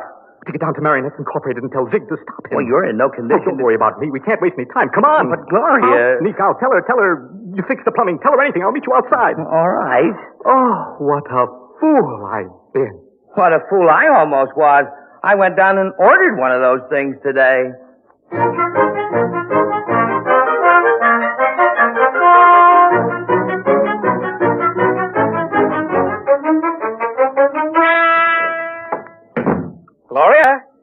Gloria, love. Yes, darling. Did you get the tickets to Rio? Right here in my wallet. Honeymoon for two under the pampas moon. Oh, Walter, it's so nice to have you like this. You like the change? I don't know what did it, but whatever it is, I'm in favor of it. I hope it's permanent. Oh, I intend to see that it is. Oh, by the way, darling, do you happen to remember where that old pistol of mine is? Pistol? Yes, I just thought since we're going to be traveling in strange countries, it wouldn't hurt to bring it along. Oh. Well, I think it's here in the sideboard. Yes, there. Oh, Walter, you know how frightened I am of those things. Oh, I'll be very careful of it. In fact, I think I'll go down the basement and practice. Not really shooting it, of course, just to make sure it's in good working order. Do be careful, darling. Oh, I will. If you should hear a shot, dear, don't be frightened. I may fire it into a block of wood just to test it. Perhaps I'll fire into that old tool chest of mine. Yeah, that should absorb it. Oh, speaking of that tool chest. Yes, what about it? It reminds me that Henry Smith was here. Oh? Yeah, I heard some noises downstairs, dear, and he went down to fix the plumbing. Is he still down there? No, he left. I really don't understand it. He seemed so anxious to see you before he went down to the cellar, and then he just left. Oh. Did he stop the noises? Well, he must have. I don't hear them. I see. So what is it, dear? I have to go out for a while, But darling. Walter, we'll have to pack if we're leaving. I'll be back soon. There's something very important I have to attend to. Well, what is it? Just some personal business with Henry Smith. Please excuse me, darling, and don't worry. When I get back, everything will be fixed once and for all. Yes, we can enjoy the rest of our lives just as though the old Walter Brayling never existed.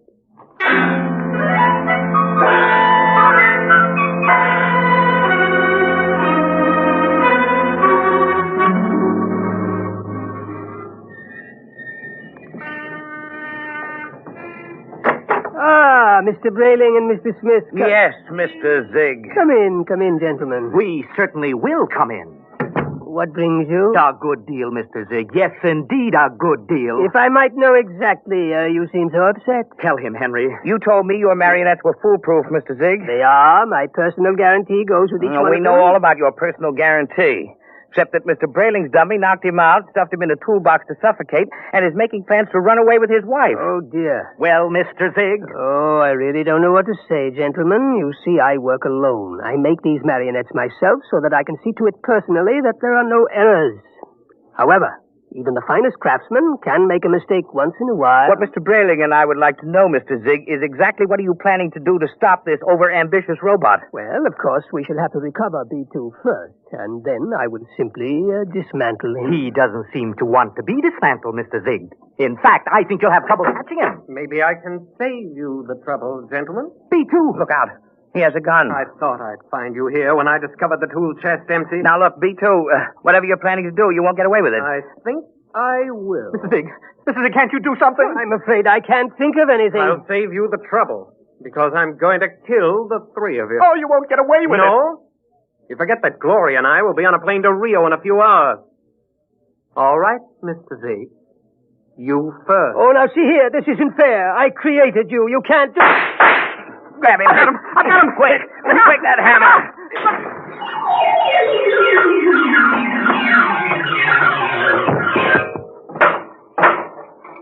Well, that's the end of Brayling, too. Oh, thank heaven. Henry, he got zigged. Right through the... Oh, holy jumping catfish. Henry, look at him. Look at Zig. Nothing but a mass of coils and springs, just like Brayling, too. Well, he's nothing but a marionette. He's no different from... Walter, you know what this means? It's incredible. A marionette building other marionettes. But someone must have built Mr. Zig originally. Well, perhaps Mr. Zig turned on whoever built him the same way that Brayling, too, turned on you. Well, at any rate, we'll never know. I wonder how many of these things are walking around among us. Oh, I shudder to think of it. Some of our best friends might be...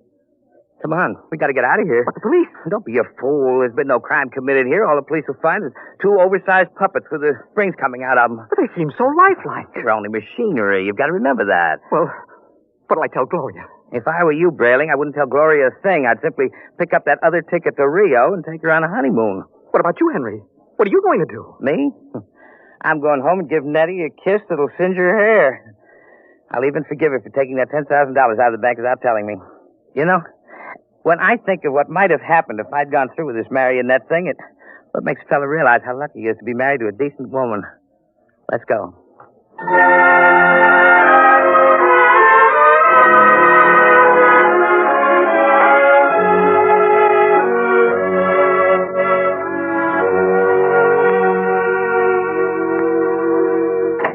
Nettie! Nettie! Where are you, sweetheart? In here, darling. I've missed you today. Come here. Oh, Henry. Oh. Oh, you look tired, darling. Can I do something for you? Just tell me. I'm yours to command. Ah, a man's a fool to jeopardize a nice home and a loving wife like you. You do love me, don't you, Nettie? You know I do. Here, let me get your slippers on. Ah, feels good to sit back on the sofa and relax. You don't know what a trying day I've had. I can see you're all upset. It isn't anything I've done, is it, dear? Well, in a way, something you've done is connected with it. What's that, darling? The money. Money? I know you want to surprise me with the house, darling, but really you shouldn't have taken that money out of the bank without consulting me. Henry, I don't even know what you're talking about. Now, Nettie. But I do. Nettie. Oh, you're so upset, darling. If it's anything important, let's talk about it later.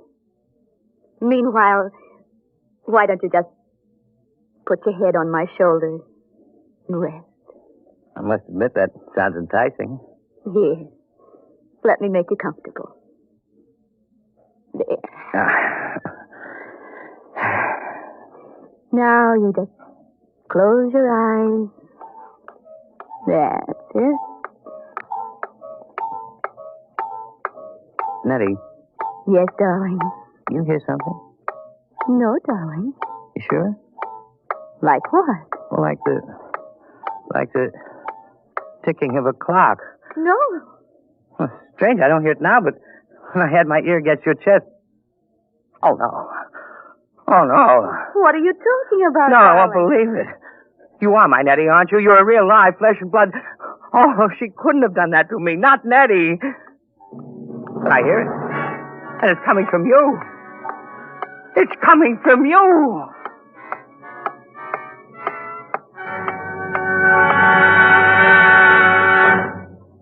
You have just heard another adventure into the unknown world of the future. The world of...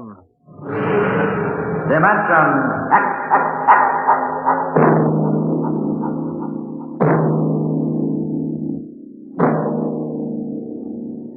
Next week, Dimension X moves to a new day and time. It will originate in New York on Saturdays from 8 to 8:30 p.m., beginning September 8th. Consult your local newspaper for the exact day and time in your locality. And don't miss Mary Leinster's story of deep space, First Contact.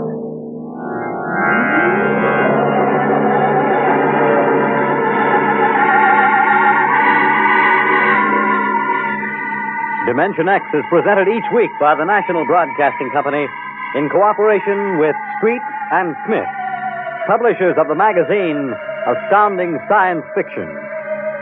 Today, Dimension X has presented Marrionettes Incorporated, written for radio by George Lefferts, from the story by Ray Bradbury.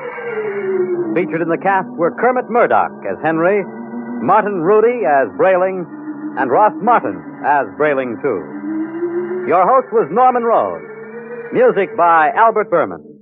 Fred Collins speaking. Dimension X is produced by William Welch and directed by Fred Way.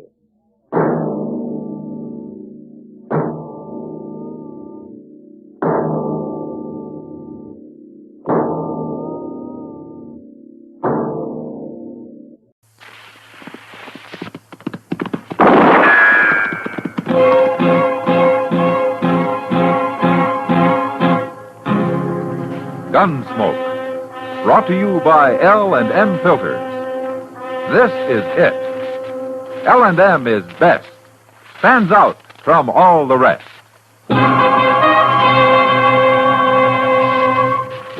Around Dodge City and in the territory on West, there's just one way to handle the killers and the spoilers, and that's with a U.S. Marshal and the smell of Gunsmoke.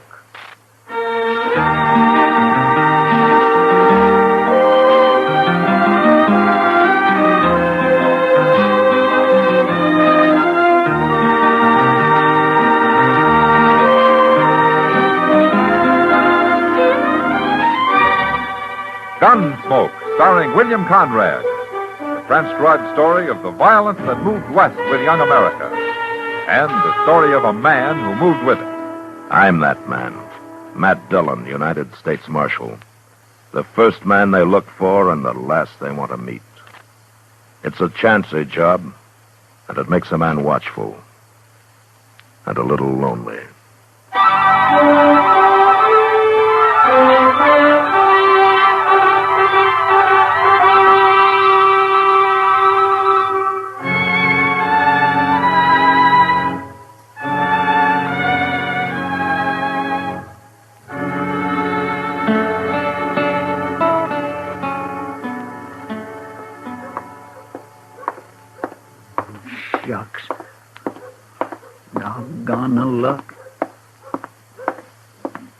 does it.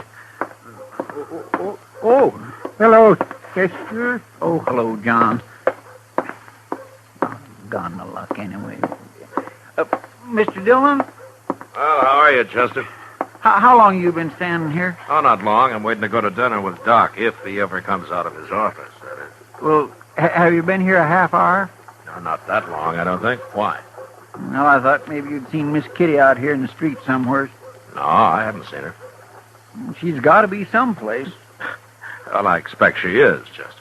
Well, there's no place I know of. I can't find her. How'd you try the Longhorn? Oh, no, sir. She's never in there before afternoon sometime. Oh, what about her room? That's where I was supposed to meet her, Mr. Dillon. But she ain't there, and nobody saw her. Nobody I talked to, anyway. Oh, she'll be around. Yeah, but it ain't like Miss Kitty not to be where she says she'll be. Now, don't get so worried, Chester. It can't be that important. Well, it's pretty important to me. Oh? Yes, sir. I got a date tonight with a little girl who works over at the Alphaganza. Oh, what's that got to do with Kitty? Well, my only pair of good pants got busted, Mr. Dillon, and Miss Kitty was patching them up for me. She told me to come pick them up today just before noon. No wonder you're worried. Is this a new girl that you got, Chester? Yes, sir. Well, she's new to me. Little southern gal with a mouthful of honey, Mr. Dillon. Honey, huh? Mm-hmm. Well, that makes good bait for old bears like you. Oh, Mr. Dillon, I ain't no bear. Not really. Hello, Matt. Chester. Yeah, hello, Doc. Doc, how are you? Oh, I hope I haven't kept you waiting too long, Matt. Oh, that's okay, Doc. Now I won't have to worry if I'm the one that's late next time. Huh? I'm not the one that's late. Oh, you're not? No. Kitty is. Kitty? Yes, she said yesterday she'd be in at noon. Wanted me to look at a tooth that's been bothering her. And I promised I'd be there, but I can't wait forever. Oh, it seems like Kitty's late all the way around today, doesn't it? I was supposed to see her too, Doc, but I can't find her no place. Well, it doesn't matter. She's probably sleeping in for a change. No, she ain't. I've been to her room. Nobody saw her around there at all. Is that so? She said she'd be there. Well, come to think of it, it's not like Kitty. When she says she'll be there, she's there. It kindly worries me. Now, you two getting all worked up over nothing. Kitty isn't that clock-like. Well, then where is she, Matt? I don't know where she is. Kitty's a big girl. She can take care of herself. Now, stop worrying about her. Hey, here comes Sam Noonan. Maybe he knows where she's at. Well, how would he know? Well, Miss Kitty works for him at the Long Branch, don't she? Sure, but Sam doesn't keep her on a string. Her time's her own. Morning, gentlemen. Hello, Sam. How are you, Hello, Sam? Sam, you ain't seen Miss Kitty around today, have you? Oh, Chester, I ain't. Noticed you men standing here. Thought I'd come ask you. You mean that you're looking for her, too? Well, she was going to come to the Long Branch about 10 o'clock. Went down early to meet her, and she ain't showed up yet, Marshal. 10 o'clock's pretty early for Kitty, isn't it, Sam? Well, sure, but she was doing it as a favor to me. I want to get started repainting the place, and she was going to give me some ideas about making it real fancy.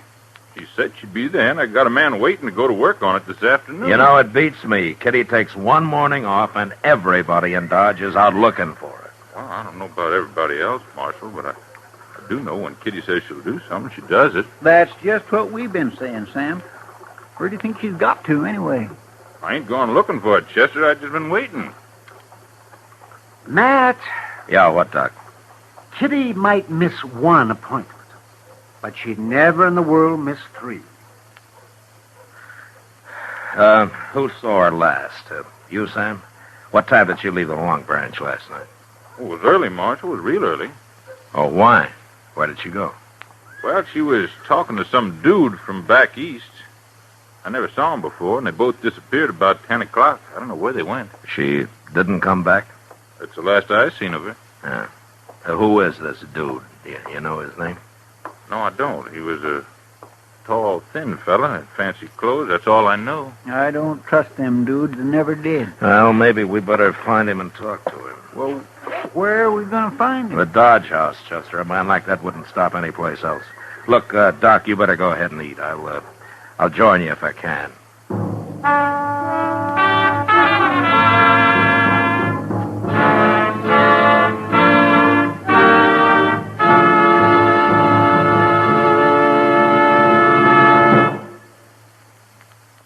we hope you're having a wonderful Christmas, that the holly and mistletoe look brighter than ever, that you're enjoying your gifts and the fun that goes with them. While you're relaxing with your holiday thoughts, I'd like to suggest one more touch that's perfect for times like this. Light up an L&M. If you're a filter tip smoker, L&M is best. Stands out from all the rest. Stands out for flavor, for effective filtration, for highest quality tobaccos. It adds up to the greatest pleasure in filter tip smoking. L&M's got everything. This is it, L&M filters, this is it. Light and mild. It's the best, L&M filters, highest quality filter tip. This is it, L&M filters, L&M filters with the miracle tip. King size or regular, L&M is best. Stands out from all the rest.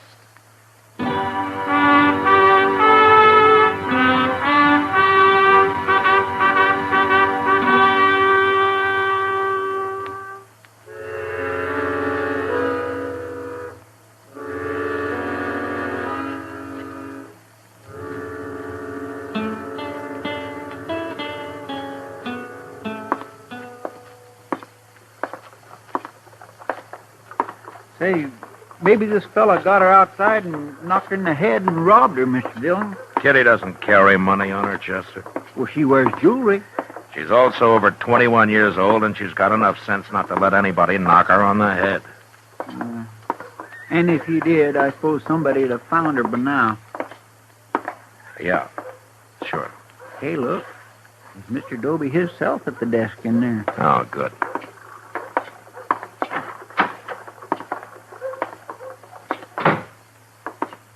Well, hello, Marshal.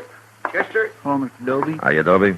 Now, don't tell me the Dodge House is taking in another gunman. You're going to shoot the place up again. Well, that wouldn't happen so often if you'd make your guests check their guns, Doby. Kind of people come in here to take the army to do that. That's a poor rule anyway. A man can always hide a gun. Or a knife. It's not that kind of a man I'm looking for this time, Doby. It's an Easterner. Some dude. What's his name? Well, I don't know his name, but he's tall and thin, and he's a sort of a fancy dresser. He's new to Dodge. Must be that fella Rackmill. Rackmill? He fits your description, but he sure didn't look like no troublemaker to me. What's he done? I don't know, Toby. I don't know. Maybe nothing. Is he in his room? No, he ain't. Funny thing, now you mention it. Clerk told me this morning that Rackmill didn't come in at all last night. You didn't? I didn't think nothing about it till now. Oh, you know how some fellas are. They get to playing cards or something. He ain't up to no good, Mr. Dillon. I just know he ain't. Toby, what do you know about him? I told you all I know. He come here day before yesterday. Said he was traveling around, seeing the West. I don't think he's working. He don't act sharp enough to be a gambler. Okay, Toby, thanks. Thanks very much. Look, if he does come in, don't say anything about my being here, will you? Not a word, Marshal. But I'll send somebody after you if you want. Good. I gotta go find that clerk. I ain't paying him for me to stand here all day. Well, what are we gonna do now, Mr. Dillon? Look, I tell you, Chester, you go down and check the stage, huh? I'm gonna go over to the depot, and I'll see you back at the office. You think you might have kidnapped her? Well, we'll know when we find her, Chester.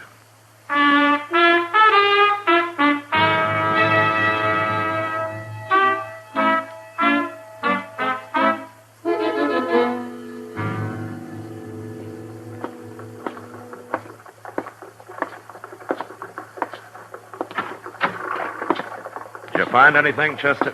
Oh, hello, Doc. Oh, hello, Matt. Nobody ain't seen him at the stage office, Mr. Dillon. There's only one stage out today, and that left this morning, and they wasn't on it. Well, I didn't think there would be. What about the train? Did they leave on that? They remember Rackmill when he came in the other day, but he hasn't bought any ticket to leave. Then he must be somewhere in Dodge, Matt. I stopped by Miss Kitty's room on my way back, Mr. Dillon. She ain't been in yet. You know, they tell me back in New York, some policemen do nothing but look for people that are missing. That's how many disappear all the time. Do they find them, Doc? Sometimes, yes, of course. They always check the city morgue first. Oh, that's where they find a lot of them. People that got killed, you mean? Well, some just fall down and die on the streets. Heart seizure, something like that kind of hits them. But, of course, a lot of them are victims of murder or killing of one kind of, fights and things like that. Yeah, it must happen a lot. They got so many people living there. It does, but it can happen anywhere, Chester. Only in New York, they're better organized to locate people that are missing and don't come home when they should. Always check the morgue first, huh? Yeah, oh, that's the best place. It saves a lot of time and trouble. Hey, we ought to have a morgue here in Dodge. Oh, whatever. Oh, Jeff, we don't need one, but Dodge isn't big enough for a morgue. No, I guess it ain't. And besides, people don't come up missing here very often. Well, if you two well-wishers have got the morgue problem settled, I'd like to say something. Why, surely, Matt. Go ahead. If Kitty was in Dodge, we'd have heard from her by now. I'm presuming she's alive, of course, Doc, if that doesn't go too much against your theory. Oh, of course she is, man. Of course she is alive. I was telling Chester about things back east, that's all. And if she's left Dodge and she didn't go by stage or by train, then there's only one other way that she could have gone, isn't there? You mean she walked? That'd be about as likely as you walking somewhere, Chester. I don't know why I didn't think about it before. Let's go down to the stable.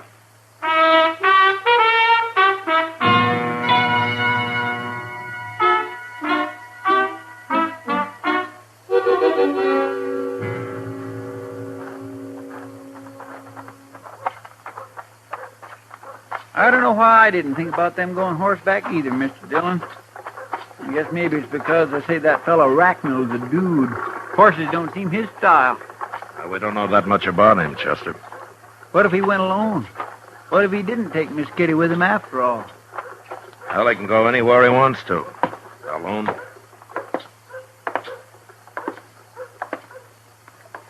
Well, I don't see Moss Grimmick nowhere. Hey, Moss. Moss Grimmick. Hey. Here now. Who's doing all that hollering? He's laying in that stall over there, Mr. Dillon. He's been sleeping. Oh, it's you, Marshal. Chester, you woke me up. I'm sorry to bother you, Moss, but I got to talk to you. Trouble, Marshal? Well, I don't know. But if there is, maybe you can help me.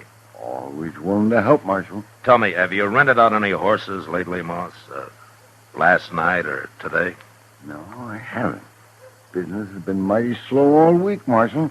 No, you haven't. You sure? Well, you mean saddle horses, don't you? Yeah, sure. I thought so. No man's gonna make a getaway in a buggy, is he? In a buggy? What, do you rent buggies? Not often, but I did last night. By golly, I'm glad you reminded me. He ain't brought it back yet.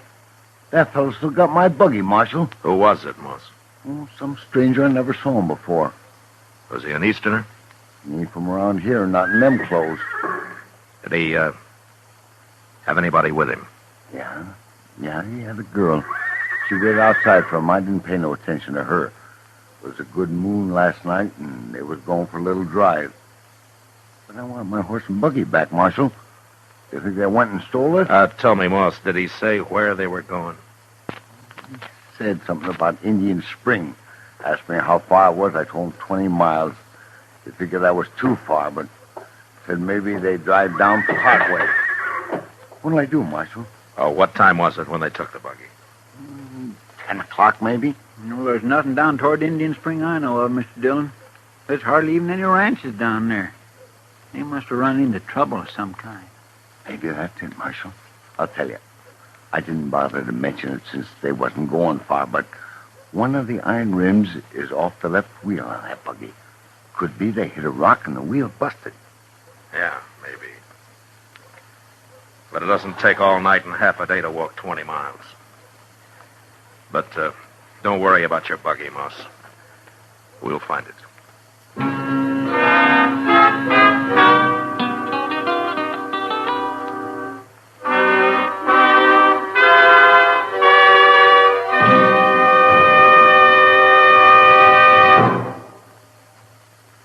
Today, along with the traditional pleasures of the holiday, many a filter tip smoker has discovered a new pleasure. He's received his first carton of L&Ms. If it happened to you, and you've started to smoke those L&Ms, you know how they stand out from all the rest. You're enjoying the incomparable taste of highest quality tobaccos. Best flavor ever to come through a filter. You've discovered that no filter compares with L&M's pure, white, easy-drawing miracle tip.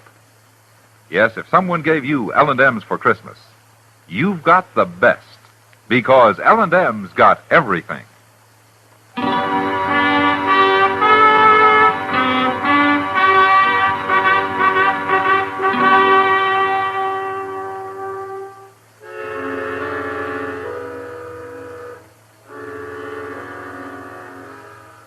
There was no trail going to Indian Spring, so all we could do was start out in the general direction and then ride back and forth across the prairie till we found the buggy tracks.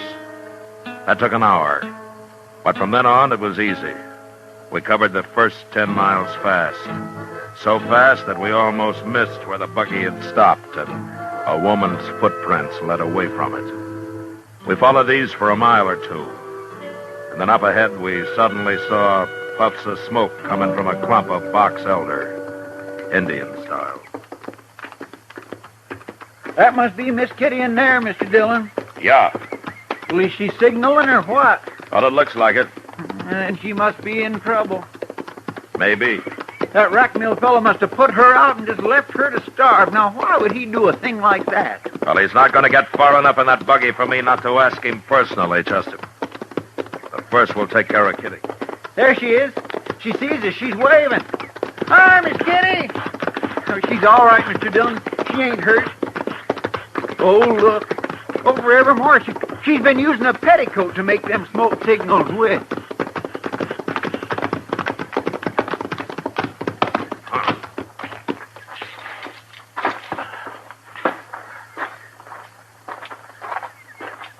See my smoke signal? How you found me? No, we tracked you, Miss Kitty. Sure is good to see you. What's the matter with your ankle, Kitty? Oh, well, I turned it. It's not that swollen. How'd you know? Well, I could tell by your tracks back there that you were favoring it. I never noticed that. Well, that's why I had to stop walking, Matt. I knew it'd get worse and I'd never make dodge on it. I figured I was better off here than out in the prairie where I couldn't even build a fire. Well, that was smart of you, Kitty. Look, you can ride on one of our horses back, and we'll go double, huh? In this skirt? Oh. Well, one of us can wait here with you while the other one goes and fetches a buggy, okay? No, that'd take too long. I'll make it. I can ride side saddle if we don't go too fast. Okay. You must be hungry. Oh, You know, we didn't think to bring anything to eat. I'm starved. But at least I've had water. There's a tiny little spring under that rock over there. Yeah. You're lucky you had matches, too. I wish I'd had a gun. It's alive with rabbits around here. Well, you could have trapped some if you'd stayed here long enough. I'll show you how someday. Thanks. But I hope I never need to know how. Oh, Chester, will you go get our hat and stuff and then throw some sand on that fire? All right, sir. And I'll have me a drink of water while I'm at it. Then we'll get started for Dodge, Kitty. Yeah, the sooner we get there, the sooner you can eat. A side of beef and a sack of potatoes would make a good start. And I come to think of it, I missed dinner myself. I'll join you. I'm sorry I'm so much trouble, man. As long as you're safe. You know, you had everybody worried. Me and Chester and Doc, Sam Noonan. I know. I've been thinking about it. Matt? Yeah.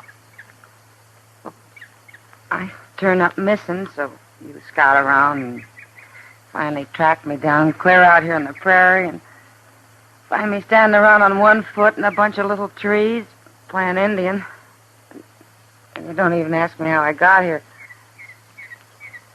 I know how you got here. Well, sure, of course. With Jim Rackmill and that fool buggy. Part way, anyhow. But That's not what I mean, Matt. Well, if he'd been out to kidnap or murder you, I guess you'd have mentioned it before this, wouldn't you? Felt so silly. I feel like a fool telling it. Well, go ahead, say it. It can't be that bad. Rackmill's an Easterner. He's never been out here before. And we got to talking. And he said he'd like to see the prairie in the moonlight. It was my idea. We rent a buggy and take a drive for an hour or so. Anything to get out of that smoky saloon for a while. So we did. And he tried to hold your hand. And you got mad. And you slapped him. And you jumped down and you started walking. How'd you know that? I know you, Kitty. You know, sometimes you've got a terrible temper. Well, I paid for it this time. Honest, Matt, that's all he did. Tried to hold my hand. I believe it. You know, but you'd have been smarter if you just slapped him and let it go at that. You could have ridden back to Dodge in style. Why'd I have to act like a schoolgirl, Matt? I don't know, Kitty. Some people grow up slow. But I'll tell you one thing. It's a lot better than growing up too fast. Well, thanks for that anyway, Matt. Hey, look out yonder, Mr. Dillon. Look what's coming. What? It's Rackmill in the buggy. I forgot all about him. Where in the world's he been all this time? Well, looks like we ain't gonna have to run him down after all, don't it? Well, he didn't do anything, Chester. He tried to hold my hand.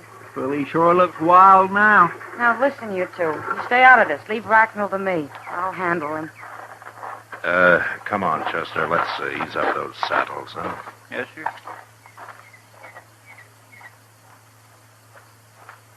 Miss Kitty. Miss Kitty, are you all right? Am I all right? I've been going crazy trying to find you. It was dark, and you disappeared so fast, and then I finally saw the smoke a while ago. You did, huh? How'd you know that smoke wasn't Indian? Well, I didn't know. In fact, I thought it must be. I had to make sure, Miss Kitty. Well, dude, you're a pretty brave man, Mr. Rackmill. Oh, I knew it wasn't Indians as soon as I saw them. Have they been bothering you, Miss Kitty? What? Come on, Miss Kitty. Get in the buggy. Aren't you forgetting I got out of that buggy once? We'll talk about it later. Take my arm. Take it. Well, I'll say one thing, Mr. Rackmill. You're sure right about going crazy. Please, Miss Kitty. No. I like it here. I've been real comfortable. I'm going to stay. Learn how to trap rabbits. I may decide to live here, Mr. Rackmill. No, you don't understand. Miss Kitty, we're all alone, way out in the prairie. I don't like the looks of those men. I've got to get you out of here. You've got to get me out of here. You. Please be sensible before it's too late. It's already too late. Now, get in your buggy and go on back to Dodge, if you can find it. I can find it, all right. I promise you I can. Come, Miss Kitty. Which way is Dodge? What? Why, it's right back there. You're pointing towards Texas. Well, it doesn't matter. We'll find it. I won't leave you here, Miss Kitty. I don't care how mad you get. Oh, I'm getting mad again, It doesn't matter. I don't blame you for last night. I apologize. I shouldn't have tried to hold your hand. I just lost myself for a moment, that's all. It won't happen again. I promise you. But I am not going to leave you here. Oh, I'm sorry, Mr. Rackmill. I've been unfair. I do have a bad temper, you know. Yes, I know. And you're right about those two. They are a pretty tough-looking pair, aren't they? They're coming back. As a matter of fact, they do look more like desperados than lawmen. Lawmen? Mr. Rackmill, this is Marshal Dillon of Dodge City, Kansas. Marshal Dillon? And that's Chester Proudfoot. How do you do? How do you do? It's okay, Rackmill. We're not after you. I didn't know that she knew you. I mean, I thought you were strangers. No, we're not strangers. In fact, we rode out here to find Kitty. I've been trying to find her, too. All night and all day, I've been driving around. Now, wait a minute. You men aren't going to make all this my fault. I only did what any lady'd do. Kitty, you do a lot better if you get something to eat. Eat? What are we standing around here for? Matt, will you and Chester ride along with us? Sure we will, Kitty. And Mr. Rackmill, when we get to Dodge, maybe you'll have supper with us. That's very kind of you, Miss Kitty. Good. Now, if you'll hold my hand, you can help me into the buggy.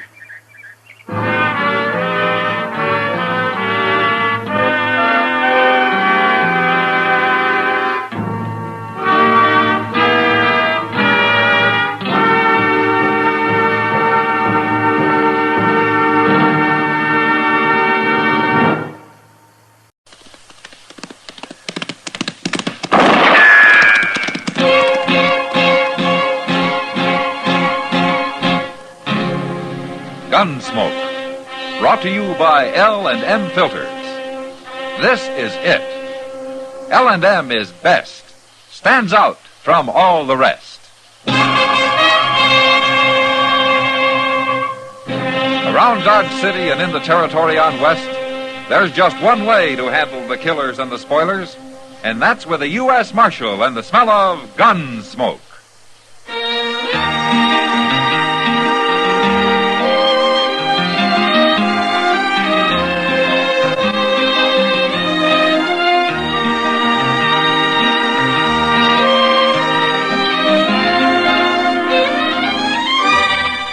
Gunsmoke, starring William Conrad. The transcribed story of the violence that moved west with young America. And the story of a man who moved with it. I'm that man. Matt Dillon, United States Marshal. The first man they look for and the last they want to meet. It's a chancy job, and it makes a man watchful. And a little lonely.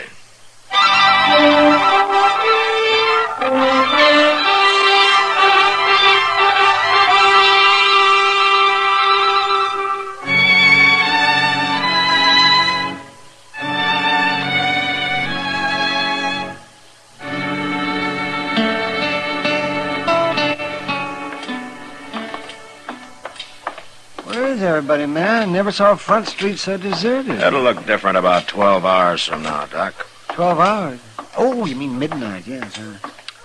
I hope I'm in bed by then. You usually are. Oh, I am. Oh, yes. Well, I'd like to have $1 for every night's sleep I've lost. Well, you can't have everything, Doc. Yeah. What do you mean by that?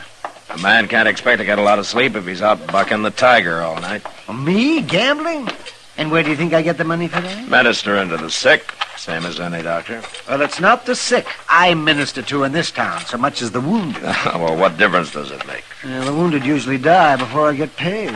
Boot Hill patients, that's what they are. You know, you ought to try to pull more of them through, Doc. Oh, sure, yes. Cut up, shot up, beat up. It's a wonder any of them will live. Well, I can't argue with you about that. Oh, say, you mind if we stop in the general store here? Mr. Jonas was supposed to order me a new saddle blanket. Oh, Matt, always frittering away your money on doodads. Huh? It's for my horse, Doc, not me. Oh, yeah, look who's... Oh, hello, Kitty. Hello, Doc. Matt. How are you, Kitty? I'm hungry. Came in here 15 minutes ago on the way to dinner, and nothing's happened yet. Well, isn't Mr. Jonas here, Kitty? Well, if he is, he's hiding. Well, he's probably on his way to dinner. We ought to get a wagon and rob this place. That'd teach him to walk off and leave it. You'd only spend your money if he was here, Kitty. You shouldn't complain. I've already spent it. I paid him in advance for 3 petticoats a month ago. Oh, how do you know they're here yet? I don't. But there's a big box behind the counter there with Santa Fe Railroad stamped all over it. No? It's a shipment of some kind. Well, why don't you open it? I get caught doing that, some U.S. Marshal might walk in here and shoot me. Yeah. Well, I'll do it. I'm not afraid. Mr. Dillon? Oh, Miss Kitty. Doc. Hello, Chester. Chester. Mr. Dillon, there's a fella come in the office, the darndest-looking man you ever saw. He ain't very old, but he's got long yellow hair, and his teeth are kind of long and yellow, too, and he's so thin all over. Why, I swear it'd take 2 of them to make a shadow. Why didn't you bring him along, Chester? I'd like to meet him. Oh, no, you wouldn't, Miss Kitty, not this fella. There's something real mean about him, if he wasn't so crazy. Oh, while we're figuring that out, why don't you tell me what he wants, Chester? He wants you to come arrest his pa. What? He's out in the country somewhere. He didn't say just where. Well, why does he want me to arrest his pa? He didn't say that neither. But he said you'd better hurry. He said it's real serious. Yeah, all right, I'll go back with you. So long, Kitty. Doc? I'll see you later, Matt. Yeah, goodbye, Matt.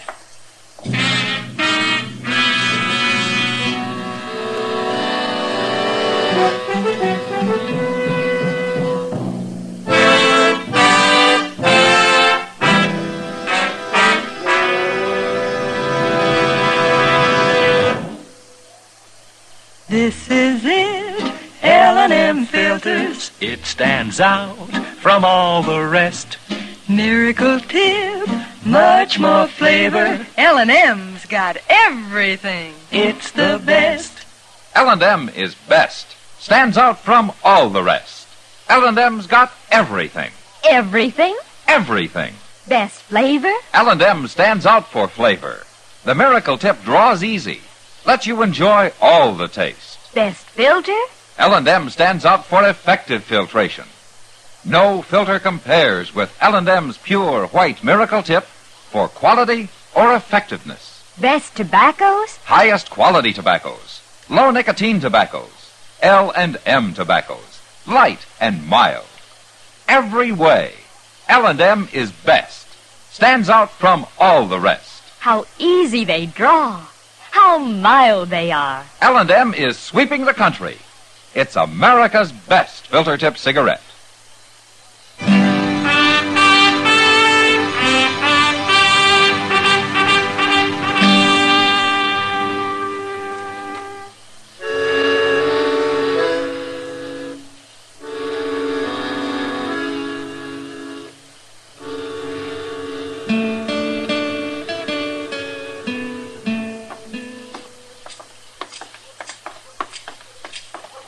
I hope he's still here, Mr. Dillon. Well, I hope so, too, Chester.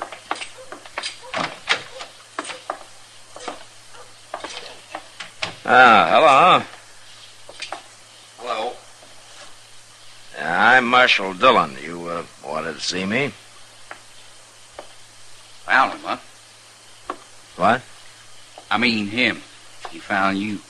Yeah, I found him. Now, tell him what you came for.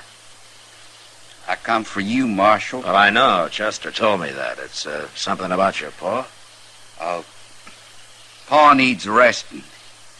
What for? He killed a man. Shot him dead. Who is your pa? I'm Budge Grilt, Marshal. All right, who'd your pa kill, Budge? I don't know. Some stranger, but he's laying there dead. Pa won't even bury him. Laying where? Where'd it happen? Near home. Well, where's home? Out yonder? Oh, forevermore. I don't know. Well, I don't know how to tell him to get there. Well, maybe you could show me how to get there, huh? That's what I come for. Chester. Yes, sir. Look, I'll understand if you don't want to go along. I'm kindly dizzy already, but I'll go, Mr. Dillon. Okay, then let's get started.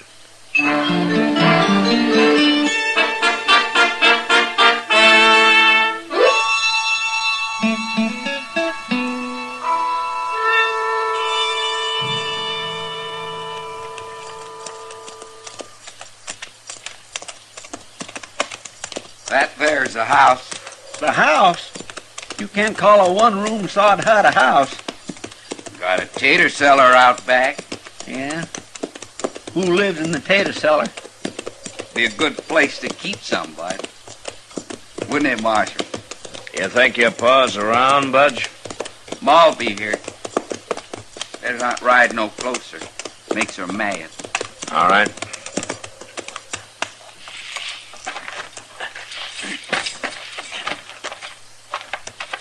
Ma? Ma? She ain't beef. She'll be out. Good. There she is. Come on.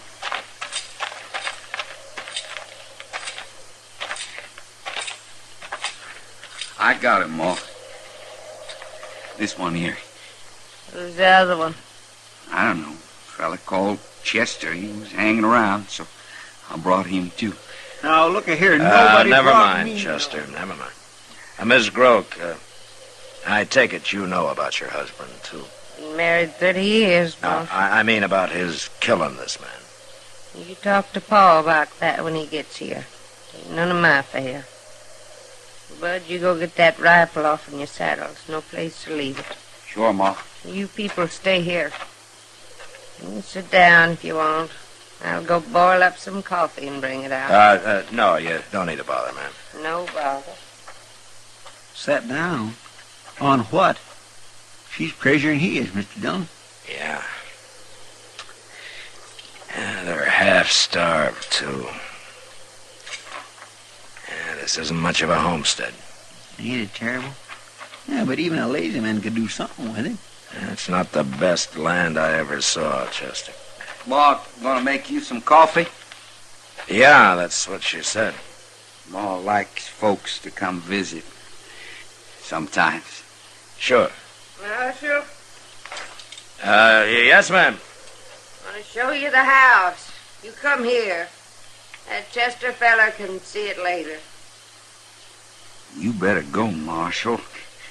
Ma don't always ask people in. Only sometimes. Yeah. All right. That mean I don't get no coffee? Oh, you'll get some. Miss Groke? Come on in, Marshal. The door's open. Dark in here, ain't it? No windows. It's light enough. Then don't move, Marshal. I got this rifle aimed to bust your heart open. Yeah. I'll do it, too. Put your hands up by your shoulders, Marshal. I'll kill you if you don't. Sure. Budge? I got 'em all. Give me a hand here. I'm coming. Rifle's hair-triggered, Marshal. You stand right there, Chester. I can shoot with one hand. Get back closer to him, Marshal. Get his gun, Budge. I got it, Ma. Let's move outside, Marshal. Go on.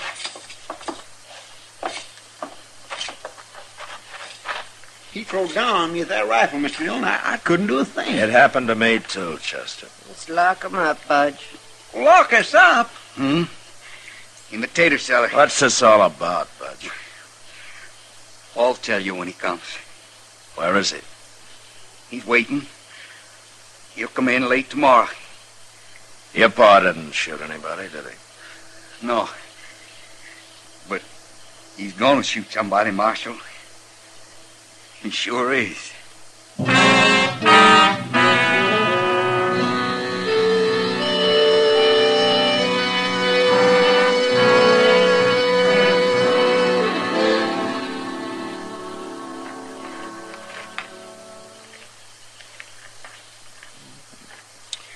This cussed cellar don't make much of a hotel, does it, Mr. Dillon?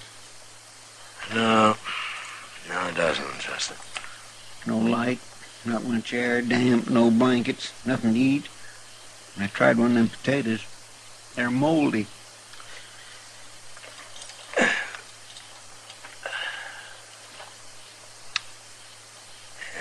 must be afternoon by now. Yeah. You think them miserable idiots is ever gonna let us out? I've been thinking all last night and this morning, Chester. I'm right back where I started. I don't know what they're doing, or what they're gonna do. Sure beats me. Imagine that old woman pulling a dirty trick like that. You think she meant it, Mr. Dillon? She'd really have shot you? She meant it. Hey, I hear somebody coming.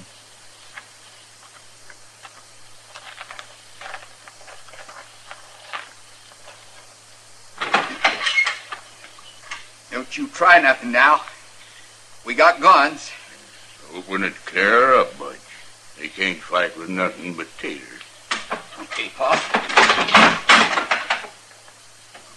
Step out here in the light where we can see you.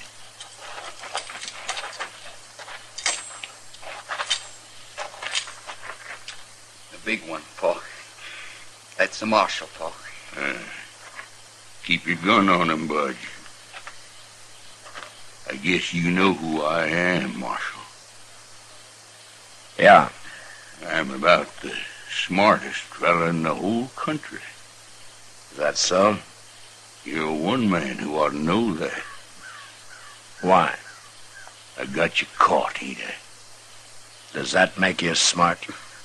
Oh, tell him, Pa. Tell him it won't hurt if you Shut know up, now. Bud. Don't you tell me what to do. We got a plan, Marshal. We got a real fine plan. And it was all my thinking. We're going to rob a bank, Marshal, right there in Dodge. We're going to hold it up and take all the money. Well, that's quite a plan, Grook. Ain't it? And you see how we're going to do it? There won't be nobody to stop us, 'cause we'll already have you dead. Dead and buried. What? Sure. What do you think we got you out here for? Well, you can't do that. Why not? It's no use arguing with him, Chester. He's crazy. Crazy? Because I'm going to get rich? You call that crazy? I do. Call him out, Budge. We're going to shoot him now. Ma? Ma, come on out. You want to watch us kill him? Grilk. What? What makes you think if you robbed the bank, I'd be the only man after you? You're the marshal, ain't you? The money in that bank belongs to a lot of people. There'll be 50 men after you. Me and Ma and Budge, we're going to kill everybody in the bank. There won't nobody know nothing about it till we're gone. You won't live to get as far as the street. That's my plan. It's not yours. Shut up. You stand there, do you hear? Get over here, Ma. You want to watch? Mr. Dillon, they're really going to shoot us. Chester, look beyond them. Out near that clump of elders there. Somebody's coming. Horseback. Yeah, don't let on. We'll have to move fast if we get a chance. Yes, sir. Oh, look. Oh, they've seen him. Get out of sight, Bud. Get behind the house in case he gets too nosy. I'll fix him if he does. That Calhoun fella, Paul. There's no time for him to be paying a visit. Get back in the cellar. Get back in the cellar, Marshal. Go on, both of you. Go on, I'll shoot you right now. You need it, Mr. Dillon? Yeah. You keep quiet in there now. We gotta do something. And if we could just get close enough to one of them. There's that rider. Yeah. What are you doing here, Calhoun? We're too busy to be visiting today. They shot him. Doggone you, Butch. What do you do that for? I'll lump you. You leave him alone, Paul. He didn't mean nothing by it. Always standing up for him, ain't you? Get going back in the house. Go on!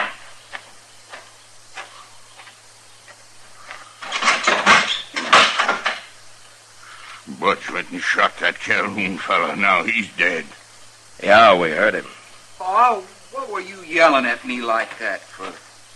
What's wrong with shooting him? We're leaving here, ain't we? We don't need no neighbors. Darn fool. Well, why, Paul? Now we gotta bury him, don't we? Sure. Well, 3 graves is too many to dig before dark. And we'll have to wait till tomorrow before we can take care of Marshall and Chester here. I didn't think about that. You never think about nothing. What's worse, we'll have to feed him. Can't let nobody go hungry that long. Go tell Ma. I'm going, Paul. Now, you two set quiet. Budge will bring you something. Well, if that don't beat all. Wait till Budge comes back, Chester. That's gonna be our chance.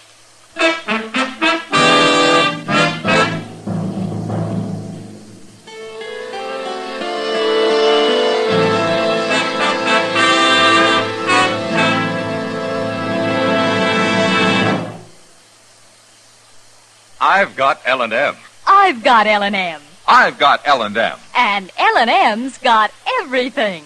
Best filter.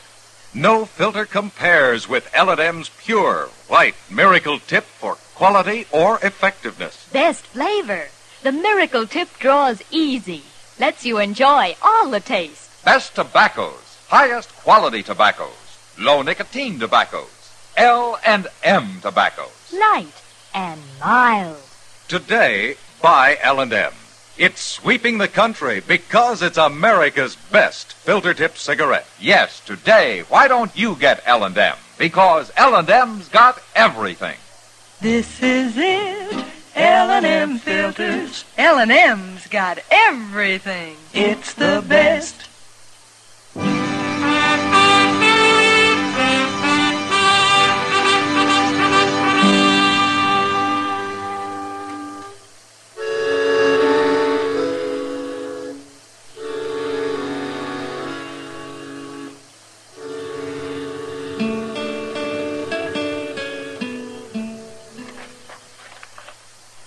Don't you think we ought to eat whatever he brings us first, Mr. Dillon?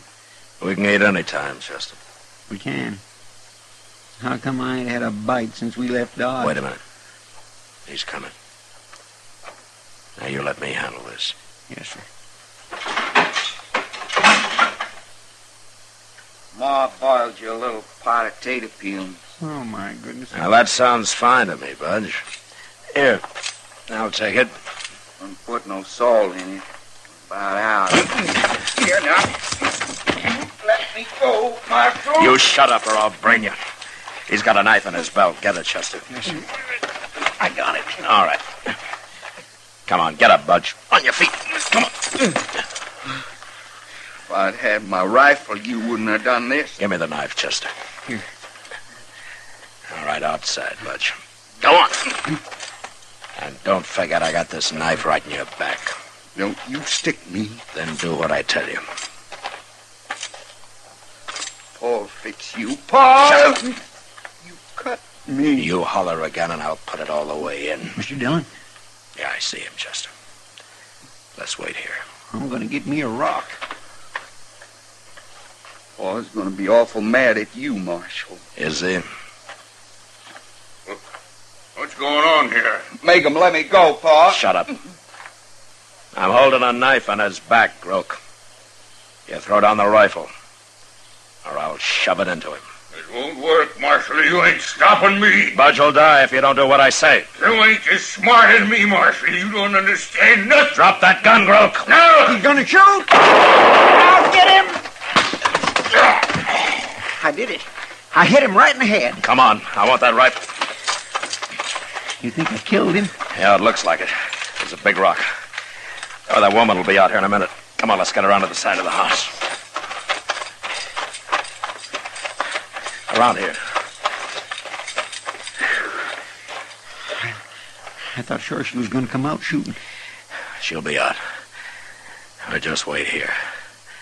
We can hear the door when it opens. What are you going to do, Mr. Dillon? You can't shoot a woman. No, but maybe I can scare her. What about him shooting his own son? Well, that's something I sure never figured on. We'd have been in real trouble if it hadn't been for you. I'm going to have to hang your picture on my wall for that, Chester. Oh, it wasn't nothing. I used to go hunting with rocks when I was a kid. One time Oh, there she is. Look, if she comes around the corner, maybe I can knock that rifle out of her hands. You stay back.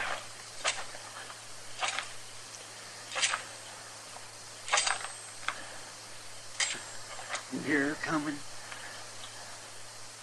No. Come here. Come here, Chester. Where is she? She's over there by Budge. Take a look. Oh. Say, that ain't a rifle she's holding. It's a shovel. Come on. I guess she decided it's no use trying to fight now. And it wouldn't have surprised me if she had. Nothing surprising about these people.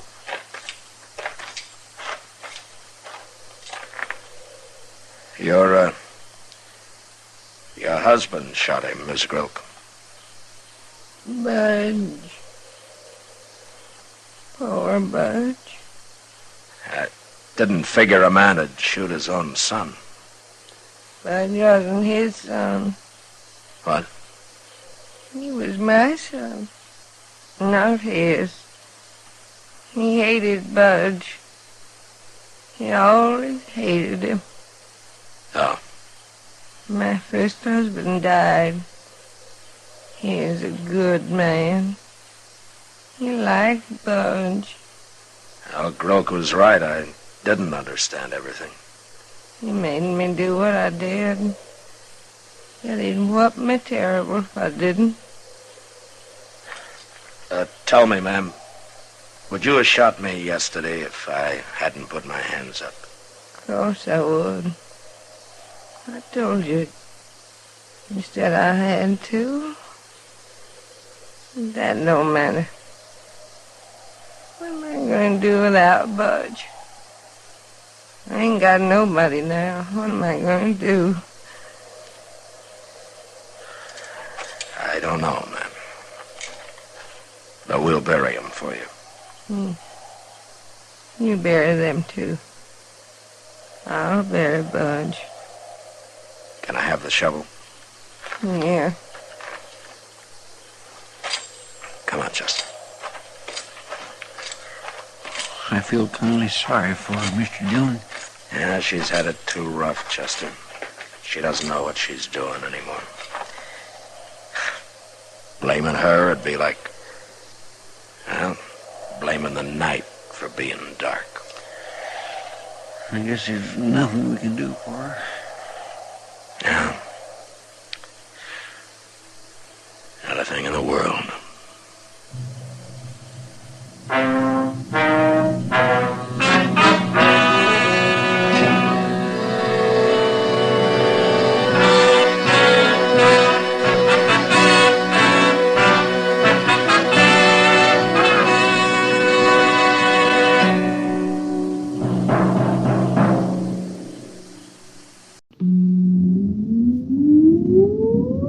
Countdown for blast off.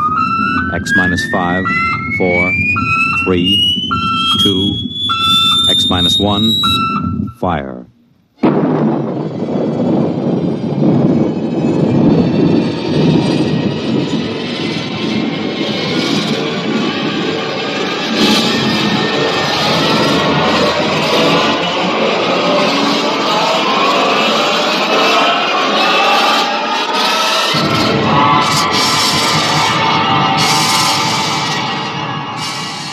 From the far horizons of the unknown come tales of new dimensions in time and space. These are stories of the future, adventures in which you'll live in a million, could be years, on 1,000 maybe worlds. The National Broadcasting Company, in cooperation with Galaxy Science Fiction Magazine, presents X minus 1.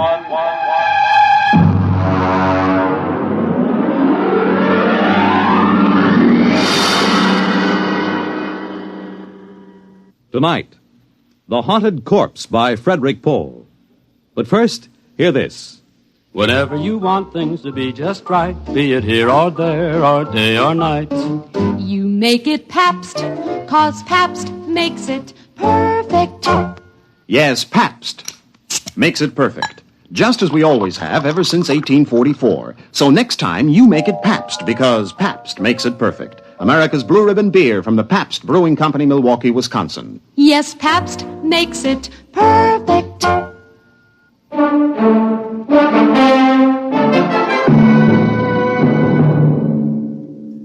Now, X minus 1, and the story of The Haunted Corpse. We moved in at 0800. That's pretty good time, considering that Van Pelt turned up at the Pentagon on Thursday, and it took him till Monday morning to go in and see the general. By Tuesday, I had a task force of 135 men bivouacked around the old man's place. Corporal McCabe, my orderly, reported mission accomplished. Well, Colonel, there's a whole company dug in down the road right yonder, and Wins is all set up right here like you done ordered. We got a covey of them recon cars from the cavalry roaming like a passel of June bugs quartering a handkerchief.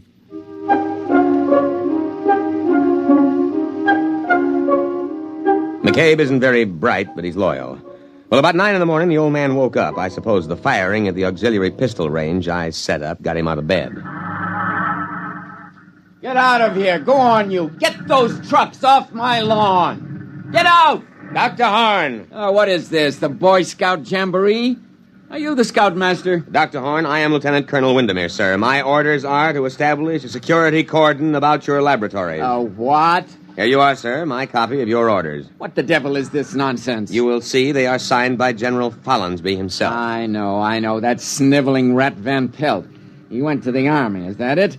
That mountainous, ungrateful tub of rancid lard went crawling into Washington and ratted to some tin soldier. Sir, General Follansby is not a tin soldier. Is that it? Did Dick Van Pelt come to you with some cock and bull story? The chicken-livered, worm-eaten, misbegotten offspring of a... Dr. Horn, the general asked me to give you his personal assurance that we will not interfere in your work here.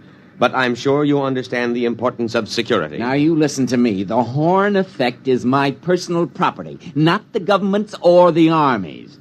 What is this, creeping socialism? Sir, security. My orderly isn't cleared. Oh, that don't make no never mind, Colonel. I don't rightly grasp what he's saying nohow. McCabe, report to my tent. Oh, just when it's getting interesting.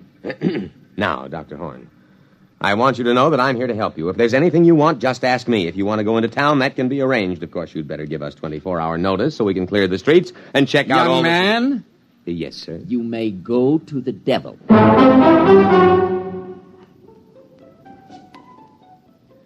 Of course, he went in to call the Pentagon and protest. He had a lot of spirit for an old civilian of about 75. Hello? This is Dr. Eric Horn. I want to protest an invasion of my privacy. Of course, Dr. Horn, I understand. There's an officious young Cub Scout out at my place making a pest of himself. A lieutenant something. Lieutenant Colonel Windermere. But I called Washington. Yes, sir, but our intercept monitor put the call through to me. We'll take care of any outside calls you wish to make. Of all the insufferable...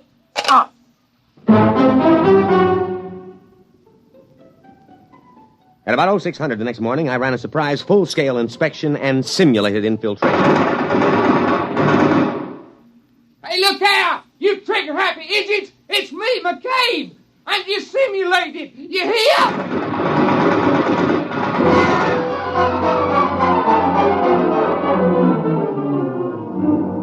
Fortunately, he was only grazed.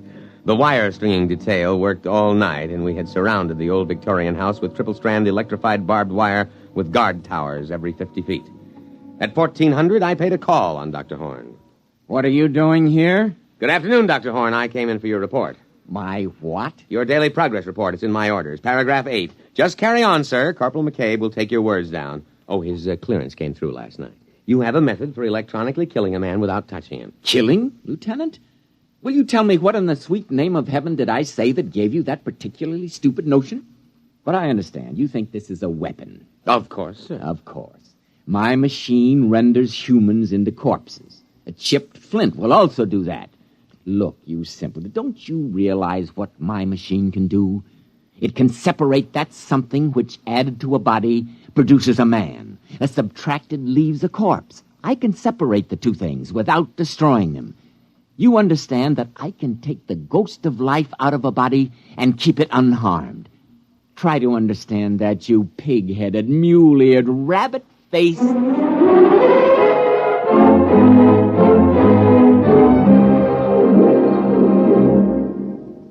You're listening to The Haunted Corpse, tonight's attraction on X-1.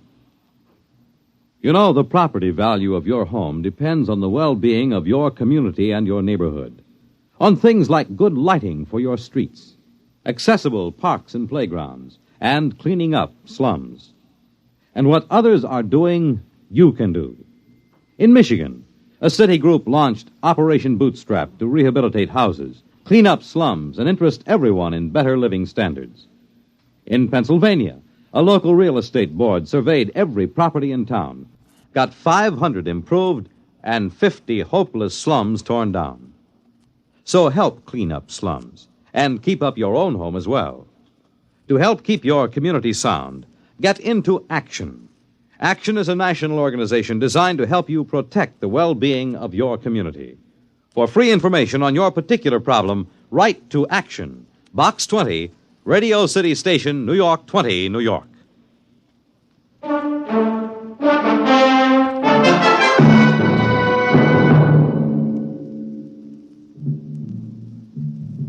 Now, back to X-1 and The Haunted Corpse. I terminated the interview and went back to headquarters to prepare my situation analysis. Van Pelt, all 300 pounds of him, was waiting for me. He was eating a can of sea ration with a knife. He's perfectly sane, Colonel, but he's dangerous. Very dangerous. You've got to protect me, absolutely. Van Pelt, I want the straight dope on Horn. Now, what is this ghost business? Oh, that. That's just his way of putting it. You see, care to join me in a can of beans? No, thank you. Well, there's a difference between a living man and a dead man, and that difference is what Dr. Horn whimsically calls a ghost. Call it life plus intelligence plus soul, if there is such a word in your lexicon, Colonel. You mean his machine conjures up ghosts? No, Colonel. Dr. Horn is an impossible old vulture, but he's not a faker. Horn can drain the essence of life from a body and store it, or if he wishes, he can replace them in another body. Would you mind handing me the can opener? This looks interesting. Macaroni and beef. Supper ration.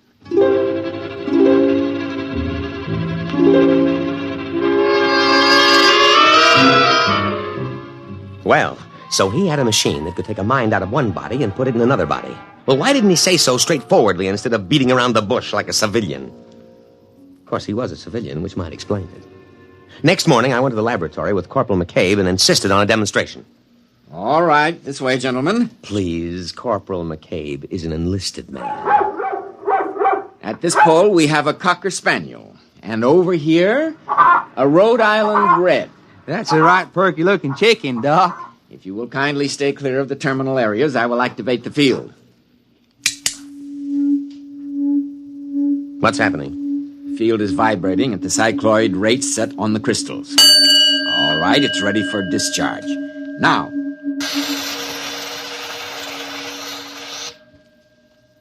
Well? Watch. Here, Rover. Here, boy. Here, boy. Hey, that ain't no hound. That's the chicken. I know. Here, Rover. Well, I'll be pickled for an eel. That little old chicken is trying to wag its tail. And over here... Here, chick, chick, chick, chick, chick, chick, chickie. Here, chick, chick, chick, chick, chick, chick. Well, doggone. I never did see the like of that. A flop-eared, honest-to-Pete dog trying to peck corn.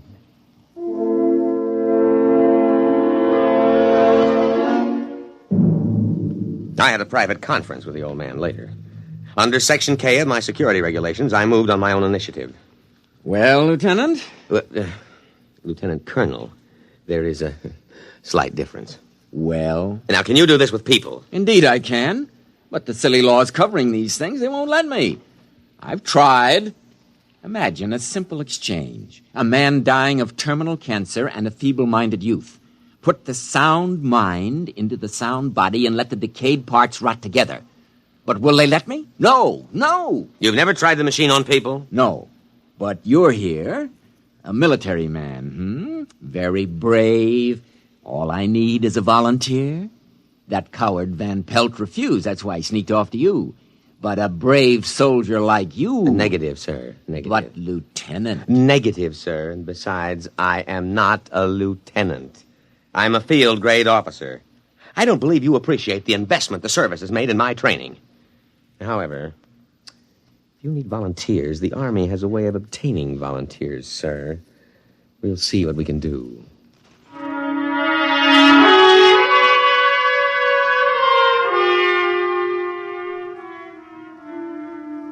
Actually, it was easy. First, there was a boy from Maine awaiting court-martial on an AWOL charge. Second, he volunteered when I pointed out he could get up to a year at hard labor. And then McCabe. Oh, no, Colonel, sir. I ain't a volunteering type. Well, McCabe, I have been asked to recommend a non-com for infantry assignment in the Aleutian Islands. Infantry? Yes. Advance, rifle, platoon, scout. The Aleutians? In the winter. Colonel, sir, I begs to report you have found a volunteer, namely I.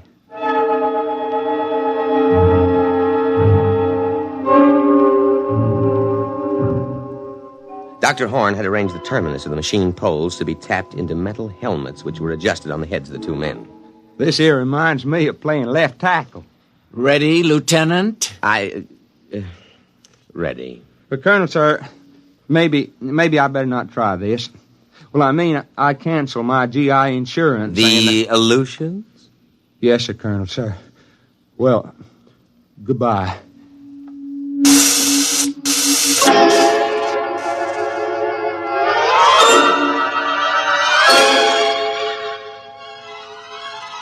The test was an anticlimax. It worked. McCabe, that is, McCabe's body, reported himself as Private Ethan Coffin in a broad down-east dialect. I had Horn switch them back, and then I went back to my tent and put through a call. Crash priority. General Fallins be on a scrambler circuit, Colonel, sir. All right. Now leave, McCabe. This is top secret. They don't never tell me nothing. I swear it's worse than grade school. Now, General. Colonel! Colonel! Van Pelt, what's the idea of barging in? I'm making a top secret You call. didn't let Horn make his test. You didn't. Now, out, Van Pelt, out. But that's all he's been waiting for. You gotta listen to me. McCabe! Colonel! Escort Mr. Van Pelt out.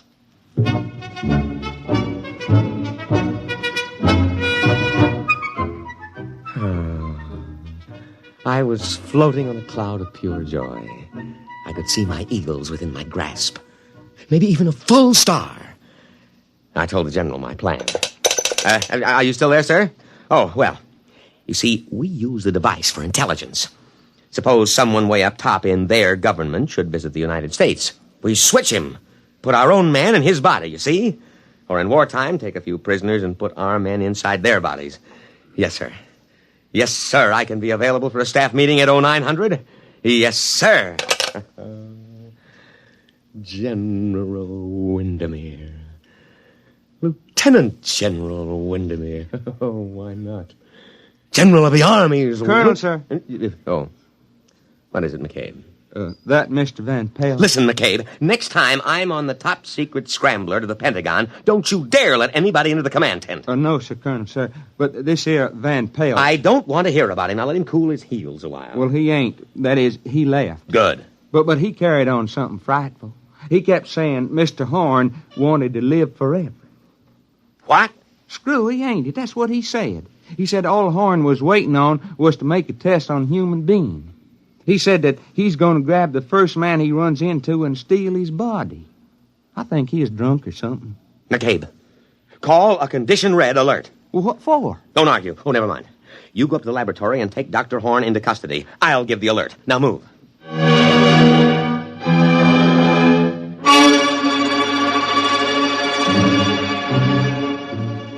I could see it all immediately. I grabbed my sidearm and buckled it on. And I threw the switch that signaled a red alert throughout the unit. Just what you'd expect from a selfish civilian like Horn. He'd take an invention like this and use it to steal other people's bodies to prolong his own nearly senile existence in a younger body. And if that happened, there goes my General Star. Because he'd surely smash the machine and we'd never be able to trace him or switch him back, and we wouldn't know which body he stole. I was held up at the inner perimeter for 5 precious minutes while some idiot insisted on a password. I just happened to forget it, although I had issued it in the morning. Luckily, while I was swearing at him, I accidentally hit the right combination and let me through. Van Pelt had gone into the laboratory. I knew that. Probably to try to stop the old man. But the effect would be to supply him with a body. He'd have to swap immediately. He couldn't take the chance of a heart attack. I ran into the laboratory, my sidearm drawn. Horn! Dr. Horn! Tripped over a human body. Still warm. Dr. Horn. His cast-off cocoon. Abandoned. And then in front of me, I saw him. Van Pelt! Too late! Too late! Now, wait. Listen. Oh, McCabe, what happened to you? He slugged you, did he? Too late! Now, wait. Don't smash the machine. Van Pelt, I know it's really you, Dr. Horn, and Van Pelt's body. Now put down that gun. I'll smash it! Smash it! Stop. Don't wreck the machine. Listen, Dr. Horn, I'll help you. I'll see you get a good, healthy body as long as you want it. Dr. Horn, think of the safety of our country. Think of security. No, I'm not Doctor... Who shot that? McCabe, put that pistol away, you fool! Oh, Horn. Dr. Horn, speak to me. Now, I know it's you in Van Pelt's body. Now speak to me, Dr. Horn. Oh, he's dead. McCabe, you simple-minded... Why did you kill him? Oh, everything is gone. My General Star, everything. All right, McCabe, report to your quarters. You'll get a court-martial that'll make your hair curl.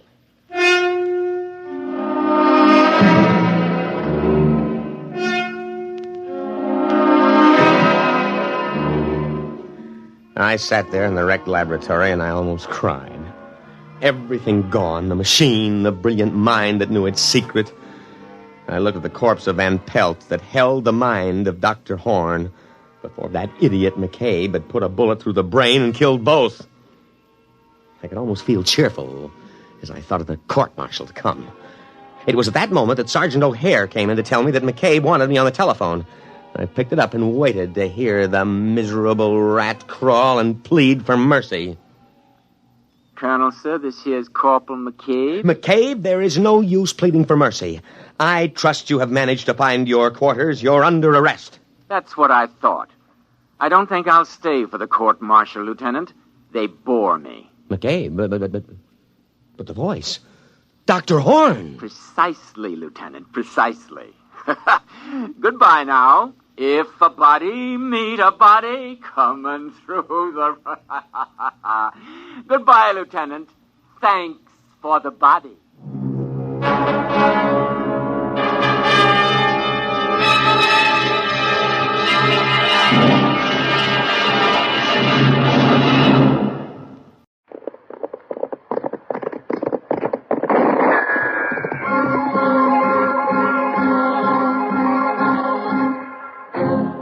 Around Dodge City and in the territory on West, there's just one way to handle the killers and the spoilers, and that's with a U.S. Marshal and the smell of Gunsmoke.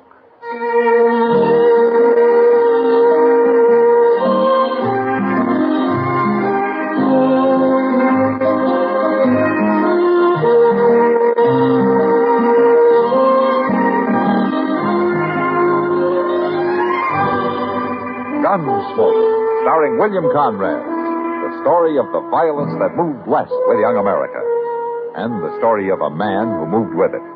I'm that man, Matt Dillon, United States Marshal. The first man they look for and the last they want to meet. It's a chancy job, and it makes the man watchful and a little lonely.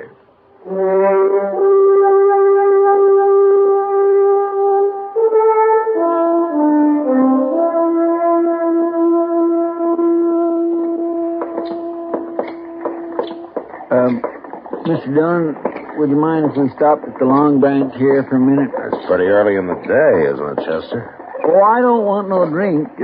Barkeep's holding some money for me. I won a little last night, and I didn't want to put it back into the game. But you want to get it now so you can put it back tonight, is that it?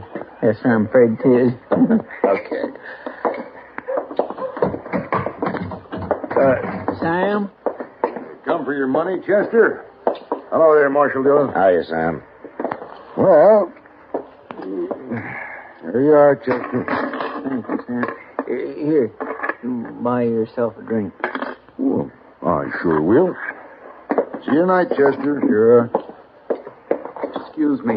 Yeah. Well, I heard the bartender call you Marshal Dillon. Yeah, that's right. I got something to tell you, Marshal. Well, go ahead. It's important. Okay. You're going to die, Marshal. Who are you, mister?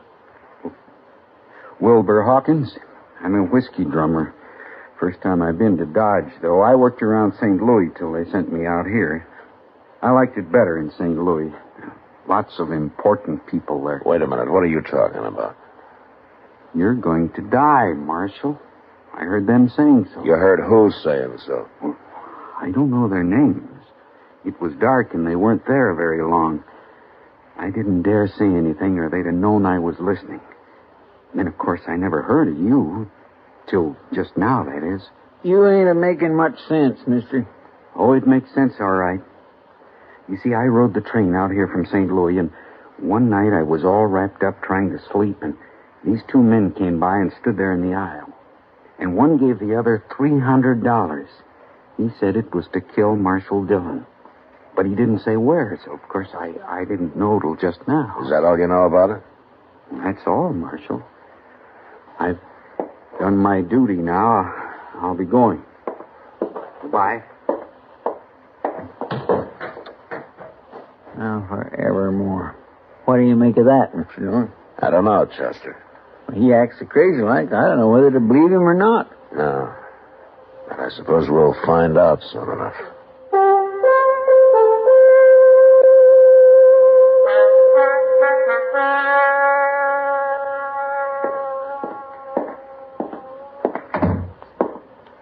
Well, the prisoner's sound asleep already, and it ain't only just got dark out. Well, he's got nothing else to do till Tom Smith gets here. Was that who you're holding him for? Well, I thought I told you that, Chester. Well, but Tom Smith's sheriff of Tascosa, ain't he? Yeah? Why? Well, I thought this fellow was wanted in Abilene. No, Chester. They never heard of him in Abilene. That's why I wired Tom. Well, I'm going out back for a minute, Chester. I think I left my new bridle on the hitching rail out there. Well, I better get this place swept up a little bit. It's a good idea.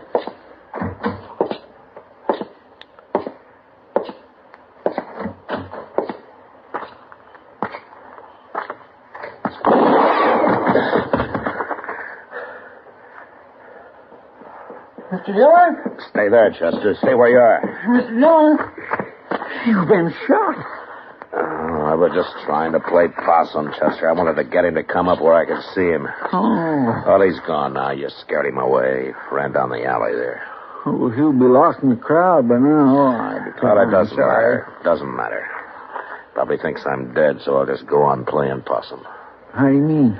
Let's go on up to Doc's office. I'll tell you there.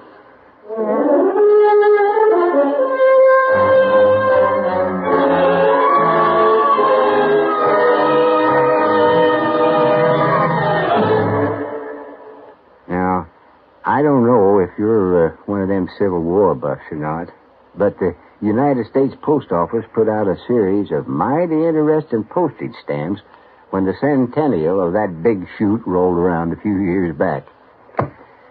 I'll show it to you. I'll show it. Now, like this one in my album here, issued May 5th, 1964. Recalling a fracas they fought near Fredericksburg, Virginia. It's called the Battle of the Wilderness. Now, that was a real rough one, all right, because that's where General U.S. Grant and 115,000 Union troops ran head-on into General Robert E. Lee and 75,000 Confederate ones. Oh, you couldn't hardly see one another for the thick trees and the brush all around. And the cavalry and the artillery wasn't much good to either side.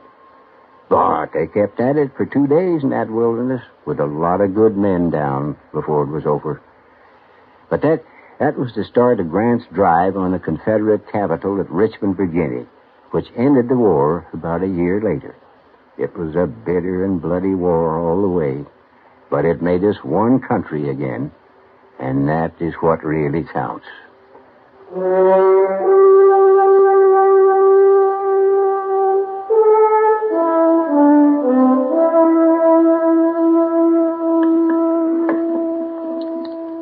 What did you say that whiskey drummer's name is, Matt? Wilbur Hawkins, Doc, but you never heard of him. This is his first time in Dodge. You know, Doc, he kind of acts like maybe he got hit by lightning somewhere.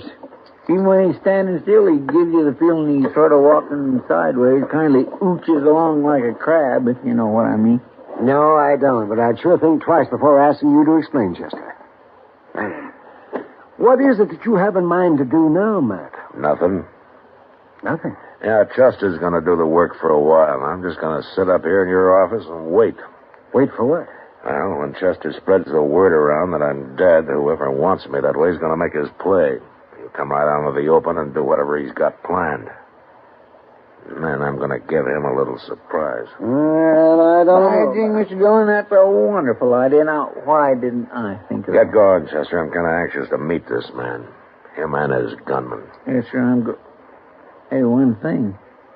Ain't the boys likely to run wild when they hear you ain't around to keep the lid on things? Yeah, they might. But we'll have to take the chance. All right, sir. I'll get started.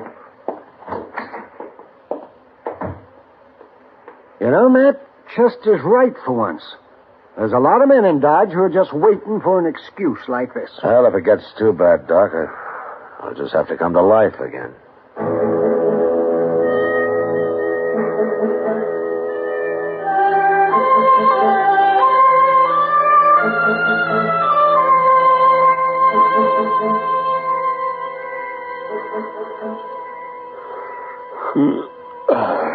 What time's it getting to be, Doc?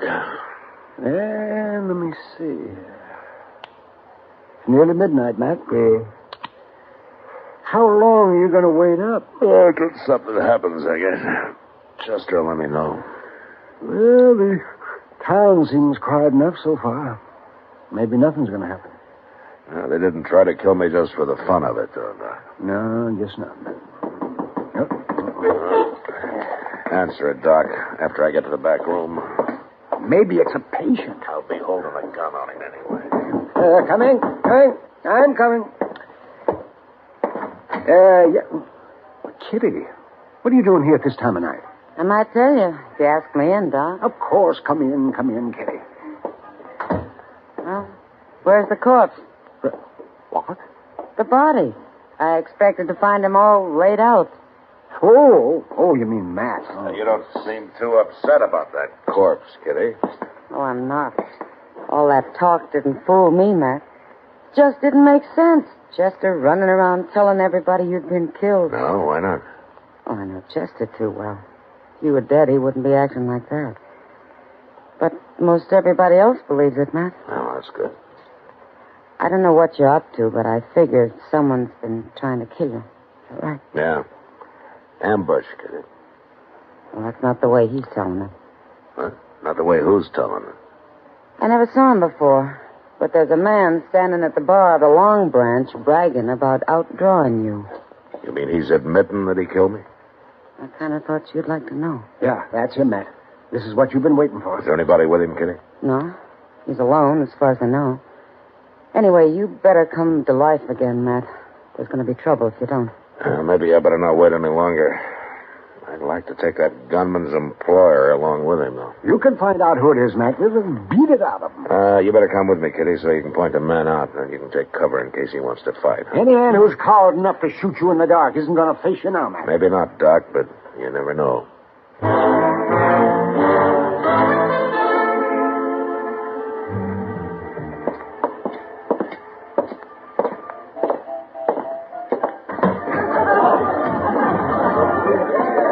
There he is, Matt. Tall fellow in the black hat. He's kind of drunk. Okay, Kitty, you wait outside till you see how he's going to behave. Yeah, all right, Matt. Good luck. Thanks.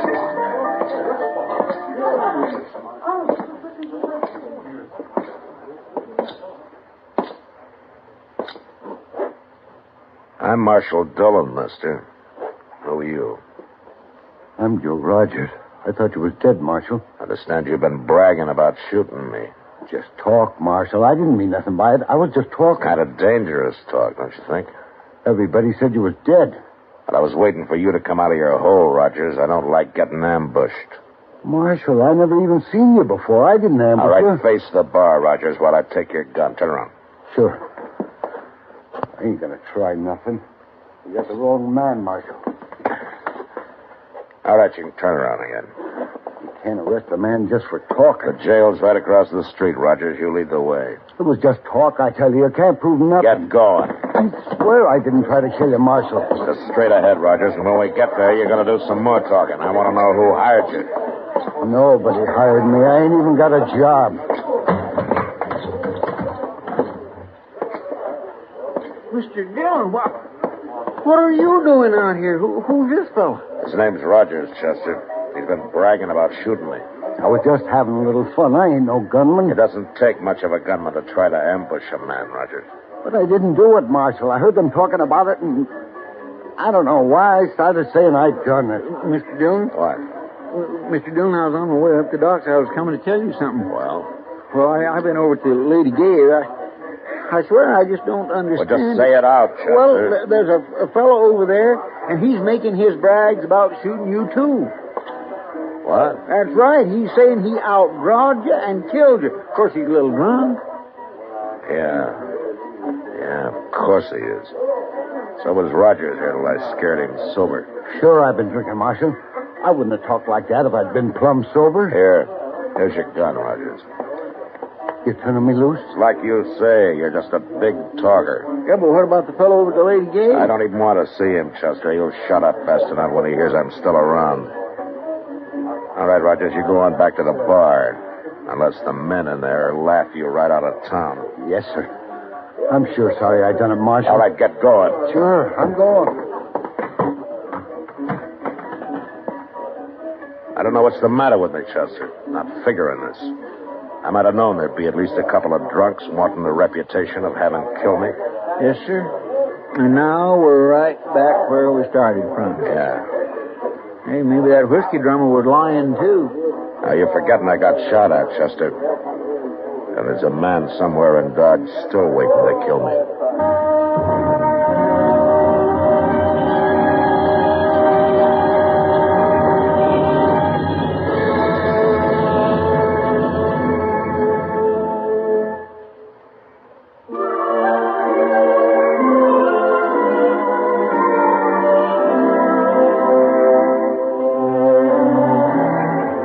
Hometowns in America have a lot in common, and yet they're each one of a kind.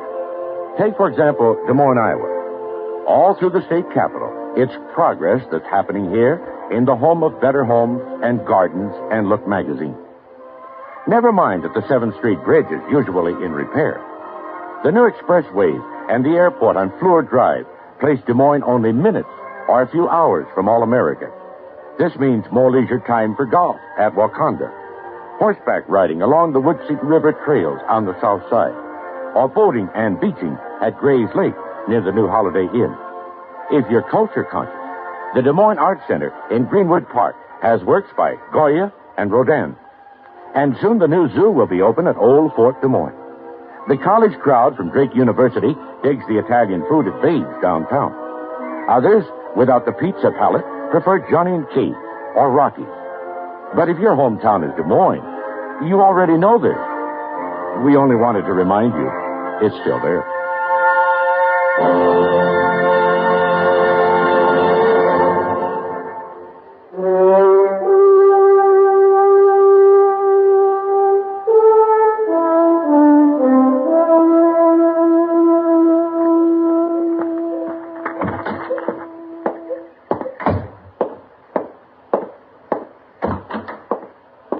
Why'd you come in the back way, Chester? I almost forgot to give you this telegraph, Mr. Dillon. It's from Sheriff Tom Smith. Oh, what does it say? Well, I couldn't read it that close, but he's coming for his prisoner. He'll be here on the stage today, the way I... Today? Let me see that. Yeah. Must have got delayed somewhere along the line, yeah? Tom's due today, that's right enough. Telegraphs. You just can't count on these newfangled contraptions anymore. What time is it, Chester? Well, noon, I reckon. That stage ought to be here right now. Let's go see.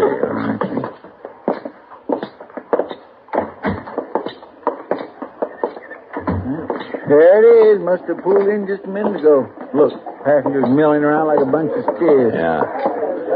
Hey, look yonder. Ain't that Tom Smith? Yeah, that's him. Well, who's that other fella? He looks kind of familiar to me. That's Wilbur Hawkins, Chester, the little whiskey drummer. Yes, well, I've been wondering where he's been. Matt Dillon. Hello, Tom. Well, how are you, Matt? Good. Hello, Chester. Fine. Smith? Well, I'm sure glad that trip's over. Next time I'll come horseback. The stage is easier when you're taking a prisoner back, though, Tom. I hope you still got him. I hate to make this trip for nothing. Now, he's here anytime you want him. Say, where's Wilbur Hawkins going? Look at there, ain't he even going to say hello? You know that little fella? Yeah, we know him. He told me he's staying at the Dodge House. Strangest talking man I ever run into. Oh, he means well, Tom. Maybe. But he tells some mighty crazy stories. Oh, what do you mean? Well, he said he heard a couple of men in a bar talking about me. He didn't know who they meant until I introduced myself on the stage, and he recognized my name, and then he... Well, what are you looking like that for? No, go ahead, Tom. Go ahead. What did Hawkins hear? Well, he said this one fellow was going to give the other fellow $300 to shoot me. Ain't that the darndest thing? It sure is. I don't know, Matt. There's a lot of men who'd like to kill me, but I don't believe they'd be standing around talking about it that way. I kind of think he made it all up. No, he didn't make it up, Tom. Not quite. You know something about this? You mean someone is out to shoot me? Yeah. Who? Look, I'll tell you about it on the way over to the Dodge House.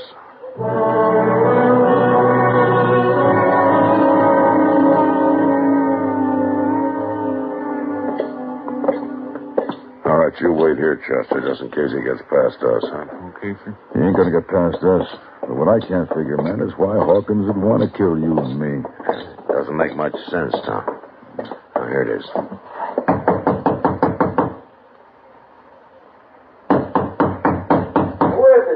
It's Tom Smith and Matt Dillon, Hawkins. What are you doing here? We want to talk to you. Come on, open up, Hawkins. Get out of the way, Tom. tried to kill us. Look, I can kick the door open with 1 foot. You cover me, huh? Right. I'll kill you!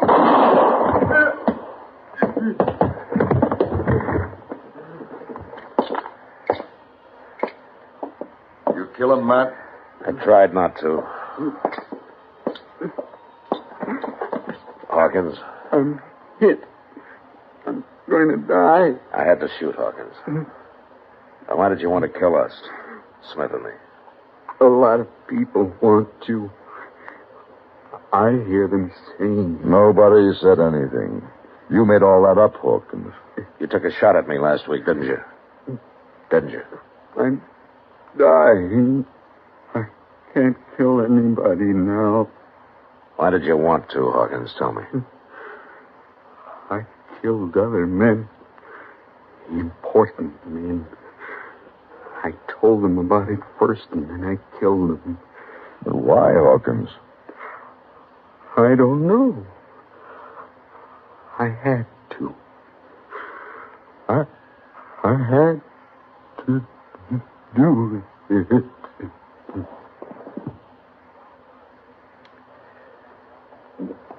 He's dead. Matt, what was he talking about? I don't know, Tom, but it doesn't matter much.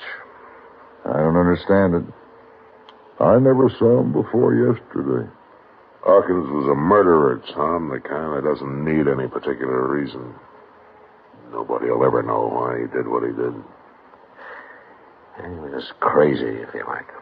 He sure was crazy. You think he's done a lot of killing, Matt? Yeah, probably. The most dangerous kind of man there is, Tom. A murderer with no reason at all. Innocent-looking little whiskey drummer.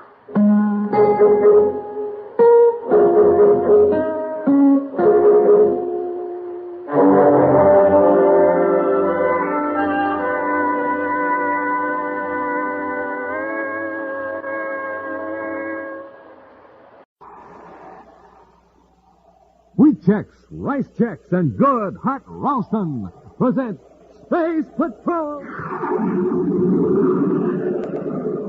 High adventure in the wild, vast reaches of space. Missions of daring in the name of interplanetary justice.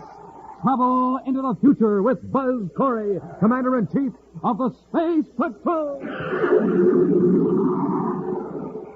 In today's transcribed adventure, Buzz and Happy are in a magnetic tunnel car. A tunnel car in a mine shaft deep below the surface of the planet Venus. As they rise toward ground level, Happy prepares the weapons they hope will enable them to rescue Tonga from 2 criminals. 2 ray guns each. That ought to be enough. We'll have to be careful. We can't give them a chance to harm Tonga. It'll be dark in an hour or so. Then we can sneak up on them. What was that? An explosion. Dratcher's blown up the entrance to the tunnel. We're sealed in. Oh, brace yourself. Our tunnel car is going to crash.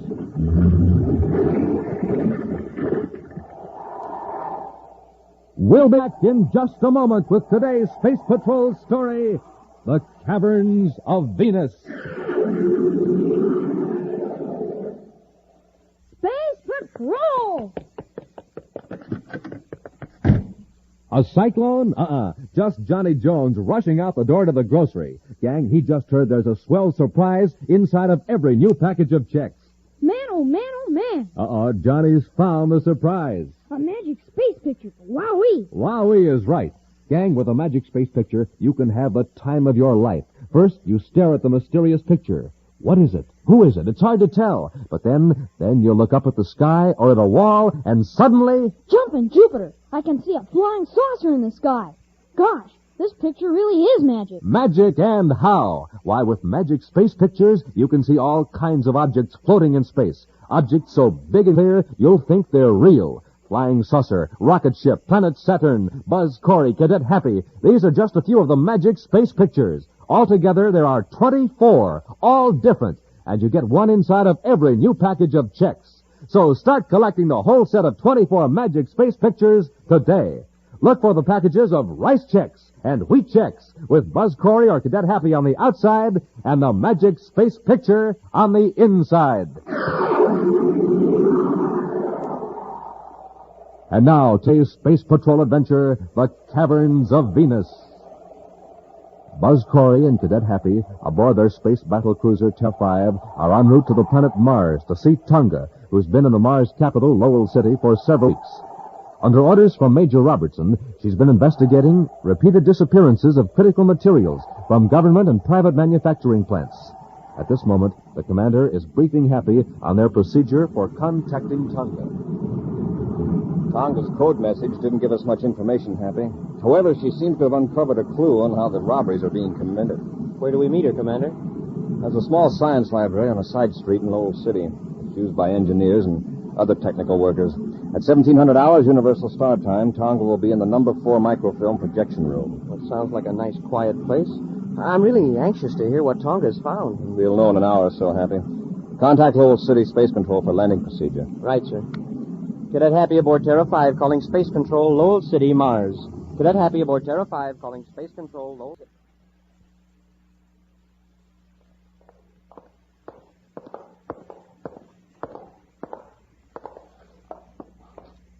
Here we are, Dratcher. This is her apartment. Try the door. It's locked. Here. This electronic key will open it. We'll have to work fast. She may come back any minute. Close the door. Okay, Wharton, get busy. Look through the desk. I'll search these built-in drawers. Okay. Well, personally, I don't think the girl's a space patrol agent at all. Oh, you don't, eh? Well, she's only been working at the electronics plant for 3 weeks, and she wanders all over the factory, into every section. That's just a gadabout. You know how some women are. Maybe she's just ambitious. Wants to advance. Well, she's too ambitious to suit me. Here. Look at this. What is it? Notes on various employees at the plant. Just listen to this. Hastings frequently last to leave his section after work. Drives expensive service car. Maybe she's got a crush on Hastings. Anyway, let her watch him. Hastings isn't one of our men. And here's a sketch of the shipping room and a schedule of the departure time. Well, still isn't much to worry about. She can't find out how we operate. Maybe not. But I will have to watch her from now on. Come on, let's get out of here. All right. Hey, wait a minute. Look at this. That's just a pill? Yeah? Well, look at it closely. One of your Musadream pills. That's right. We'd better take it before she has it analyzed. How do we know this is the only one she has? If she finds out there is chemical in these tablets which will give a person a partial lapse of memory. She'll know how we smuggle things out of the factory. We can't take any more chances. Find her, trail her. And the first chance we get, we'll fix her so she won't cause any trouble.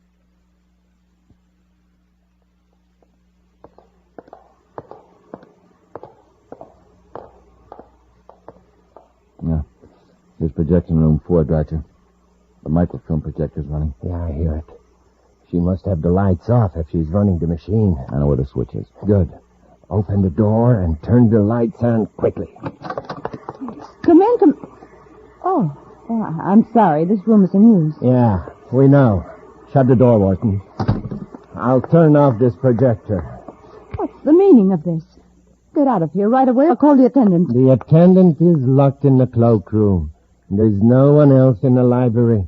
I don't know who you are, but I've seen this other man at the factory. I'll report him to the superintendent. You won't report anything to anybody. You've done your last bit of spying. What are you talking about? What are you holding behind your back? Come on. Let's have a look. Here, hold it. Let go of me. It's an envelope. Addressed to Commander Corey of the Space Patrol. What's in it, Dratcher? A copy of the papers we found in her apartment. In the security department, chemist's report on the anti-radiation pills.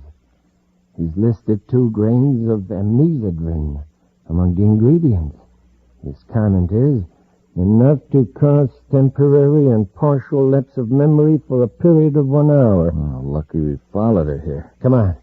We'll take her out to the back door to our surf car. Why not finish her off here? It's not a bad idea. There's nobody in the building. Take your hands off me. There's no use struggling, sister.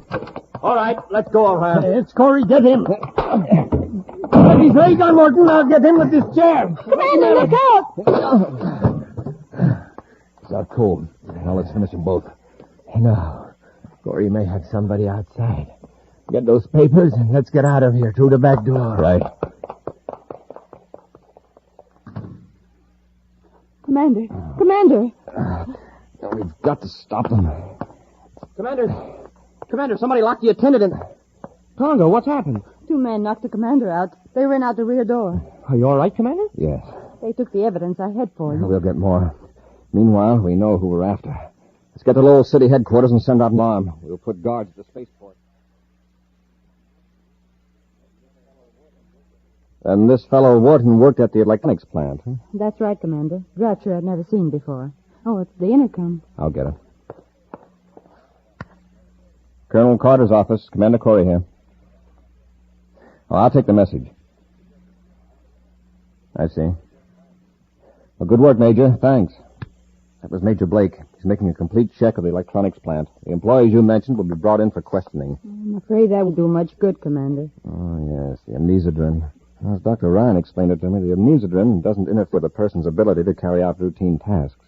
If he's told to do some apparently harmless act, he'll do it. But an hour or so later, he'll have forgotten it. Well, then it's no wonder Dratcher and Wharton's gang could get away with thousands of credits worth of equipment and materials. They had perfectly honest people doing their dirty work. Why do you suspect the pills in the first place, Tonga? Well, it took a lot of little incidents before I really got to wondering. Once I misplaced a test meter. One of the girls said I put it on a bench. Mm-hmm. I was certain I hadn't. But there it was. I had no recollection of putting it there. Later, I noticed other people forgetting things. All of a sudden, it occurred to me that in every case, we'd been given an anti-radiation tablet. Commander. Oh, yes, Happy. The duty officer just got a report from the captain of the spaceport guards. About Dratcher and Wharton? Well, no, sir, at least not directly. But they've traced some stolen equipment to a small robot cargo ship at the port. Have the guards removed the equipment? No, sir, they're standing by for orders. Oh, that's a break. Now maybe we can find out how Dratcher and Wharton dispose of these stolen supplies. How, Commander? We're going to put a miniature spaceophone tracer transmitter in that ship. By keeping spaceophone fixes on it, you'll know where it is from the minute it blasts off till it lands. Come on, Happy, let's get to the spaceport.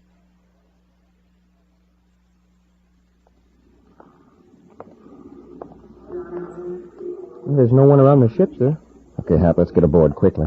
It's dark enough at this part of the field. Don't flash your atomo light, Happy. One of Dratcher's gang may be watching. Got the transmitter? Right here, sir. Come on.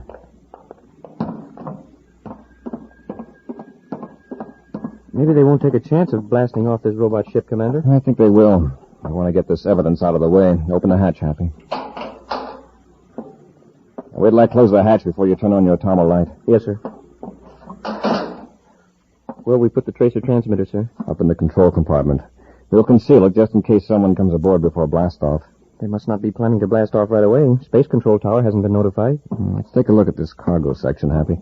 I'd like to see what's in here so we can identify it later. All right, Commander. Shine your light around. Wow. This hold is really loaded. Look at this stuff. There's a fortune in equipment in here. And stolen by people who didn't even realize what they were doing. Whoever loaded this robot ship knew what they were doing all right. Hey, how did that passageway door close? Slam. Open it, Happy, and prop it open till we finish inspecting this hold. It's stuck. Here, I'll give you a hand. That's locked. Somebody slammed it on us. I didn't hear anybody out there. We have tripped an automatic mechanism. Electronic beam. Well, how are we going to get out? Hey, Commander, hang on. The ship's blasting off. Well, it's as though we'll find out where the ship's going sooner than we expected. You're lucky we got that tracer transmitter. Yeah. You could send a distress signal. Turn it on, Happy. Sir, I haven't got the transmitter. What? I left it in the forward compartment, and it isn't even turned on. We'll return to Space Patrol in just a moment. How does he do it, gang? He sees flying saucers in the sky. He sees a robot man on the wall. He sees the planet Saturn floating in the clouds. You bet I do. And sometimes, up there in space, I see a rocket ship or a speeding jet car. Gang, how does he do it? What magic power does this boy have? No magic power to it. Magic space pictures. That's my secret. Yes, sir, gang. That's the secret. Magic Space Pictures. And with these wonderful pictures, you can see flying saucers and robot men in the sky, too. You can even see pictures of Tonga in the sky and Meg Robertson and Carol. Pictures so big and clear, they practically look real. It's fun, gang, and it's easy. You just stare at the magic space picture, look up into the sky, and zowie! The magic goes to work. There in the sky, You see the magic space picture, real big and real clear. There are 24 different Magic Space pictures, and you get one inside of every new package of checks. So start collecting these wonderful Magic Space pictures now. Swap 'em with your pals. Be the first one in your gang to have a whole set of 24. Just get the new packages of rice checks and wheat checks with Buzz Corey and Cadet Happy on the outside and the amazing Magic Space picture on the inside. And now, back to our Space Patrol adventure, the Caverns of Venus. Buzz and Happy entered a robot spaceship at a Lowell City spaceport on the planet Mars to install a tracer spaceophone transmitter.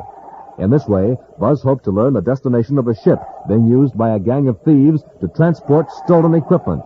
But Happy left the transmitter outside a cargo hold.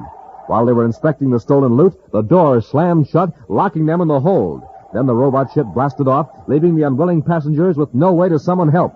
For hours now, Buzz and Happy have been trying vainly to force open the heavy metal door. Happy, notice the deceleration? Yes, sir. Hey, we're going to land. It's about time. We must be nearly to Pluto. It hasn't been as long as it seems, Happy. That's a bad break, my leaving the transmitter outside the hold. I've gotten us into a fine mess. Oh, it wasn't your fault the door slammed shut. But, sir, nobody knows where we are. We don't even know. Well, we know this much. When that door opens, we're going to be in for a nice battle with whoever is going to unload this stuff. Commander, I just thought of something. What if we land on a moon without air? The men will be wearing spacesuits and we'll be finished. But if there is an atmosphere, we stand a fighting chance. Get your ray gun ready, Hap. The ship's landing.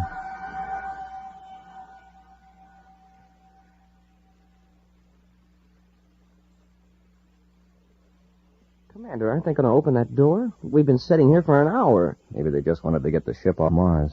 Yeah, and just leave it sit here on, well, wherever we are. It's not a very cheerful thought, but it's a possibility.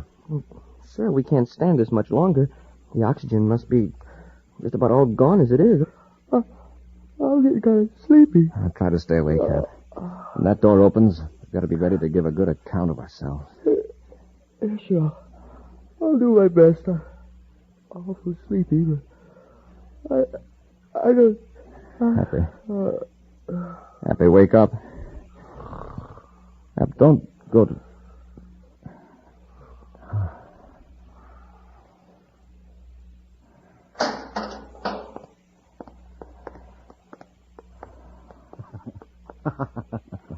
Now, isn't that touching? Both of them sound asleep. Yeah, their ray guns in their hands. It's lucky I forced the sleeping gas under the door. Now, what do we do with them? We'll take them to the stone house and lock them up. When they wake, we'll find out how much the Space Patrol knows about us. Then what?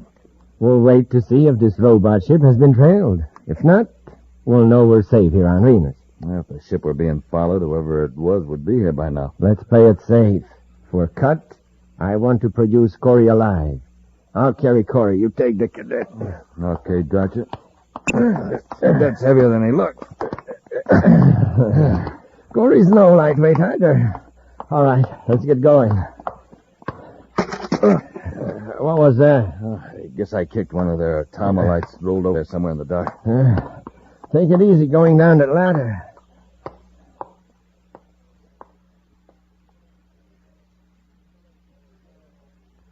Come on, Corey, wake up. You two cadets have had a nice long nap. Snap out of it. Hey, what's the big idea? Leave him alone. So Corey's awake. Now we can talk. Dratcher and Wharton. That's right. Our meeting in the library on Mars was somewhat brief, but I see you managed to catch our names. Too bad that girl spy of yours isn't along, Corey. This would make a nice reunion. She's back in Lowell City getting information on you guys that'll fix your rockets for good. Well, I'm glad to hear it. Now, tell us, what information does she have? Come on, let's have it. Corey, you and the cadet better speak up. You're a long way from help. Where are we? You're on Venus. A very rugged, remote part of Venus. Well, that tells us a lot. Well, it doesn't matter. But since you're so curious, do you know the Gorbeton Mountain region? Yes. You're right in the heart of that range, near the old tungsten mine. This is your chief hideout, I suppose. It's more than that. This rock house is only a part of our merchandising venture. Yeah, quite a bit of it is underground. We got thousands upon thousands of credits worth of equipment stored away in the lower levels of the mine shaft. And enough food and water to last us for years, along with a supply of weapons. All set to stand a siege, huh? If necessary. However, I don't think that situation will arise. You see, Wharton and I are the only ones who know you're here. How did you get off Mars? You weren't in the robot ship, were you? No. We managed to get a ship belonging to a member of my organization. We control the robot ship from there. One of our men saw you get aboard, and Spacer phoned us the information. Mm-hmm. Now that we've been so free with our information, suppose you tell us... Gotcha. Listen. What? Thought I heard a spaceship. I don't hear anything. Guess I'm getting jumpy. Yeah. All right, Corey. Just what information does the Space Patrol have about Wharton and me? You're wasting your time, Dratcha. I have plenty of time. Sorry I can't say the same for you. Perhaps a few hours or days without food and water will loosen your tongue. Come on, Wharton. Let's leave our guests alone for a while. Lock the door as we leave. Gee, sir, I'm sure hungry. Try not to think about it, Happy. Yes, sir. I wish there was some way to break out of this place. The walls are a foot thick. If I could be sure where Dratcher and Wharton are, we might try the window.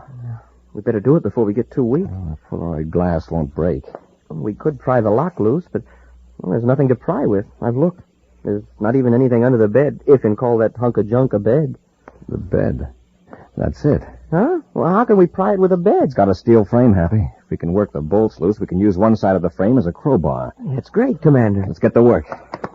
It's going to be a tight squeeze getting through the window, but as soon as you hit the ground, head for Dratcher's spaceship. Right, sir. Well, at least we've got one break. Hey, these bolts are loose. Looks like we won't have any trouble with this.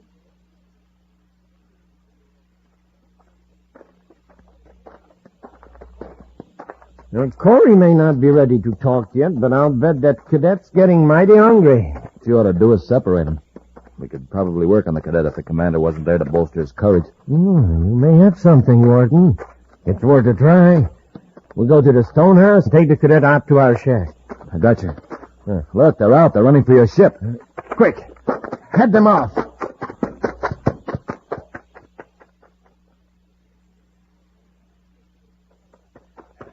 Hurry, Happy. Into the ship. They're cutting us off. They've got ray guns, too, sir. Head the other way toward the mountain. Yes, sir. We'll hide till it's dark.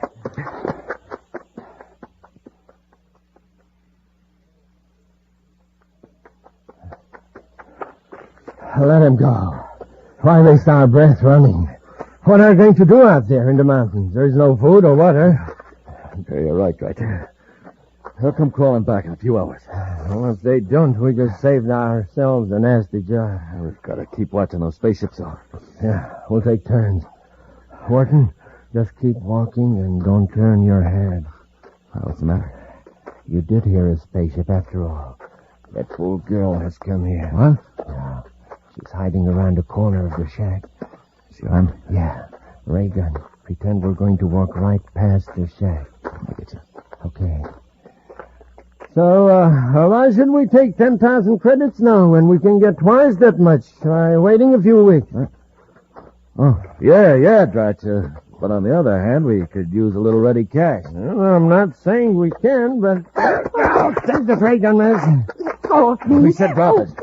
Hold still and you won't get hurt. You made a very bad mistake by coming here, Tonga. What have you done with Commander Corey and Happy? They aren't around right now. But I think they'll be back before long. When they get a look at our new visitor.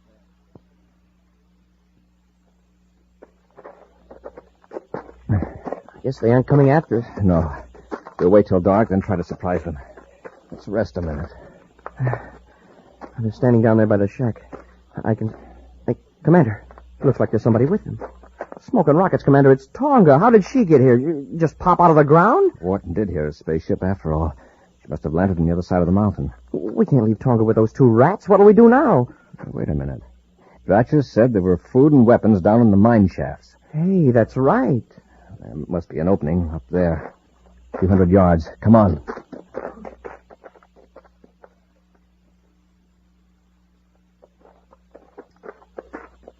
We're in luck. A tunnel car. But it looks like there's no power. It's a magnetic car with self-contained power unit. We can zip down the shaft and come back with food and ray guns. Get in, Hap. Hey, this thing's just like a miniature spaceship. Only much simpler to operate. Shut the door and shove off. Here we go.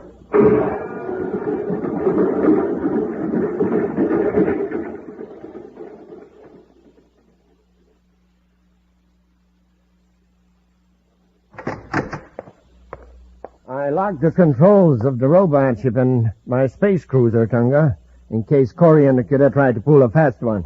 They'll find a way to get you. Yeah? Well, I found something, too, in the robot ship. This miniature spaceophone transmitter. So that's how you traced us here. Not entirely. When the commander and Happy didn't come back from the Lowell City spaceport, I blasted off on the trajectory that Space Control said the robot ship was on. I didn't hear the tracer signal until the robot ship had landed. What? Wharton must have kicked it on when he dragged the cadet out of the ship. Gotcha. We got a problem. Wharton, I told you to go over the mountains and smash the controls of Tunga's ship so Corey can blast off. He's not going over the mountain. He's going under it. Corey could have gone down in the mine shaft. What?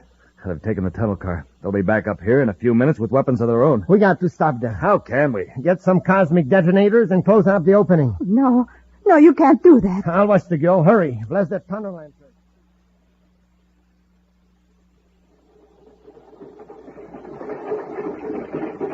Two ray guns apiece. That ought to be enough. We'll wait till dark, then sneak up on them. There's the entrance up ahead. What was that? Commander, look out, up ahead. Stop! The tunnel's caved in. Brace yourself. We're going to crash.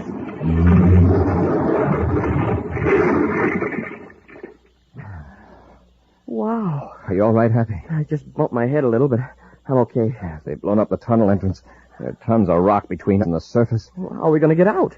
Get out of the tunnel car, Happy. Bring your Atomo light.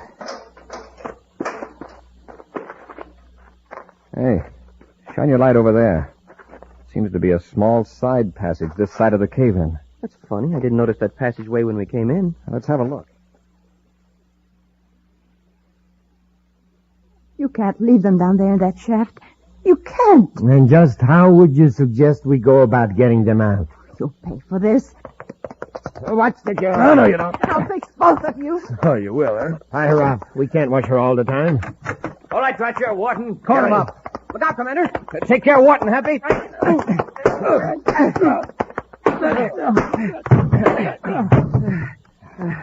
Well, Wharton won't bother us for a while, Commander. That's enough, Corey. Get up. Got the guns, Happy? Yes, sir. Oh, Commander and Happy. I thought they had you sealed in the mine. Now, we found a passage leading to a small opening several hundred yards up the slope. Another opening. I didn't know there was one. The explosion must have opened up an old passageway in the mine. Huh? That just shows you, Dratcher. You don't know your own mind.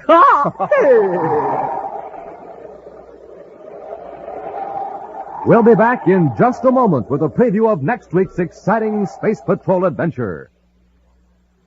1, 2, 3, 4, 5, 6, 7, 8, 9, 10, 11, 12, 13, 14, 15, 16, 17, 18, 19, 20, 21, 22, 23, 24. Yes, sir, gang, there's 24 different Magic Space pictures. And Buzz Corey wants you to have all of them, just like real Space Patrollers do. There's 3 of Buzz Corey, and they're all different. There's 2 of Cadet Happy. And 2 of Tonga. There's a Magic Space picture of Buzz Corey's insignia. And the Space Patrol badge. There's a Space Liner pilot. A picture of Major Robertson. A jet car. A flying saucer. A rocket ship. A planet Saturn. A space pirate. The Deadly Iron Fist. And all kinds of other Magic Space pictures. They work real easy, gang.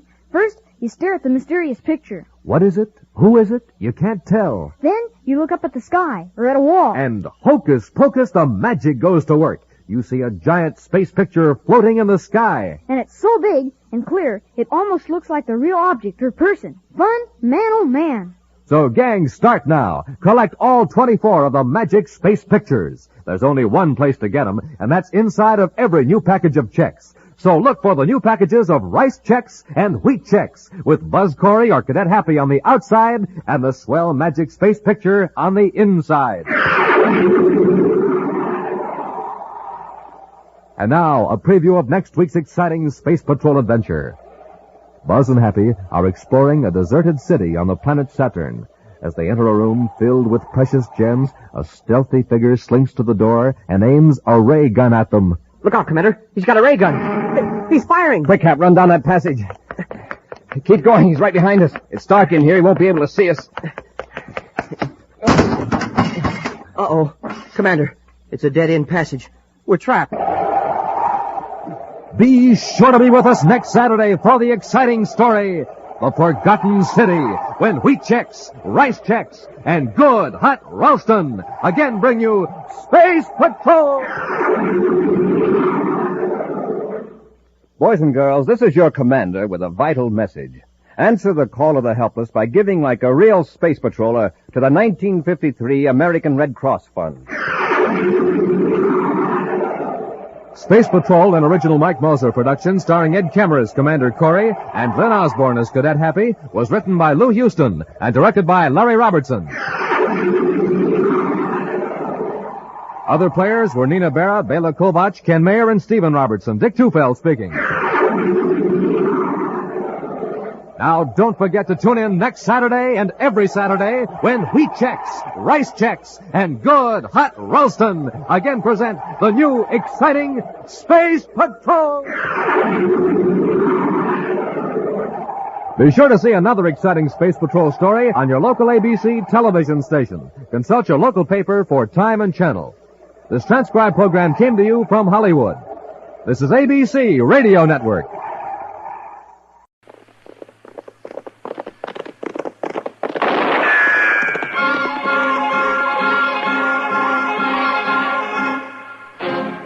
Around Dodge City and in the territory on West, there's just one way to handle the killers and the spoilers, and that's with a U.S. Marshal and the smell of Gunsmoke.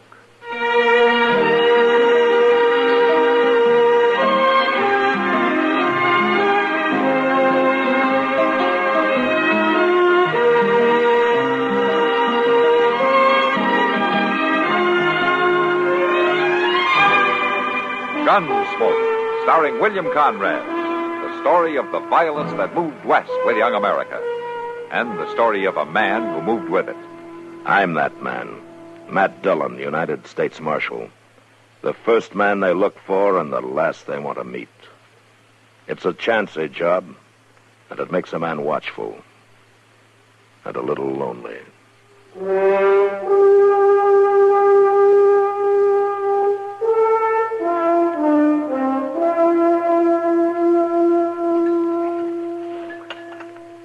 You want some more pie, Kitty? You might as well, since Doc's paying for it. No, thanks, Matt. I've had plenty. Yeah, what happened to make you such a big spender, Doc? Some forgotten relative leave you something in his will? Might as well, Well, what do you mean, Doc? Well, you remember that cowboy got himself shot up in a Long Branch brawl? Oh, that was a year or two ago? There's been more than one of them. Well, I know that, but Kitty might remember this. She helped stop the bleeding until I got there. Oh, I remember, Doc. He didn't even have enough money to buy a beer. And we figured he never would have. Well, what happened to him? Well, sir, I had a letter from him this morning. He's had some kind of a payoff in California. And he sent me a $20 gold piece to pay me for what he called my medical services. Wow. Oh, that's fine, Doc. I'm glad he made out. Yes, men like him don't often do it. And you don't often get paid either. Well, you never know in my business. Mr. Dillon. Mr. Dillon. Oh, it's Chester, Matt, at the door. Oh. And you too, Doc. Hurry up. He means that, Doc. Excuse us. Sure. But he's going back outside. Somebody must be hurt. Yeah, I didn't hear any shooting. Now, there are other ways to get hurt, Doc. Well, we're here by the stage, Mr. Dillon. That man has been hurt, Mac. That's the shotgun messenger, Doc. Somebody must have held up the stage then. Mike got shot, Mr. Dillon. He's hurt pretty bad. Let me take a look. What happened, Chester? Well, I don't know for sure. I seen the stage come in just now, and Mike was driving. Mike was driving? Yes, sir, so I knew something was wrong. Then I could see he is hurt, too. Yeah, but... Yeah, Doc. He's trying to say something. Make it fast, man. I got to get him up to my office. Mike, it's Marshal Dillon. What happened? Held up. Driver killed. Were there any passengers? No. Currency. Shipment. 20,000. Where'd it happen, Mike? He's going out, Matt. Mike. Try. Please try. Tell me, where'd it happen? How many men? Huh? North Hat Creek. 2 men. That's all, Matt. He's unconscious. I'll find a couple of men to help you, Doc. Chester, go get our horses. Yes, sir. And hurry.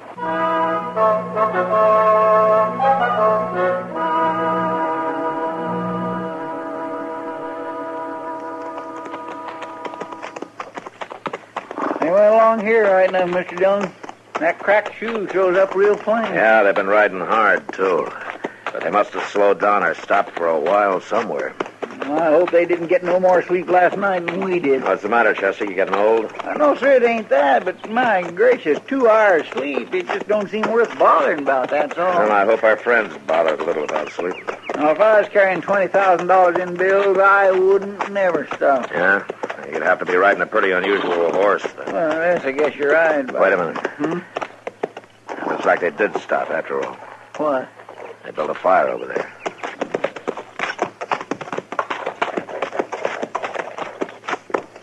Yeah, it was them, all right. Yeah, same tracks. I think we picked up a little time on them, Chester. Come on, let's pick up some more.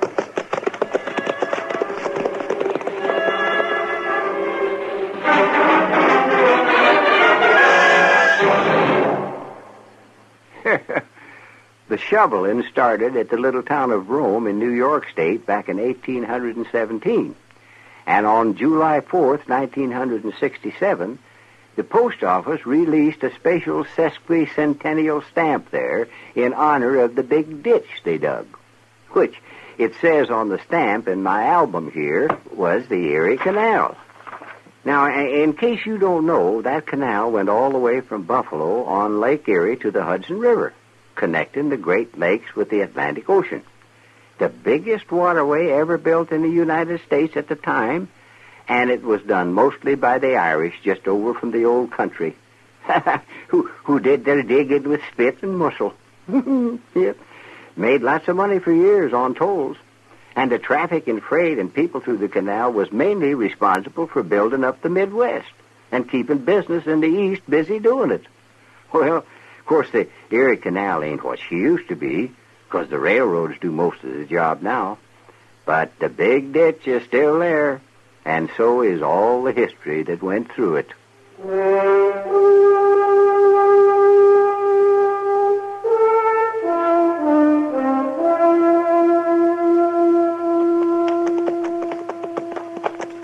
I swear, Mr. Dillon, them men's riding like they're stuck to the saddle.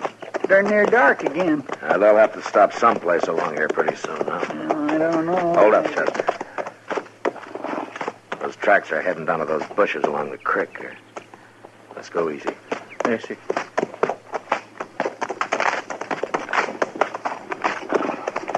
Mr. Dillon? Yeah. Off yonder, above the stream there's a shack. Yeah, I see it. You think they might maybe have hid out in it? Maybe. But I'm not going to ride straight up to find out. We'll leave the horses here. Yes, sir. Now we'll circle around back. Just keep low.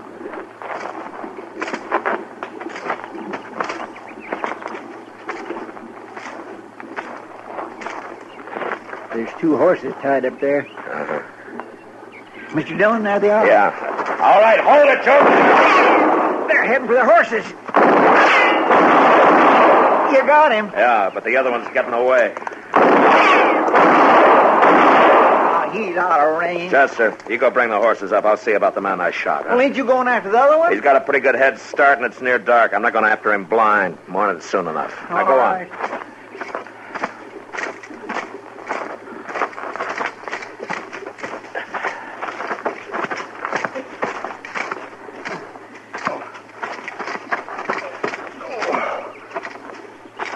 You get my brother. You get wrecked. Not yet. You hurt bad? Yeah. Yeah, I sure am. Chester! Yes, sir? Tie up those horses and come here. We'll carry him into the shack. You're right there.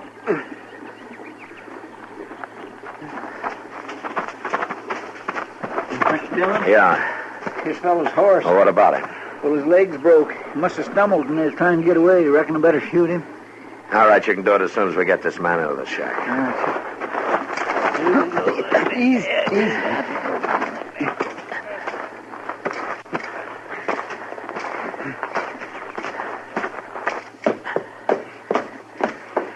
All right, open the door, Chester. I'll keep hold of him. Why, it's locked. You suppose somebody lives in this forsaken place? Well, we'll find out. Go ahead and knock. Anybody in there? Open up! Anybody in there? There's no need for any more noise at my door. Just finished telling you men you can't stay in my house. You don't need that shotgun, ma'am. We don't mean any harm. I intend to defend my home, sir. No rough men are going to tramp around amongst my fine things. You open the door a little wider, ma'am, and you'll see we're not the same men. I don't open my home to any strangers. I'm Marshal Dillon from Dodge City, and we got a badly injured man here. A United States Marshal? That's right, ma'am. Well, then I guess I'll have to let you in. But I don't hold with your Yankee government. I want that clear. All right, ma'am, fine. Come on, Chester. Now, you just show us where you want us to put him. Is he hurt bad? Not bad enough. Well, I suppose even a rough man has a right to die in a bed. But mind you, be careful of my things. All right, ma'am. We'll mind.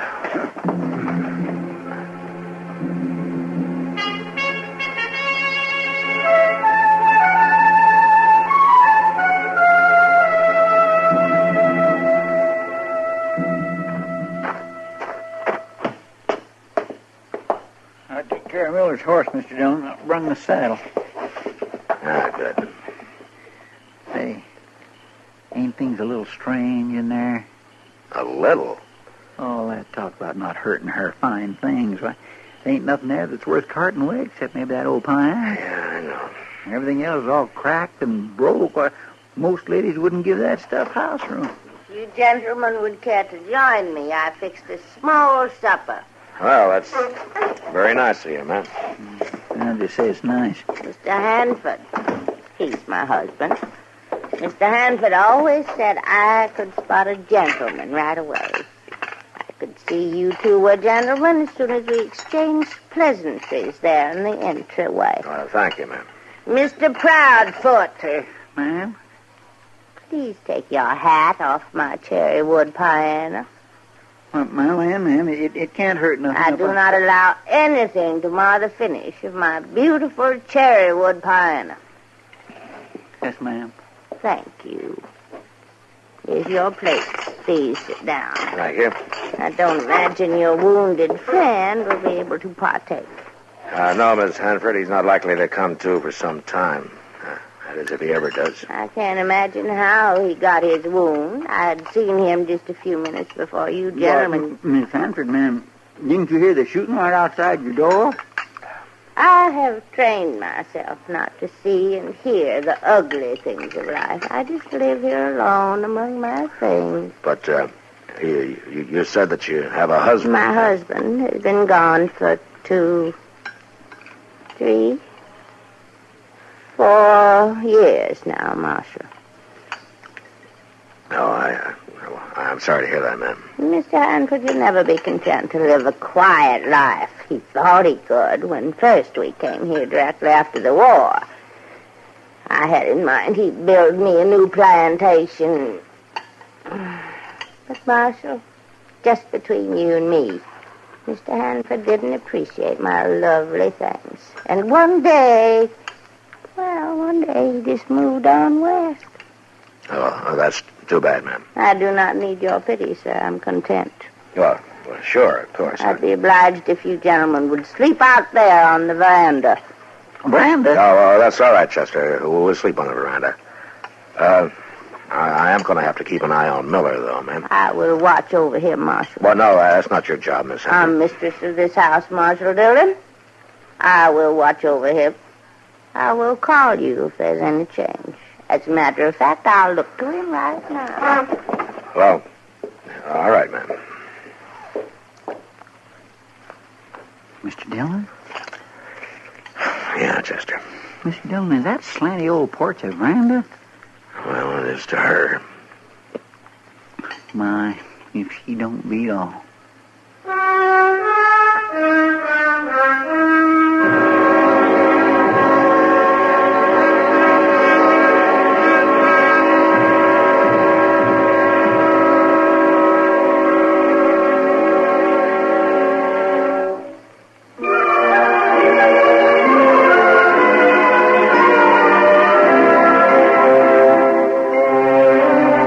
Hometowns in America have a lot in common, and yet they're each one of a kind. Take, for example, Valdez, Alaska. Since the earthquake on Good Friday in '64, folks have been building all over again. Folks like Max Wells, whose hardware store reared up and moved back 2 feet. In those awful hours, fuel tanks exploded, there were scattered fires, and the entire dock disappeared. Men drove to 35-mile Roadhouse for help. But that was then. Now, Valdez is moving to solid ground 5 miles around the bay. New houses are up, the city hall and the freight dock are in, and children are buzzing over to the new Groden Harrison Elementary School. Valdez is pretty much well again. Tourists come to this ice-free harbor and visit Valdez and Columbia glaciers, over which early adventurers climb to the gold field. But if your hometown is Valdez, you already know this. We only wanted to remind you it's still there.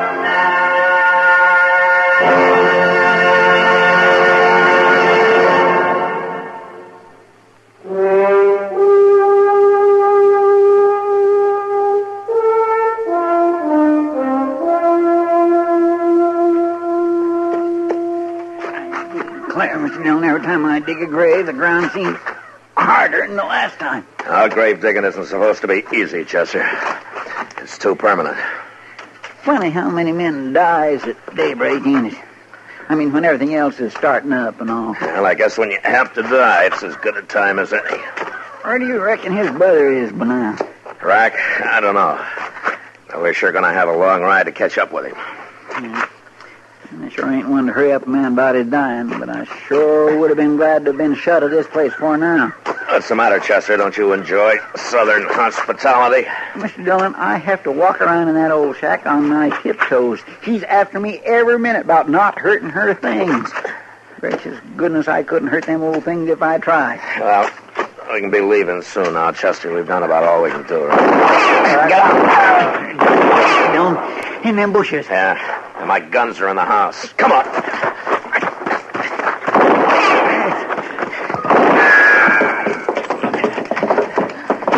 I believe it's customary. Will you get out of the way, please? I want my gun over there. What do you suppose that crazy fool's thinking of? I don't know, Chester, but he must have a good reason for sticking around. His brother? No, I don't think he'd take on these odds when he was pretty sure his brother was done for. I think he's got another reason. Where's the saddle that came off Miller's horse? Where? Over there in the corner? Oh.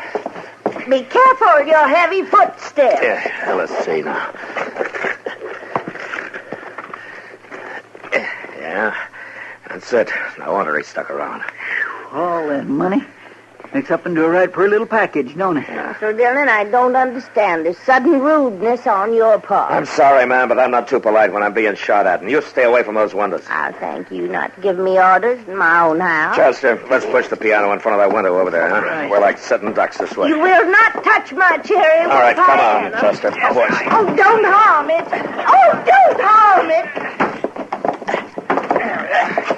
All right. Now I'll watch the front, and you take the side, huh? I don't think you'll wait long. How long must I endure this? How long? As long as that outlaw's out there, Miss Hanford. He's not going to let us out of here alive. You're going to stay here tramping around among my nice things until he goes away. I'm afraid so, ma'am. Well, I'll just order him off my land. Miss Hanford, come back here. See here, sir. Miss Hanford! You're trespassing. I want you to ride on. Why, he shot her. Yeah. There he is, running for the creek. He's down. You got him. Yeah. You go make sure, will you, Chester? Yes, sir. I'll see to Miss Hanford.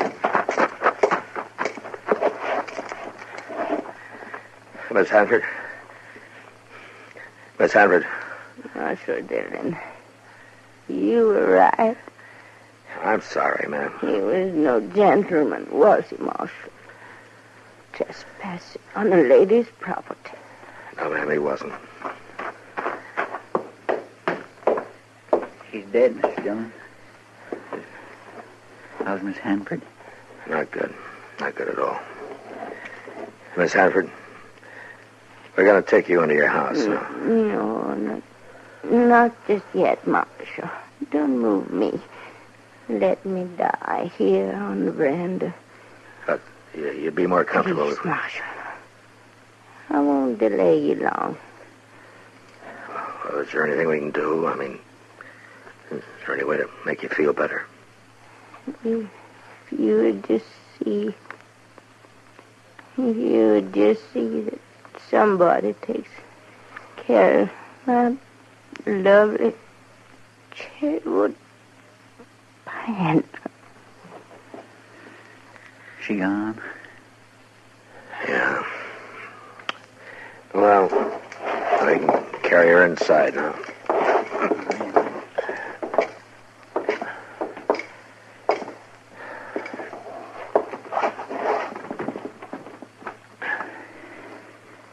Mr. Dillon? Yeah. She really believed Rack Miller would listen to her and go away, didn't she? Yeah. That he was no gentleman. Well, it's just a shame, that's what it is.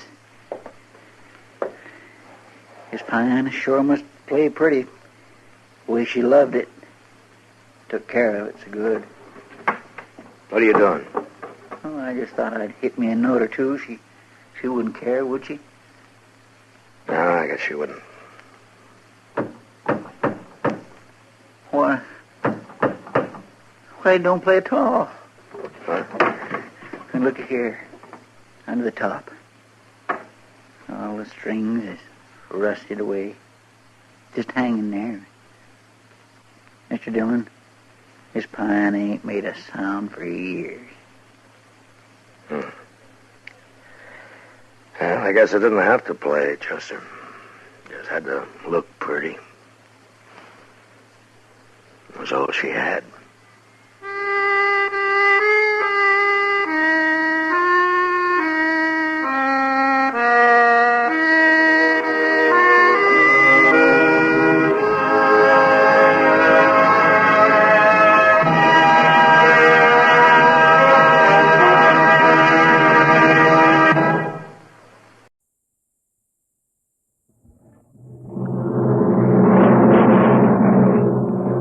Adventures in time and space, transcribed in future tense.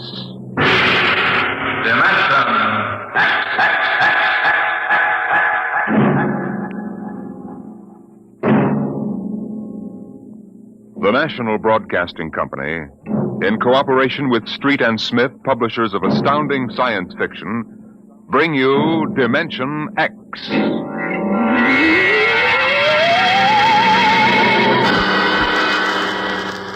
Tonight's story, First Contact, by Murray Leinster.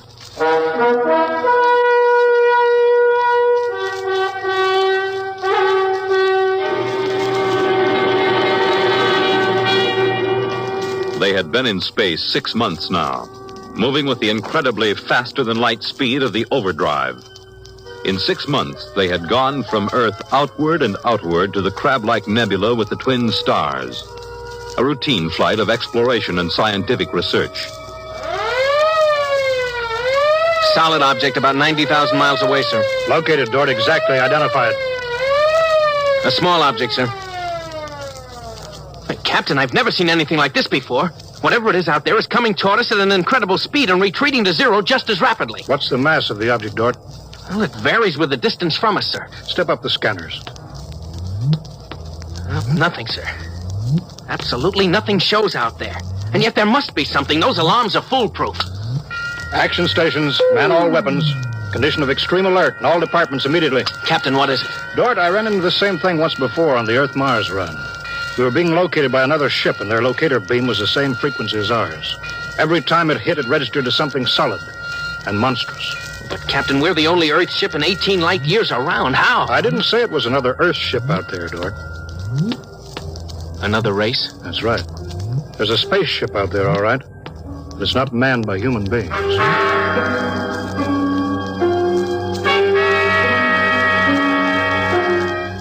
It had been contemplated and speculated upon. Mathematically, it was almost a certainty that such a race existed. But in 18,000 Earth years, no human spaceship had ever encountered them. Now the situation was precipitated, and somewhere outside the Earth vessel there was an alien race. Of what shape? Of what quality? Of what psychology? It's moving, sir. Heading right for us. At that speed, we'll be in touch in 10 minutes. Heading right for us, huh? Just what we'd do if a strange ship appeared in our hunting grounds. Friendly? Well, maybe. We'll try to contact them. We have to do that. But friendly? Thank the Lord for the blasters. They may not be hostile, sir. Well, they may be. That's what I'm paid for. Put on this job for, to worry about the troubles that may never happen. To all hands, now hear this. A ship is approaching manned by an alien race. I'll give the signal for attack or defense if it be necessary. There'll be no move made unless I give the order. I do not wish to provoke trouble. Stand by. Their ship is slowing down, sir. It's stopped. Weapons Department, report. Weapons Department, report. Alien ship remarked. Target fixed. Weapons alert. Communications Department, report. Communications Department, report. We're receiving a modulated short wave, sir. Frequency modulated. Apparently a signal. Not enough power to do us any harm. We'll try to make some sense out of it. Report any progress to me immediately. One thing in their favor, sir. They didn't attack immediately without question. They're trying to establish contact. That seems to indicate they're reasonable. We'll see. What are they doing now? Can you make out the locator screen? Bring that power up. They're doing something now, sir. There's a section of the hull opening. Probably an airlock, sir. If they breathe there. They're letting something out. Oh, it's round. A bomb, sir? Unknown object released from alien ship. Observed by Weapons Department and targeted. Stand by. See what they're doing, sir? They've left the object out there right where they were. And now they're withdrawing the ship. There's no reason why that object couldn't be a bomb, Mr. Dort. Intended to let us think precisely as you're thinking right now. I just have a hunch, sir. I think they're friendly. I think whatever it is out there is a means of communication. You're probably right, but I won't gamble the ship on a probability. Sir, I'd like to volunteer to go out there and look that thing over. Well, you understand whoever does examine it is expendable. Yes, sir. Requisition a lifeboat. If it's all right with you, sir, I'd prefer just a suit with the drive in it. It's smaller and the arms and legs won't make me look like a bomb. And I'll carry a scanner, sir. You may leave when you're ready. Thank you, sir.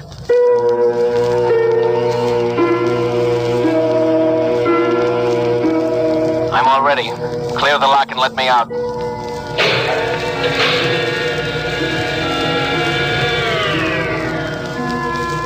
Weapons Department reporting to the captain. Mr. Dort located. Mr. Dort is targeted. Stand by. If that object out there is a device to capture one of our people for observation and questioning, it'll be blown out of existence, including Mr. Dort. Stand by.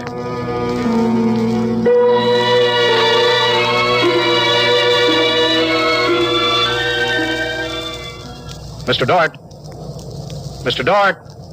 Report. Object, as you can see on the scanner, sir, is covered with many small horns, like the detonating horns of the obsolete mines formerly used in naval warfare. Is that their purpose, do you assume, Mr. Dort? I'm going to find out, sir.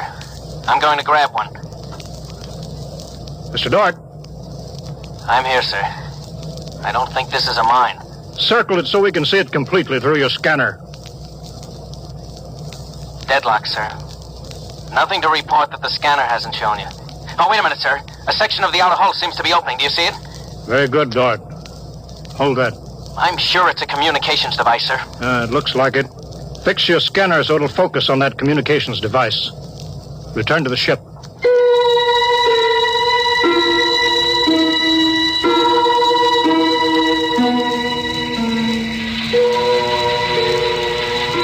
Communications Department. Communications Department. Progress report, please. We've established communication, sir. Is there a psychologist on the team down there with you? Yes, sir. Mr. Burns is working with us. Will both of you please report to the bridge at once?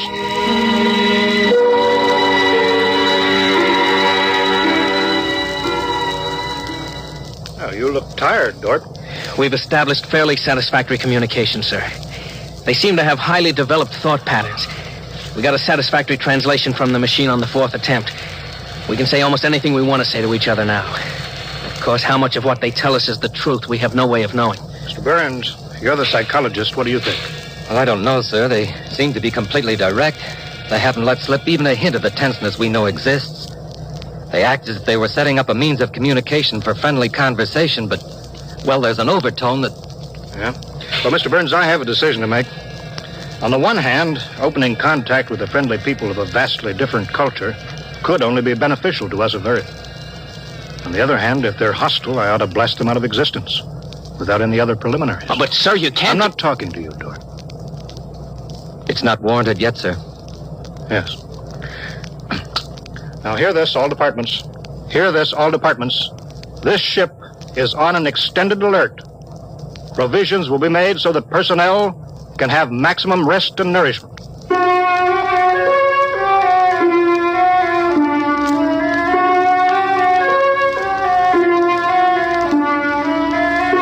Communication continued by means of the artificial language set up arbitrarily between the Earthmen and the aliens, decoded by the mechanical decoders.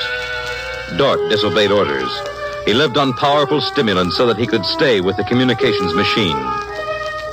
Talking to the aliens.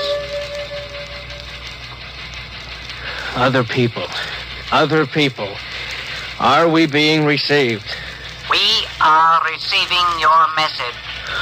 The chief of this ship wishes to speak with the chief of your ship. The message is heard by the chief of this ship. The chief of this ship communicates that he will hear the message of the chief of that ship. Go ahead, sir. People of the other ship, I'd like to say the appropriate things about this first contact of two dissimilar civilized races, and of my hopes that a friendly intercourse between the two peoples will result. People of that ship, what you say is all very well, but is there any way for us to let each other go home alive? That's all, sir. They've stopped sending. Very direct people. Very direct. But, sir, I don't follow. I didn't know what that meant. You know, is there any way for us to let each other go home alive? It means what it says, Dort. Sir, what's to stop us from just cutting communication and leaving, and they can do likewise? What's to stop us? Simply that whichever ship leaves first will be followed by the other. If they find Earth and get back to their own planet and we don't know where that planet is, Earth will be completely at their mercy. If they leave first, we'll follow them. We'll attempt to find their home planet. Dort, could you swear to any decision that the policymakers on Earth will come to? Sir, even if they do follow us, the closer we get to home, the more of our ships and weapons they'll face. They'd never get away. Well, how do you know that they can't communicate with their home planet without returning? We can't, sir. How do you know they can't? I don't, sir. So that's the situation. We'll sit out here, facing each other, trying to outguess each other, until time wears us out. And we'll have to face the fact. Either they destroy us or we destroy them. Navigation officer, attention. Navigation officer, attention. Every star map on this ship is to be prepared for instant destruction. The chief of this ship wishes to know whether the chief of that ship can suggest an answer to the problem concerning us both. Do you want me to answer that, sir? I'll answer it myself. Tell me when to talk. Now, sir. I am giving that matter personal attention. Every effort will be bent to the solution of this problem. Will you consider a temporary truce in the meantime? What would a truce gain? Could we trust you? Would you trust us? I suggest that we continue as we have up to this particle of time. I agree. Sign off, George.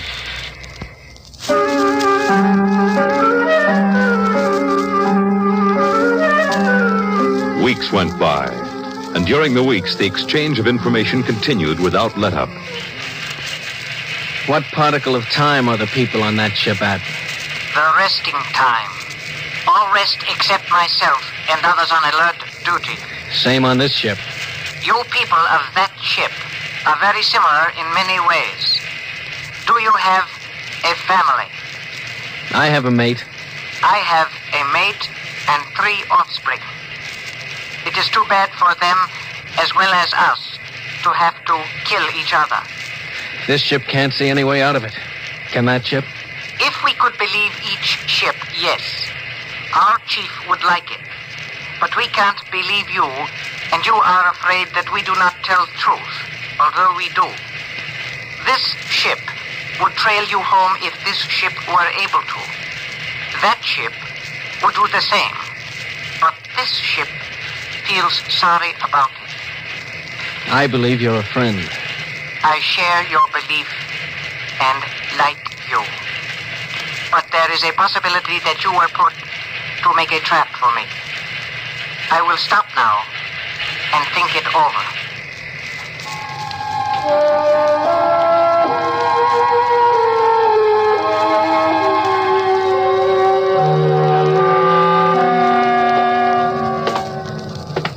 Just sit down, Dort. Control yourself. We're all under tension. Doesn't do any good to pace like some caged animal. Yes, sir. All right, now I've read the complete transcription of your conversations with this one alien. What does it prove, Dort? Sir, these people are so much like us in their thinking and... Well, sir, they're likable. They're likable and they breathe oxygen. Their air is 28% oxygen instead of 20. But they could do very well on Earth. It'll be a highly desirable conquest for them. Dort, I'm as set against violence as you are. I don't see any way out of this. And I think we've got to break this status quo. So if in 70 hours we don't see any other way, then I have no further choice. I'll blow them to bits.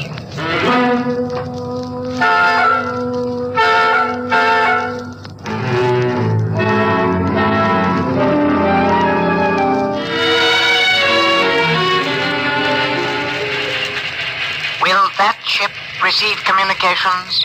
Will that ship receive communications? This ship is listening.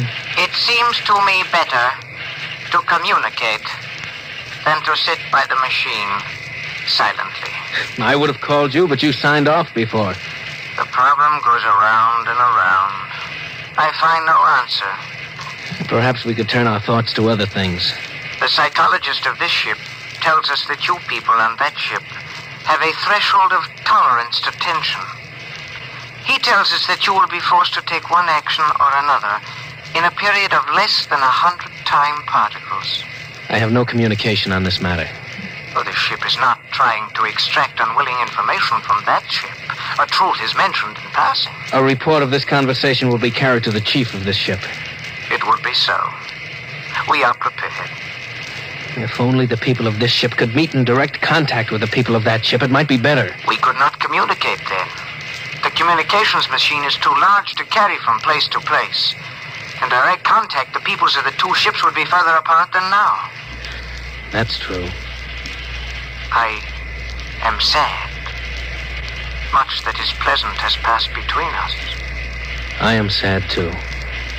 We are not yet ready for each other. We are not yet ready for each other. It's hard, isn't it, Dort? Well, Captain, I'm sorry. I didn't know you were here, sir. I've been here for quite a while. Eavesdropping, I'm afraid. It's all right, sir. Nothing can be personal in a situation like this. Yeah, that's right. How long is 100 time particles, Dort? Pardon, sir? That reference he made to us not being able to stand tension is interesting. Their psychologists seem to make more out of us than we do out of them, don't they? Yes, sir. They hit the nail right on the head. Yes, they did. I think, Dort, we'll just have to push our timetable up a bit. No further communication with the aliens under any circumstances. That's clear, isn't it? Yes, sir. Sir, if they know so much about our psychology, isn't it possible that remark was intended to make us act more quickly? Probable, Dort. Probable. Well, why would they do that, sir? Why? You tell me why, Dort. All of a sudden, I have an idea, sir. That's crazy. It doesn't matter how crazy. I'll listen to it. Sir, I think these people are playing some kind of a joke on us. Joke? A joke, Dort? Yes, sir. Over and over again, I've noticed what I think is a sense of humor. A highly developed sense of humor. Do you recall when we went to all the trouble to set up a fictitious star map and then they just sent us back a mirror image of the same one? I think somehow they're playing a joke on us. Well, maybe you're right. In which case, you've seen practical jokers, Dort. Their jokes aren't always funny. Sometimes they hurt people.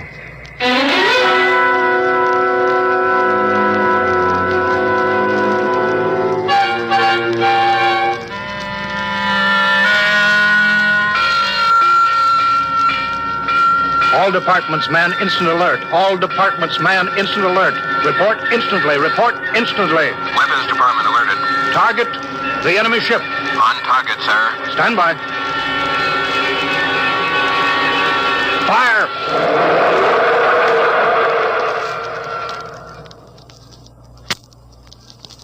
They're gone, sir. Not a trace of them left. Not a tiny trace. Now we can go home.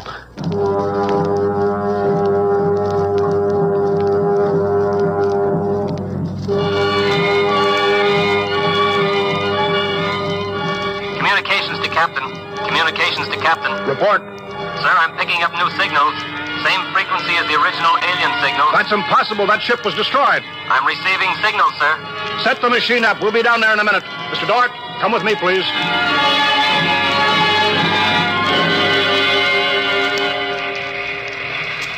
It's good to be on the way home. Yes, it is good. Do you suppose we'll ever figure out what happened to the other ship? Never. A blinding flash and they were gone. I suppose they couldn't figure a way out of the situation. An unstable people. They had no sense of humor to cope with the situation.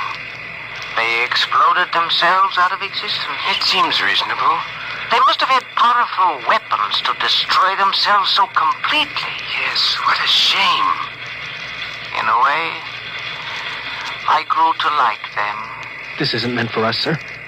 I don't know what's happening, but I think we're overhearing a private conversation. I understand, Dora. Be quiet, will you?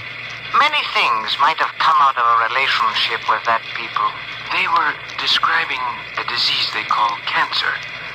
I think it is similar to the Fulgren syndrome. We might have helped them. They might have helped us, too. Well, too bad.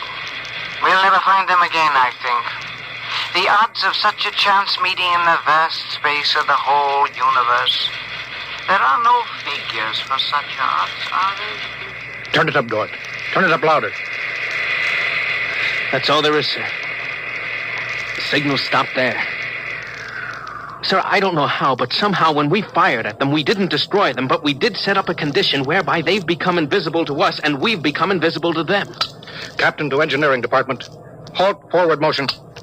Captain, why are we stopping? Listen, Dort, you say they're invisible. All right, they are. But they're not destroyed because we just heard them. They're out there somewhere. Invisible. Well, you heard them, sir. They're heading for home. We're invisible to them, too, sir. How do you know, Dort? How do you know this whole thing isn't a setup? Well, suppose that's true, Captain. You heard their conversation. They weren't talking like any monstrous people. They seemed decent and warm, just as decent and warm as we are. How do you know this conversation wasn't planned, deliberately set up for us to hear? How do you know that, Dort? Yes, sir, you're right. They may be out there and they may not.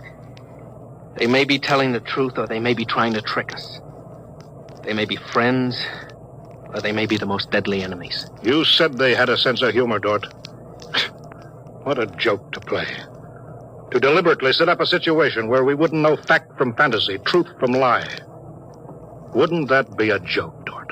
Yeah, but we don't know that they did that, sir. And we don't know that they didn't. We don't know anything.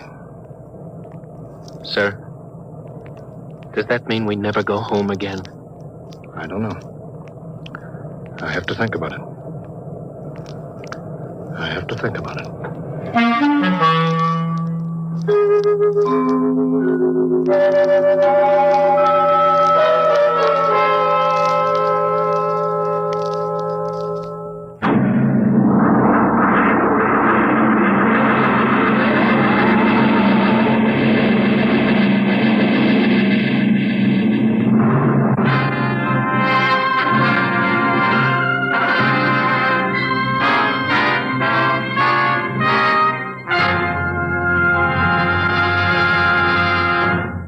You have just heard another adventure into the unknown world of the future.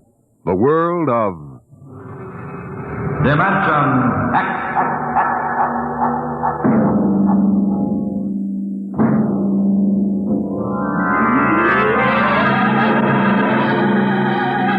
Dimension X is presented each week by the National Broadcasting Company in cooperation with Street and Smith, publishers of the magazine Astounding Science Fiction. Your host was Norman Rose, music by Albert Berman. Dimension X is produced by William Welch and directed by Fred Way. First contact. Written by Murray Leinster and adapted for radio by Howard Rodman. Featured in the cast were Wendell Holmes, Bob Hastings, Clark Gordon, William Lally, and Stan Early. Your announcer, Fred Collins.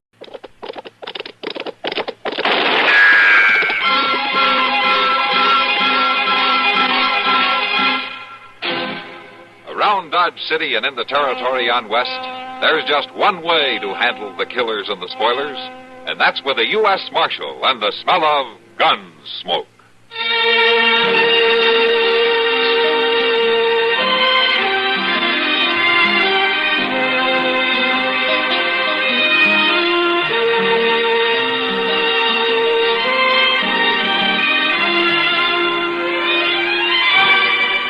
Gunsmoke, starring William Conrad. The story of the violence that moved west with young America. And the story of a man who moved with it. I'm that man.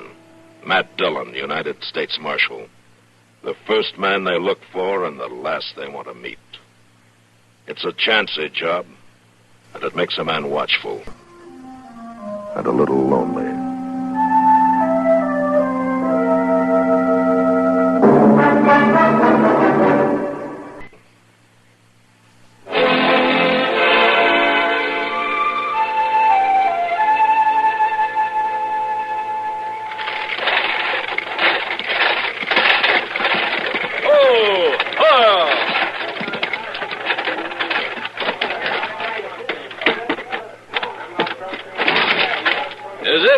Dodge City. Where's the best hotel, driver? The Dodge House right down the street. You and the missus be real comfortable there. Thanks. He'll have your bags down in a few minutes. Give me your hand, Tilda.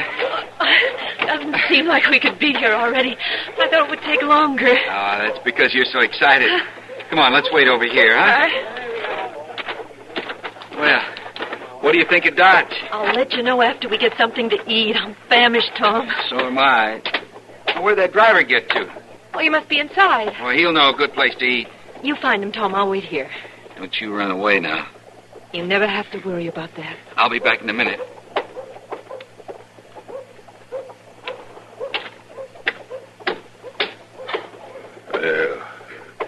Hello there, Missy. I beg your pardon. You're the prettiest little thing I've seen around here. How about you and me having a little drink somewhere? Got a pocket full of money. Hey, what? What's the matter? You a school marm or something, huh? Well, that don't matter. I like school marm. Why don't you go back to your trough, mister? Why, you little hussy, you... Let go of me. I ought to slap you. Get your hands off her. People don't shove me, mister. Don't they? You all right, Tilda? Did he hurt you? I'm all right. He's just a drunk. He's more than just a drunk, man. What do you mean? He's Ed Ivers' partner. Well, I never heard of Ed Ivers. He and Varden here run a cattle outfit just across the river. Ivers is kind of a dangerous man. He had quite a reputation back in Texas. A gunman, you mean? Yeah, they say he was real handy. Oh, Tom. Varden's going to be pretty mad when he comes, too. Nobody's going to insult my wife. I don't care whose partner he is. Just too bad it had to happen. Well, I'm not going to worry about it. Where'd you say that eating place was? Delmonico's right down there. Thanks. Let's go, Tilda.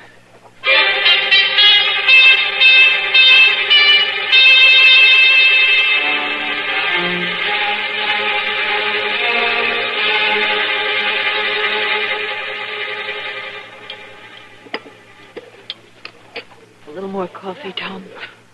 Thanks.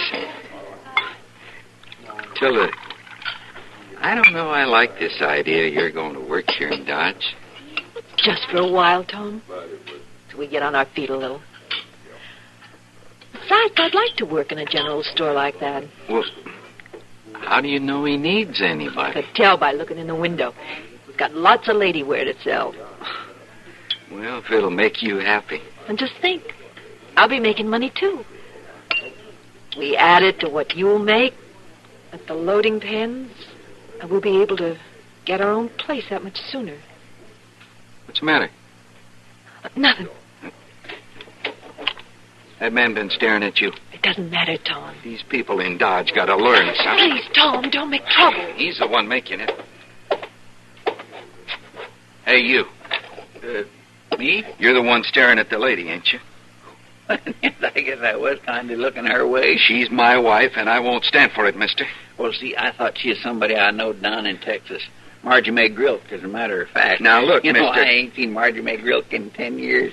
She was just a little bitty old thing then. I probably wouldn't know her even if I did see her. Now, that ain't the You know, point. your wife looks something like her, that's all. I didn't mean no offense. I ain't been in Dodge an hour, and I've had nothing but trouble with you people. I said I didn't mean no offense. Well, you just watch your step. My goodness, Mr. Dunn, he sure is a hothead. Well, the way you were staring at her, I can't say I blame him, Chester. Oh, well, doggone it, I did think she might maybe be Margie May Grill. So you were mistaken. Well, he's just looking for trouble, Mr. Dillon. Chester, finish your coffee.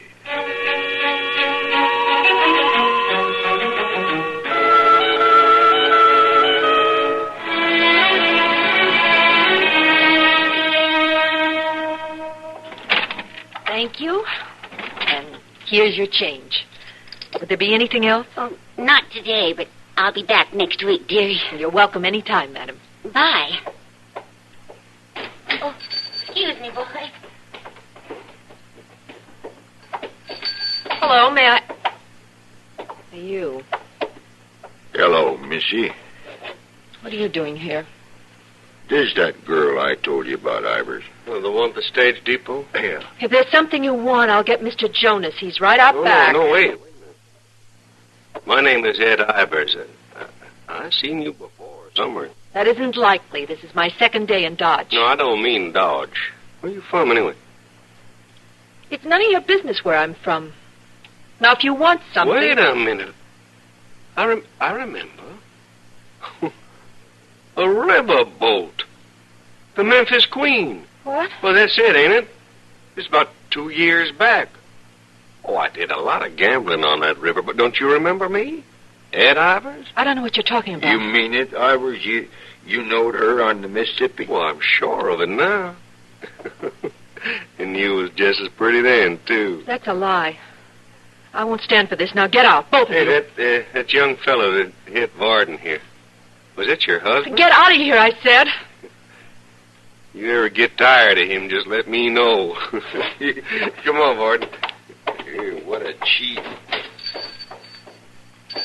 Oh, no.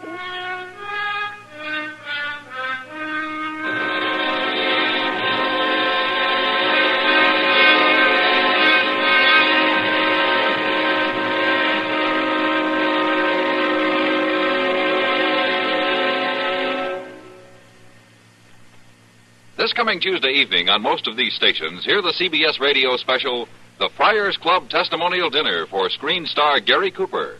That famous friendly verbal dart thrower, George Jessel, will be roastmaster, with Jack Benny, George Burns, Milton Berle, Bob Hope, Sammy Davis Jr., Dean Martin, Carl Sandburg, Greer Garson, Audrey Hepburn, and Art Linkletter participating in the festivities. Hear for yourself the Friars Gary Cooper Testimonial Tuesday evening over most of these stations.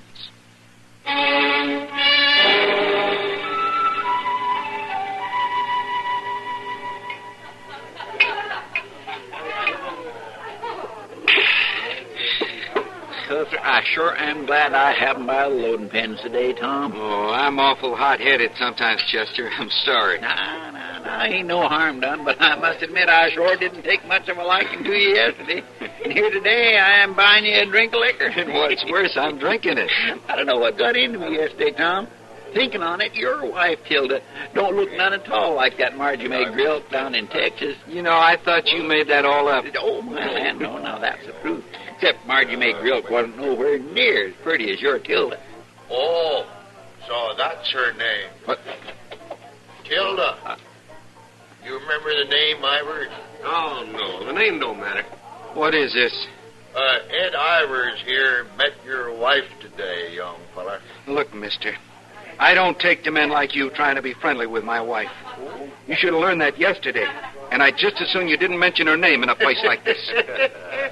Ain't he something? I mean it, mister. Oh, don't get yourself all riled up, boy. Just that your wife's no better than she ought to be. I'll kill you for that. Well, now. He ain't armed, Irish. So he ain't. I can get my gun. Smart you do anyway. Now you leave him alone. Keep out of this, Chester. Your being a gunman don't bother me at all, mister. Well, now, I guess nothing bothers you, does it? Marrying a woman off in a river boat. You watch what you're saying. Your wife, Tilda, is it? Worked on the Memphis Queen. I rode it down the Mississippi several times. Mister, I'm gonna have to kill you now. You couldn't kill me even if you had a gun. And it ain't worth your life trying. Not over no cheap riverboat woman. You wait right here. I'll get my gun and I'll be back. No, I ain't got time, boy. We gotta get back out the place. I'll come after you. There's no need for that. I'll be back in town sometime tomorrow, and you can live till then. All right. All right, I'll meet you right here. Now, I'm telling you, she ain't worth dying for, boy. But I'll be here.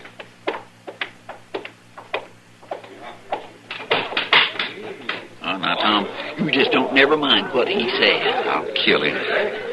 I'll kill both of them.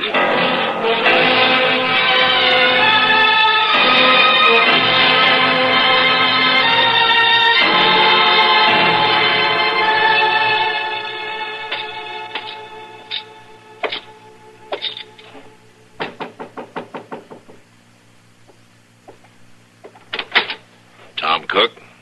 Yes? What do you want? I'd like to talk to you. I'm Marshal Dillon. Oh, come in. Thank you. Tilda, this is Marshal Dillon. Marshal Dillon? Hello. Maybe I ought to talk to you alone, Tom. Oh, that's all right, Marshal. I can guess why you're here. Tilda and me have no secrets from each other. I told her all about it. I see. Did you know Ed Ivers is an ex-gunman? I can't let any man talk like that about my wife. He'd be a hard man to beat. That ain't important, Marshal. You get killed, what'll happen to Tilda? She'd be better off than having a coward for a husband, wouldn't she? Look, you're both young. You got a long life together if you play it right. I was just going down for a bottle, Marshal. Wait a minute, Tom. Maybe you'll join us in a drink before supper. Providing we talk about something else. Give him a chair, Tilda.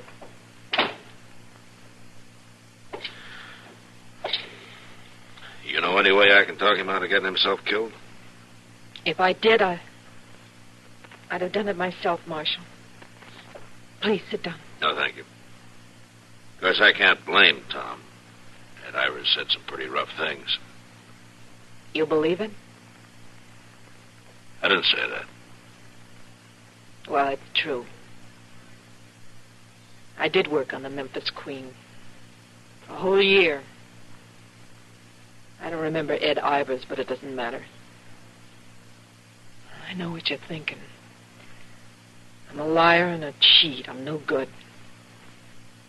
You're thinking what any man would think, including Tom. You need help, Tilda. How can anybody help me now? I think I know somebody who can. What?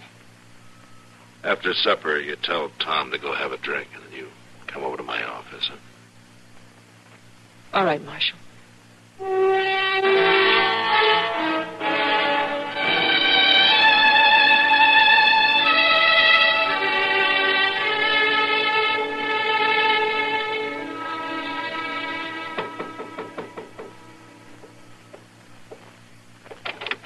Hello, Matt. Kitty, this is Tilda. Hello, Tilda. Hello, Kitty. I'm leaving you in good hands, Tilda.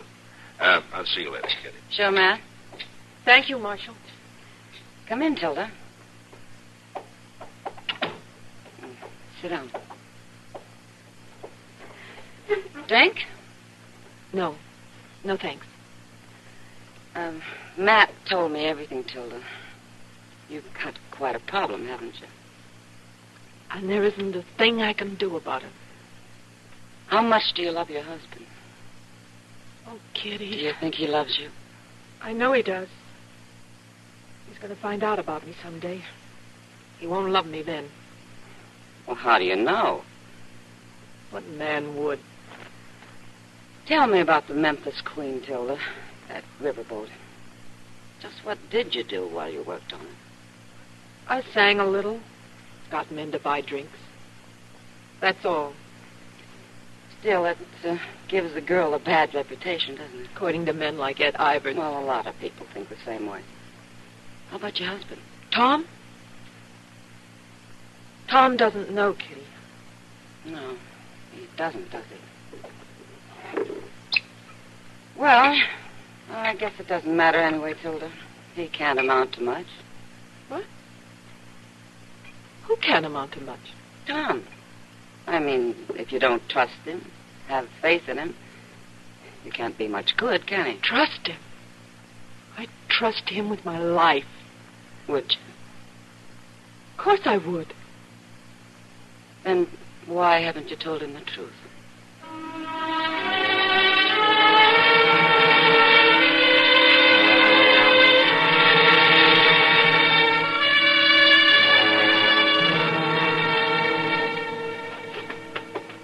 You're better off staying here in the hotel, Tilly. While you go to the Long Branch and wait for Ed Ivers to come to town. Now, don't worry. There's never been a gunman yet who ain't been beat sooner or later. Tom, can't we just go away right now, somewhere? You know we can't. Tom. Oh, here now. Tom, I gotta tell you something. Now, don't get all upset. Everything's gonna be all right. What Ed Ivers says is true. What? It's true. I did work on the Memphis Queen. Well, now, what are you saying? You gone crazy? It's true, but it wasn't like you'd think. Stop that now. I'm not lying to you now. I couldn't tell you before. I tried.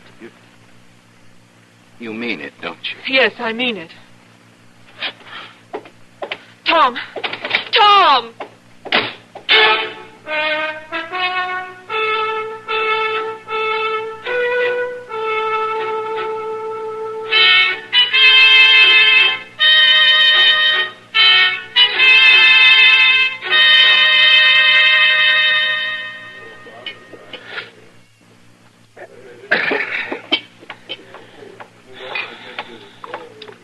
Hello.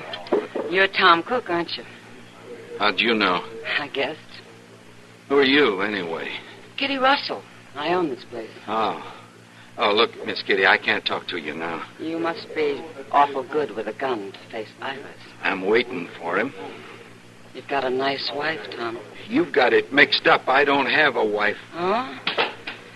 Well, you better brace yourself. Ivers and his partner just came in. Now, just get out of my way. Yeah, Huh? good luck.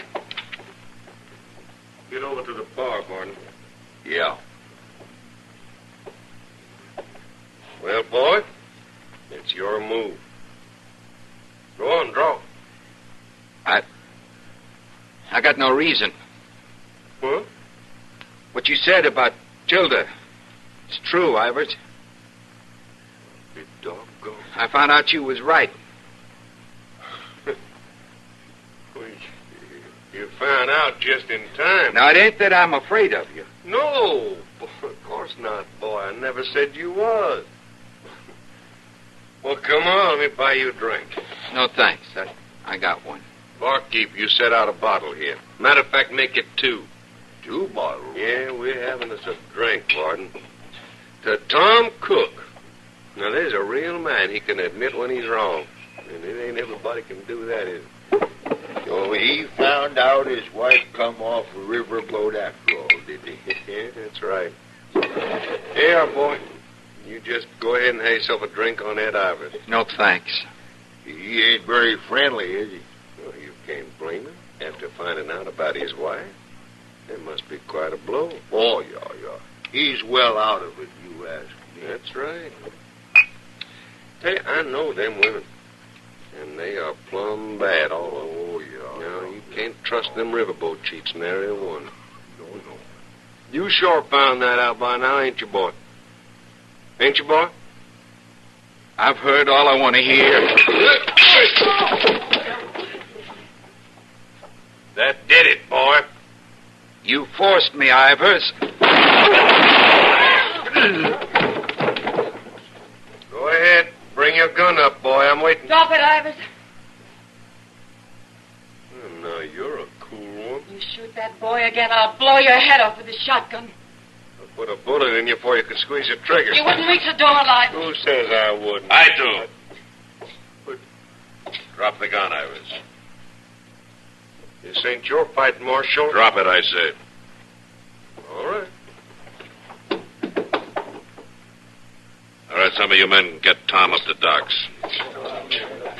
He drew on me first, Marshal. Get out of here, Ivers, and take Barton with you. I said he drew first, you hear? Don't push your luck, Ivers. You taking over for that boy? I am. Well, he sure ain't worth it. Come on, Barton.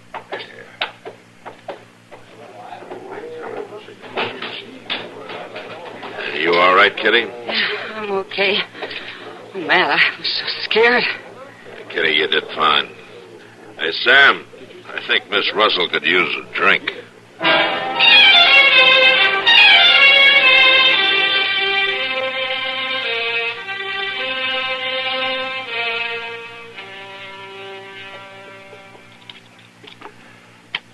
Well, that does it, Tom. You're going to be all right.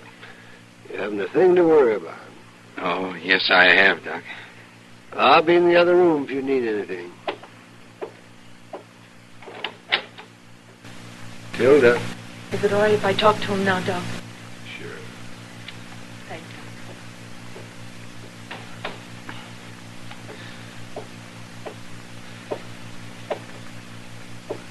Tom. I didn't know you were here. I've been here the whole time. Doc didn't want me to bother you at first. Says I'm going to be all right. Yes, I'm thankful for that. Tom, I'm sorry. Why didn't you tell me right from the beginning? I was afraid you wouldn't understand. I was afraid I might lose you. I love you so much, Tom. I didn't want anything to happen. It wouldn't have made any difference if I'd only known from the start. But I wasn't sure.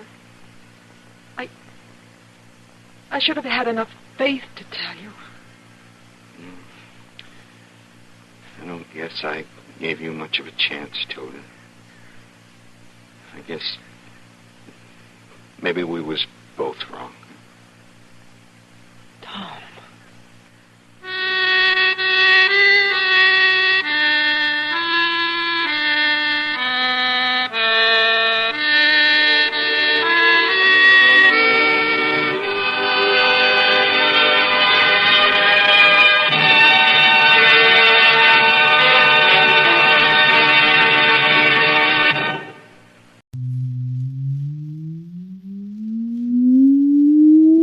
Countdown for blastoff. X -5, -4, -3, -2, X -1. Fire!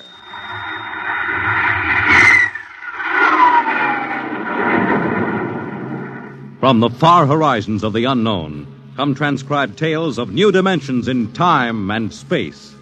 These are stories of the future, adventures in which you'll live in 1,000,000 could-be years on 1,000 would-be worlds. The National Broadcasting Company presents X -1.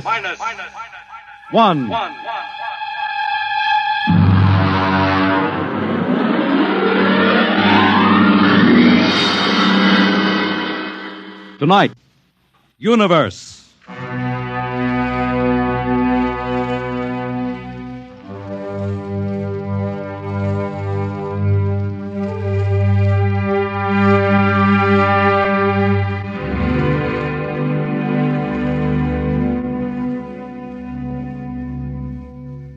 We are just beginning to discover how boundless our universe really is. And yet, as man reaches out to the stars, out toward infinity, ironically enough, he may be building himself a new kind of prison. What would it be like to live all your life in a world no larger, say, than a single gigantic rocket ship bound on an endless mercy?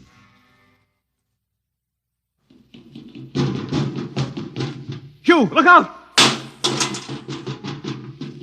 You all right? Yes. Just missed me. What was it?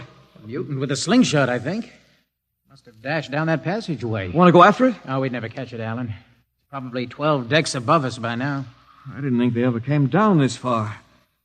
Trolls usually get them before they reach this level. Well, they get more daring with each generation. This one looked like a female. Male or female, it might have killed us. I told you this trip was pure foolishness, climbing 24 deck levels to hear a crazy old man rave. All right, Alan, we're almost there now. Let me see, compartment X, 15, level 24. This is the place. This area smelled as if it hadn't been visited by a sanitation crew for generations. This part of the ship is almost deserted.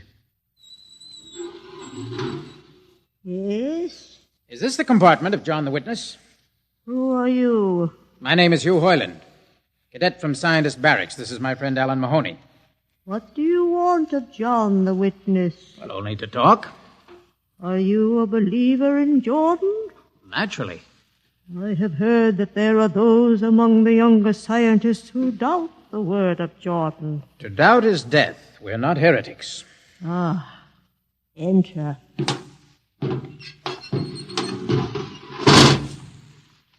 I've brought you a gift of tobacco, grown on the richest level.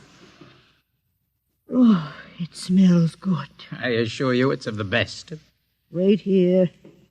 I'll get him. What a rat's nest. Shh. Well, what the devil do you think he can tell you? Alan, I'm not sure.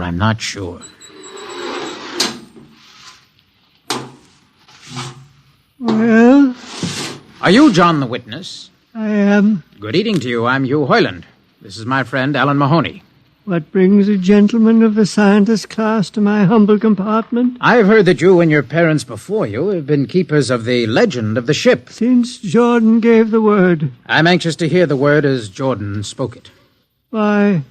Because our young scientists, well, among them there have been some who talk against the word. There are regulations against such heresy. Still, some of them say the ship has no purpose. They say that we are here accidentally, that we have no more grace in Jordan's eyes than the most deformed mutant who dwells in the highest level of the ship. What shall I say to you? Well, I wish to hear the word from the mouth of one who knows, in order that I may become more convinced. Sit. You have a gift for the witness? The finest tobacco. Good. I will dim the lights. Now pay close attention, for these are the words as my father's father's father gave them to his son's son's son. This is how the ship came into being, how our people were created. In the beginning there was only Jordan, thinking his lonely thoughts. Out of his thoughts came a vision. Out of the vision came a planning, and out of the planning came decision.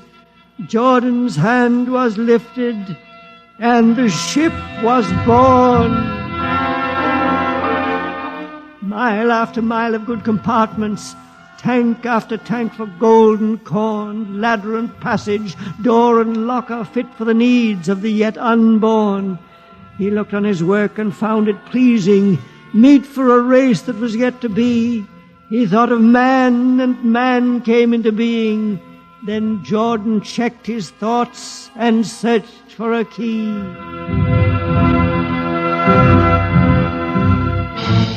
Man untamed would shame his maker. Man unruled would spoil the plan. So Jordan made the regulations, and order came to the works of man. A crew he created to work at their stations, scientists to guide the plan. Over them all he created captain, made him judge of the race of man.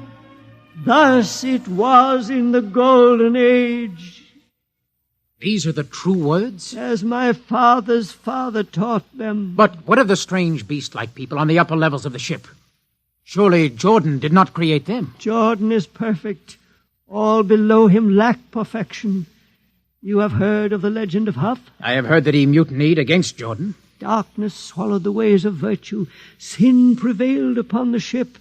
And before wisdom prevailed in the bodies of Huff and his followers were fed into the converter, some of the rebels escaped and lived to father the mutants.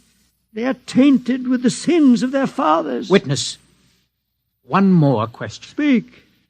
What is the ship? The ship is a great sphere, 25 kilometers wide and 100 levels deep. I know that, but the upper levels. The regulations forbid us to venture into the upper levels, but it is said that beyond the levels of the mutants lies the forbidden place where Jordan's spirit prevails. So I've heard, yet something troubles me.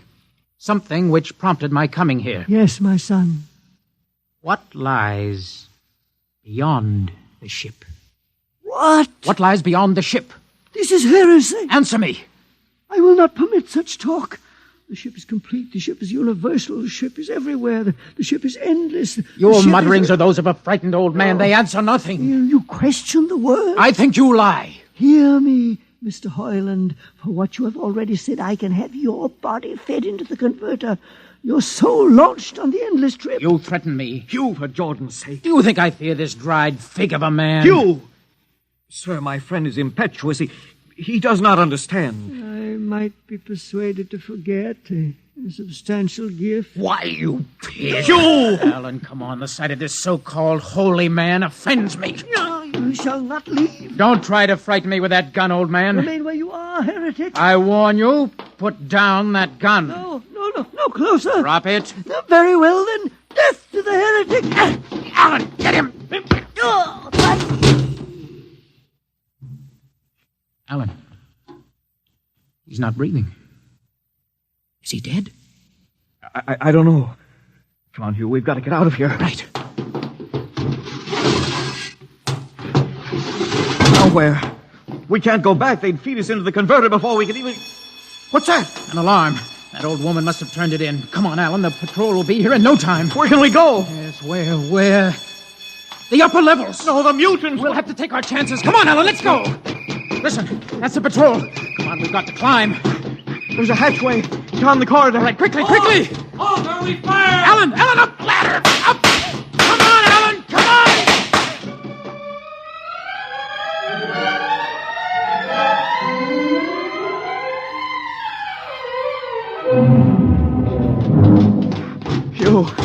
Hugh, wait.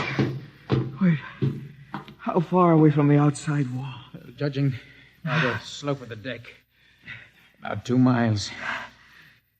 Alan, let's try this passageway here.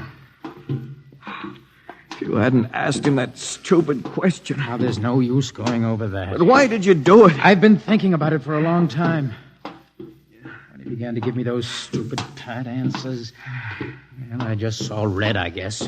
Who are you to question the ways of Jordan? When you asked me to go with you to visit the witness, I thought you wanted spiritual help. I never dreamed. I'm sorry, Alan. I'm sorry. I couldn't foresee this. Wait a minute. What? I saw something move. Where? Near that bulkhead. I don't see anything. Maybe my eyes are going bad. Still, listen! You behind us! Alan, look out!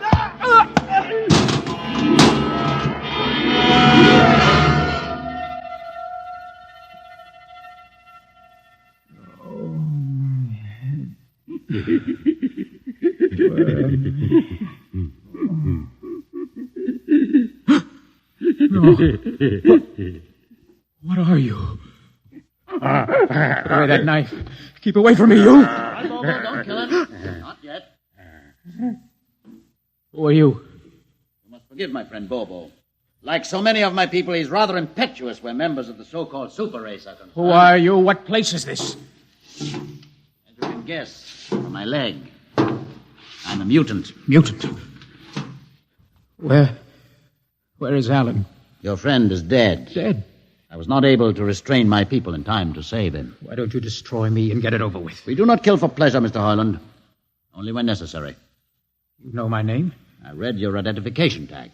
Who are you? Mutants can't read. My name is Gregory. Gregory? I'm a leader of my people. You see, although we are unfortunate in our heredity, Mr. Hoyland, many of us are quite intelligent. And why do you live like animals? We'd rather live like free animals than like regimented slaves, as you do. I've heard you practice cannibalism. Undoubtedly, you hear many things about us. You turn your head. Why? That monster. I've never seen a creature like him. Bobo is an unfortunate. He was born without the power of speech. How can you tolerate such a monstrosity? We've learned to live with difference. If we began to destroy our imperfects as you do on the lower levels, there would soon be no one left. It violates the regulations. The word of Jordan states Mr. specifically Hoyland, that... your people are really quite primitive and barbaric. You dare say that to me? I dare say a good deal more. Let us go to my compartment and speak further. I'm always interested in information on the lower levels. I'll give you no information. Bobo. No. I want Mr. Hoyland in my cabin, please. No! I would advise you to go quietly, Mr. Hoyland. Bobo has a hatred of superior beings, which is unfortunate, but quite understandable. Proceed.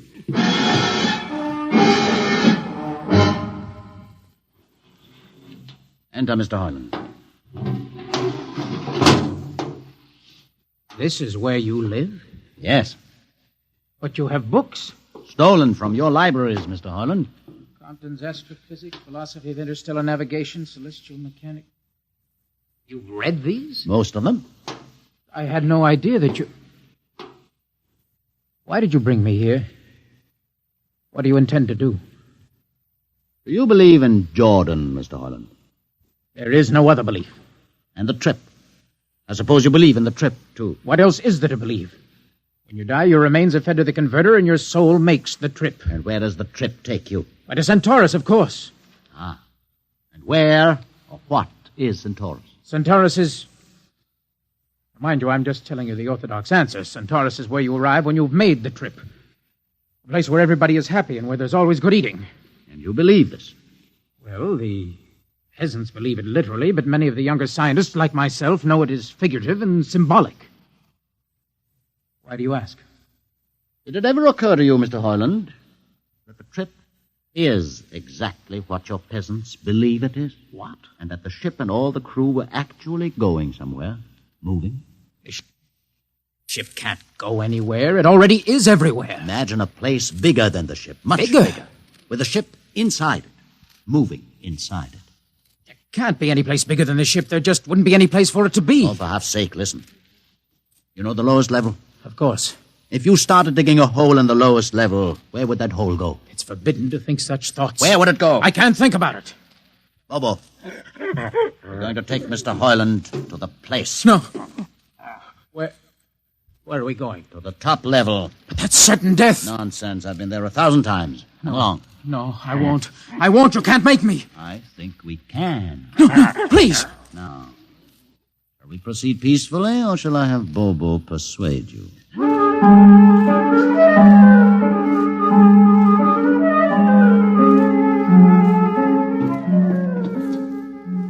Open the door, Bobo. Inside.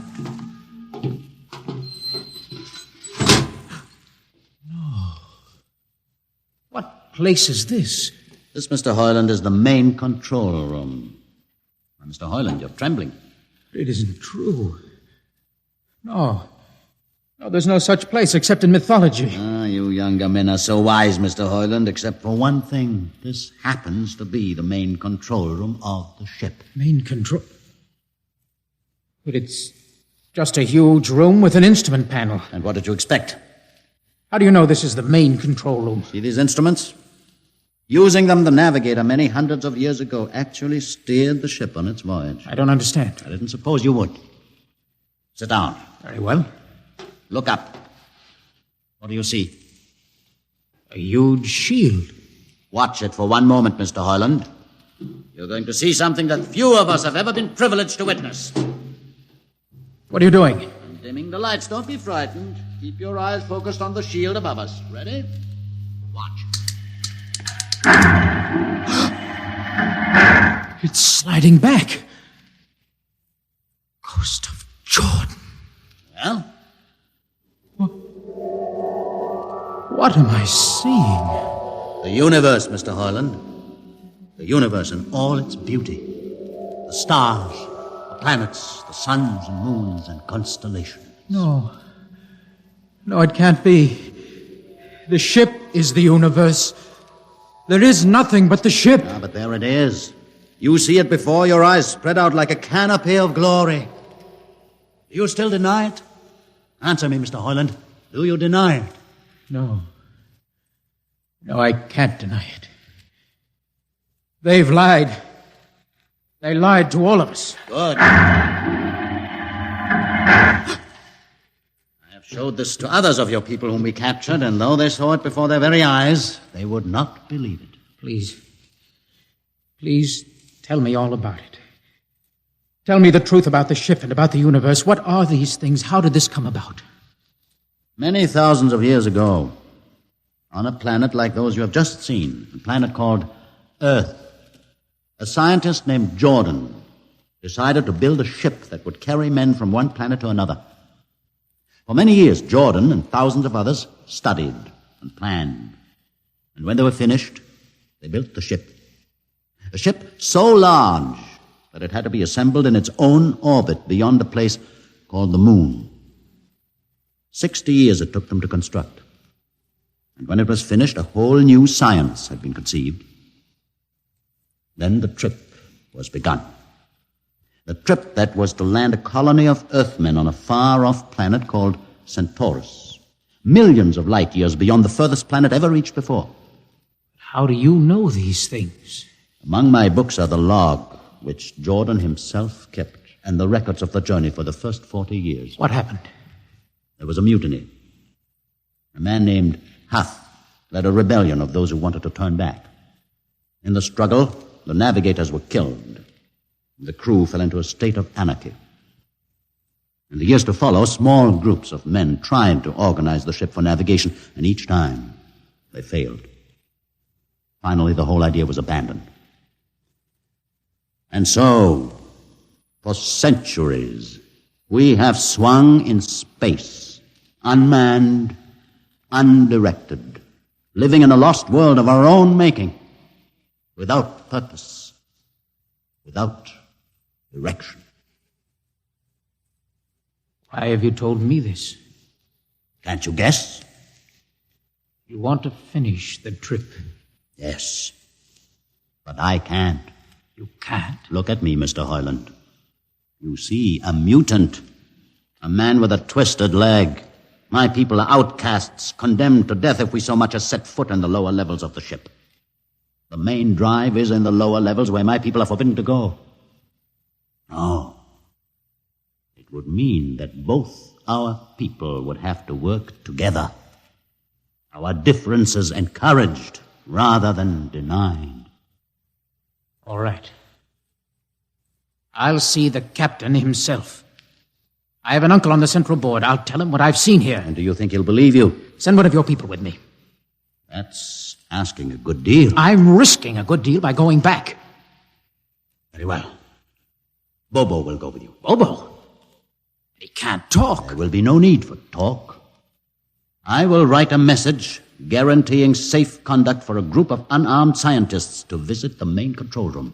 Bobo will take you safely through our territory. What happens when you reach your own level is up to you.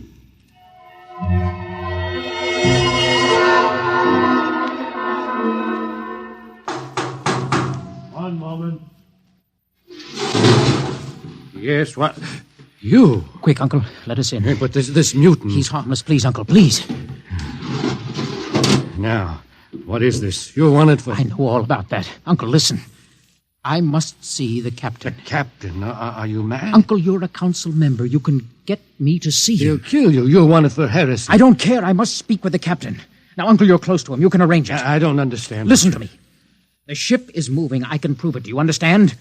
There is a purpose in the ship. I don't understand what you're babbling about. Now, never mind.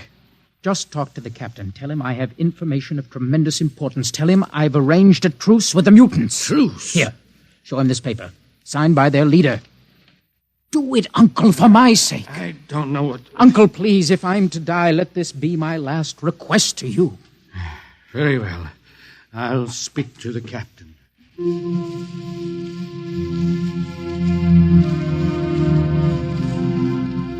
And you say, Mr. Hoyland, that you saw this with your own eyes? I swear it, Captain. I swear it on the word of Jordan. Let me see the paper again. Commander Erst, what do you think? I don't know, sir. It might be a trick. I guarantee you safe conduct. If these things are as Mr. Hoyland reports them, it would pay to risk a few lives. The man is a convicted heretic. Still, we must not discount his word. He has a safe conduct, and the mutant risked its life coming with him. I think we might investigate. Captain, you mean you will do it? I will have an expedition outfitted. Dismissed, Mr. Hoyland. Thank you, sir.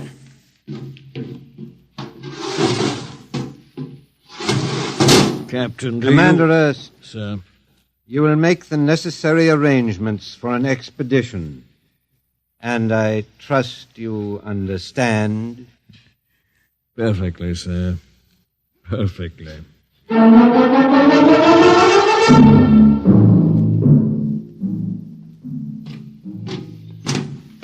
Lieutenant. Mr. Hoyland? You better halt your men here. This is the spot. Patrol! Halt! Well, I see no welcoming party of mutants. There'll be none. Their leader will meet you inside the main control room. You don't say. And just where is this main control room? Beyond that door. I see. All right, men. Ready up. Lieutenant, why do you ready arms? In case of ambush. Ambush? Now, wait a minute, Lieutenant. What are those men doing with that ray gun? Just aiming it at the door. Are you mad? No, Mr. Hoyland, but most certainly you are to think that we could be lured up here to be slaughtered with a fantastic story about some mythical control room. Guns ready, sir. Lieutenant, I warn you, these people have acted in good faith. You can't break that faith. Oh, mutant! Come out! For Jordan's sake, Hold Lieutenant. It. A little too quiet for comfort. Mutant! Open the door! Please, Jordan, don't let anything happen. Don't let... All right, it's opening. Ready, men? Someone's coming out. Steady. Gregory, stay back! You fools! You've killed him! Here come the rest of them. Fire! Fire!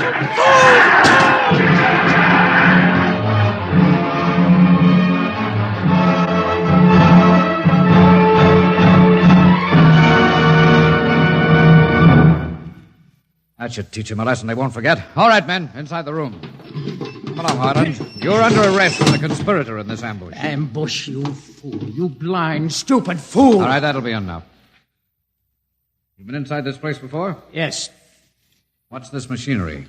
These are the controls he would have used to steer the ship. Gone out of his mind, Lieutenant. Steer the ship? Who? The leader, the one you killed. This ugly mutant? This ugly mutant happened to be a man of true genius. Well, you're mad. Am I?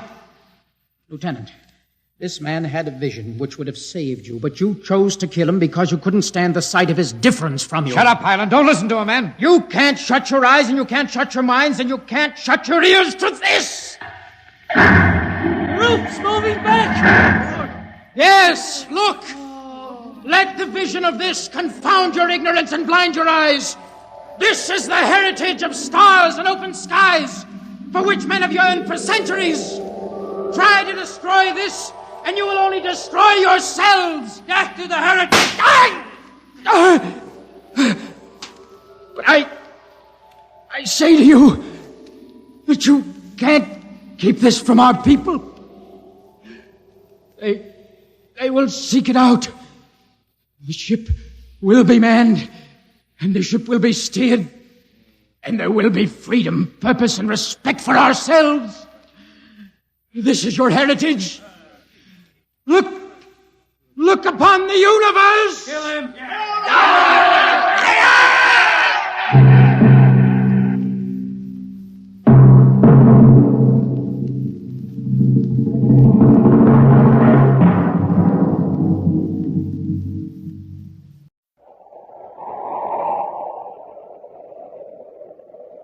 Wheat checks, rice checks, and good hot Ralston presents Space Patrol!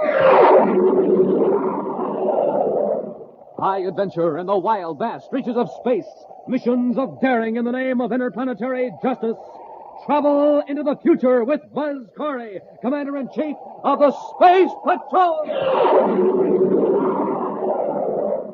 In today's transcribed adventure, Buzz and Happy have been locked in a building by two criminals who have blocked their only means of escape by pouring sodium-potassium alloy on the stairs.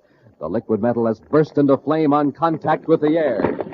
Commander, the heat's terrible. We're going to face something worse than heat when the automatic fire extinguishing system starts to work. But, sir, the water will put the fire out and we can escape. Not with this alloy, Happy. It burns in air, but when water hits it, it explodes. What? The second that spray starts working, this whole building will be blown to bits. We'll be back in just a moment with today's Space Patrol story, The Lady from Venus. Space Patroller Dick Tufeld, gang, speaking to you from an atomic power plant on Mars. They're having trouble getting power, but I think I've found the trouble. Now, listen to this main power generator. Sounds pretty weak, doesn't it? My guess is this. They've been using ordinary fuel. So let's see what happens when I put in this super fuel. Wow, listen to that power now. Supercharging does it. And gang, when you roll out of bed in the morning, you're just like this generator. You need fuel because you haven't had any for about 12 hours. But listen, don't settle for ordinary fuel. Get supercharged like Buzz Corey does with a good breakfast. Eat the super cereals in the checkerboard packages. Now, Rice Chex and Wheat Chex are the super cereals with that modern bite-sized design for super easy eating. Rice Chex is bite-sized shredded rice, triple toasted. And Wheat Chex is bite-sized shredded wheat, baked crisper than a cracker, super power in every bite. Now remember, pulling up to the breakfast table is like pulling into a filling station. So get supercharged every morning. Pick up your cereal bowl and say, "Fill her up, Mom. Wheat Chex. Fill her up, Mom. Rice Chex."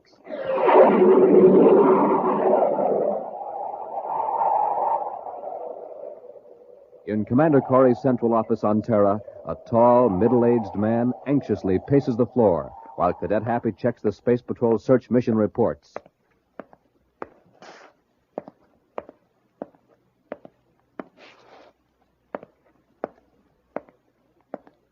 There are some magazines on the table, Mr. Stratton.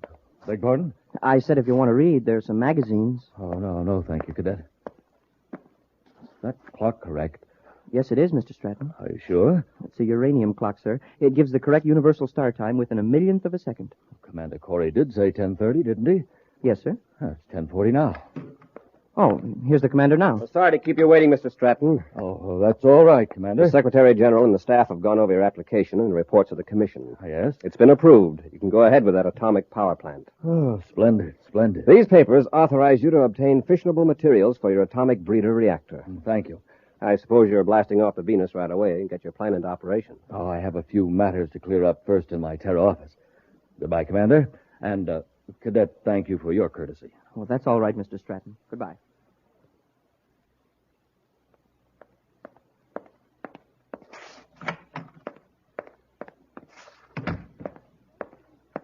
Congratulations, Mr. Stratton. Oh? What can I do for you? Why, Mr. Stratton, you don't recognize me. Why, Miss Bennett, forgive me, but you look so different. Don't tell me I've aged that much in 5 years. Oh, no, it's not that. It's I'm a blonde now instead of a brunette. Oh, yes, that's it, of course, your hair. And I dress more expensively than I did when I worked for you. I always thought you dressed very nicely, Miss Bennett. Why so formal, Edward? On Mars, you used to call me Elspeth, the lady from Venus. What are you doing now, Elspeth? Oh, that's better. Well, right now I'm in the manufacturing business on my own. Well, we're competitors, then. No, not entirely, Edward. In fact, I'm actually interested in becoming one of your customers. Splendid. We parted on very unpleasant terms, as I recall. I'm glad you're willing to let bygones be bygones. Yes, and I was delighted to hear that the Secretary General gave you the go-ahead for your reactor on Venus. Why, I just came from Space Patrol headquarters myself. How did you know about it so soon? Oh, I know a lot of things about you, Edward. I was one of the people questioned by the Space Patrol security agents. Evidently, your replies were favorable. Thank you. How soon will your plant be in operation? It'll take 3 weeks to get into active production. Good, then I can count on you for a shipment of plutonium in less than a month.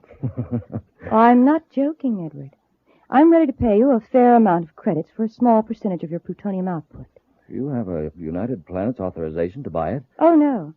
That's why I have to get it from you. But I can't sell it to you. I can sell you power, but not plutonium or other fissionable materials. It's illegal. Stratton, how long do you think you'd be permitted to operate that plant if I should go to Space Patrol with certain evidence? Evidence of those shady deals on Mars 5 years ago? You know I had nothing to do with those. You engineered them behind my back. Yes, but the evidence I have still points to you, not to me. I've been keeping it, Edward, for just such an opportunity as this. You know I've got to account for every ounce of plutonium. Surely you can find some way to get around the regulations. You want to keep that plant, don't you? That's blackmail, Elspeth. Blackmail? When I'm paying you for the plutonium? Well, that's unfair. I never thought you'd stoop to anything like this. You'll send the plutonium to the Elbin Company on Mars. There's a fake company I've organized to receive certain illegal materials. So you're operating on Mars? No. I just want to be sure the plutonium's hard to trace. For your protection as well as mine. I'm still the lady from Venus. So I'll see you in a month. Remember, I'll be expecting my shipment in a month. Goodbye for now, Ed.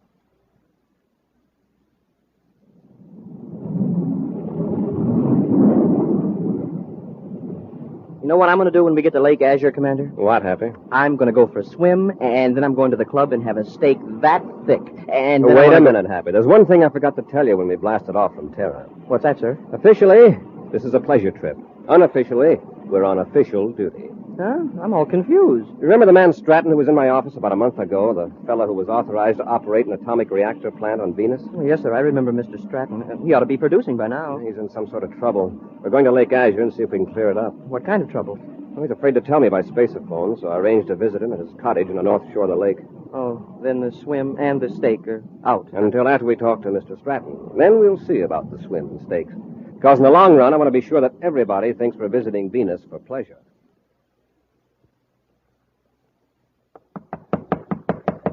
Just a minute. Oh, Elspeth. Yes, Edward. I heard you were resting here at Lake Azure after getting your plant into operation, so I thought I'd pay you a visit. Well, aren't you going to ask us in? Mr. Stratton, this is my assistant, Ivan Almond. How do you do? Hello. Shake hands with him, Edward, or Ivan will think you don't like him. He's very sensitive. Yeah. Shake, huh? Easy, Ivan. Mr. Stratton will probably need his right hand to correct a little mistake he made. Mistake? Yes. One of our representatives inside your plant informed us that you shipped a crate to the Elbin Company on Mars yesterday. That's right, I did. I followed your instructions. Yeah, except you didn't put plutonium in the crate. What a waste of time and money it would be for us to pick up that crate of worthless metal and haul it back to Venus. Worthless metal? Yes. So I brought Ivan with me to persuade you to correct this oversight. You like me to work him over, Miss Bennett? Well, that's up to Mr. Stratton. Yes, I'll correct the oversight. Good. But the next time you make a mistake, Ivan will work you over, as he calls it. And I'll turn my evidence over to the Space Patrol. It won't happen again. See that it doesn't. Come on, Ivan. All right, Miss Bennett.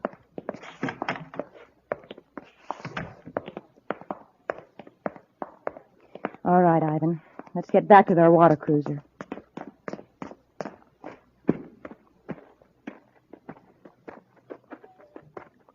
Miss Bennett, look. There is another water cruiser pulling up to Stratton's wharf. Yes, men in uniform. Quick, get over behind those bushes before they see us.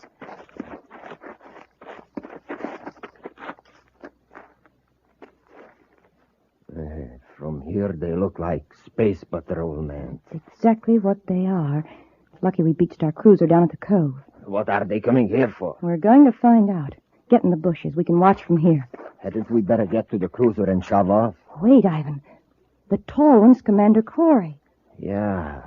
I heard at the hotel that he was due in today for a rest. That Space Patrol High Brass has it pretty soft. If he's here for a rest, why would he come directly to see Stratton? It looks very suspicious to me. If he's double-crossed... They are on the wharf now. Let's get going. No. Wait till they get in the house. Then we'll slip up and see if we can hear what's going on. Oh, Mr. Stratton, we didn't see anybody. And there was no boat at the wharf. Oh, they must have come here in a surface car, then. They could have, all right, along the Lakeshore Road. Who were these people? Elspeth Bennett and a man named Ivan Almond. They're the reason I asked you to come here. They're trying to force me to sell them plutonium illegally. I see. One of their spies in my plant found out about a fake shipment I tried to trick them with, so they came here to threaten me. Threaten you? With violence, you mean? Yes, and... Well, Commander, I'm going to tell you the whole story. It may mean that the government might take my license away, but I'll not be blackmailed into committing a crime. Blackmail? How could they? Your record's clean. Let me give you the facts. This Elspeth Bennett worked for me 5 years ago on Mars. Without my knowledge, she put over several very dishonest deals. Here's exactly what she did. In order to make it look as though I were responsible, she faked a series of orders. Fool, he's blabbing the whole story. Maybe Corey will not believe him. The Space Patrol will investigate us, and we can't afford that. At any rate, we can't get any plutonium from Stratton now. Let's get out of here before Corey comes out. If Corey finds our plant, we're finished. Ivan, we've got to take care of Corey, the cadet, and Stratton. I can't handle all three of them. They are armed. I'll fix it so you can take the Space Patrolman by surprise. You wait in the bushes near the lakeshore. I'll pretend to be in trouble. While they're rescuing me, you can jump out and overpower them.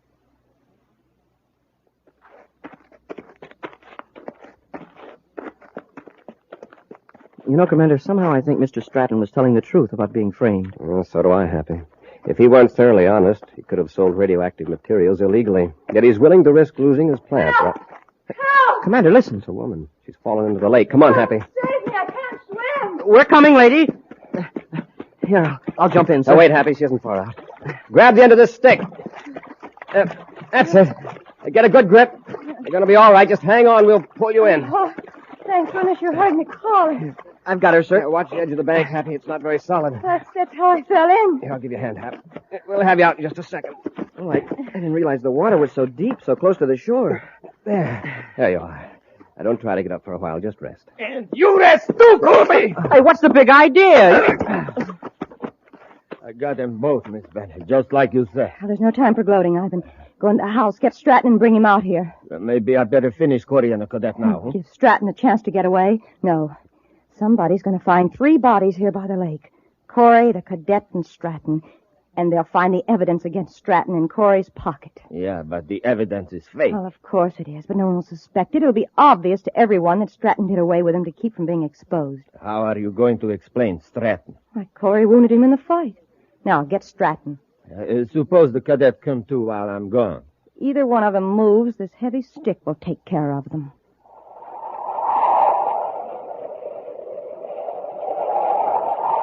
We'll be back with Space Patrol in just a moment. Say, gang, what do you need for a good morning and a good start? A nourishing breakfast with rice checks or wheat checks. That's what. The super cereals that help to supercharge you. Here's a chance to show you exactly what I mean. Some of the fellas here in the neighborhood are having a race. They're running right in this direction, and way out in front is Jim Bridwell, a boy that makes it a rule to eat a good breakfast with the super cereals. Listen, here they come. And let me tell you, Jim is going to win because he's supercharged. I won! There, Jim did win, which just goes to show you that to be a winner, you have to eat a winner's breakfast. So latch on quick, gang, to Rice Chex and Wheat Chex, the super cereals that help to supercharge you. Hi, Space Patrol. Hi, Jim. Nice job of running you did there. Supercharged, that's me. That's what I was telling the gang, that you eat the super cereals. Sure do. Rice Chex and Wheat Chex. You just can't find another cereal like them. Right you are, because they're the only modern bite-sized cereal anywhere. And talk about delicious. Boy. Get them today, Space Patrollers. Rice Chex, Wheat Chex.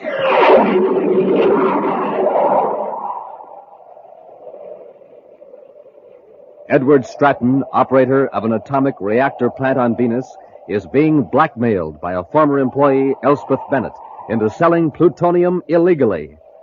Buzz and Happy went to Lake Azure on Venus to get Stratton's report and were knocked unconscious by Elspeth's assistant, the burly Ivan Almond. Now, while Ivan goes to bring Stratton out of his lakeside cottage, Buzz and Happy regain consciousness to find Elspeth standing over them with a heavy club. Don't get any ideas about rushing me. I've got you covered. Commander, look. She's holding the same stick we used to pull her out of the water. If you think I won't use it, just make a move to get up. Oh, Cadet, what are you looking so pop-eyed about? Look, right over your head. There's a snake hanging from that tree limb. Oh, now, really? Don't try any childish tricks on me. He's right, Miss Bennett. It's a poisonous snake. Oh, who do you think you're fooling? We're not fooling. You better move, Miss Bennett. And you'd better not, Commander. It's ready to strike. And so am I. Look out, Commander. I warned you, Commander. Let go of that stick. I was hoping you'd swing at me. Now, give me that towel. I don't want to hurt you. There. If you hadn't ducked, I'd have fixed you good. Yeah, and if the commander hadn't yanked you forward, something would have fixed you for good. Look what's on that branch. It is a snake. Oh. I've got her. 1 minute she's swinging a club at us, and the next she faints dead away. Women are sure temperamental. At least this one is.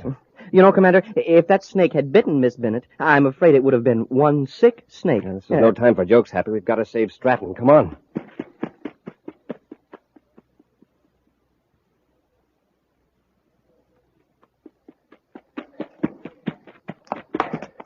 I hope we're in time. Commander. Stratton, are you all right? Yes, I'm all right. Where's Ivan? He saw you coming, hit me, and then ran out the back door. Stratton, Miss Bennett is out by the lake. Watch her till we get back. Come on, Happy. Let's see if we can pick up Ivan's trail.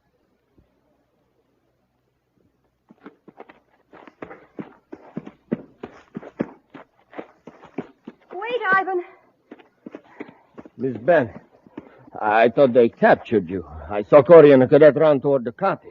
No. Corey struck me and thought I was unconscious. Ivan, did you finish Stratton? No, I didn't have a chance. Corey and the cadet arrived too soon. Miss Bennett, we better get in the boat and shove off. Corey may have trailed me through the brush. All right, let's get across the lake to our spaceship. Help me into the boat.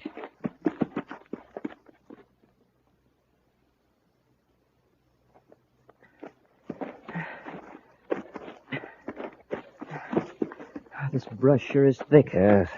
Some of these small branches are broken. Ivan's heading for the lake. Do you think he'll try to swim it, sir? He might. He might have had a boat beached along here. Commander, look at these footprints. They lead right out to the water. Yes, two sets, a man's and a woman's. Miss Bennett must have come out of her faint. Hey, look out there, halfway across the lake. A water cruiser with 2 people in it. They're going at full speed. By the time we got to our boat at the wharf, well, they'd be out of sight. Get back to Stratton's cottage and space a phone and alarm.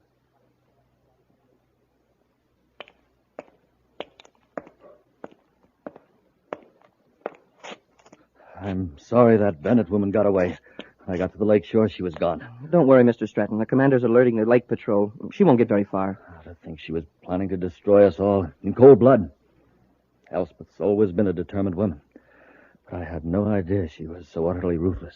I just talked to the manager of the Lake Azure Hotel. Neither Ivan nor Miss Bennett were registered there. But the manager recognized their descriptions. They've been hanging around there the last couple of days. They must have been picking up information. I've alerted the Lake Patrol and Venus City headquarters. Mr. Stratton, do you have any idea where Miss Bennett's factory is? No, other than she hinted at somewhere here on Venus. So what's the name of it? I don't even know that. I was supposed to ship the plutonium to the Elbin Company on Mars. It's a fake outfit she uses just to acquire illegal materials. The Elbin Company. Chances are she must do quite a bit of business under that name. I'll have Space Patrol units contact all spaceports and shipping centers to see if there's any freight on hand for the Elbin Company. Mr. Stratton, you'd better come with us to Venus City. Until we capture Elspeth Bennett and Ivan, your life is in danger.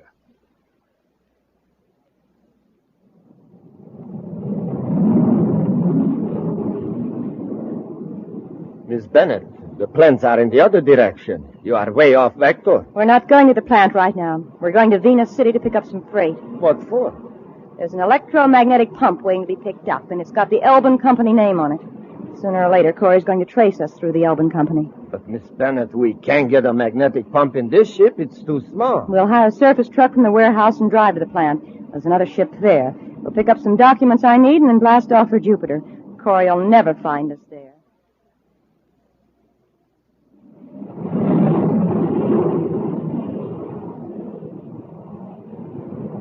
We're about 2 minutes out of Venus City, sir. Shall I contact Space Control? I'll handle it, Happy. Space Patrol Headquarters, Venus City, calling Commander Corey. Corey here, go ahead. Commander, we've already got a development on that Elbin Company checkup. Good, let's have it. Warehouse number 3 has had a large piece of machinery on hand assigned to the Elbin Company. An electromagnetic pump was picked up just a few minutes ago. Does anybody at the warehouse know where the Elbin Company is located? Not exactly, but from other dealings, they think it's southeast of Venus City, out toward the Topaz River. A man and a woman rented a big Atomo surface truck from the warehouse. Get the Atomo truck registration number. Alert all highway patrol units to watch for it, and not to stop it, just report its location and direction. Yes, Commander. Corey out. Well, we won't land at Venus City, Happy. We'll cruise around till we get a report on that truck.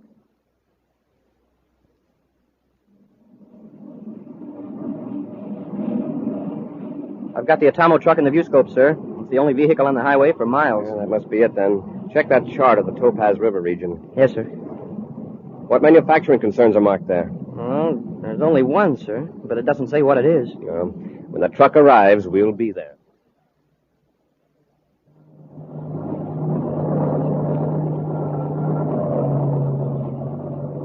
You know, Miss Bennett, I've got to admit I didn't think much of this planet first. But we sure got Corey off our trail now. With that electromagnetic pump out of the warehouse, there's nothing on Venus to give him a hint where our plant is.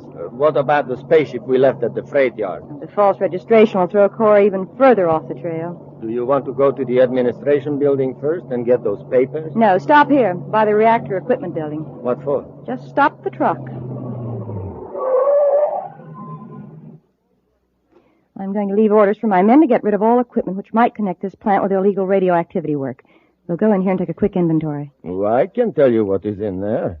A container of sodium-potassium coolant, heat exchanger, a receiving tank. Yes, I know, but I don't want any slip-ups. Come on, get out. It's going to be a job to dispose of all that, and a real shame to destroy it. It'll just be hidden. A few months from now, I'll set up a plant on another planet. Nobody's going to stop the lady from Venus. I can promise you that. Now, come on. All right, Miss Bennett. Ivan, stay where you are. Corey! Quick, into the building. Stop! Quick, open the door. Up the stairs. We can cross to the next building with a catwalk.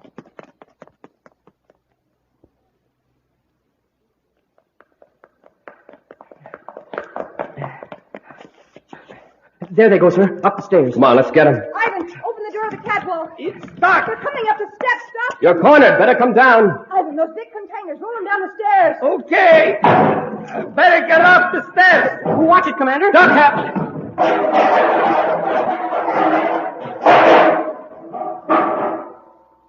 Shall I roll this one now? Ivan, wait. Don't roll it. Open the valve and let it pour down the stairs. Huh? Tip it over and point the valve toward them. Hurry. Commander, what do you suppose she's up to? I don't know. Corey, this drum contains sodium-potassium coolant. It's used in atomic breeder reactors to carry off heat from the reactor core. When it's exposed to air, it will burst into flames. Turn the valve, Ivan. There it goes. Stand back, Happy. Now let's see you come up those stairs. Commander, the heat, it's awful. All right, Ivan, get that door open. Yes, Miss Bennett. Happy, we can't get up through that flaming liquid, and they can't get down. We'll go outside. Sorry, Commander, you won't be leaving. She's closed the door. The electronic control switch is up here.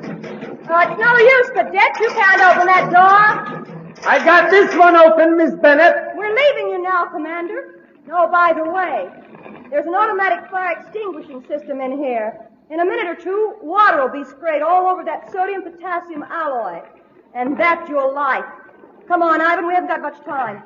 Hey, did you hear that, Commander? The sprinkling system will put the fire out. And if it works quickly... If the sprinkling system starts, we're finished. Huh? This coolant has to be kept in a closed, airtight system. It burns in there, but when water hits it, it explodes violently. All these containers will blow up. Commander, we've got to get out of here. Now, look, there's an electronic hoist. A chain runs up to that pulley fastened to the beam. That hoist will lift us high enough we can swing over to the balcony and get out the way they did. Grab the hook, I'll throw the switch. Yes, sir. Get a good grip. I'll hold the chain and kick the switch with my foot. Hey, it's working, sir. We're going up. Start swinging. When we're level with the balcony, jump. Yes, sir. Hey, the sprinkling system. It started to work. Let's hope the water doesn't hit that coolant till we get out of here. Jump, Happy. Quickly. Out the door across the catwalk.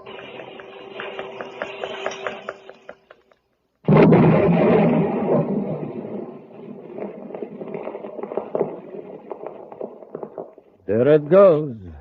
3 whole buildings blown to bits. Yes, and Commander Corey along with them. Now, come on, let's get to the ship. Let's use my ship. It's closer. Corey! Hold it, Ivan. Corey, you couldn't have escaped. But we did, which is something that's never going to happen to a certain lady from Venus.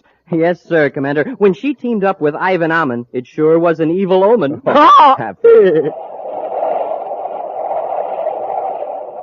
We'll be back with an action preview of next week's exciting Space Patrol story in just a moment.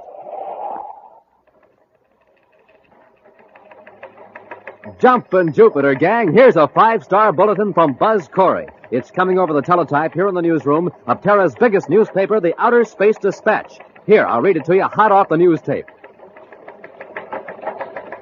It says, "Gang, don't take a chance those cold winter mornings. Get a start for the day that keeps you moving. Eat a breakfast that whips you into action. A good breakfast with good hot Ralston, the hot super cereal that helps to supercharge you. That's Instant Ralston, the delicious wheat cereal. Remember, I can't take a chance. I have to get supercharged every day. That's why I eat a good breakfast with Instant Ralston, a breakfast that supercharges me. You can't take a chance either, boys and girls, so my advice to you is this. Get supercharged every day. That's it, gang. That's Buzz Corey's message to you. So do what your commander says. Eat a good breakfast with good hot Ralston and get supercharged. And now, a preview of next week's exciting Space Patrol story. Buzz and Happy are in the lower shaft of a secret mine on Saturn's sixth moon. As they wade through the water of the partly flooded shaft, sound filters down through the mine. Happy, listen. Yeah, sounds like a motor of some kind. It must be back outside the opening. The mine's pump engine. Pump? Oh, automatic, I guess, yeah. When the water reaches a certain level, it cuts on. Hey, wait a minute. Look at the water level against the wall of the shaft. Watch it. It looks like it's rising. That pipe. It isn't drawing water out, it's forcing it in. Happy, somebody at the mine opening reversed the pumps. They're trying to drown us. Be sure to be with us next Saturday for the exciting story, The Last Voyage of Lonesome Lena, when Wheat Checks, Rice Checks, and Good Hot Ralston again brings you Space Patrol! And now, a message from Commander Buzz Corey. Boys and girls, to donate blood, you have to be at least 18 years of age. But to be a Space Patrol blood booster, well, age doesn't matter. I need all of you, and all of you can join. Our job is to get more people to donate blood to the Red Cross. It's a swell way to help your country, and we have a lot of fun doing it. So how about it? How about joining my Space Patrol blood boosters today? Space Patrol, an original Mike Moser production starring Ed Kemmer as Commander Corey and Lynn Osborne as Cadet Happy, was written by Lou Houston and directed by Larry Robertson. Other players were Bela Kovach, Ken Mayer, Virginia Hewitt, and David Duval. Dick Tufeld speaking. Now, don't forget to tune in next Saturday and every Saturday when Wheat Checks, Rice Checks, and Good Hot Ralston again present the new, exciting Space Patrol! And be sure to see another exciting Space Patrol story on your local ABC television station. Consult your local paper for time and channel. Space Patrol comes to you transcribed from Hollywood. This is ABC Radio Network.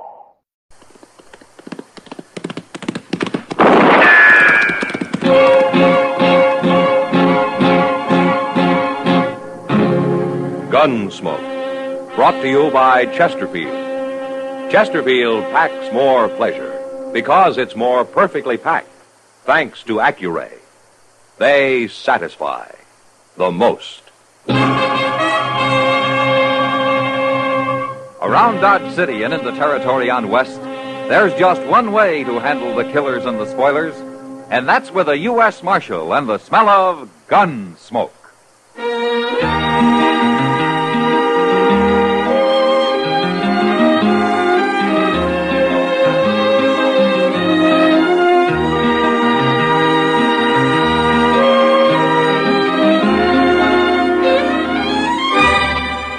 Gunsmoke, starring William Conrad, the transcribed story of the violence that moved west with young America, and the story of a man who moved with it. I'm that man, Matt Dillon, United States Marshal. The first man they look for and the last they want to meet. It's a chancy job, and it makes a man watchful and a little lonely.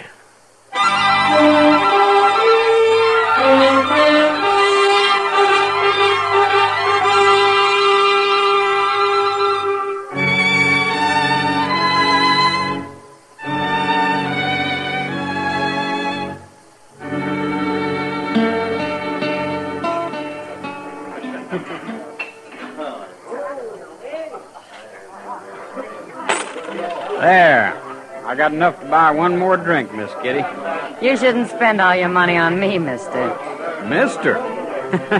Well, listen to that. Ain't nobody called me mister in my whole life. How old are you, Billy? 21. Uh-huh. Oh, it's true. Well, anyway, you're old enough to be called mister.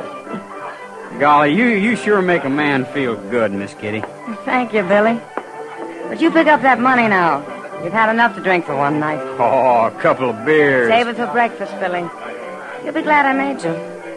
Now you ain't treating me like a man, Miss Kitty. There's no reason why she should, kid. Kitty, huh?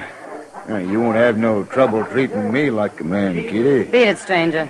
What are you horning in here for? Go on home to bed, kid.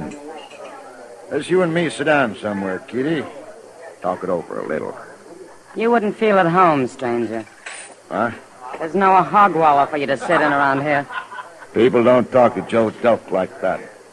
Then Joe Delk had better go back to wherever it is he's got people afraid of him. Not here, mister. Not in Dodge. I'll be afraid of me in Dodge. You just don't know I'm here yet. Well, why don't you go let him know and leave us alone? She's asking you, mister. I'm telling him.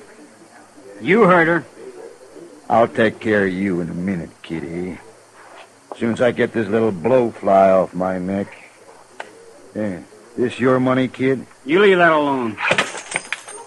Go on, go pick it up before you get into real trouble. I'll kill you for that. No, Billy, he's a gunman. Can't you tell? I don't care what he is.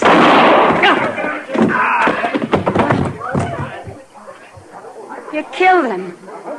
He was only a kid. I wouldn't care if he was a grown man. He didn't have a chance against a professional like you. Nobody I've ever met has. But now people begin to know Joe Delk's in town. I never heard of Joe Delk. Well, maybe not, mister, but you've seen what he can do. I didn't see it. Matt, that poor kid. I don't even know his last name. What happened, Kitty? I'll tell you what happened, mister. He got to crowding me, same as you're doing right now. This is Marshal Dillon you're talking to. Oh, Marshal Dillon, eh? Well, I don't mind eating a Marshal now and then. Did he murder the boy, Kitty? No, he didn't, Matt. Kid drew first. Yeah. Must have been easy for you, Delk. Real easy, Marshal. It was kind of fun. Fun? Killing that nice boy, fun. Ah, taking my time that way. What are you doing? Give me my gun. You're not going to be needing a gun, Delk.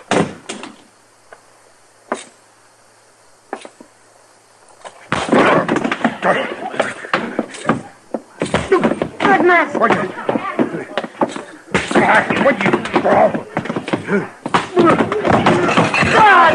God! He sure never expected that, did he? No gunman would, Kitty. But he's sure never going to forget it.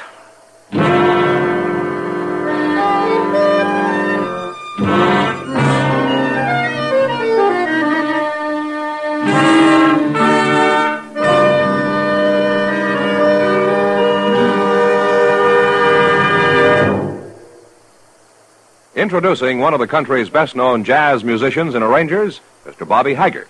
How about whistling along with him?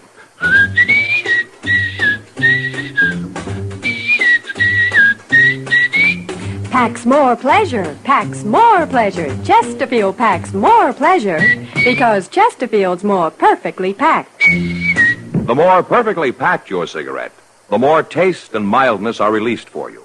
Chesterfield, made by exclusive Accuray, has an open, easy draw that unlocks all the pleasure of fine tobaccos. Now, Accuray ensures an even distribution of tobacco from one end of your Chesterfield to the other. Chesterfield is firm and pleasing to the lips, mild, yet deeply satisfying. Chesterfield packs more pleasure because Chesterfield's more perfectly packed. To the touch, to the taste, Chesterfield packs more pleasure because it's more perfectly packed. By Chesterfield, mild, yet they satisfy the most.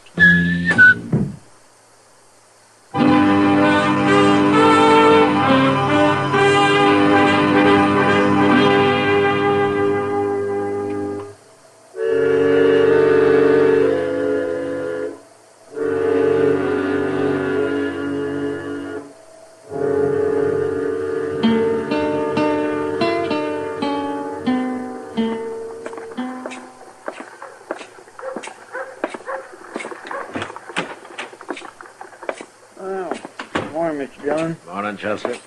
I let Delk out of his cage. He ain't none too spry this morning. What do you expect me to do, you holding a shotgun on me? How you feeling, Delk?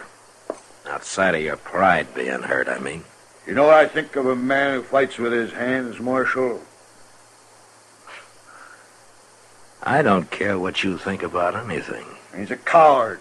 That's what he is. It took you by surprise, didn't it? Of course it did. And I hurt you, too, didn't it, Delk? Hurt you pretty bad. You wouldn't want to go through that again, would you? No. No, I wouldn't. Because I'd kick you half to death next time.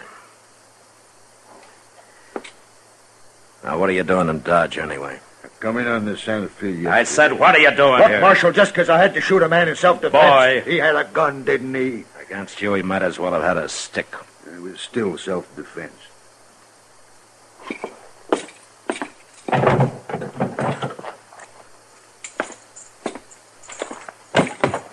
There.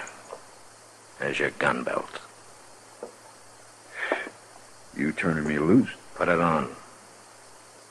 Okay.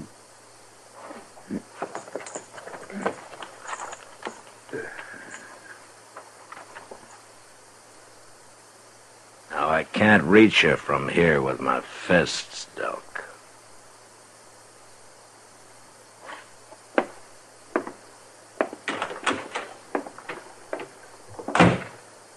My. That was an awful chance you took, Mr. Dillon. I mean, you might have had to shoot him.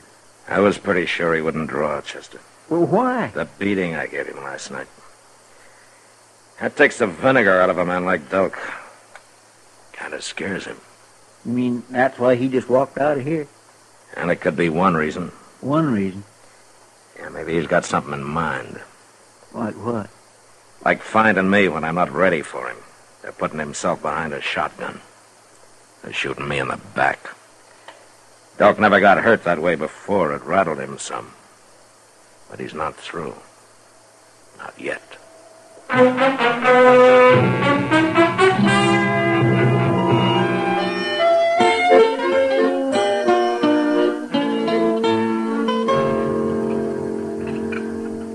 Can I borrow your spoon to stir my coffee, man? Ah, sure, Kitty. Here you are. You'd think this restaurant could afford more than one spoon to two customers. Well, if they did, they couldn't afford the quality beef they serve. Then I won't complain. I'd hate to think of eating any lower off one of those animals. You know something, Kitty? Huh? Before long, some bright fella's going to get the idea of raising cattle in one small area where they can live peaceful and grow fat and juicy. Sounds like a great idea, Matt. Why don't you start it? No, I got a job. Well, sure, I forgot. After all, a job with a future like yours. Oh, now, Kitty. I can see your gravestone. He didn't die rich, but he sure died stubborn. I like that. I think I'll use it. You won't be there. Well, maybe you'll take care of it for me, huh? Having dinner with you is real pleasurable, Matt. Well, thank you, Kitty. Don't mention it. Mr. Dillon. Hello, Miss Kitty. Sit down, Chester. Have some coffee with us. We ain't got time, Miss Kitty. Doc's gonna be waiting outside any minute. Doc? He wants you to go to the Dodge house with him, Mr. Dillon. Oh, what for? To see Joe Delk. Don't tell me somebody's finally shot that ape. No, it ain't that. He was over the Texas Trail drinking all day yesterday. He sent word to Doc he's sober now, but he's got the shakes and needs something to fix him up. Wolf poison might help. Oh, why does Doc want me along, Chester? Maybe he don't trust old Delk. Anyway, he says he won't go see him alone. Yeah, well, maybe he's right. I never heard of a gunman fool enough to drink so much he got the shakes, man. No, neither did I, Kitty. Maybe it ain't even true, Mr. Dillon. Maybe he's got something fancy in mind, like you said. Yeah, maybe.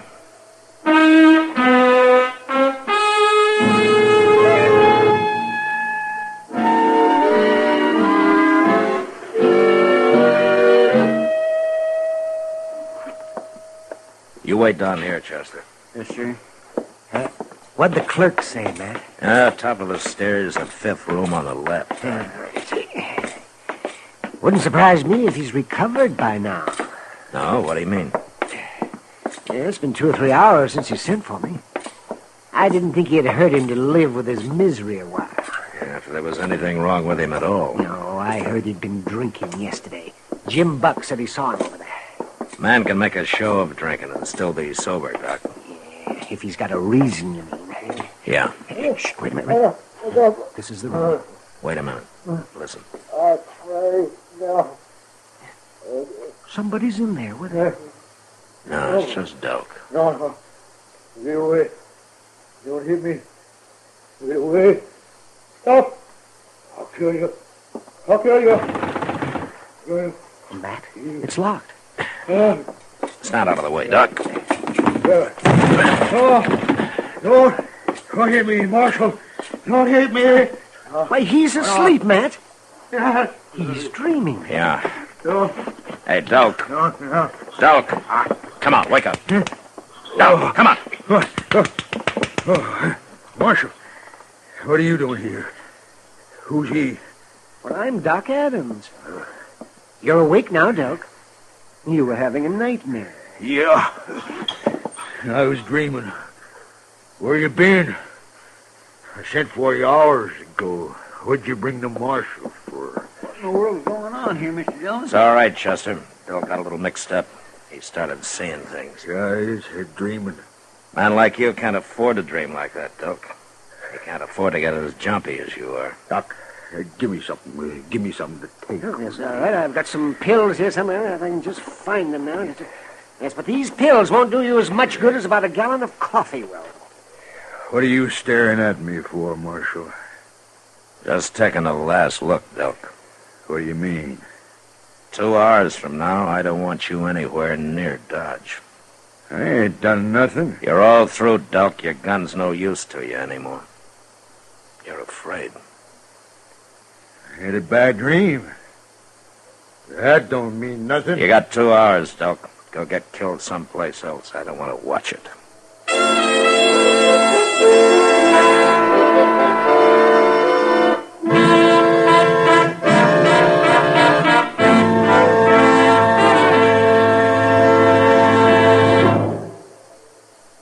Where are you listening to Gunsmoke? In your favorite easy chair? Or out driving? Oh, there you are. In the kitchen. Say, you want to make whatever you're doing more enjoyable? Have a Chesterfield. Enjoy Chesterfield's better taste and mildness. You see, Chesterfield packs more pleasure because it's more perfectly packed. A more perfectly packed cigarette gives you an open, easy draw that unlocks all the better taste and mildness of fine tobaccos. And Chesterfield, made by exclusive Accuray, is more perfectly packed, with an even distribution of tobacco from one end of your Chesterfield to the other. Firm and pleasing to the lips, mild, yet deeply satisfying. Remember, to the touch, to the taste. Chesterfield packs more pleasure because Chesterfield's more perfectly packed. Buy Chesterfield. Mild, yet they satisfy the most.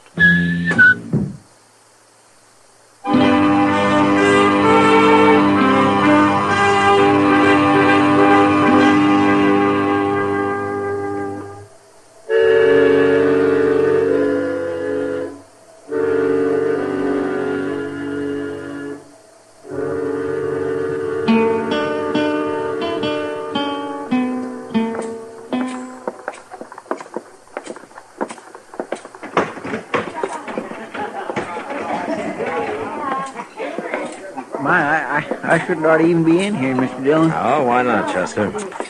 Well, I'm broke. Well, the beer's on me. Oh, well, now, I surely do thank you, Mr. Dillon. I am plumb grateful. I truly am plumb grateful to you. I only figured on buying you one, Chester. Oh. Mr. Dillon? Yeah, I see him. Well, he's still got an hour. Who's that fellow he's talking to? Some drifter, I guess. I'll buy you a drink, mister. No, I ain't drinking no more. I only come in for one. I said I'd buy you a drink. Sorry, stranger.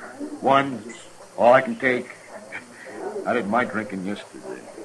I don't like it much when a man's downright unfriendly. Well, some other time, mister. I could take it. You think you're too good to drink with me. Well, that ain't what I'm saying. I told you why. You'll drink with me? No. No, I can't. All right. You're wearing a gun. No. Mr. Dillon? All right, hold it, mister. Marshal. Step back, Delk. What are you interfering for? You ever hear of Joe Delk? What's he got to do with this? You were about to fight him. Joe Delk? Nah. That couldn't be him. Oh, why not? Delk wouldn't take that kind of talk. He'd have killed me right off. Now, you're just lucky, mister. You really Joe Delk, mister? I am. Look, I didn't mean nothing. I didn't know. I gotta be going anyway. Well, Delk? Hey, it ain't 2 hours, Marshal. I said I didn't want to watch you get killed here. You go find yourself a horse. I'll be at my office for 30 minutes, then I'm going to come looking for you.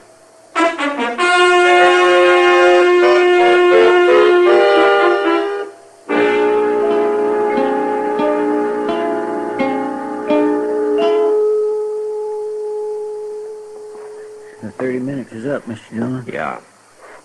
You reckon he's left? I hope so, Chester. I feel kind of sorry for him. Do you? It's him.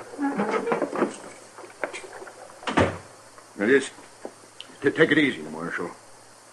I ain't looking for trouble.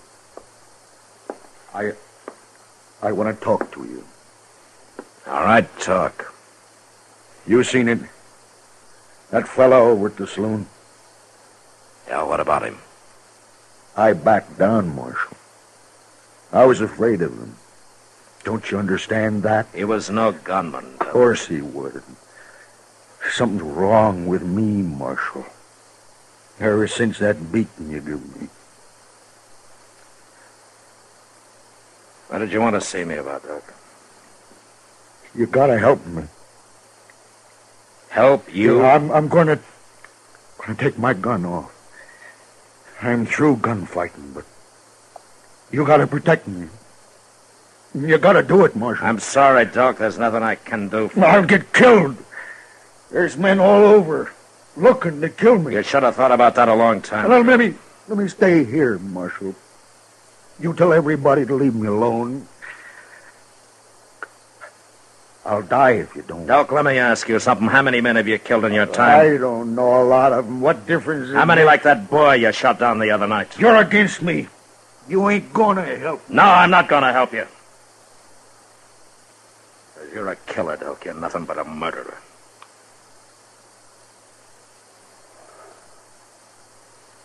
All right. I'll go.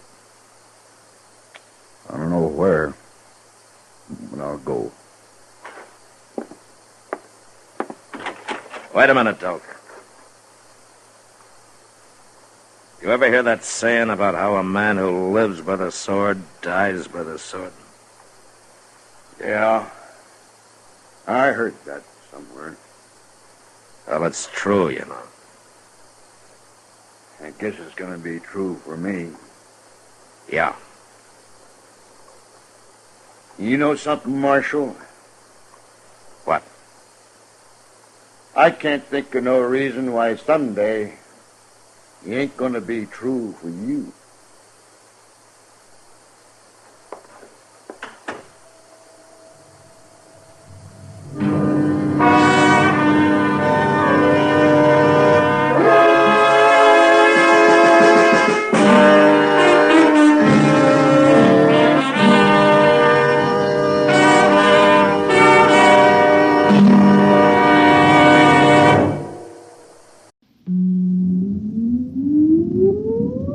Countdown for blast off. X minus 5, 4, 3, 2, X minus 1, fire.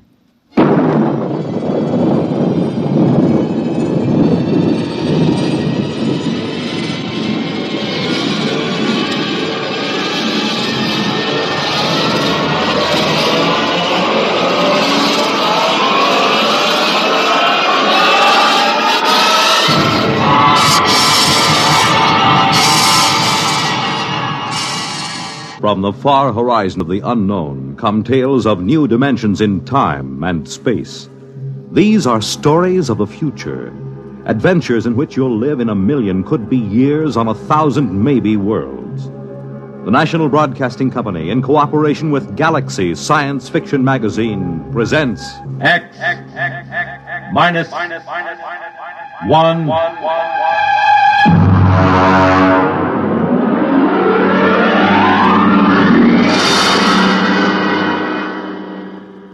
Tonight, The Light by Paul Anderson. But first, hear this. The glamour backstage at Broadway's newest hit musical show, the spectacular West Side Story, the novel experience of accompanying a congressman, Joseph Martin, as he searches out the complaints, compliments, and problems of his constituents on a grassroots tour of his district. The thrill of attending one of the top football games in the nation as Army versus Virginia. The excitement of spending late evening hours with the music of top artists performing in famous nightclubs in New York and Chicago. These are just a few of the highlights of the weekend entertainment Monitor has planned for you. Beginning tomorrow night, Gene Kelly, Milton Berle, Tab Hunter, and Tony Martin are among the celebrities who will be visiting you over the Monitor weekend. There'll be comedy by Fibber McGee and Molly and Bob and Ray. Music, news, and sports, all on Monitor. So why don't you start your weekend right with Monitor on Friday night and stay with Monitor all weekend long over most of these same NBC radio stations.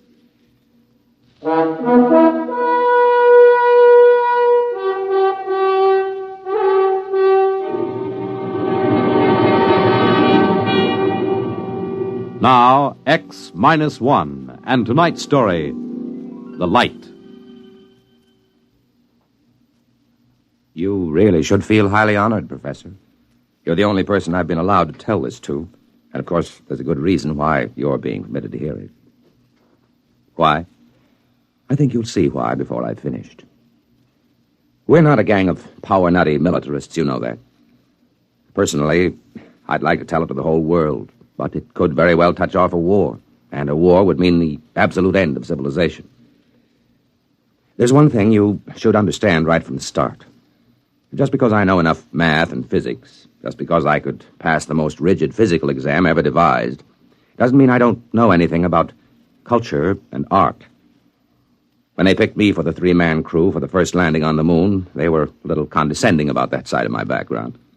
Baird, the skipper, and Hernandez, the engineer, the other two members of my team, were a little leery of me just because I could talk about art every now and then. They needn't have worried. Once we left the space station and got into orbit, we didn't have much to do for several days but talk. Look at it. From this distance, you'd swear the Earth was uninhabited. It's hanging like a big sapphire in the inky black. Poetry. Don't you ever quit spouting it. Why are you writing me all the time, Baird? Maybe I don't trust a scientist who keeps talking about art all the time. You think there's no connection between the two? I know blamed well there isn't. I always thought that when you got up this high, you could make out the continents. I can't tell where the sea ends and the land begins. It's the clouds lying all over the surface that make it so tough. I think that's Russia coming into view, isn't it, Skipper? According to the orbital schedule, that should be Siberia emerging from the Terminator right about now. Are they watching us, I wonder? Why not? They've got a space station of their own with good telescopes on it. Yeah, and I'll bet they're hoping that we smack into a meteor. Maybe they don't have to hope. Maybe they've already arranged an accident. I doubt it, Baird. They wouldn't risk sabotaging us. Not on a trip like this with the whole world watching. Because it might start a war? Don't make me laugh. Nobody's going to start shooting when they know the whole world will go up in smoke just to avenge 3 spacemen and a $10 million hunk of ship. Ever hear of chain reaction? One sharp diplomatic note might set off the whole thing. You think our own government would be sending us to the moon if there were any military advantage to be gained from it? Then what's the idea? Why are we doing this? Prestige. Yeah. They put up the first satellite, built the first space station. Now we've got to be the first man to step on the moon, or the rest of the world will start looking on us as a second-rate power. You make it sound like some kind of game. Oh, it is, Hernandez. The deadliest game mankind ever played. One false move, and bang, the whole world goes up in a mushroom cloud. How long will it go on? That's what gets me. As long as there's a balance of power. But let one side, Russia or us, find a really new concept, something the other side doesn't even dream about, and it'll be all over. Suppose they find it before we do. That'll be too bad for us. The Cold War will be over, and so will we. Why don't you shut up, the two of you? You both talk too much. It was the wrong thing to say, I knew, out there in the great quiet night. We shouldn't carry our little hates and fears and greeds out beyond the sky and into space. Or perhaps the fact that we can be burdened with them and still reach the moon shows that man is bigger than he knows. I couldn't say. Anyhow, as the whole world knows, we made it. Our landing site hadn't been chosen exactly, but as you know, Professor, we came down at the foot of the lunar Alps, not far from the crater Plato. We felt no sense of pioneering when we touched down. We were tired and tense. It was merely a hard, breakneck job.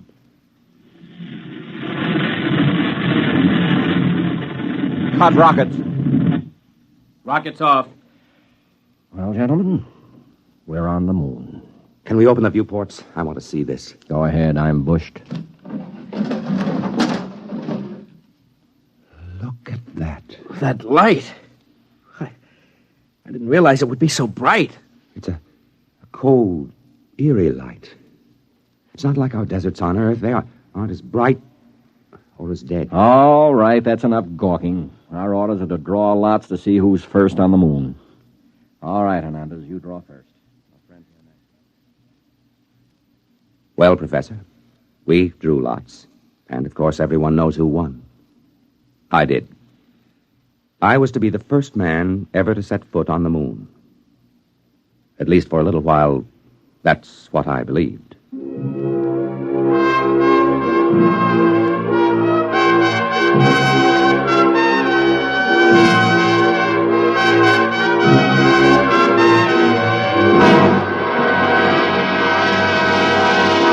You're listening to The Light, tonight's attraction on X-1.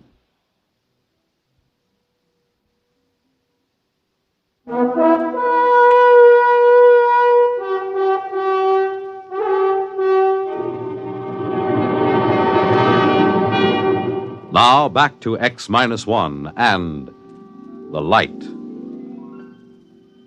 We were in heavy spacesuits, of course, and it wasn't any too easy to move about, even with the light gravity of the moon. I stepped out of the airlock first, followed by Baird. I just stood there in the shadow of the ship, looking at the weird light, lost in wonder. I don't know how long I stood there before Baird spoke to me. Well, go ahead. Go ahead, what? Make the speech. You're the first man on the moon. You mean that prepared speech they gave us? No, thanks. We've got to make it. What's the matter with you? It's your job to make the speeches. This is mutiny, you know. I ordered you to make it. I could make a suggestion. Why don't you write in the log that the speech was made and let it go at that? Judas Priest, man. All right. But if this ever gets out... It's our secret, Captain. Consider the speech made. Well, what do we do now? You start gathering rock samples. I'm going to take pictures. Come on the double. So we went to work. I gathered some samples, and each time I did, I left a little mark in the dust on the surface. The traces I left would probably last until the sun burned out. It seemed like an act of desecration, though the landscape was ugly enough. No, that's not true. It wasn't ugly, only alien. You know, it was several hours before I could really begin to see anything.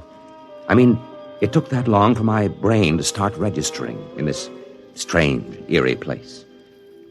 I remember pausing to rest a minute while I watched Baird making adjustments on his camera lens and snapping various bits of landscape. Yeah, that ought to be a good one. You know, Baird, the thing that gets me is the light. It's no trouble. I'm using an F8 exposure this time. No, I mean the quality of it. It isn't like anything I ever saw on Earth. I wonder if it can be photographed. Of course it'll photograph. You know, in a way, it reminds me of that weird brass-colored light you get just before a storm on Earth. But it isn't the same either. No, I think I'll try an F11 setting. What I mean, though, Baird, is I don't think you can get the feel of this light in a picture.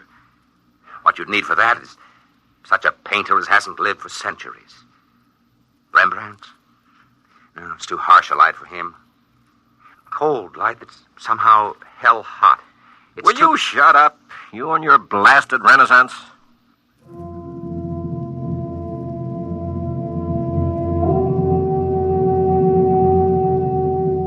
Well, I suppose Baird had a point. This was hardly the place for a chat about art. We went back to the ship after that, had a meal and a nap before setting out for more explorations. We decided to take a look at the Plato crater, and conditions were right for it, so we set off, all three of us this time. I won't describe the walk in detail. I can't. It wasn't simply the landscape and the lighting. On the moon, your weight is only 1/6 as much as it is on Earth, while the inertia remains the same. It feels almost like walking underwater, but you can move very fast once you get the hang of it. After a while, we reached the crater wall, climbed it, and stood looking down. Then Hernandez saw something and let out a yelp that almost split my ear when I heard it on the speaker in my helmet. Hey, look! What's the matter? What happened? There, in the floor of the crater, that mist. Yes, I see. Then they were right. Who? What are you talking about? The astronomers. They thought they saw something that looked like a mist in some of the big craters. They're right. It's right in front of our eyes. I thought there was no atmosphere here. How could there be mist? Maybe there's some kind of water table down on the floor of the crater. Hey, get back here. I want to go down for a closer look, Baird. And break your leg so we have to carry you home? No dice. You stay here. We've got to find out. He couldn't break anything wearing that space suit. They're like armor. Stay here. I'll have your court-martial. Oh, Skipper, have a heart. Yeah, come on, Skipper. We've got to find out what that stuff is. In the end, we convinced Captain Baird, but he insisted we rope ourselves together before we made the descent. It was agonizing work getting down the lip of that crater, but we made it.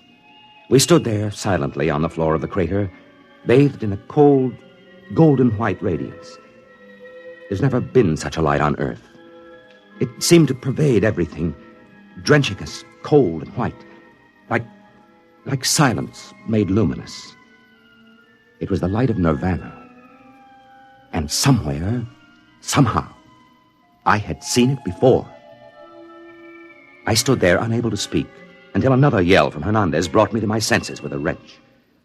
Oh, no. It can't be. Now, what's the matter, Hernandez? Look there in the dust of the crater. Look and tell me I'm crazy. Good Lord. Footprints. Footprints of a man. Who? There's only one other country on Earth that could send a spaceship to the moon yet. Yes, Hernandez. Russians. Are they still here, I wonder? We can't tell by staring at the tracks. They could be 5 hours old or 5 million years.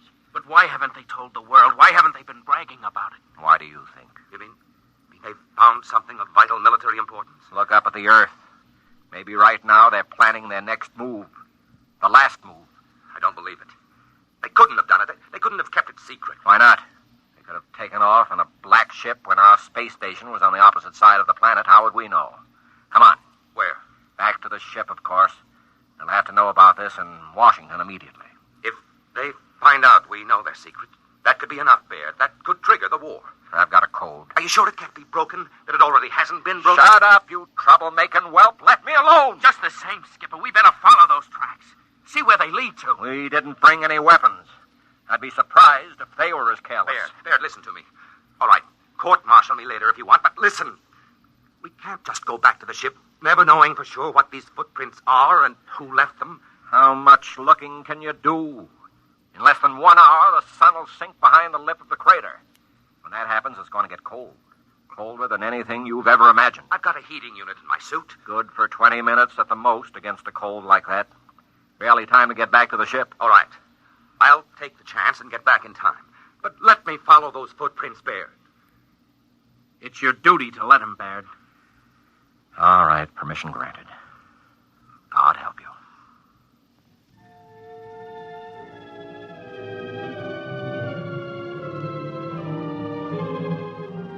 Baird and Hernandez, still roped together, climbed the crater side and disappeared, leaving me alone, staring at the hobnail boot footprints of a man.